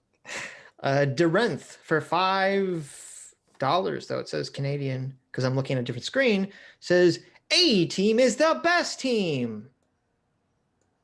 If you're looking for the worst team, I knew it was coming. I tried not to get my hopes up. He got you. Look at this. This is from Smug College is Whack. Smug is their name on Twitter. College is Whack is their addendum. Mm-hmm. And it's us as chibi JoJo characters. Wait, I never saw this picture. Oh, really? Ha ha! Did they send it to you directly? That's awesome. Yeah, it is awesome. I didn't Look send it at to me. that. That's cool. I like it. Look at what a stud I am. Yeah. Look at my gold you're chain. Jotaro, the character you said was... Jotaro! Come on, I changed my position on Jotaro. Okay. That's okay. I'm the superior alpha. I'm Joseph. So there you go. Joseph. Joseph Joestar, yes. Oh, okay. The best JoJo. Is of that all the gayest JoJos. one? I don't know. It's the best JoJo, okay? The But best manliness, goodest of all time. No, that's Jotaro. That's the one I am. Wrong. Jotaro is a privileged brat. He's a Mary Sue character. How dare you? What? Yes. Why didn't you tell me this before I picked him as my favorite character? Gotcha. Got him. So depressed now. So sad. John Masters for $5 says, utterly disconnected from the topic, but I'm curious. Are there any video games that stick out to you in terms of writing quality, especially RPGs? I recently replayed Hollow Knight, which is fantastic. And the writing is fantastic too. Subnautica, I always promote the shit out of Subnautica. Even though these aren't like heavy, quote unquote, writing games, but the story is very excellent. Do you have any games where the writing just stands out to you, Adam? Carmageddon 2, that game is I amazing. knew he was going to say that. I knew he was going to say that. Well, it's funny because of I mean, you just basically run around running over people. There is no real story. This was done. This is Coffee Cage, and this was actually done last week during the stream. Yes. Yeah. We should have stopped and done this when Sargon was here, but we didn't think of it. Well, we didn't get in time. This is funny. Coffee Cage made this amazing picture. This was you and Mahler and me. We're in the treehouse with the robot waifu army. Yeah, we got babes up there. Look at that. And no Sargons allowed. There you go. We got some boobies hanging out the treehouse window there. Sargon's not allowed in our treehouse of robot waifus. And look at Sargon. He's sobbing as he's walking away. Yes, he's like, I wish my position was different on robot waifus. Now that he sees them up close. Now that he sees us having all the fun without him. He's like, that's right. Depression.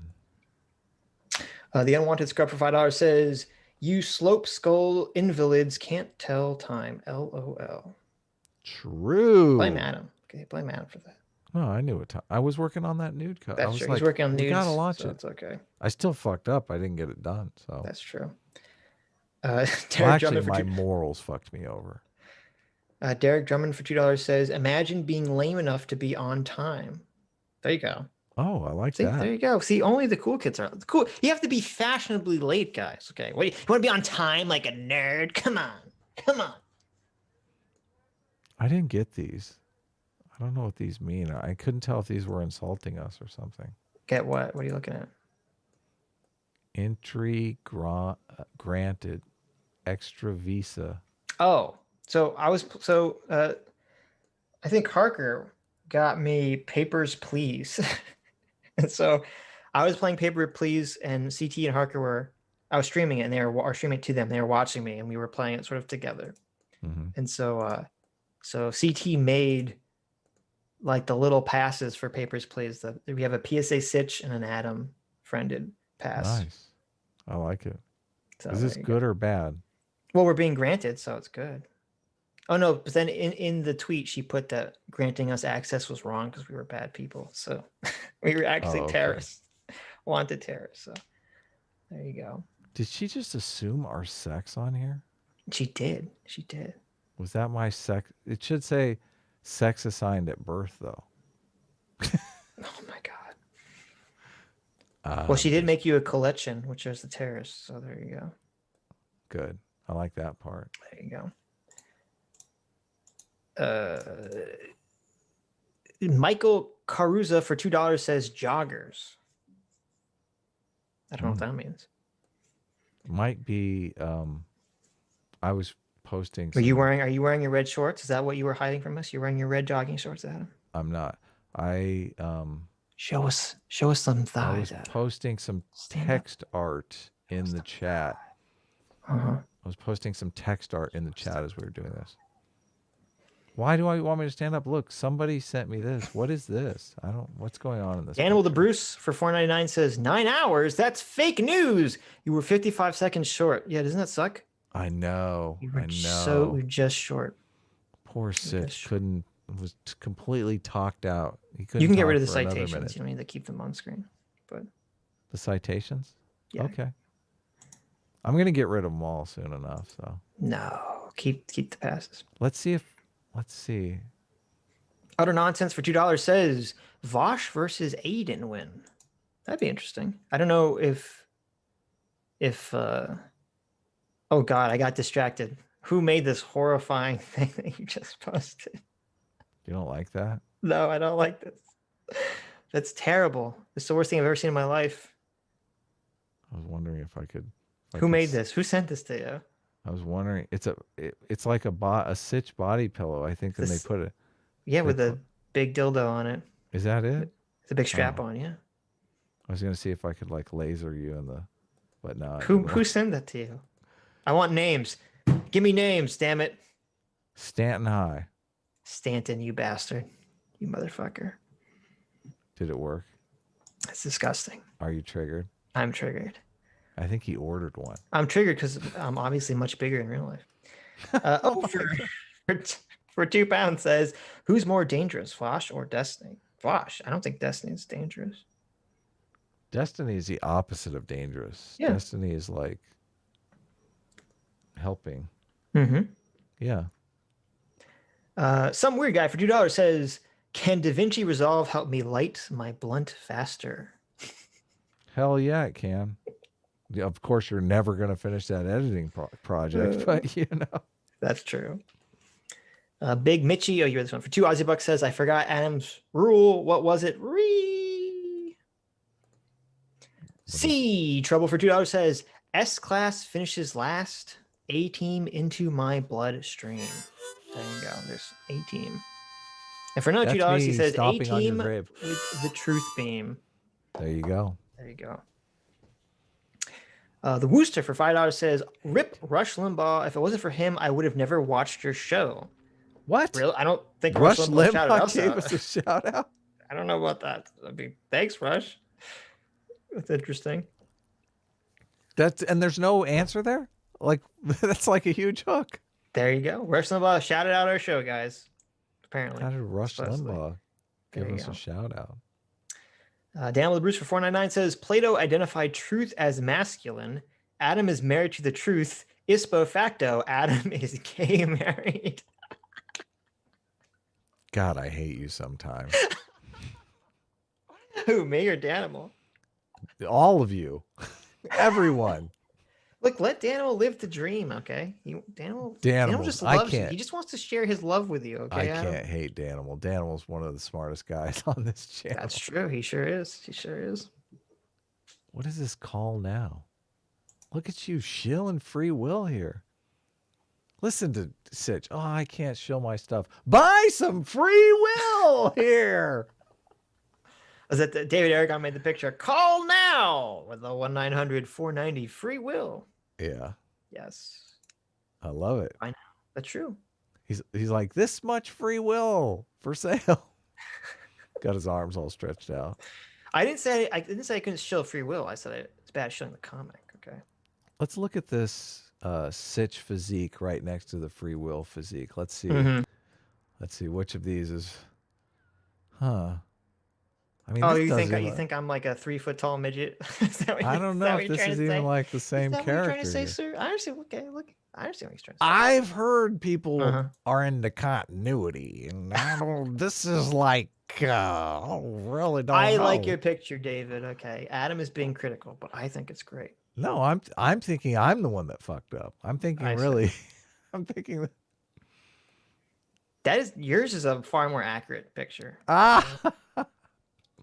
But I still like your picture, David. Okay, I still appreciate it. No, I like him. I love him, obviously. It's great. Luke Henry for $5 says, preaching at Isaac will never convince him of anything. Instead, let him ramble for 5 minutes and stop him when he contradicts himself. It won't take long. No, God, it's insufferable. We can't do that. First of all, Isaac does not stop after 5 minutes. Isaac goes on for 45 minutes. That's true. That's true. Yeah. And makes 10 contradictions along the way, and completely you forget about him if you don't stop them. It's just too many to keep track of. Yeah. What's that called in debating? The gish galloping, yeah. Yeah. Well, that's not quite, but yeah, I understand what you're saying. Speaking of red shorts, what is this? Oh my God. What's going on? Look at this. this. Your red shorts picture. I'm a fucking badass. What? I want that gun. Is that a real? Do they make that gun? Where do I get that gun? Well, you get it by playing XCOM, Adam. That's how you get that gun. The coolest thing about this. Let's see if I can zoom in on it. 95 Keat says Adam missed a censored. No way. Uh-oh. Don't tell me that. We got to delete the stream. The coolest thing about this is the bullets, the extra bullets on the glove there. Oh my God. We're going to have to use that in the comic. We totally have to do that. It's DOS was playing XCOM and he made these cool, he made me and Adam characters in XCOM.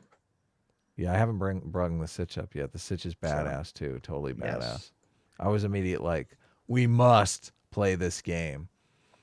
And he told me like it's first of all you said it's single player. It's a single player game, yeah. But also you can play it, sure.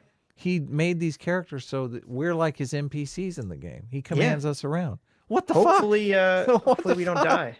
Hopefully we don't die. You better keep us alive, DOS. He's bossing us around and we're not even in the game.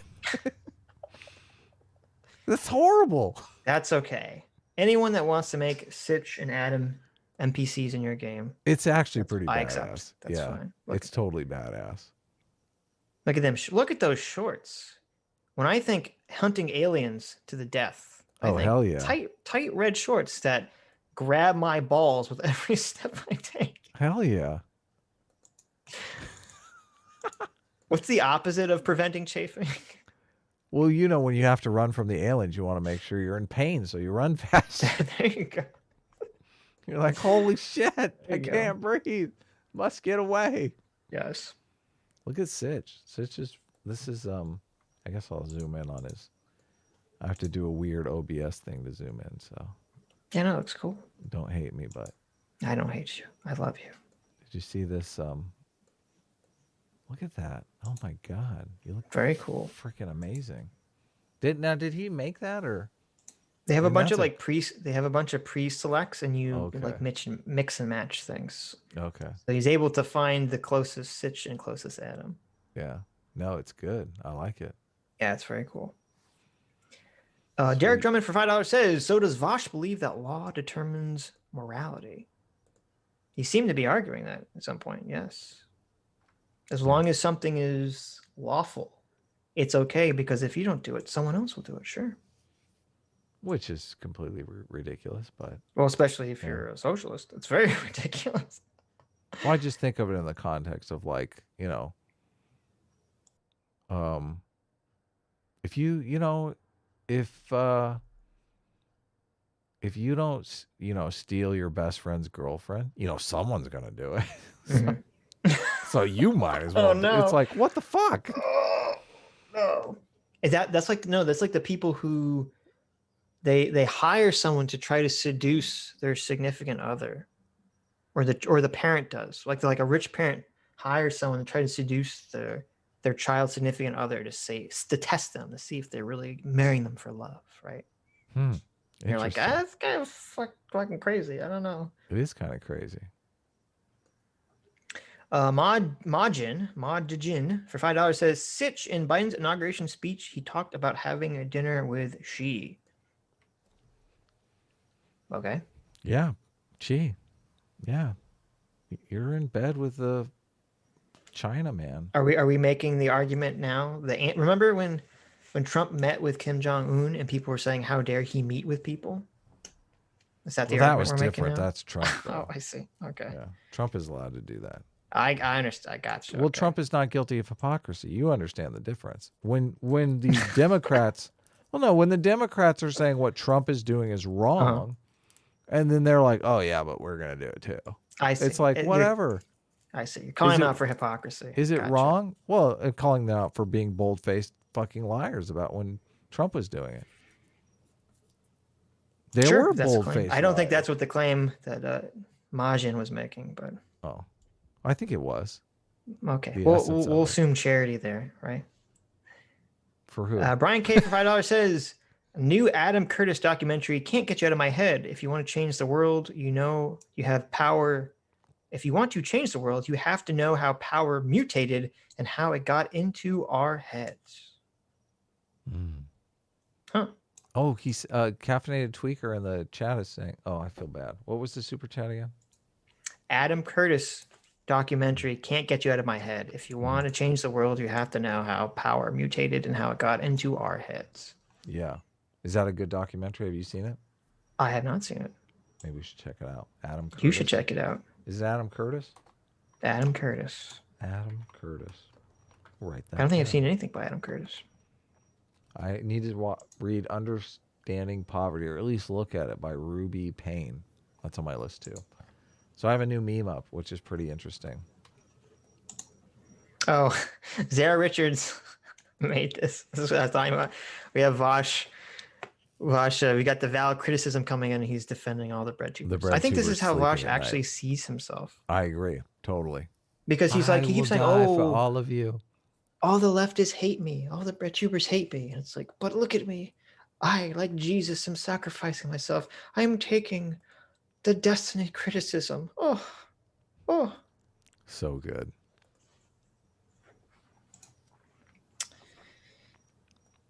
Luke Henry for $10 says, Sitch, you voted for Biden. Yeah, Biden said the only reason he speaks about the Uyghurs is because the American people expect it, but he's not going to do anything about it. SG1T. I have a sneaking suspicion that there's no way in hell Joe Biden said that. I have a sneaking suspicion that Joe Biden did not say the only reason I'm talking about Uyghurs is because the American people expect it. I'm not sure. I don't know what the clip he's referring to is, but I have a sneaking suspicion that that's fake news, that there's a context there that's not being fully explained. I don't like this argument simply because it discourages voting. When you're, I mean, they're doing the same thing. I guess I know why they do it, because they want to discourage Trump voters from voting ever again. They're like, you voted for a madman. You caused the siege on Washington. You're trying to destroy the nation. You're at fault for all of this. You simply voted for him. All that stuff. The super chat is a variant of that. Like, you voted for Biden, Sitch. You are responsible for the Uyghur genocide. It's all on your head. If you hadn't voted for Biden, none of this would have happened. What did Donald Trump do about the Uyghurs? Well, I don't think Donald Trump did anything about the Uyghurs. Okay. Nice So whataboutism. Nice whataboutism, but I'm just saying that it's a terrible situation that we have to live in, but people are trying to discourage you from ever voting Democrat again. People are trying to discourage Trump voters from ever voting Republican again. Right. Like it's just this petty fucking game. It's so annoying. Like the tribalists on both sides are just, oh God, why can't we just put them at the kids' table away from the adults and just fucking be done with it? It's so infuriating. Mm-hmm. Anyway, that's my TED Talk.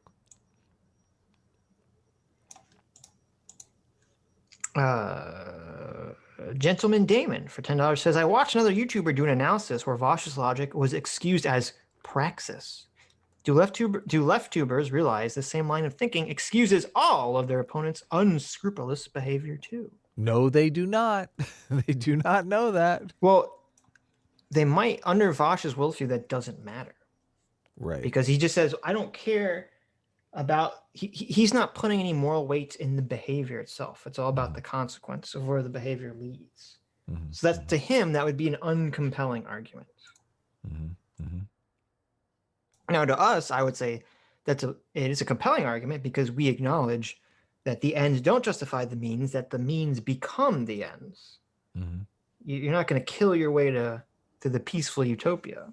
You're not going to lie your way to the Enlightenment. Mm-hmm. Yeah. Artemisia for $10 says, always ask what the law for the kids in cages is called. Reno versus Flores 1997 Supreme Court ruling. Also, would love to have you guys on my channel sometime. Reach on out. Derek Drummond for $5 says, look in the sky. Who could it be? Is it a bird? Is it a plane? No, it's Consequentialist Man. Ouch. He's going to be in the comic. No, too late. And he's going to look like Vaush. He's going to be in the second comic. We're not putting Vaush in our comic. We're not immortalizing Vaush. You don't want Consequentialist Man to look like Vaush? Get the It looks like a little bit like Vaush. So I have like the ponytail or something. No, we're not immortalized. First of all, our comic is going to be in the Smithsonian, okay? You're right. We're not putting Vaush in the Smithsonian. Right. That's a good point. Consequentialist Man will look like Popeye. There you go. Yeah. Well, no, we can make him look like one of our friends, like Sargon. I don't think Sargon wants to be Consequentialist Man. Yeah, that's funny. He'll be very upset with that. That's funny. That's totally funny. Mike Wilbert for $2 says, what are your pants, Adam? What are your pants? I'll never tell. Although I did notice that they peaked up. I saw a little tinge of them in the video and I adjusted. So. Mm-hmm. Colavar for $5 says, over 500,000 views on my video. And you know why, Adam? Because S-Class is best class. 500,000 views on what video? He did a video on Warhammer. Oh, he did? I believe, right? Wow. It's on Warhammer, I think. That's awesome. 500,000 views. Congratulations, man. That's respectable. Right. I don't know why I get credit for that, but I'll take it. We're inspirational. We're inspirational. Yeah. There you go. There you go. They look up to our lack of video making and think, I can beat this. They never make video. There you go. There you go. Dr. Cataclysms for $5 says, Adam, there's no reason to be ashamed of your hip hugger jeans with flames on the side. Yes, there is. I'm not wearing those. Your favorite, your Your #1 fan, Mr. Tickle Trunk, for $5, 5 Canadian says, I just want to say that A Team is the best team. Hashtag A Team. Hashtag boo S Team. Hashtag S Team smells. Hashtag give Caffeinated Tweaker a raise. Hashtag A Team best team. Oh, and hashtag enlightened centrist heart. There we go. Yeah, Mr. Tickle Trunks. Thanks. That's great. There you go. Can't wait. Do you have the other pictures? What other pictures? What are you talking about? Well, there's other. CT just sent us two more pictures. Wow. But there's other pictures that I guess I'll send to you because I guess you don't have them, but that's fine. It's fine, Adam. Mister, I can do this. Charlie Salmon for $10 says, invite Yarn Brook on the show sometime, guys. Yeah, we can.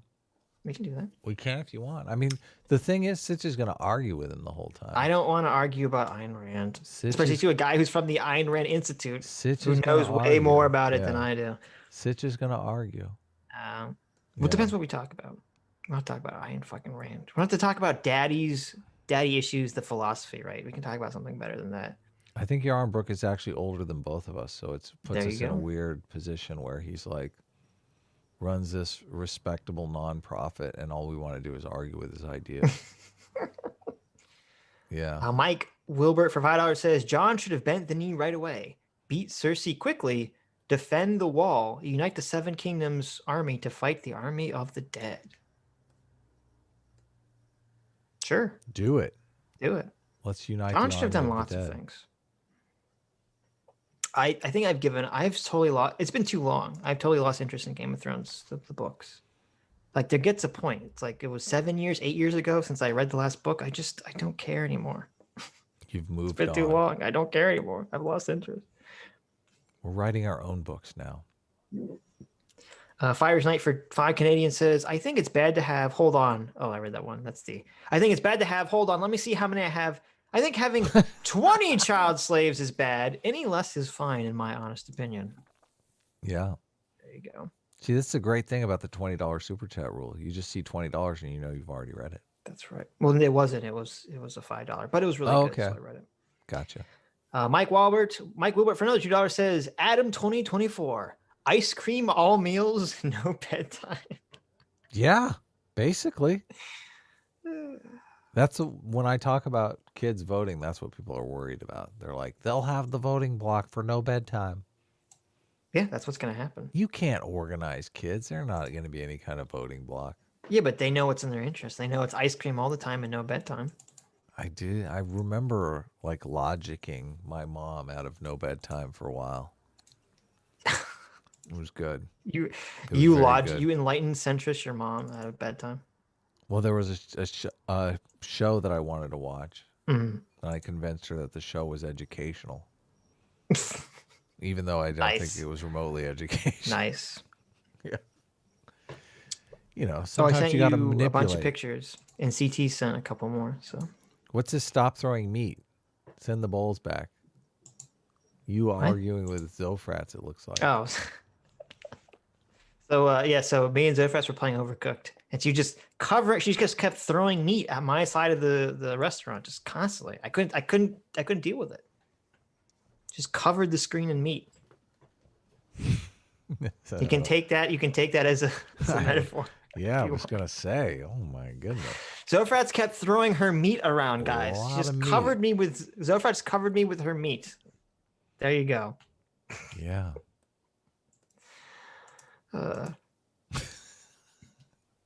95 key for $5 says, if Vaush did give money to socialist charities, you know he wouldn't shut up about how he's the only one following his principles. Vaush always lies. Well, he definitely would be telling you if he was giving money to people. Mm-hmm. That's the point, right? That is the point. That's the point of giving to charities, to brag about it, right? Yeah. And to write it off on your taxes. That too. Those two things. Why'd you take the other artwork down, Adam? You're a bad person. What other artwork? All the other artwork. Where did it go? I'm on a new thing here. Oh, look at that. Well, I show it big and I showcase it for a while, and then I bring new stuff out. His app for £5 says, have you seen Vaush's Discord history with Poppy that was released Nicholas D. Euro went over them in stream recently, and Vaush is a big yikes. I didn't know recently. I saw like a year ago, 2 years ago when it first came out, when Destiny covered it, I saw, and it was very yikes, very cringe, very bad. It's not really surprising considering his online persona that he would be aggressively bullying women into trying to send nudes or whatever he was doing. So it doesn't really surprise me. But that's so weak sauce, man. Wow. It's not good. It's not good. Mr. Tickle Trunk for another 10 Canadian says, Vaush. Oh, I read that one. The Orwell quote. Soupy Colombo for $5 says, what does it matter what Destiny thinks or believes? According to Vaush, all that matters is what Destiny says. True. That's a good point. Exactly. Right on the nose. Varen Getterix for $5 says, have you seen Aiden's video on why communists defend pedophilia? We need to know every detail and name at all times, or we sound like conspiracy theorists. Oh my God. I have not seen that video. That sounds horrifying. It does sound horrifying. That sounds really gross. I'll check it out. Warrior Vice for £5 says, being a regressive lefty is like having your head in the noose and standing on the trap door yelling at the executioner to pull another person's lever. That is a perfect visual analogy. Yes, that's exactly what it's like. That's exactly what it's like. Visual analogies are the best too. Yes. Hats off for that. Lord Tennyson's Pipe for $5 says, Vaush is the rich man who would take the poor man's one ewe lamb to make dinner for his guest rather than use any of his own cattle. Apparently this is a biblical quote. Samuel 12:1-7. I could see that. That was the argument about, yeah. If you're rich and you're not going to live to your principles, why should anyone else fucking bother? Especially other people who aren't rich, who it's a massive inconvenience for them. Dude, A-Team is coming correct. Dude, this meme is on fire. You were probably too embarrassed to send me this meme. Oh, don't worry, I'm gonna bring it up here. Okay, I don't even know what you're referring to. Oh my God. Are you talking about the meme that CT sent? Yeah. I haven't even seen it or read it. Oh God, it's good. Make you read it on the stream. Okay. I'll read it. I haven't read it yet, so you'll have Who sent this, CT? This is so good. It says idiot sign in the DM. Oh, idiot sign in? Yes. CT says, he sent a picture, says this isn't for stream, just my response. No, you have to post. I don't care if it's not for What stream. are you talking about? Okay. Yeah. The picture after idiot send. So what's this say? Did you put it up? Yeah, I did. So we have Mahler and Rag saying, no, the opening of Wonder Woman 1984 was objectively bad. It makes no sense. The sports have no rules. She doesn't even cheat, and it contradicts the first movie. Why can't the audience see the horse race? And then you have the crying Wojak saying, no, it's supposed to be a campy comic books or stupid movies are about emotions, not logic. The scene set up an important theme. It's fantasy. She had an invisible jet, and the movie's made for women, so it's okay that it's stupid. And then right here, the Chad. The Chad Adams saying, it reminded me of American Gladiator. Oh my God, that's so funny. That is pretty funny. I like that. That's a great, like. This is fucking amazing. You can use that now. You have like the perfect Chad Adam face name right there. Oh my God. It reminded me of American Gladiator. Oh God. You said it's American Ninja Warrior. I thought that's what you said, but it's don't. Okay. It's fine. Okay. It's fine. Okay. It's American Gladiator and American Ninja Warrior are kind of the same show. Very similar. Yes. Yeah. It works. It totally I like the outfits in American Gladiator a lot better, honestly. But it's amazing. Amazing. Thank you so much for that. That was great. That is good. I like it.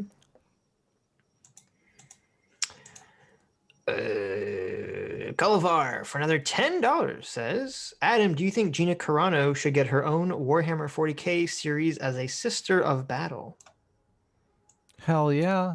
I think she should get her own TV station. I think she should be in charge of programming. to be honest with you. I think Gina Carano is very hot, but Oh my God. let's be real. She is not a good actress. Let's be really. Have you hold on? Have you She seen shouldn't have got Haywire? fired. Have you seen I stand Haywire? by her 100%. Have you seen Haywire? Her acting in The Mandalorian was very bad. Okay, now listen. Already he's dialing it way back. Okay. He's like, her acting in The Mandalorian. Maybe Well, it was I a don't bad think I've seen director. her Maybe in the director anything. was picking her bad takes. You don't know. Maybe that's or the editor. Sure. She Maybe was I've fucking only seen great her in Haywire. She was amazing in Haywire. I haven't seen Haywire. I've only seen her in The Mandalorian and I think Deadpool. Yeah. She was not very good in The Mandalorian. The way she bites her little lip like that. Oh. Hey, God. I said she's hot. I'm not denying that. What do you biting the lip is part of the acting? What do you think she's doing? You think she's literally having an orgasm when she bites her lip like that? That is what I think, Adam. Yes. No. She's acting. Yes. And it's convinced you. You got me there. Stop. You really need to rethink these. You need to open your criticisms. eyes, Sitch. Okay, you need to broaden your horizons. When a hot girl bites her lip, you say she's the best damn actress in the world. How dare you? Hell yeah. How dare? Hell How dare? yeah. Okay. Now you're talking. Yeah. Brian Bishop for $2 says, my next super chat is meant in love regarding Gad Sad. And then for another $10, Brian says, you're lucky you're pretty, Adam. Oh, God. What? Oh, no. You're lucky you're pretty, Adam, since your brain is as wrinkled as your face. Oh, he's saying you have a smooth brain. Oh, I have a there you smooth go. brain. It's like a Well, I'll take it's like a compliment. I like it. Yeah, I'll take it. The ideas are parasitic because they parasitize Parasitize? other think ideas, that's wrong. i.e., equity parasitizes equality. Mm-hmm. So there you go. He disagrees with your Gad Sad. One of the talks that we did on my channel, Sitch and I argued. How long did we argue for? Like 30 minutes. Oh no! What'd you do, okay? Sitch? You okay? I don't want Adam to make his points, so I'm making him cough. Yeah, we argued about the Gad Sad. Oh man, I'm dying over here. Are you okay? I'm okay. Read a super chat. So this is a picture by CT that says, There you go. talking to CT, and I say, I like that, or I'm talking to you, I'm saying, I like that you're CT's father. And then you said, basically. And then CT says, what do you mean, basically? Gasp. Oh my God, am I adopted? That's so bad.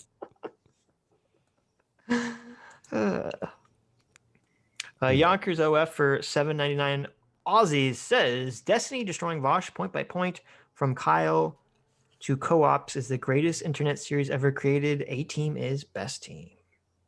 I love it. There you go. What was the first part? Vaush. Destiny destroying Vaush point by point from Kyle to co-ops. That's what I thought. Yeah, the story arc of Destiny is like amazing. The lefty arc, yes. Contrast for 5 Aussies. Aussie says the real answer is to throw a wine glass on the ground and say, a miserable little pile of secrets, but enough talk, have at you. There you go. This is all into what is a man. Overseer's Log for $5 says, I find Plato and Aristotle to both be correct on some things and wrong on others. Basically, it's not cut and dry. I don't know where that puts me, though. That puts you as being a dirty fucking fence-sitter. That's where it puts you, Overseer's Log. You're a dirty fence-sitting centrist. How dare you? How dare you? Yeah, don't be. I can't talk. Ah. Have some water? Get some water. Get I something to keep drink. drinking water. I don't know. It's weird. I may die on stream, guys. You don't have the Rona, do you? Hell no. No, I'm Okay. good. It's so The weird. That crappy robot for £5 says, I'll pay you X amount of money if you do blank. Kami. Yes. Unless it's Vaush. Then he says, well, it's okay. You can do that as long as you're existing in a system. Where it's okay. It's okay. Even if I morally think it's wrong. Michael Pittman for $5 says, for context, Adam just put up feminism Sargon. Me. Ha ha ha ha ha ha ha ha ha ha. Did I? You put up the female Sargon. Oh yeah. Overseer's Log for $2 says, in my opinion, Vaush doesn't have principles and never is consistent. I mean, he's consistently inconsistent, I guess. He was very consistent in his critical theory. Yes, I agree with that. That nothing matters. It's all power. It's all power games. Gothic Krelo for 50 R's says we live in a capitalist society. Voshker. There you go. Amazon for $2 says Corncob Jake was one bad dude. He's still around though, isn't he? One stupid dude. Sure, he's still around. I just read that tweet from him. We should get him on. That'd be great. I thought we invited him and he refused to come on. Yeah. We tried to debate him. He refused. We invited him. I don't remember what the topic was, but he refused. This is Zombie Squad. Zombie Squad, I don't know why you fucking did this.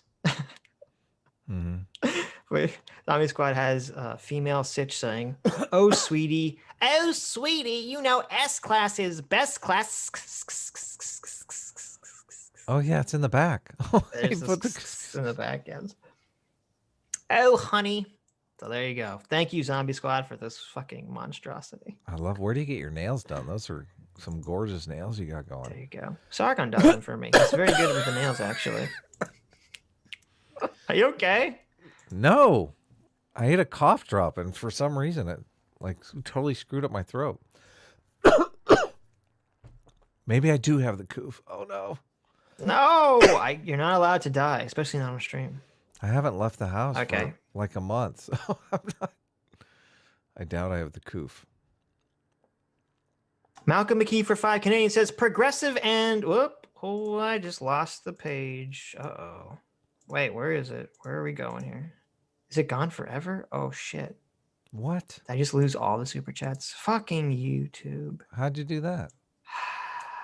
Just log in and look again. I gotta go scroll all the way back down to wherever we were. Where are we? Sorry about the coughing, guys. I feel horrible. Here, Joshua Edwards for $10 says, people have eyes and can see. It's up to them to learn from their mistakes and to take in a variety of points of view. If they can't, then they're dangerous. And that might as well be evil. There you go. Disagree. Disagree. Gothic Credo for 50 Rs. You disagree with that? Well, intentions matter. That's the only reason. You can't give up the intentions. You're making the argument. That's the same argument they make on racism. Gothic Credo for 50 Rs says, it is about the money and about sending a socialist message. Voshker. Instead of Joker, it's Voshker. I like it.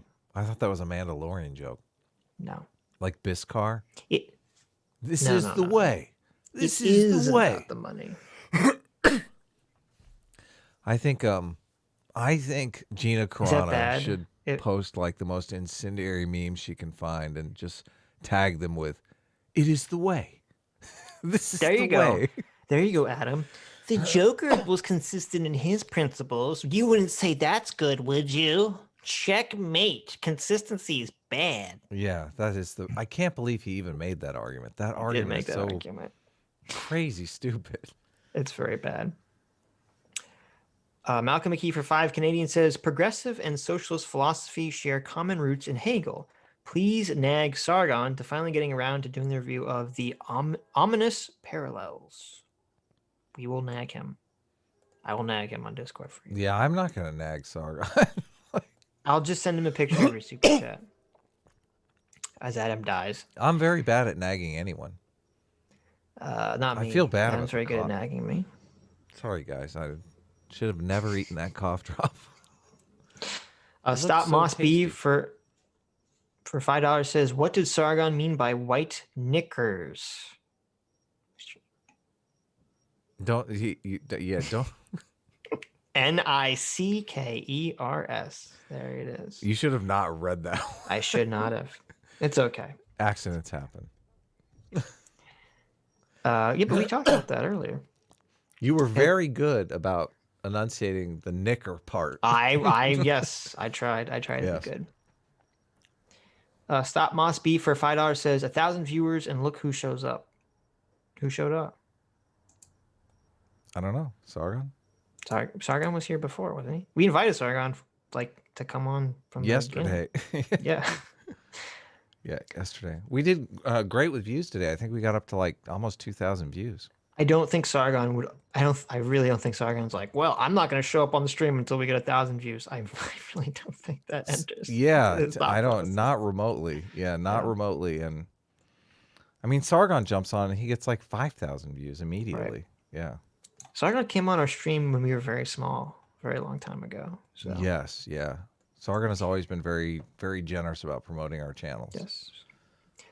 Jonathan Watkins for $5 says, my brother used to be a Vaush listener. Man, I can't wait to drop some of these juicy quotes to show how Voss has become based capitalist while bro has been away. There you go.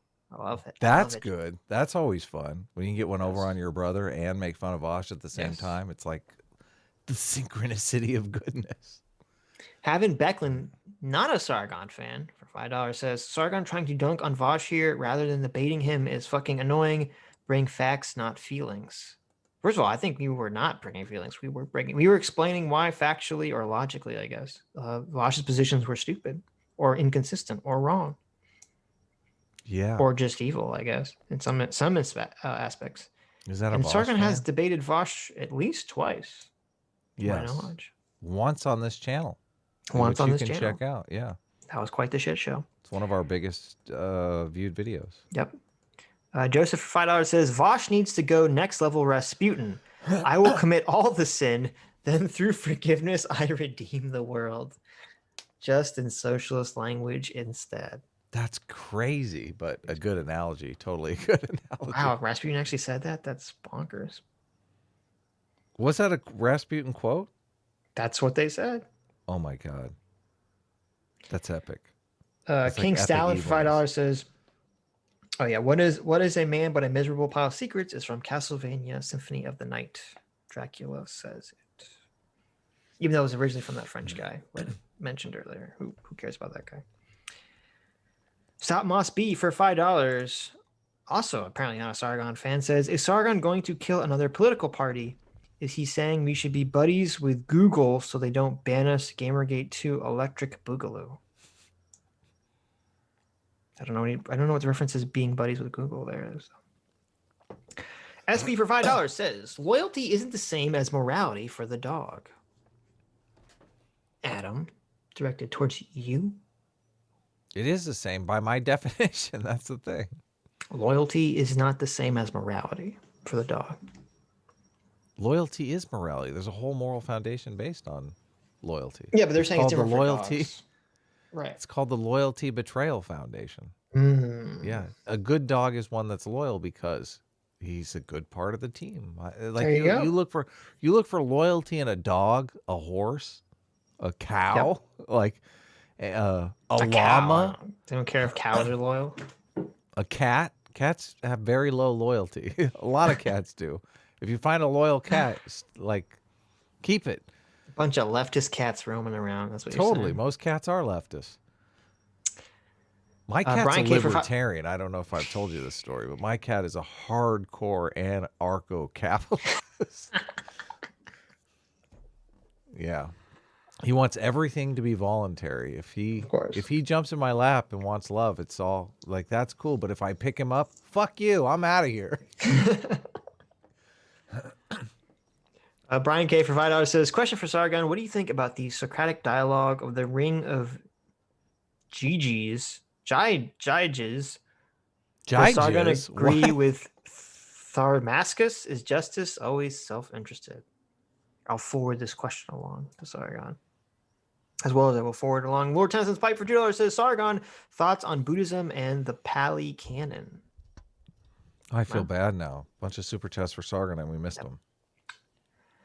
Dr. Cataclysm for $5 says Sargon is so anti-communist he gave up bread. I could go that route. Bread is terrible. You should. Gluten's bad for you. It's bad, yeah. It's empty carbs. Makes your dick fly off. It is delicious though, but that is true. That is true. Not giving up tortillas, never. I fucking love tortillas. I'm more of a taco guy. I like hard shell tacos more than tortillas. Oh really? I like tacos. Yeah. I score high on openness to new experience. I like tacos. I like burritos. I like Chinese food, Japanese food. I will say Chinese food and Japanese food is my favorite, far more than Mexican food. Really, Mexican's my favorite. Chinese and Japanese are close second. Cuban food's way better than Mexican food. I spot taquerias. Like whenever I move to a new place, I try to do every single taqueria within like a 20-mile radius. I do that with Asian food. I do it with Asian food too. Yeah. I'm not as persistent. The taquerias, I'm really like, ooh, a taqueria. I've never eaten in that place. What is this? It's right next to a gas station. It's it all gotta tastes be the good. same to me. It's all like the same. Nah. Yeah, but I mean, there's good. Obviously, there's good Mexican food and bad Mexican food, but it's just, I don't know. This is the part of the stream where Sitch and Adam are devastatingly hungry. It's true. It's true. Gemini for. Well, I haven't mentioned Chipotle Honey Crispers yet, so there you go. Oh my God, I'm starving. Chipotle I gotta Honey go read Chicken faster. Crispers. Stream brought to you, but there's some more art you haven't put up yet. Korean barbecue, Mr. Tickle Trunk is saying, just to drive me fucking Korean barbecue crazy. is delicious. I know. Oh my God. You gotta put up the rest of the art, Adam. I'm going for Korean pieces. right after this live stream. I'm going for Korean barbecue. Gemini for $2 says, "I'll be your yes man, Adam, and do whatever you want." Really? For real? Gemini. Stop super chatting like that. Then just stop that. Oh, okay. Oh. If you are gonna do anything, if you are really gonna do anything I want, I think Gemini, you should continue to super chat like this constantly. Okay, I believe in your free expression. Okay, I'm a First Amendment free speech advocate right here. How come? Don't let Adam tamp your feelings. Okay, let them be known to the world. How come all the people on our stream throwing themselves at you are women? They're all women. What is happening here? I got to admit, I'm getting a little jealous. Just a little jealous here. A little jealous. I'm not getting marriage proposals here from women. I don't know. I didn't think about that till you said anything. This is not. I don't understand it. Because you're just so beautiful. You got this beautiful face on stream. How does that work? They don't even know what you fucking look like, and they're throwing themselves at you. Oh my God. I'll never understand. The world is a mystery to me. The world is a complete and utter mystery. All right, I got to concentrate here. I have more artwork to get up. Soupy Columbo for $2 says new supervillain Aquamarks, the Ithco communist. There you go, Aquamarks. Joshua Edwards, that was for Chad Marks earlier. Aquamarks. Oh, that's the swimmer. Yeah. Yeah, the swimmer. The Michael Phelps meets Karl Marx. Yes. Joshua Edwards for $5 says, Jesus isn't impossible to emulate. He was good to folks and sacrificed for others right up to his life. I guess you mean right up to the end of his life. There are loads of folks who do that. Sure, I would imagine most people, it would be very hard for people to forgive the people who are murdering them, though. Oh, yeah. I think that'd be very super difficult. Yes. Like you murder my wife, you murder my friends, you murder poor Sitch. I ain't forgiving that. Like that's not forgiving that. Good. Don't forgive. If someone murders me, don't forgive. Yeah, fuck them. I'm not prepared to forgive my goddamn dentist. You fucking come at Sitch. Like I'm never forgiving you. Oh, there's actually an artwork that's relevant to the point you just made. Which one is it? The communist one? No, the one with the rose in my mouth. The rose? Okay, let's see what it is. What is this? Oi, mate. Put a shrimp on the bobby. So this is Zofrat's made this picture, and she said she was commissioned by Phalanx. Phalanx commissioned Zofrats to draw a sexy Australian sitch. Wow. There you go. See, I get love from the men too, Adam. You don't have to feel you don't have to feel down. Thank you, Phalanx. I appreciate it. I accept your love, Phalanx. Unlike Adam, I accept your love. Okay. Why is he calling your ding dong a shrimp though? I don't know. I don't think that's what he's saying. Oi, mate. Oi, mate. Put my shrimp on the bobby. I do like your Australian accent. My oi, mate. Oi! Oi! I There you shouldn't go. do that too much. I'm going to start coughing. You're gonna start coughing again, yeah. I think I finally recovered from the cough drop. I guess this cough drop is actually, it makes you cough. I never considered There you go. that. Well, look, coughing, like once you cough, you only have so many coughs Do you in need you. a cough? Yeah, you only have like a certain number of coughs in you, so the cough drop makes you expel all the coughs quickly, and then you get on There with we your go. life. There we go. That's how the cough drop technology works. We'll leave this up here. Your first homosexual hit on. We'll immortalize this. I told the story in stream about the coffee barista who was like giving me free drinks. Holy shit! And I was like, forgot this about is that. such an awkward situation because I'm like, I'm not gay. How do I explain to the coffee barista? You that just I'm not say that. gay? You're like, I'm not gay. It doesn't work. I'm telling you, but you just say it over and over again. No, I mean you can say it. I'm just saying it's just an awkward situation. Then you're like, no, I'm married. Oh yeah, sure you're married. We all have wives. It's like, what? What's that mean? Derek Drummond for $5 says, how far away does Michael Phelps have to be from a drowning person until his inaction becomes moral? Ooh, interesting. 100 miles. I mean, that guy can swim. That's true. That's true. Anyone that drowns within 100 miles of Michael Phelps, he should be fucking It's charged his with murder. fault. I agree. It's his fault. Yeah. Right. It's like a reverse Kyle Rittenhouse. It's like he's forced to cross state lines. Mm-hmm. Having Beckham for $20 says, bring Vaush on while Sargon is here. Oh, you read that one. Yeah. We invited Vaush on before he said he would not come. He doesn't plan things. He basically lied to us. Yeah. Okay. Well, he did. So- He planned. I mean, first of all, he did a stream with Destiny in our art studio that That he planned. well, he had to get on a plane to actually get there. Yeah, so I okay, think there yeah. was some planning involved. Yes, Seems like it yes. must have been some planning. Seems like it. He also planned to be here with Sargon, and he put a tie on. Remember, he did the tie. That's trick? right. That's right. That's right. He faked us forgot about out. that. Sargon wore like a nice sports coat, and he showed up in like a torn shirt and flip flops. And then right before the stream, he changed into a tie and suit. It was great. I was like, "Holy shit!" Yeah, he knows how rhetoric works. He's like, Sargon is wearing a sports coat. I need to wear a tie. There you go. Up the atom. Up the ante right there. He did. Yeah, Yep. it was great. The Butter Anvil for $10 says, I've been watching a lot of Marvel movies, so forgive me being a giant nerd.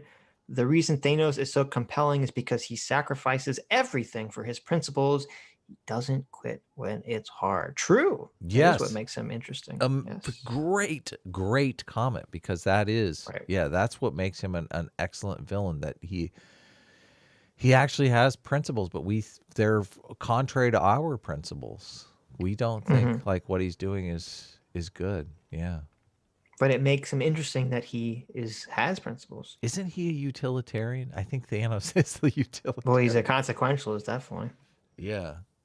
I Well, don't he's saying know that if I don't think he's maximizing the happiness for the most amount of people. but he by- is. This is utilitarian experiment gone horribly wrong. They say, well, if 5 people are dying and they need organ transplants, you should grab the live person and cut them up and save 5 people. Just, sacrifice 1 to save 5. That's literally Thanos' argument. He's saying true. half the population needs to go so we can save the other half. So this is a picture. This is a great picture CT made of. This is me as the paper please guy. Mm-hmm. I have all the pink citations for fucking up, and I have no money for rent or food or heat. Or I have money for rent, but no money for food or heat. So. Oh my God. There you go. My You're children dying. were my son kept dying. I kept giving him medicine and he just kept What? getting sick. I don't understand what his problem was. Just what, you don't have heat for one night and you get sick? Like fucking nut up, okay? You have food for one day and you get sick? Come on. I can't believe you let your son die and you're bragging about it. Well, no, he's not dead yet. I just said he was sick. Oh, okay, good. Look, it's hard in the, I don't remember what the Arkvarkistan, okay? They don't give you a lot of money for managing the border in Arkvarkistan. This game sounds pretty fun. I kind of really want to see Adam play Papers, Please. CT was trying to entice me, but I was working on the comic. Just Maybe we should stream you playing Papers, Please. I said that just to. Yes. Can we show the comic at the same time, or is that not allowed? Of course. You can always show the comic. That's always allowed, Adam. I love it. It's fun. I love talking Rumply about the Dupin comic. for $5 says, does this sponsor make my hind end look big? Yeah, there you go. Fashion. That's what happens. Mm-hmm. How come we don't have sponsors? Like, I think Like I've had like Chili's Honey Chipotle Chicken Crispers. Chili's sponsor our stream. We will shill the fuck. out we of talked Chili's. about doing like a joint Patreon. I think like 5 weeks ago, and still no know. one's done it. It's like We got distracted by the comic stuff. we're terrible. It's true, we are. Dominic Serena for $5 says, Vaush's influence relies on his ideas never taking fruition. He loses his power once his revolution starts. True. That But seems to be true, yeah. He thinks that his I think maybe he just realizes he's LARPing this stuff. Maybe. I'm not sure he realized. Doesn't seem realistic. God, can you imagine? I wouldn't be able to sleep at night if I knew my entire income was based on me just like Being a fucking lie. gaslighting on the internet. Yeah. Well, but he's not lying. It is consistent with his fucked up worldview. That's the problem. This is entirely his worldview. Is not caring that people don't practice what they preach is entirely consistent with critical theory. Yeah, that's crazy. Yeah. That's insane. I know. Critical theory is fucking insane. Yeah. Wow. It's weird that they're teaching this stuff at the corporate level and at the institutional level in government and calling it civil Right. rights. It's like, this isn't civil rights. This is like the white people are going to be racist against the white people now. It's your turn.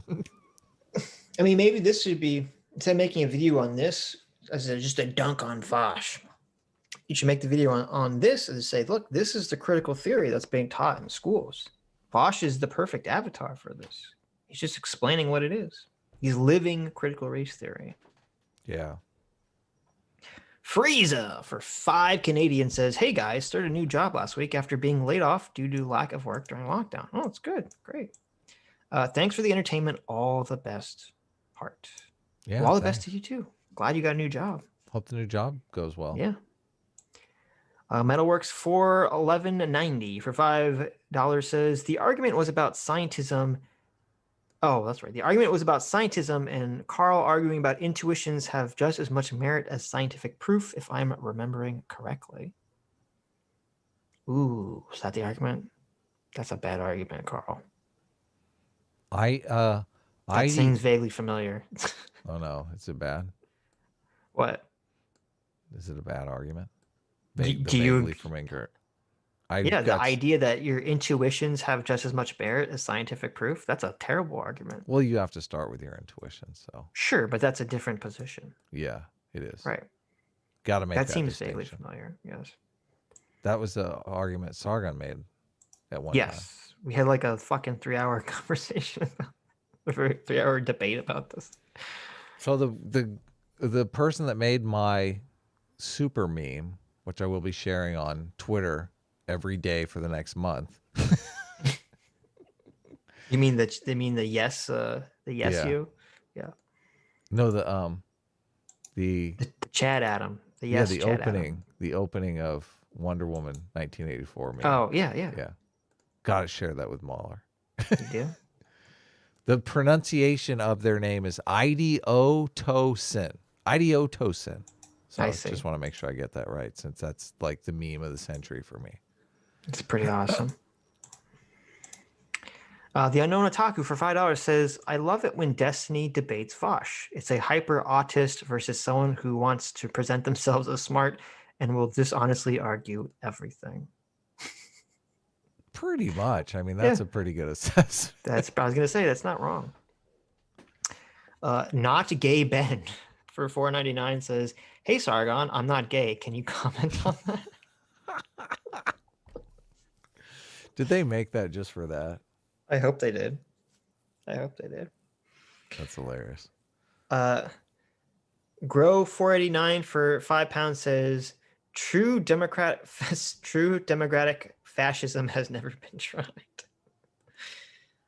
Oh no. Gemini Semini for $2 says Adam can demean me all he wants. Who said that? Gemini.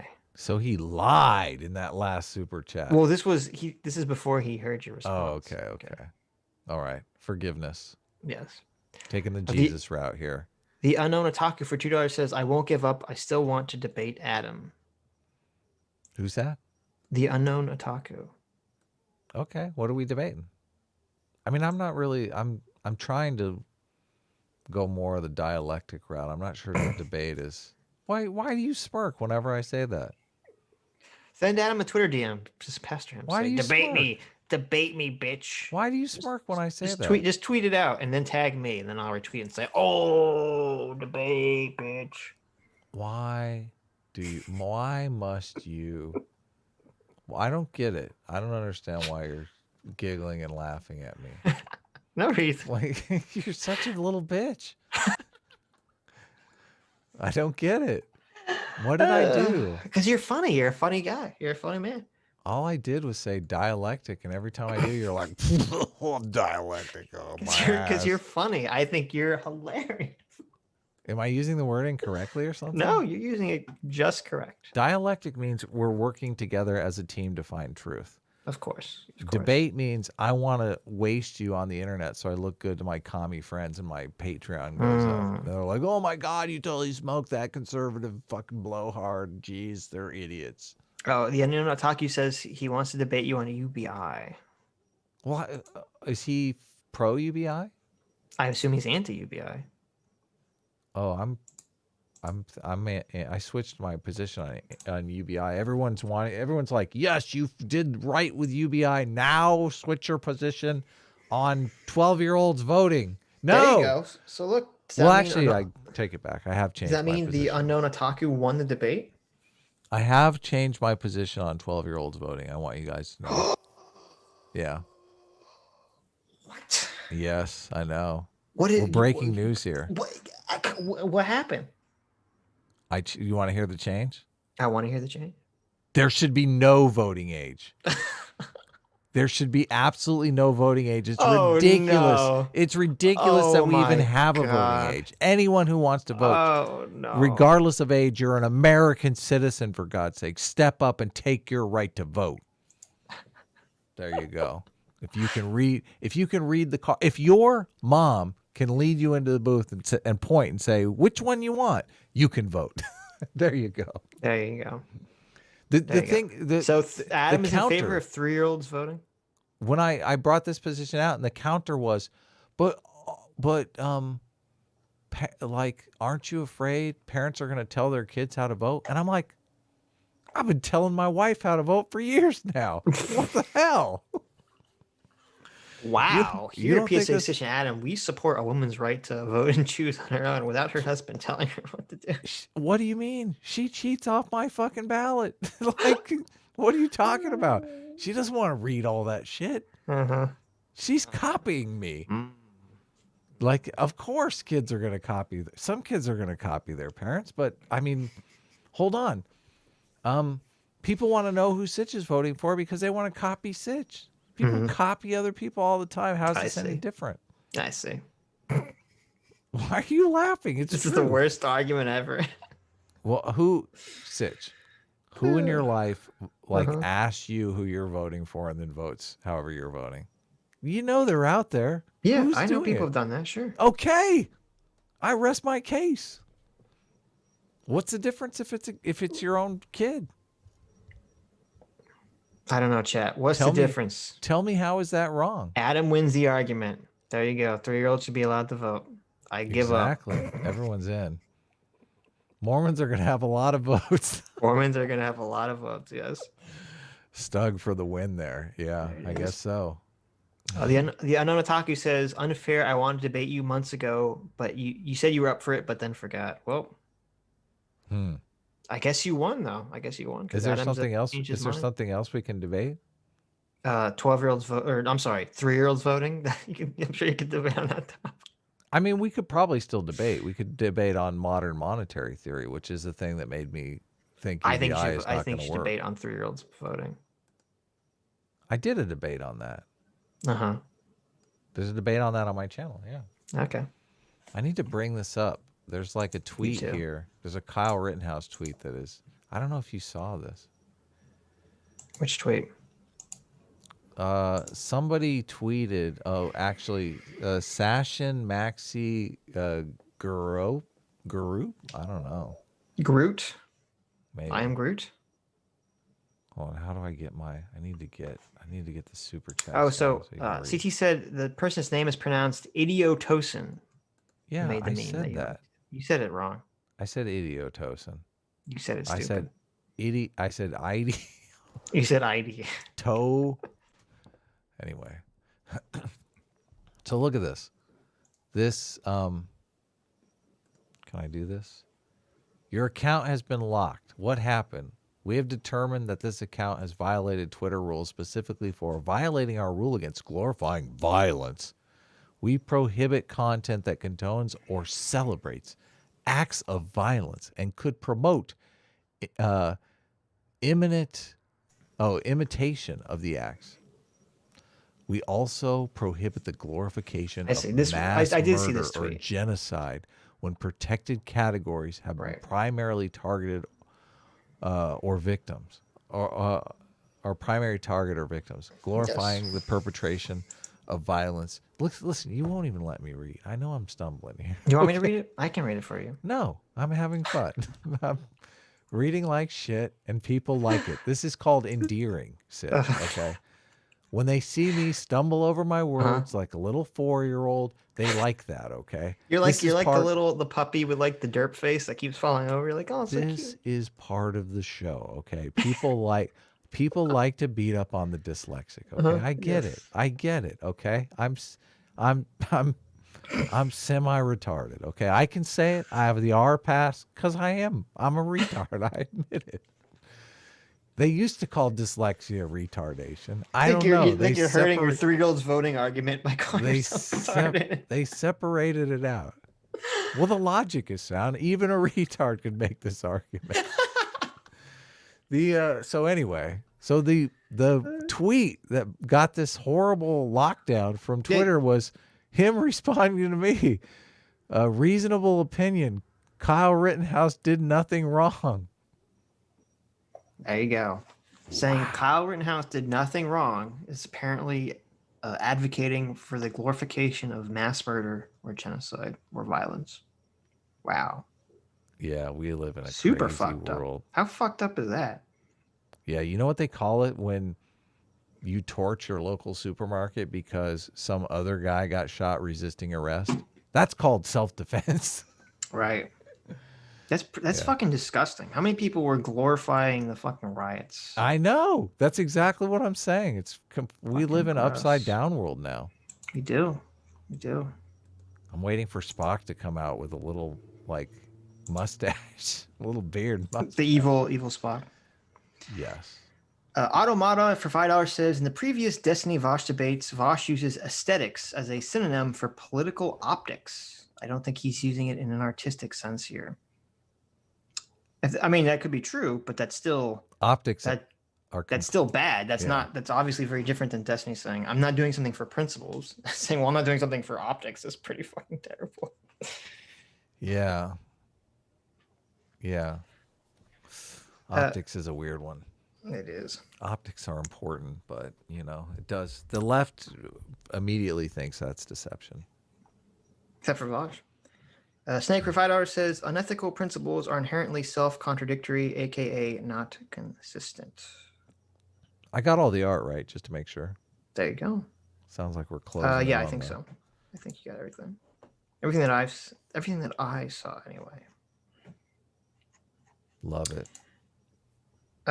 Alternate Factory for $10 says Vaush is like a terribly written supervillain. He argues for the sake of arguing with no reason behind his argument, like a bad villain is evil for the sake of being evil with no reason as to why.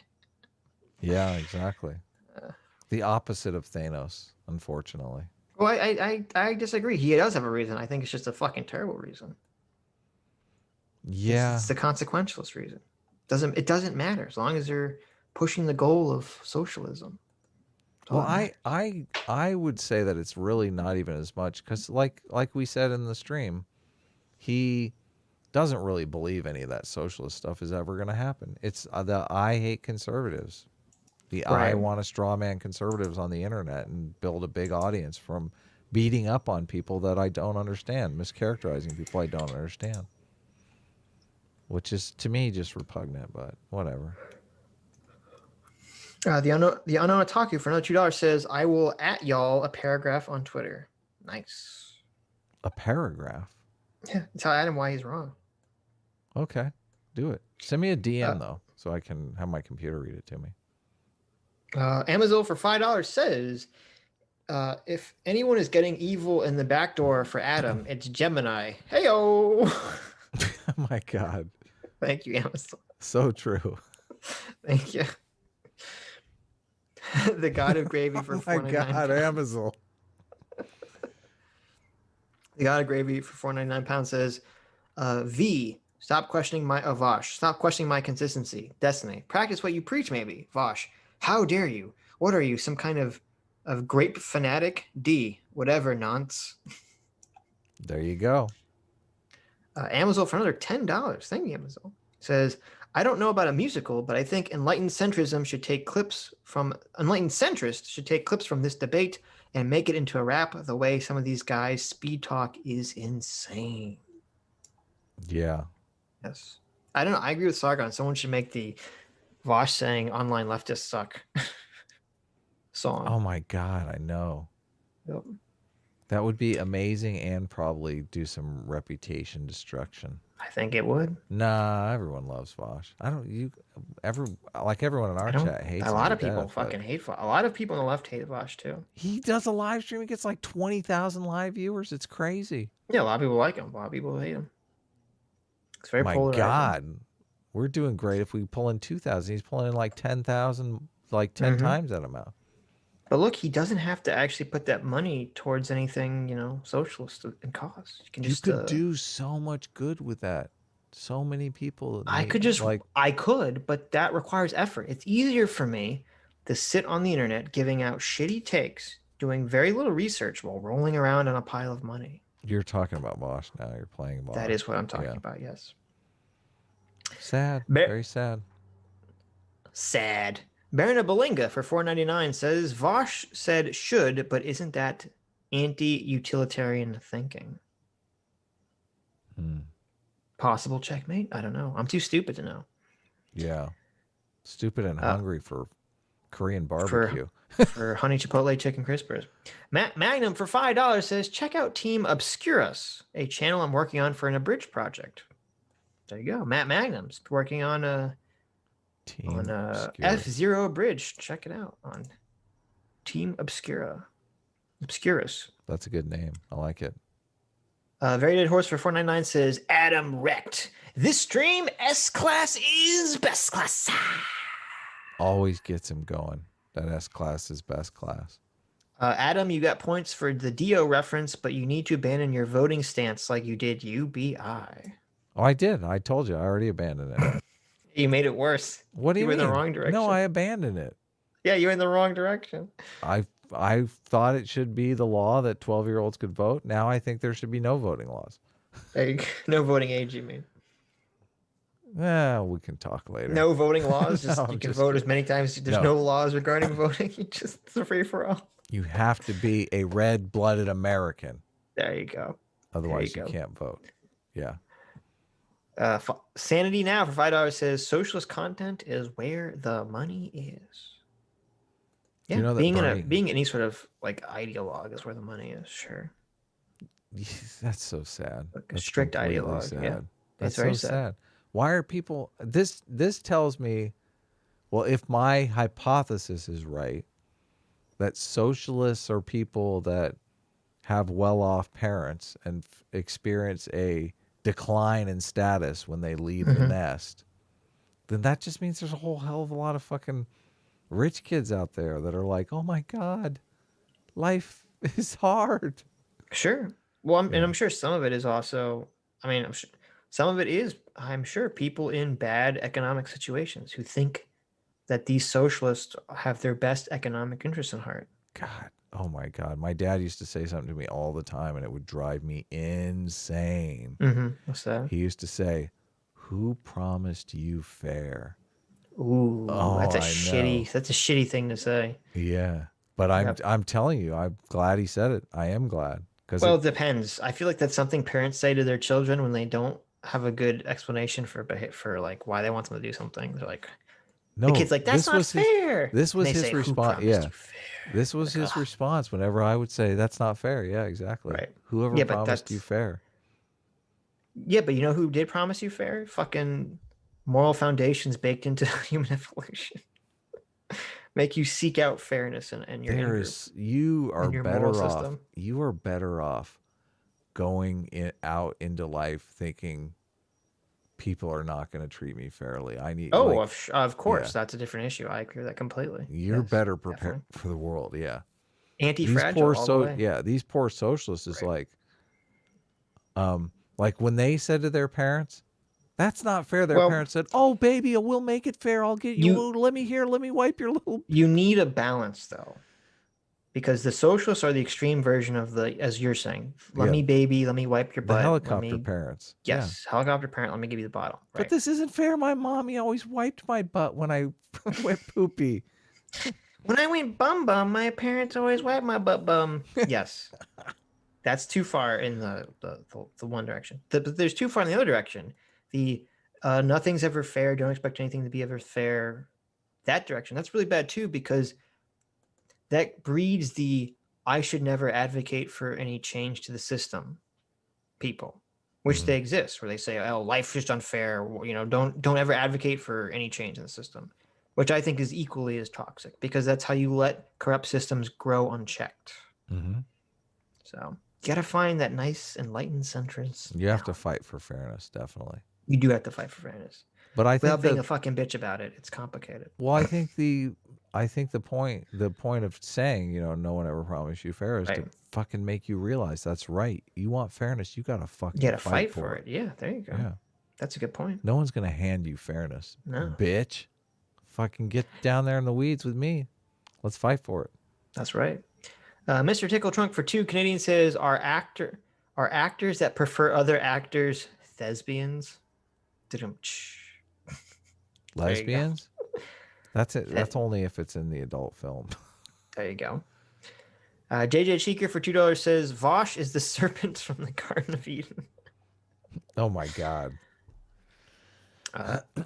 Shaylee Sama for $5 says, Vaush is the socialist equivalent of a race hustler.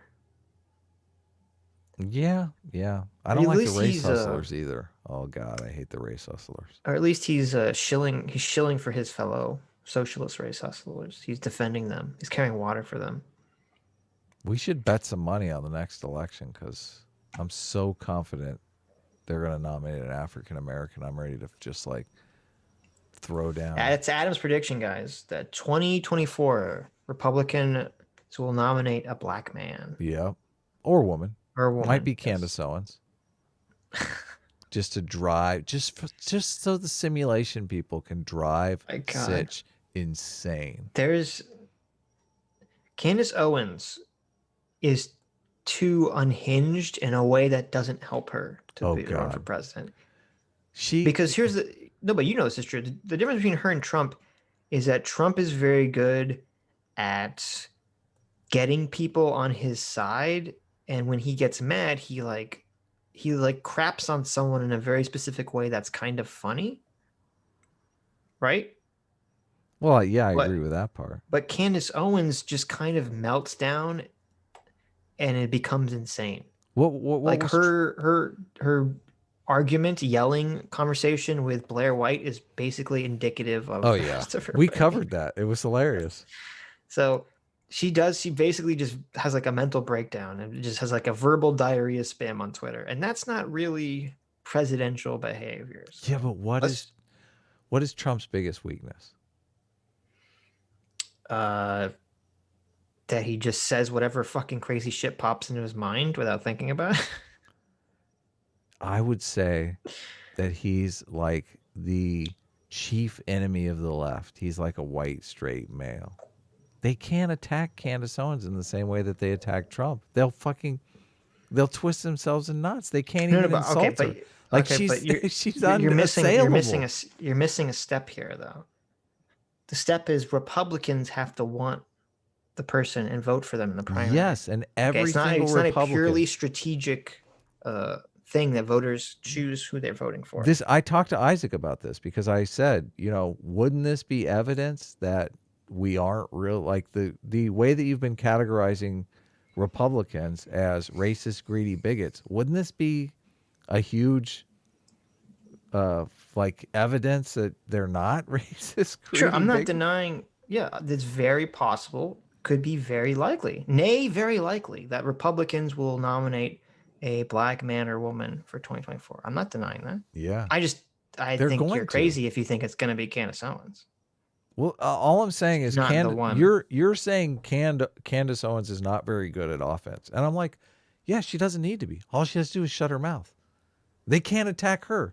You've already like- lost. You've already just lost your position. What do did you mean? just say? All these candidates get taken down by opposition. What you nonsense. just said? All Candace Owens has to do Oh, yeah, is yeah, shut her mouth. Okay. Okay, What's so the your one so thing your Candace Owens your cannot do? your argument is that it's Candace Owens. Okay, fair enough. Fair enough. You might have an argument there. You may have an argument there. That could be true. That might be her Achilles heel. All she has to do is shut the fuck up, and she can't do it. She can't do it. And I'm not saying Mike. She'll never win the primary if she ran. Is my contention. I don't know. She's don't not know. very likable. I She has a think diehard fan base, and everyone else is like, I don't know, this person's kind of. I think you're incorrect there. Obviously, and it's fun. I saw she did. She made some announcement on Twitter, and a bunch of people on the left ran with it. I saw. What's that? I think it's The Hill. They did a piece on it, and Crystal Ball already went to the Hitler comments that she made. I'm like, oh my God.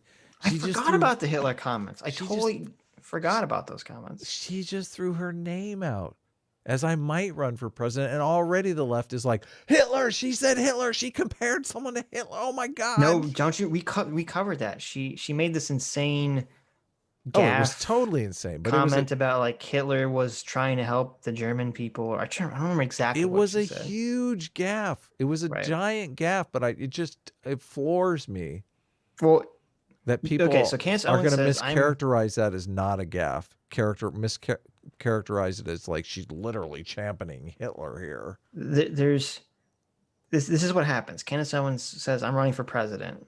If she gets any steam, any like actual chance of They're winning, going to go to the Hitler thing. Day Yeah. one, Hitler quote. Okay, their Yeah. talking point. Yeah. Day two, here's clips of Candace Owens arguing with a trans woman on Dave Rubin's show. Oh my God, I forgot about that. Yeah. Although they might nominate her for that. Guys.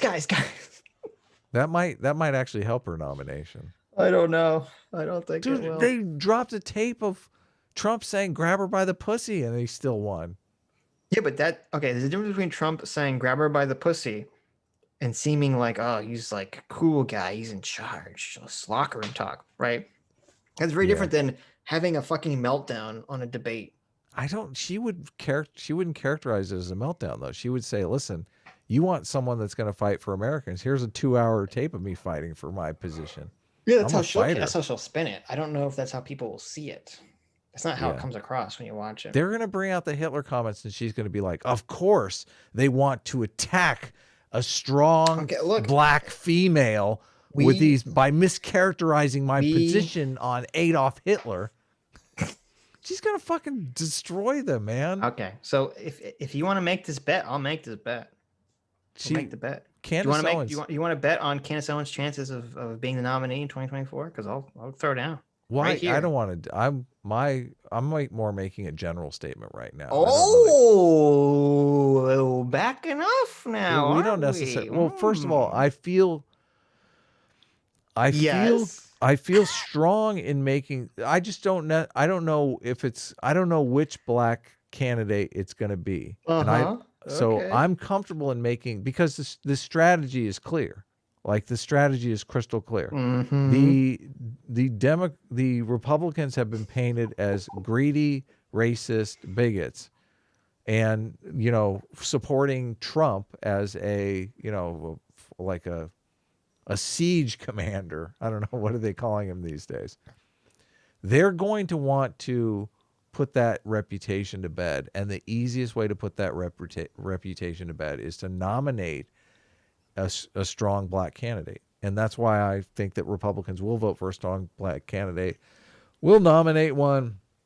I'm not willing to go to the mat to say it's going to be Candace Owens. Obviously, I want to win the bet, so I'm willing to bet that there's going to nominate a black. I feel comfortable saying that. Chris Hill says, replace voting booths with suicide booths, 2022. There you go. What? Because Candace Owens gets nominated? Listen, you guys are so dour. That's how I interpret it. You guys are so dour here. It's not that. Candace Owens could be a good president. Oh, fuck off. Jesus Christ. I just said that to trigger Stitch. I know you did. That's why I told you to fuck off. I know you don't believe it. Guys. She's a great president. She will be. Ruben will probably be upset that she snubbed her on his show. There you go, guys. He's going to be like, what? This is Adam's coming out with some bold propositions, okay? He's in favor of 3-year-olds voting, and he thinks Candace Owens would be a good president. Can 3-year-olds hold a pen? I don't like you mischaracterizing. Of course they can. What do you mean? I don't know that a 3-year-old can hold a pen. You start teaching 3-years to write? What are you talking about? When can you read? I mean, you can't vote if you can't read. You can read at 3. What the fuck are you talking about? No. You start teaching kids to read at 3, don't you? Am I fucking out of my mind here? What? If you're a super genius reading at 8th grade comprehension when you're 3, then that guy should vote. That. Why would you deny that person the right to vote? Oh, I see. So you're saying in order to vote, they have to pass a reading comprehension test. I knew test. You were going to do that. Or they can read. They have to be able to read and comprehend. All right, Vaush. I see what you're doing here. What am I doing? Going down the old Jim Crow road here, are we? That's what you just said. No, That's what you're doing. But you're the one equating it to Jim Crow. I'm going to be 1,000% honest with you. I literally didn't even think of equating it to Jim Crow laws until you just said that. Well, you know what you're doing. Don't know. I didn't. No one's buying I was going to say, wait a minute. You said that there was no criteria. Now you're saying there's a reading comprehension test. And then you immediately went to the race fucking, okay. I'm not saying, first of all, you're the one that wants to give reading comprehension tests to people for them to be able to vote. That's what you just said. You said, can 3-year-olds even read? Okay, so you're saying that they don't have to be able to read to comprehend. Well, they have to be able to read, but I'm not giving them a reading comprehension test. Well, then how do you fucking know if they can read? Well, do you think a person who can't read is going to want to vote? They have to want to vote. Their parents have to want them to vote. Yeah, their parents going to fucking drag them into the voting booth and say, circle these fucking but there's little bubbles here. The person, they have to vote alone. The parent can't go in and help them vote. Although they do help elderly people vote. Right. So so now there's a requirement. They have to be able to vote by themselves, is what you're saying. Well, they have to be able to vote. That's the thing. I see. So you're gonna have a bunch of kids circling random fucking bubbles and drawing pictures on their fucking. Oh my God. We got to do. That's so awesome. We have 100 votes for Blue's Clues and 1,000 votes for Smiling Happy Face Son. Okay, this is great. If this was a movie, as they're counting the votes, it would be like holding up pictures going, look, this one has a stick figure of Nixon. And this one is a picture of one stick figure ripping off another stick figure's head. Oh, look, they made a flip book with the fucking This is impressive. Okay. Why are you always making fun of my positions? Well, I guess your positions are mock-worthy, Adam. My positions are airtight here. Come on. Aussie Yard for 5 Aussie bucks says, I don't know about you guys, but I'm here for the sidetracks. The dumber, the better. See? Oshar knows what I'm talking about. That's right, my brother. A-team for life. Allard K for $5. Thank you very much, Allard. David Edward for $10 says, Vaush is right in that in democratic politics, the truth matters a lot less than the truth you can sell. Reality is complicated, narratives are simple. Therein lies their seduction. I agree with that, sure. I guess there's a difference between saying that that's descriptively true and then saying, thus, prescriptively, this is what we should be advocating for ourselves. And that's where the contention is. Audacity for another $10. Thank you, Audacity. Says, I feel like people forget that he used to be or still is a school teacher. He's extremely capable of attacking arguments by way of addressing tone over actual substance. Who used to be a school teacher? Vaush? Vaush is a school teacher? That's not true. Really? Whoa, I don't believe that. What? Or Destiny? I don't know. I don't think either of them were school teachers. Who are you talking about? Who was a school teacher, Audacity? Man, this reminds me. This reminds like I remember my dad used to always used to bitch at me about the tone of like the way that I would say things too. That really bugged him, and that is like a rhetoric thing.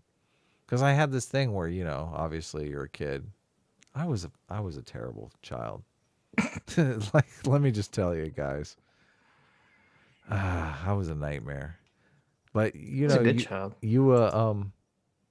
your parents say something and they, the response they want, right? But you don't want to give it to them, so you're like, well, I'll give you the words, but I'm gonna adjust my tone so you really know what I mean. Oh, Darcy was talking about Jake. That's right. Yeah, Jake. Corncob Jake, yes. Corncob Jake. The Butter Anvil for $2 says, warning shots are considered missed shots legally. Yeah, I think that's the most fucked up, bizarre part of gun law.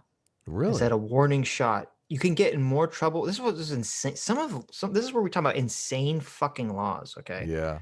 We have warning shots can get you into more trouble than literally shooting and murdering someone, or not murdering, shooting and killing someone. Yeah, they're worried you're gonna hit the innocent bystander. Some innocent bystander probably got hit, and that's why this law came into being.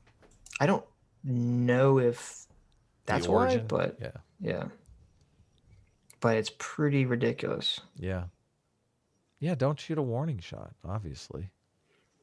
Just don't shoot at anyone. Stay home. Don't do anything. It's too dangerous out there. Right. CT for $1 says citrus. Oh my God. It's very difficult to say citrus. Yes, true. Don't. Neko Silver for $3 says, I'm going to pull a Vaush. I'm in favor of A-Team, but it's bad for optics, so I have to say S-Class is best class if I want to win the war. That's okay. That's okay. We understand, brother. We have flexible morals on A-Team. Wrong! That was a test! You failed! Lemur Wrench for $1 says, Adam, I need to debate you on UBI so I can get you to support it again. Ooh.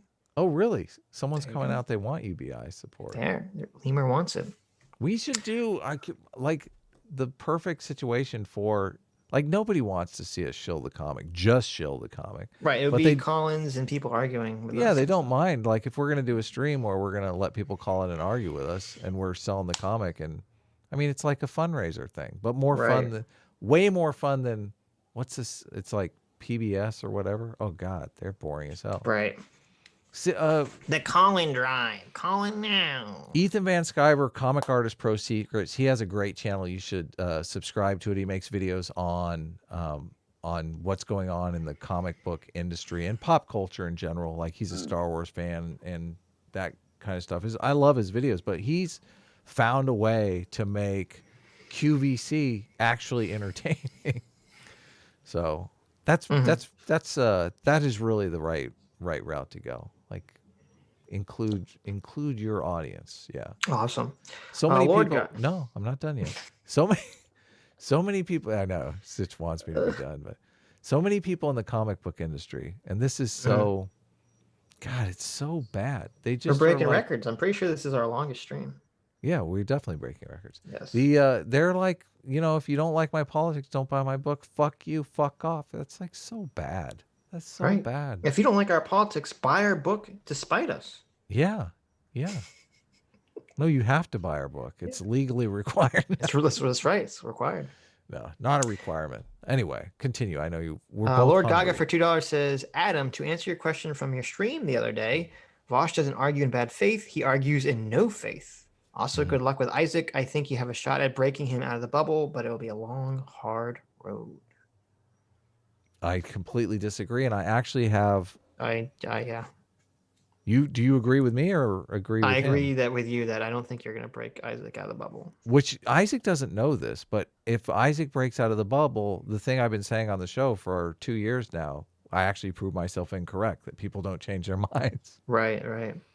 Well, like, maybe if you tell him that, it'll give him a motivation to change his No, mind. nobody tell him that. Please don't tell him that. Tell him that. Guys, tell him that quickly. Make sure you tell him that next stream. No. Keith Rhymes for $5 says, was Brennan in her bed or in the corridor instead? Why not even in a car shooting cops near and far?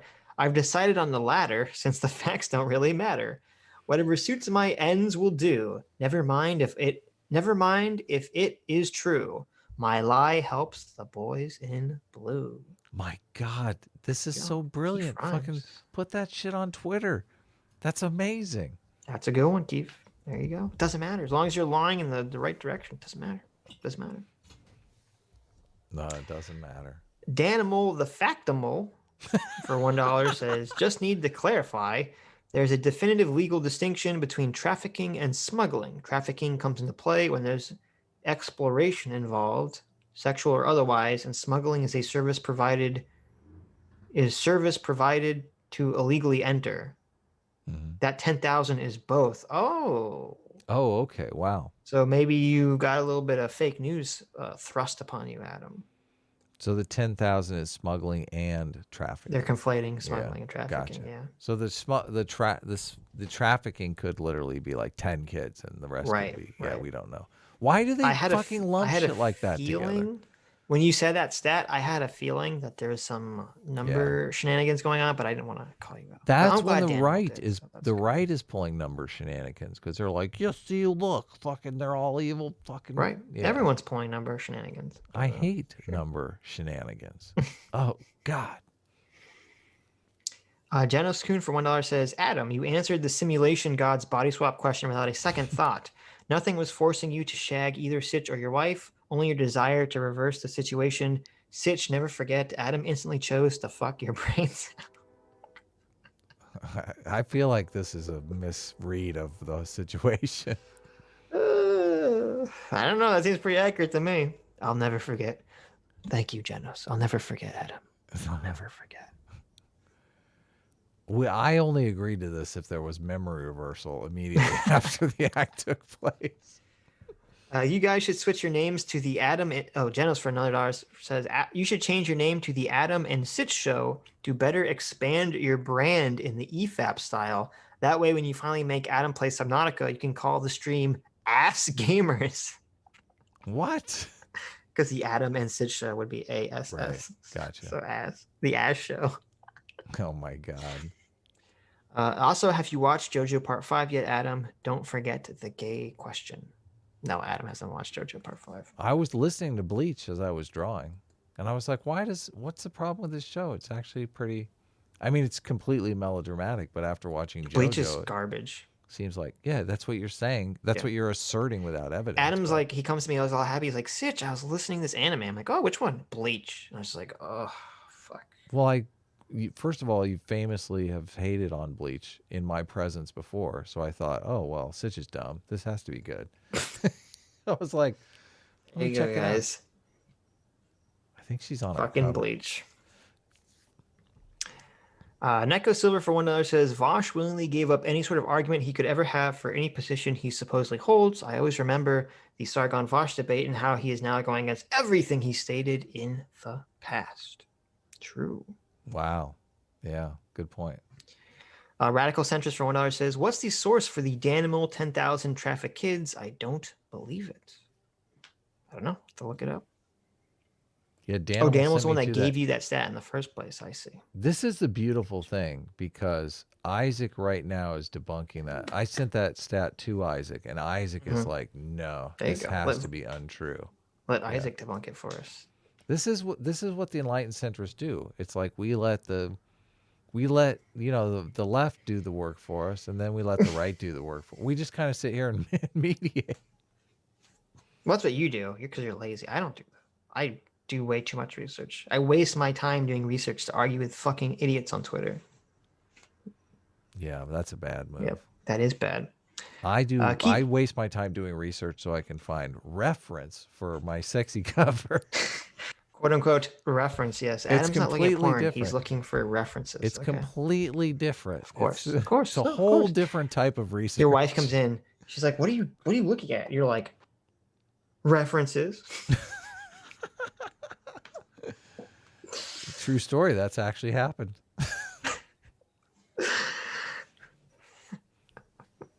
Keith Rhymes for $5 says, "When revolution comes, workers tired of just crumbs, executing their oppressors, once they're betters, now they're lessers. Surely they'll take a while to sort the decent from the vile, and even mobs roaming the streets will spare landlords with leftist tweets." Oh my God, that's genius. Another amazing rhyme by Keith Rhymes. Thank you, Keith. That's so good. Does he have a Twitter? Keith is very good. If he has a Twitter, I want to follow it. Yeah, Keith. Yeah, do you have Twitter? You gotta tweet these out, Keith. You gotta share this wisdom with the Twitter world. Even the landlords are spared with their leftist tweets. That's right. We got to put some leftist tweets out just so we can not get. We get spared. Yeah, that's true. That's true. Utter Nonsense for $2 says, "According to Height, the right thinks the left is wrong, and the left thinks the right is evil." True. Yeah. I think a lot of people on the right think the left is evil too, so I'm not sure. I agree with that, but yeah, Sargon did mention that on the stream. Sargon did mention that. Desert Runner for $5 says, "I don't know what's going on because I can't watch live, but here's $5. Thank you, Desert Runner." Yeah, thanks. New Renaissance for $1 says, "Survival is a moral principle. Adam is correct." OBS is reconnecting, so Uh-oh. I just don't want to miss it because, well, the super chatter said Adam Waffen. I never. Right. I mean, I'm a boomer, but what's that Waffen term? Isn't that like a Nazi thing? Oh, it is? I don't know. Yeah. Okay. Waffen SS was a military branch of the Nazi Party. Because Isaac had a folder on his desktop called Adam Waffen, the bastard, where he keeps notes about his debates with me. Oh, he did? Yeah, the bastard. So maybe that's what New Renaissance is referencing. Maybe. There you God go. Damn it. There you go. Now, look at that. I didn't even know what it meant. That's funny. This is the Adam so Nazi wrong. folder. This is so wrong. Isaac is literally, his whole argument is that if you don't stand up and call Donald Trump a racist, you're a Nazi. It's like, what the fuck? And there's the Adam How Nazi am I folder. the Nazi? Like, can you imagine? This is straight SS tactics, right? If you don't stand up and denounce the Jews, and you get up against the wall. It's like, what the fuck? I got lots of Jewish friends. I'm not denouncing anyone. Fuck you. I have a Jewish co-host. I'll be your J shield. Hell yeah. Exactly. It's fucking bullshit. That's true. I mean, look, the entire time Adam was my butler, he never complained. So obviously he doesn't have a problem with Jews. Butler? What do you I'll bring the DMs up. But you don't need to bring the DMs up. As Sargon said, you've been reverted back to butler status. I know he did on the stream, didn't he? Silver42 for $3 says, "Yeah, I'm the guy with the long sword. I'm so glad the three of you are here together. You all are a source of inspiration with your principled discussions, comic book, and founding your own business. Your communities around you are also wonderful." Oh, thank you. Well, thank you. Yeah. Thank you very much. CT for $1 says, "Hey, you guys remember when everyone was encouraging Vaush to start his own worker commune in socialist utopia? I take that back. I fell down the Jonestown rabbit hole. And Jonestown was supposed to be a socialist utopia." Oh, yeah. I didn't know that. I've fallen If down Vaush that. offers you Kool-Aid, by the way, say no. I've fallen down that Jonestown. There's a documentary on Jonestown that's just crazy. Yeah. Right. But I can't say that I can't imagine Vaush like doing the Jonestown thing and like Jim Jones had a loudspeaker over his whole compound where he would just fucking talk to people. I'm like, this is Vaush all the way. What are you talking about? Right. Yeah. Oh my God. Very Dead Horse for $3 says Hitler justified his actions because he thought the Jews were greedy, evil bankers and owned a disproportionate amount of property. It's like he thought they were evil landlords or something. That's what I said to Vaush when he was levying that criticism against Sargon. I was like, this is ridiculous. Yeah, totally. Utter Nonsense for $3 says, thanks, Sitch, for showing me Stephen Michael Davis. Great stuff. But do you have any thoughts on his dislike of Jordan Peterson? Stephen Michael Davis doesn't like Jordan Peterson? How dare he? He hates Trump too. He's a rabid. Didn't we talk about? I feel like we talked about this when he was on, but I don't remember what his. Yeah, we'll bring reasoning was. we'll bring Steve back on. Steve's a good friend of mine. So Yeah, I like talking to Steve. Yeah. Yeah. How dare he not like Jordan Peterson? Joseph Kerwin for $5 says, if you can point out that half the trees in philosophy tubes forests are painted cardboard, are you still missing the forest for the trees? Oh my God. Yeah. Oh, that's funny. I like that. That's a good line. Yeah. It's true also, since That he's is like true. a scene decorator. Yep. She's a scene decorator. Joseph Kerwin for $20. Thank you, Joseph. Says, things look bad. It's time for the authoritarian centrists to rise up and set things straight. Stand up, my centrist comrade. Stand. True. Yeah, let's do it. Dr. Diddler for $3 says, do you identify as a shadow person or a human first, Sitch? The answer will decide your fate. That's a good question. You see, I used to identify as a human first because I was very big into common humanity. But then I started reading all this critical theory stuff, and they told me that I should use my shadow personage as a political tool to leverage against my unshadowed oppressors. And so now I actually do identify as a person of shadow first and foremost. Please so. tell me this is going to be in book 2 because that's fucking hilarious. Actually, that's not true. I identify first and foremost as an enlightened centrist. Oh my God. So there you go. That is hilarious. Rated Horse for $3 says, did Vaush just say Q is mainstream on the right wing? That is provable nonsense. Even Alex Jones, of all people, thinks the Q stuff is nonsense. I don't know of any mainstream right wingers that believe that stuff. Yeah, I think Vaush is conflating Q with just a general feeling that Trump won the election. Yeah, typical conflation. Right. He wants to conflate the normies and the crazies. Right. Zofrats for $3 says, good morning, you two. Good morning from the Arctic Circle. So it is not morning here. Stanton High's in the chat. He wants to know where his Sitch body pillow is. I think Sitch is mad at you, Stanton. You mean Stanton? Yes, Stanton High. Okay, he put it up. He put up that horrifying body pillow. Okay. Yeah. Horrifying body pillow. Yes, we know. You guys like the horrifying face. Harker for $3 says, I know you said you don't. Harker giving me $3. I don't like when Harker or CT or Zofrat. None of you people should be giving me I hate money. it All you too, people should stop giving me money, okay? Yeah.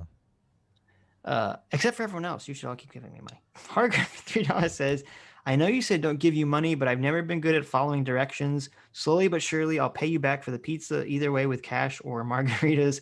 Also, if you could only eat food for the rest of your life, what would you pick? I assume you mean if I could only eat like one type of food for the rest of my life. If I could only pick one type of food, it would probably be Chinese food. Yeah, Chinese is really good. I think that would be Chinese food. That's like hell though. Oh my God. Why? Well, no, just only being able to pick one food. It's like Mexican and Chinese are my go-to rotation. I guess. Right. But no, I would definitely, if I only choose one type, it would definitely be Chinese food. You would eventually hands hate down. it. You would eventually hate it. No, but see, that's a good choice because there's a huge amount of variety for Chinese food. Food? Yeah. Oh, I thought you only got like chow mein. Oh, I mean, yeah. If you only have to eat one type of Oh my meal, like yeah, God. obviously that would get old quickly. Right. No one for $10 says, oh no, CT for $1 says, when I was playing with Harker and Sitch, I was coughing a lot too. It's definitely Sitch. Maybe he's made of dust. You know, that is an offensive stereotype that people of Shadow have The been dust facing people? for generations, CT. I cannot believe you would just publicly give voice to such a problematic statement. All right. Yeah. How dare you? No one for $10 says, why Sitch getting all the women thrown at him, Adam? Because you're fucking married, Adam. And as we all know, women are mind readers and they know you're married just by looking at you. True. There you go. Yeah. CT for $1 says, quote, stop giving us money. ... No. Oh, it's so bad. I Can't Swim for $4.99 says, Vaush's aesthetic argument sounds a lot like when the horoscope girls say, I'm toxic because I'm a Scorpio. There you go. That's so bad. Utter Nonsense for $5 says, of course, Vaush uses Smash Brothers in a hypothetical. Why is the left obsessed with that game? Also, Sitch, please debate Joe. Who's Joe who? Joe Taro? I'm not going to debate Joe Taro. He'll punch me. Yeah. He's a puncher. He's a Mary Sue character. I'm writing it down. Debate Joe. Debate Joe. I'll debate Joe Biden. You want me to get Joe Biden on the stream? I tried to get you to debate. Who did I try to get you to debate? Someone that you were like, no way. I can't remember. I don't know who you're talking about. He was. I remember vaguely there's someone you want me to debate. I'm like, oh, I don't know. The gay right winger that got this. Oh, you want me to debate Milo? And I was like, Milo, no. yeah, Milo. You know About what? Yeah. About what? Just for the spectacle of it. Joe Mama? Is this a joke? Is there actually someone called Joe Mama? Okay. Who's Joe Mama? Joe Mama. It's just a joke. Debate Joe Mama. Debate Joe Mama? Okay. Joe Rogan. I'll debate Joe Rogan. Jogan. I can't believe that worked. Okay, you got me, Utter Nonsense. It's 1:30 in the morning. You got me. I know it's 10. You it's got 10:30 here in California. This is I'm crazy. Sorry, I'm sorry. This is definitely our longest stream. This is our longest. 9.5 hours. We missed 9 hours just by like a couple seconds last time. But Next so week's stream is going to be like 3 hours long. That's right. We're not going to do an hour-and-a-half video. Anyway. Savage Sharpshooter 93 for $5 says, am I the only one who gets super frustrated anytime Vaush opens his mouth about nearly any subject? # free will bucks. No, you aren't. There you go. You're in good company. Idiosin says to Page Mama about what's been going on with Ligma. There you go. Raw 1381 for $5 says, I agree with you 100%. Here's some money. Have a great week. Keep up the exasperating work. Loved Mahler and the gang. Loved Sargon too. Thanks, Raw. That was great. Automata for $5 says, Reikiata Law did a full EFAP on the Philosophy Tube's ACB originalism video, which guest starred Legal Eagle. Fun times. Spoiler alert is a bad video. I imagine. Ricada's great. Idiosin. Sorry, jeez. Why don't you just write? Wasn't your name just spelled the way it's pronounced? Idiotsin, huh? Idiosin. Huh? Idiosin. The buttered anvil for $2. Well, says, that could be kin. Like, why not an S? If that's.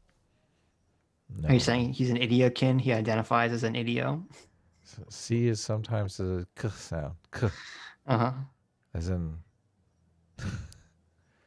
S class, I'll pass. The butter anvil for $2 says Adam was arguing sports from the one made for men by men. Yeah, I agree with that. Lord of the Nerds for $5 says U2 the band voted Sanders in the primaries. Oh no, U2 voted Sanders in the primaries. I actually didn't. Yeah, I You voted. aren't center. You don't vote right. What makes you two different is you don't straw man, and that is more than enough nowadays. Yeah, thank you. I totally agree. I'm trying to tell Isaac this. I'm saying like Isaac, because Isaac wants to characterize me as like some radical right winger just because I understand what conservatives are saying. Right. I'm like, Right. dude, no, not close. We wanted Yang. Yang. Yeah. Well, I did vote for Bernie in the primary. I said I switched was- my. Oh, I'm you like a did? register. Oh. Have always been a registered Republican because I was in the liberal bubble and I thought Republicans cheat. So if I register Republican, then they'll count my vote because Republicans always cheat. Right. So No, I did make the mistake. I did say I was at one point going to vote for Bernie Sanders in the primary, Yeah. but I didn't because he ended up dropping out before my state ever even got a chance to vote.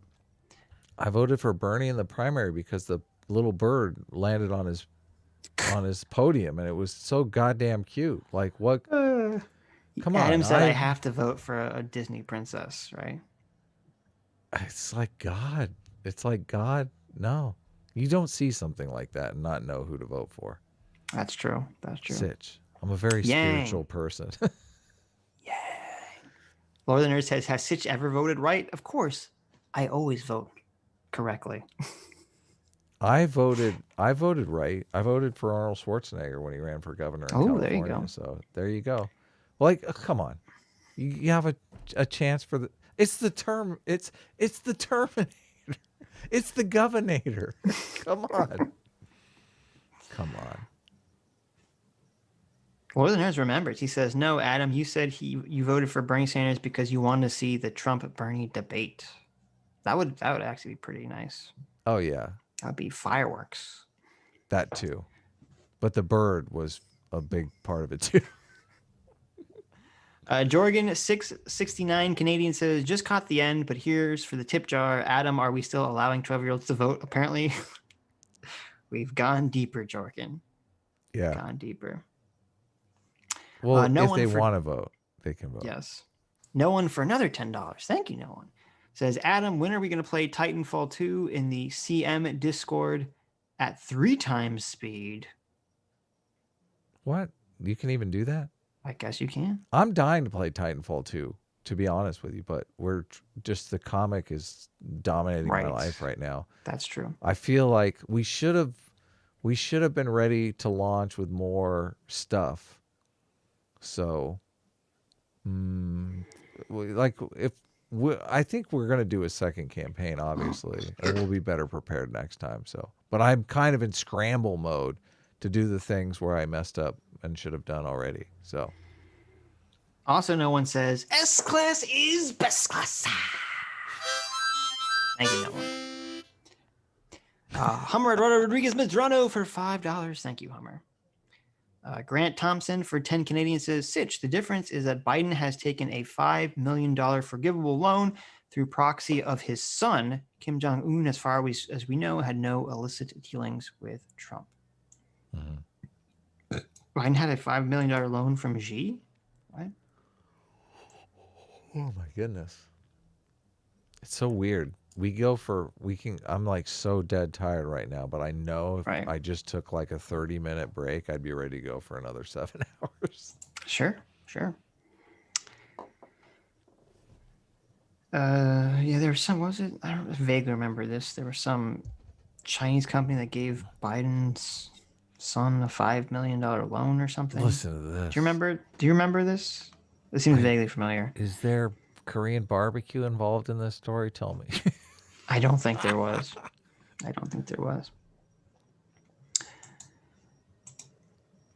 Viriday for 5. Well, actually, you could equate that to, if we wanted to play the whataboutism equatum game, you just equate that to China was greenlighting Ivanka a bunch of patents and products that they had been blocking all up until Trump was president. So Yeah. nobody Sitch loves escapes. Nobody escapes the corruption. Sitch loves that whataboutism. That's like his favorite jam. Well, the person was literally making a comparison, so it's not a whataboutism.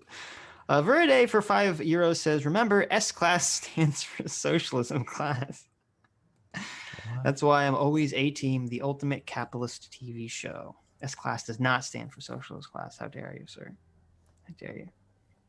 It stands for superior, because that's obviously what we are, superior.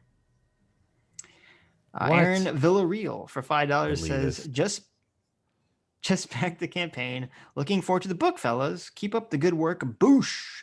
By the way, A-Team ain't nothing to fuck with. There you go. There you go. Hey, I like that better. Boosh, A-Team ain't boosh, nothing to boosh, fuck boosh. with. Thank you for the boosh. Always appreciate an Xcles reference. Mr. J for $20. Thank you very much, Mr. J. Chris Hill for $5 says, you have confidence that Biden is going to complete a full term. No, I don't. I don't think I have confidence in that. Do you? Well, no, I think he's like, I was going for March on the betting pool of when Kamala Harris takes over. I think he'll make 2 years. That's my 2 years. estimate. Oh no. You think not even 2 years? No, they're already hinting that she's going to be taken over pretty quick here. It's so insidious because she did terrible in the primary. Like she is the elite's president. She's totally the elite's I don't president. think that's why they chose her. The elites totally chose her. No, they chose her for the same reason you think that the Republicans need to choose a black lady. That's why they chose her. Bullshit. Are you what? They said, we're running Joe Biden, an old white man. The vice president needs to be a woman of color. That was literally that conversation. It's the complete opposite though, because the people didn't nominate her. She did terrible. She did completely terrible. Doesn't Nobody matter. wants her. I'm saying that she is the elite's president because she was installed by the elites. Like nobody wanted Kamala. Yeah, but I'm Harris. saying they didn't choose. I don't think the elites, quote unquote, the elites or whatever fucking nebulous organization you're referring to. Okay, the DNC probably chose, and Joe Biden's campaign chose Kamala Harris not because she's To get the votes. secret elite. They Right. chose her to get the votes because they Right. needed a woman of color. Right. Yeah, that's why they chose her. Gotcha. Okay. There's some validity to that, obviously. I mean, She's black. I thought she's like half Jamaican, half Indian or something. She drove people to the polls. No one's going to vote for Joe Biden. Okay. Lord of the Nerds for $10 says, Adam, you're framing the age thing to force your position. Democracy is valued because sometimes people change their minds based on reasonable pursuit of truth and justice. It's about respecting those voters.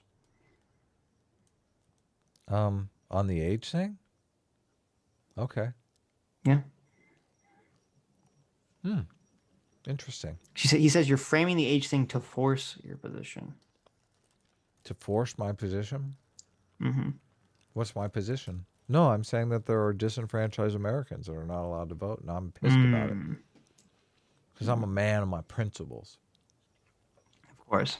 95 Keep for $2 says, go to bed. Oh, I know. I'm trying. Yeah, I'm big trying. time. Oh my God, it's like 2 a.m. there.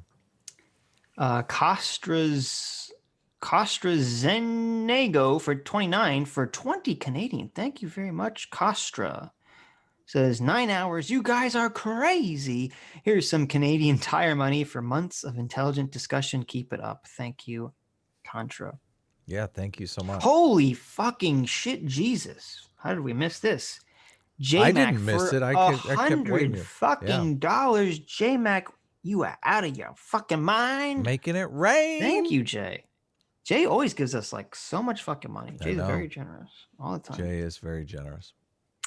Jay Mac for $100 fucking big dollars for fat stacks says, "Damn, missed the stream. I'll have to watch the playback. I've been looking forward to this. I appreciate you guys. You're making the middle more and more appealing." Thank you, Jay. That's what we try to do here. We try to make the middle, That's the right. milk toast middle, look cool again. That's right. Yeah. Where's my Tim Pool beanie? Xhammer 13 Thor for $5 says, "Love seeing Vaush beatdowns. Always oddly fascinating how he flip-flops in real time and then doubles down. Friendly reminder that S-Class is best class.